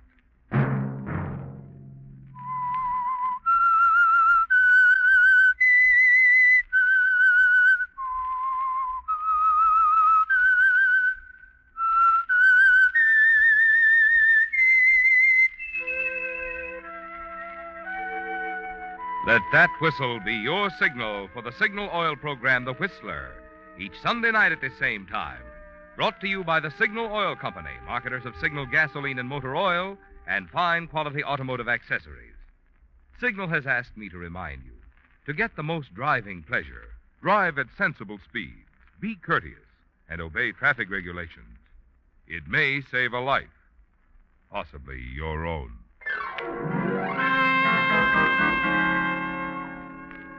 Featured in tonight's story were Howard McNair, Virginia Gregg, Frank Lovejoy, and Don Harvey. The Whistler was produced and directed by George W. Allen, with story by James Cullen, music by Wilbur Hatch, and was transmitted to our troops overseas by the Armed Forces Radio Service. The Whistler is entirely fictional, and all characters portrayed on The Whistler are also fictional. Any similarity of names or resemblance to persons living or dead is purely coincidental. Remember at this same time next Sunday, another strange tale by The Whistler. Signal, signal, signal gasoline. Your car will go far with no brother gasoline.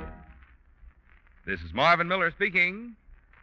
This is CBS, the Columbia Broadcasting System.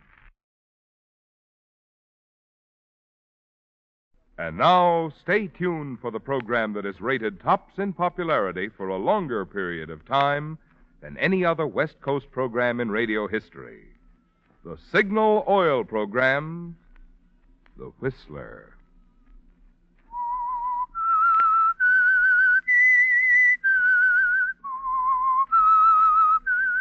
S-I-G-N-A-L,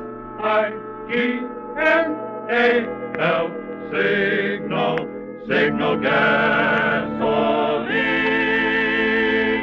Signal, the famous Go Farther gasoline, invites you to sit back and enjoy another strange story by The Whistler.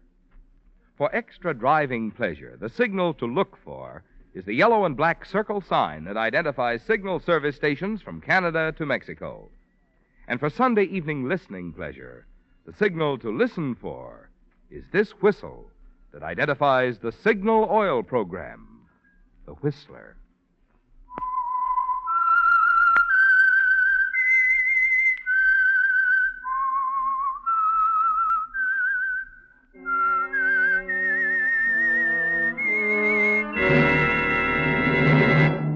I am the Whistler, and I know many things, for I walk by night.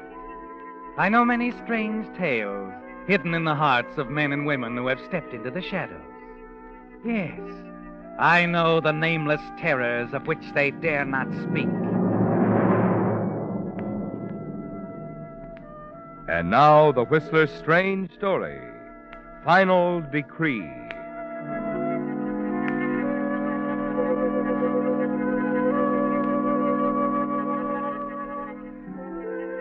As the two hunters made their way along the base of the canyon, neither was aware of the figure standing well hidden in the trees on the ridge above them. When Gordon Weller reached the small creek, he turned, looked back at his friend Dr. Perryman puffing up the path behind him. Gordon grinned and picked his way across the creek and started up the mountain. As he circled a huge boulder and came into a clearing, at the sound, Dr. Perryman stopped suddenly. An expression of horror crossed his face as he saw Gordon Weller stretched out on the path before him. Gordon! Gordon! Are you hurt?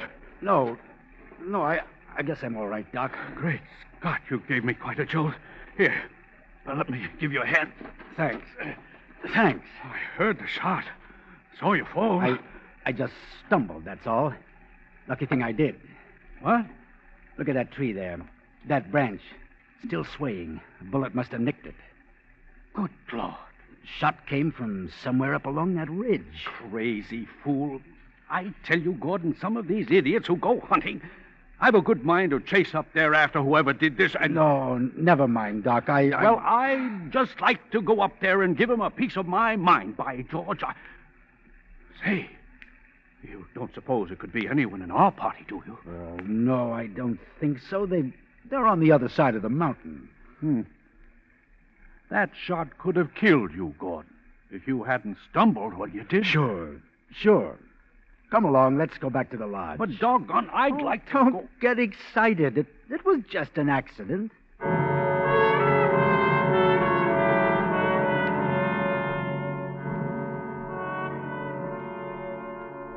But you know it wasn't an accident, don't you, Gordon? It was another attempt on your life. You're certain of that. And you didn't tell your friend Dr. Perryman that a split second before the shot was fired, you caught a glimpse of reflected light high on the ridge. The rays of the sun striking a rifle barrel, perhaps. And instantly you dropped to the ground. Hours later, back at your lodge high in the mountains, all your guests are assembled in the huge living room before the massive stone fireplace. The Farleys, Bill Kenny and his new wife, Betty, the Wilsons, Dr. Perryman, and, of course, your wife, Joyce. You enjoy entertaining, don't you, Gordon? The smart parties in town, the weekends here at your fashionable mountain lodge.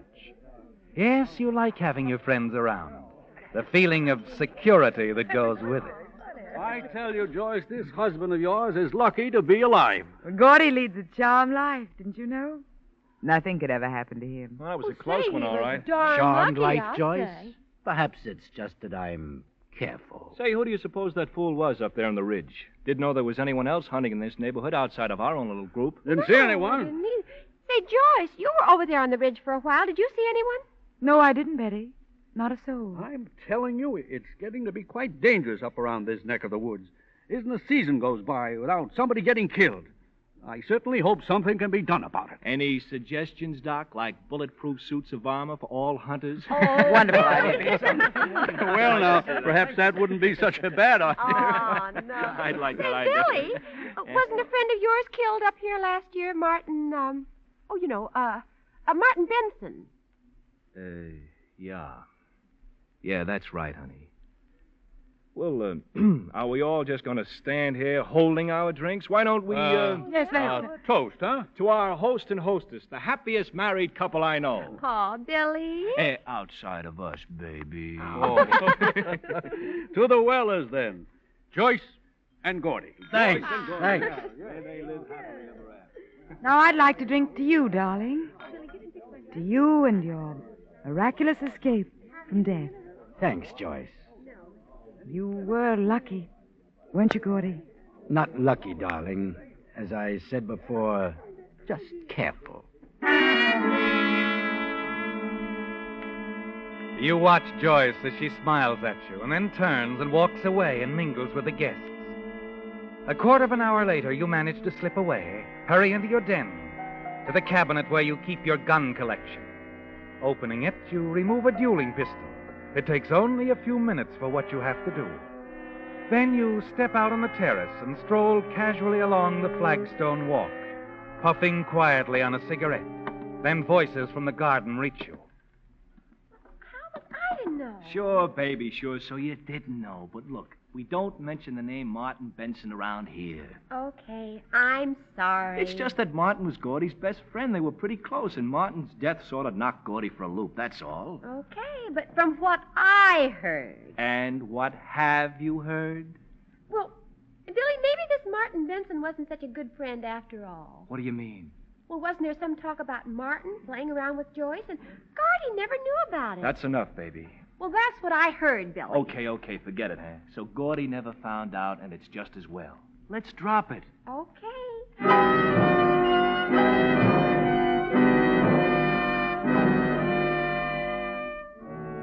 They've known all along, haven't they, Gordon? About your wife, Joyce, and your best friend, Martin Benson. But not once did they suspect that you were aware of that romance, that you were responsible for Martin's death. It had all been so simple getting rid of him, hadn't it? A hunting accident. Martin killed with his own gun. And there had never been any question about that accident. Never a question in anyone's mind, except Joyce. Somehow she knew, didn't she, Gordon, that you had killed Martin, the man she really loved, and she was going to make you pay for it with your own life. You knew long ago that you couldn't run away. She'd follow you to the ends of the earth. And you decided there was only one thing to do. Stay with Joyce and get rid of her before your luck ran out. That evening in your den, as your guests look over your gun collection. Goodness, I've never seen so many guns in all my life. Oh, this isn't all, Betty. Gordy's got another room full in town. He's just mad about guns. Here's a new one I picked up a couple of weeks ago, Bill. How do you like it? Hey, that's a beaut. Real old dueling pistol, huh? Oh, boy. Let me see it, Billy. Hey, don't grab like that, baby. It sure is heavy. It isn't loaded, is it? Oh, don't worry, Betty. Gordon's very careful about things like that. Oh, golly, I don't see how anybody could fire this. You couldn't very well. Not the way you're holding it. Well, why, Gordy? Here, I'll show you. You wrap your hand around it like this. Uh-huh. That's it. And this finger goes around the trigger. Mm-hmm. That's it. Oh, well, look at that. I hardly touched it. Well, that's what they call a hair trigger, baby. Clicks off just like that. Hey, what's the matter, Gordy? Oh, nothing. Nothing at all. Well, it's a good thing it wasn't loaded. Gee, it was pointed right at Joyce. Yeah, it was Yes. like that, wasn't it? Yes, it was. Wasn't it, Gordon?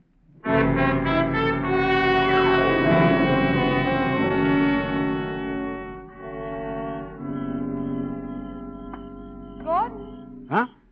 Oh, Joyce. Darling, you're neglecting our guests. What are you doing out here on the terrace? Oh, I just wanted a breath of air. We've all decided to run down to the village for a while. Want to come along? No, thanks. I think I'll stay here if you don't mind. All right. We won't be long, darling. Don't get lonesome. Oh, by the way, Gordon, Yes? I thought you were the careful type. What do you mean? Do you generally keep loaded pistols in your collection? Of course not. That dueling pistol you were showing Betty a little while ago, it was loaded. What? That is, it was when I first looked at it, before dinner. I took the bullets out of it then. Good thing I did. I might have been killed. I guess this is your lucky day, too. Yes. We've both been lucky today, haven't we, darling? I wonder whose luck will run out first.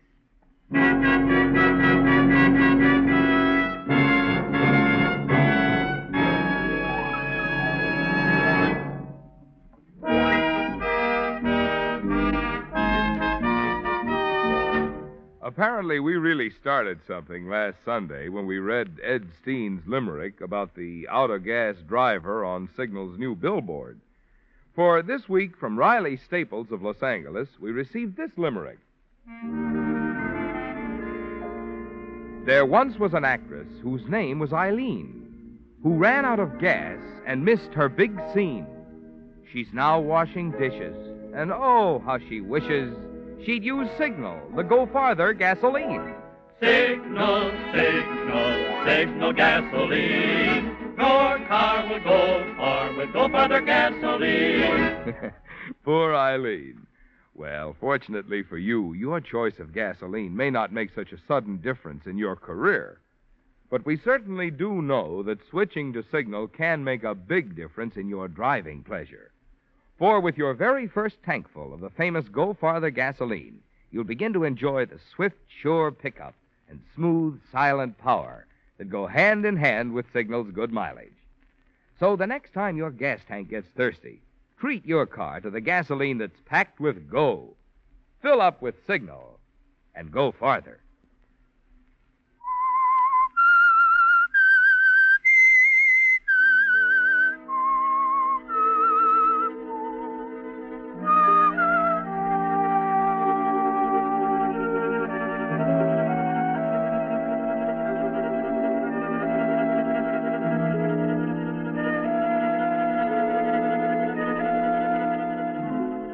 pattern is clear, isn't it, Gordon, for the struggle between you and your wife, Joyce.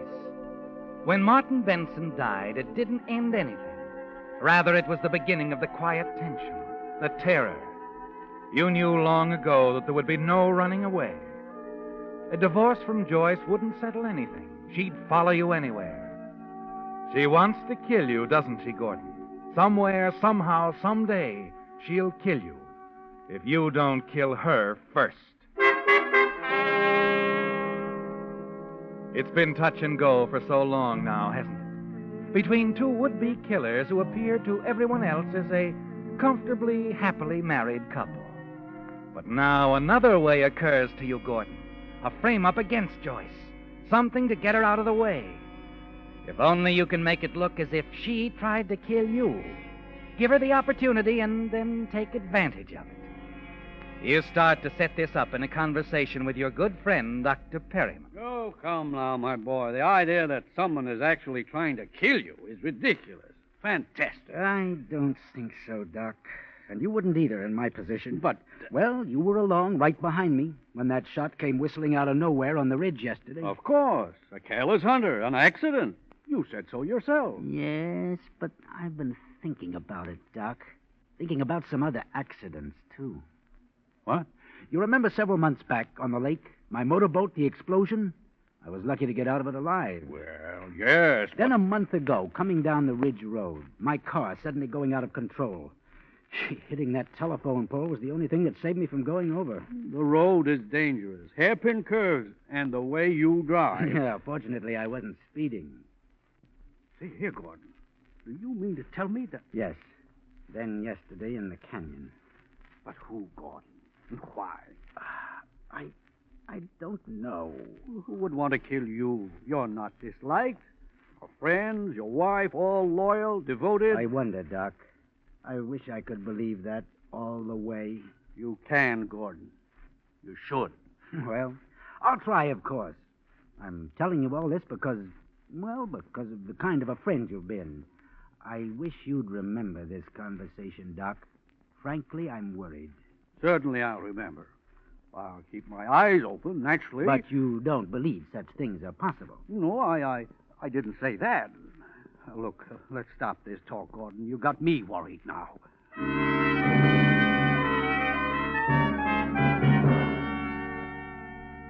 And that's all you want for the moment, isn't it, Gordon? To have Dr. Perryman concerned. Later, his suspicions will be easily aroused. Suspicions against Joyce because of what you're going to do.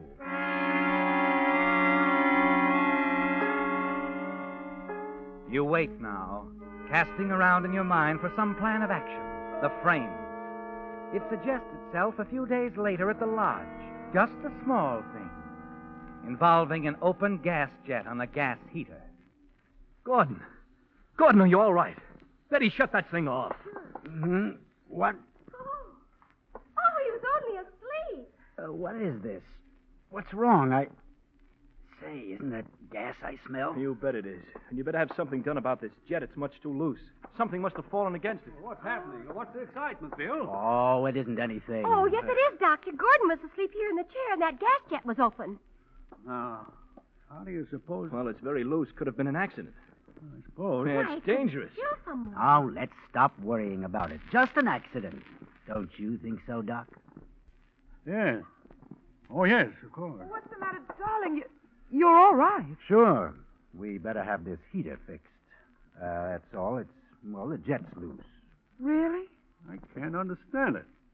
Well, we must have it attended to right away. Yes. You better, Joyce.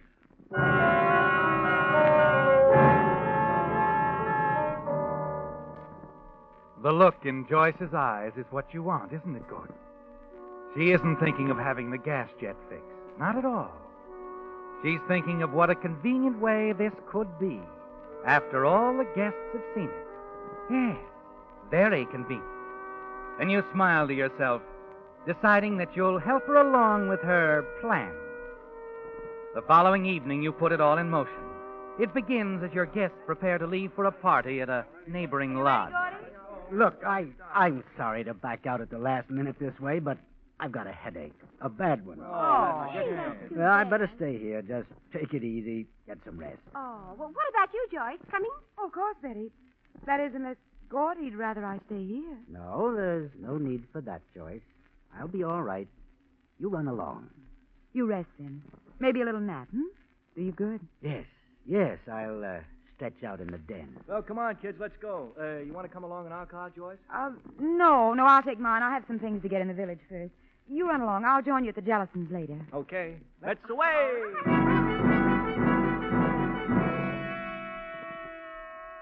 You watch them as they leave. Your guests and Joyce. A moment later, Bill's sedan roars past the lodge, starts down the grade.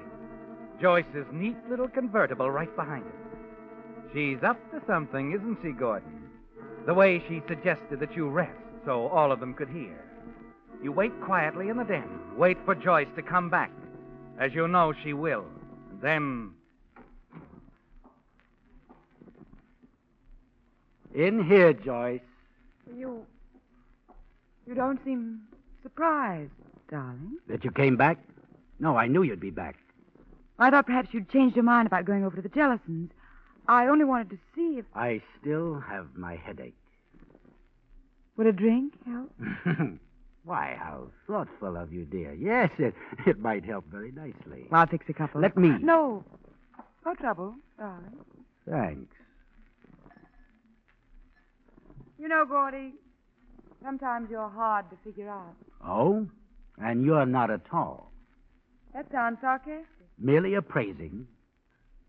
Joyce, Yes? what sort of sleeping pills did you pick up in the village? Sleeping pills?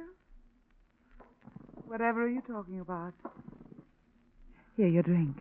Joyce, you're getting careless. Clumsy. Am I? You wouldn't want to exchange drinks now, would you? Certainly. Here. Satisfied? You anticipated that one, of course. Did I? Let's stop the game, Joyce. I know what you're up to. What am I up to? You want to put me to sleep. Fix it so I'm just sitting here, resting, as you put it. Then somehow the gas jet finds its way on again, and I'm the unsuspecting accident victim. No one will know that you ever came back here from the village. You went directly over to the Jellisons' party. You have it all figured out, don't you? Yes, and it won't work. I guess not. I wouldn't expect such a careless, clumsy plan to work. Well, cheers. Really afraid, aren't you, Gordon? Of the drink, yes. But not of you. I'm not afraid of you anymore, Joyce. Not in the least. Sounds ominous. I might as well tell you how ominous. I intend to take an overdose of sleeping pills and turn on the gas. Suicide? How nice of you, Gordon. Not suicide. Attempted murder. What are you talking about? You do have a box of sleeping tablets in your purse, don't you, Joyce? Of course. I'll only borrow a few. Put the box back in your purse after I've seen you on your way. You're out of your mind. Not quite. But it has to look good, Joyce. Your attempt on my life. You're a fool, Gordon. I'm afraid we'll both have to check our plans for a while. Not me, Joyce. But you will. You see, in a few minutes, you're going to have an accident. Your car is going off the road with you at the wheel. I see. And I'll be found that way with a box of sleeping tablets in my purse. The ones they'll believe you slipped into my drink. Oh, I fully intend to take them, you know. Then just at the right moment, I'll call the hospital. They'll find me here, unconscious, the gas on, but they'll find me just in time. After my car accident, you mean? That's right, Joyce. You have been thinking overtime, haven't you? You know, Joyce, you're forcing me to do this. Am I? If you'd only tried to understand. Understand murder? There was no other way. You could have given me a divorce when I asked for it. I didn't want a divorce. You knew I loved Martin. I thought you knew you did. You knew I did. You knew I loved him. With everything I had. That's why you killed him and made it look like a hunting accident. But you didn't get away with it, Gordon. You cheated the law, but you're going to pay just the same. I'll make sure of that. I'm sorry, Joyce. I hate the idea of punching that beautiful jaw, but you leave me no choice.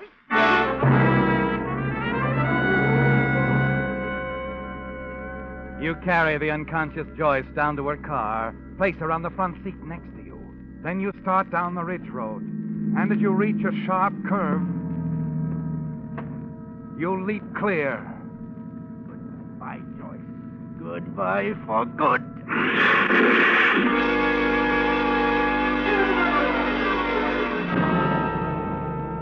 Back at the lodge, you pour yourself another drink, dissolve the sleeping tablets in it. Then you drink. You step over to the gas jet on the heater and turn it on.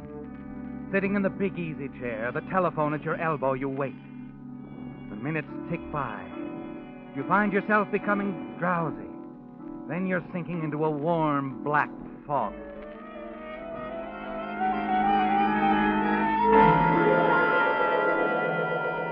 To our host and hostess, the happiest married couple I know.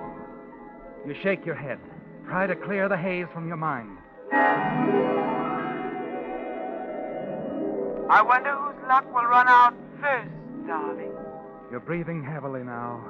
The walls are closing in on you. Gordon was asleep in the chair. The gas was on. The room seems to be swaying beneath you.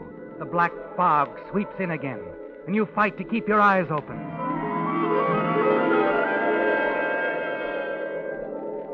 Now, Gordon, now is the time. You can't wait another moment. You reach for the telephone. It's going to be close, isn't it, Gordon? Everything's going just the way you planned it. 2, 5, 7.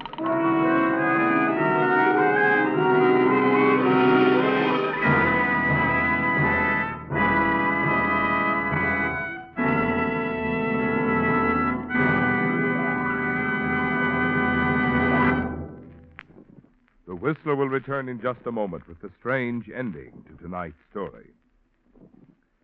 Do you want a pleasant surprise?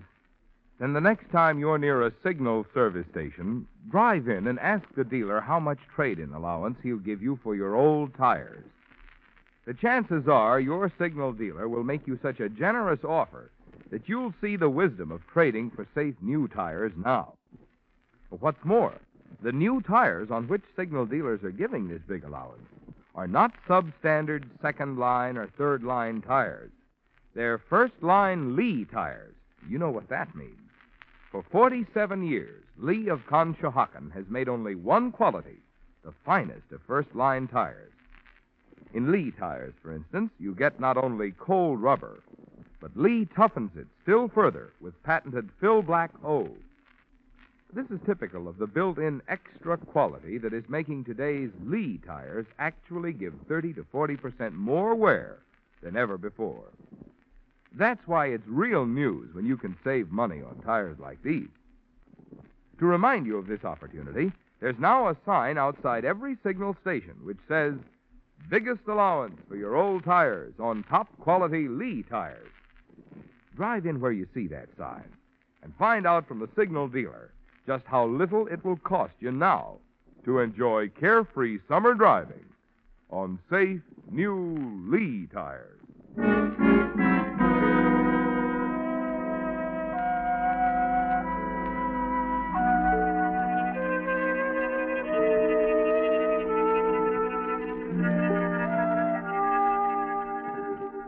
The small crowd around the wrecked car included the party guests. Only Dr. Perryman wasn't there as Joyce's lifeless body was lifted from the crumbled mass of glass and metal. The guests were shocked, spoke in low, nervous tones to one another, horrified by what had happened in the space of a few hours. Presently, a police car returned to the scene. Dr. Perryman and the sheriff stepped out and hurried down the path to join the others. Doc, I thought you went up to get Gordon. Where is... Up at the lodge, Bill. Well? Gordon's dead. What did you say, Sheriff? Accident, I guess. The gas was turned on in his den. It's where we found him, sprawled out on the floor. His hand still clutching the telephone. He must have tried to phone for help, Bill. But he didn't have a chance. What do you mean? The telephone lines were down. When Joyce's car crashed down the bank, it knocked over a telephone pole and all the phone lines along with it.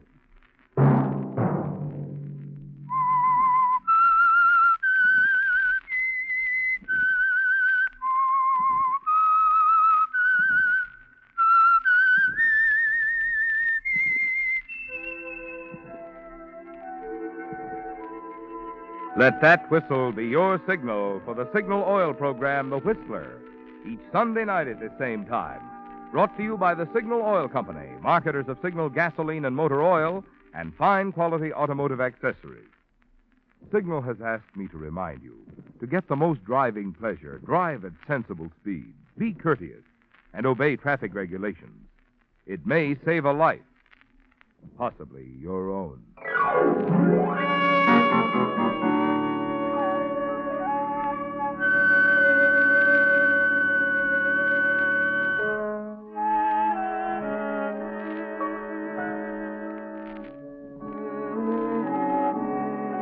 Featured in tonight's story were John Hoyt and Betty Lou Gerson. The Whistler was produced and directed by George W. Allen, with story by Joel Malone and Adrian Jondeau. Music by Wilbur Hatch, and was transmitted to our troops overseas by the Armed Forces Radio Service. The Whistler is entirely fictional, and all characters portrayed on The Whistler are also fictional. Any similarity of names or resemblance to persons, living or dead, is purely coincidental. Remember, at this same time next Sunday, another strange tale by The Whistler.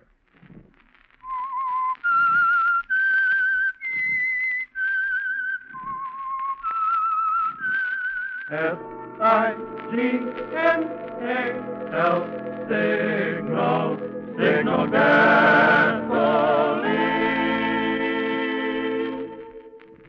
Marvin Miller speaking.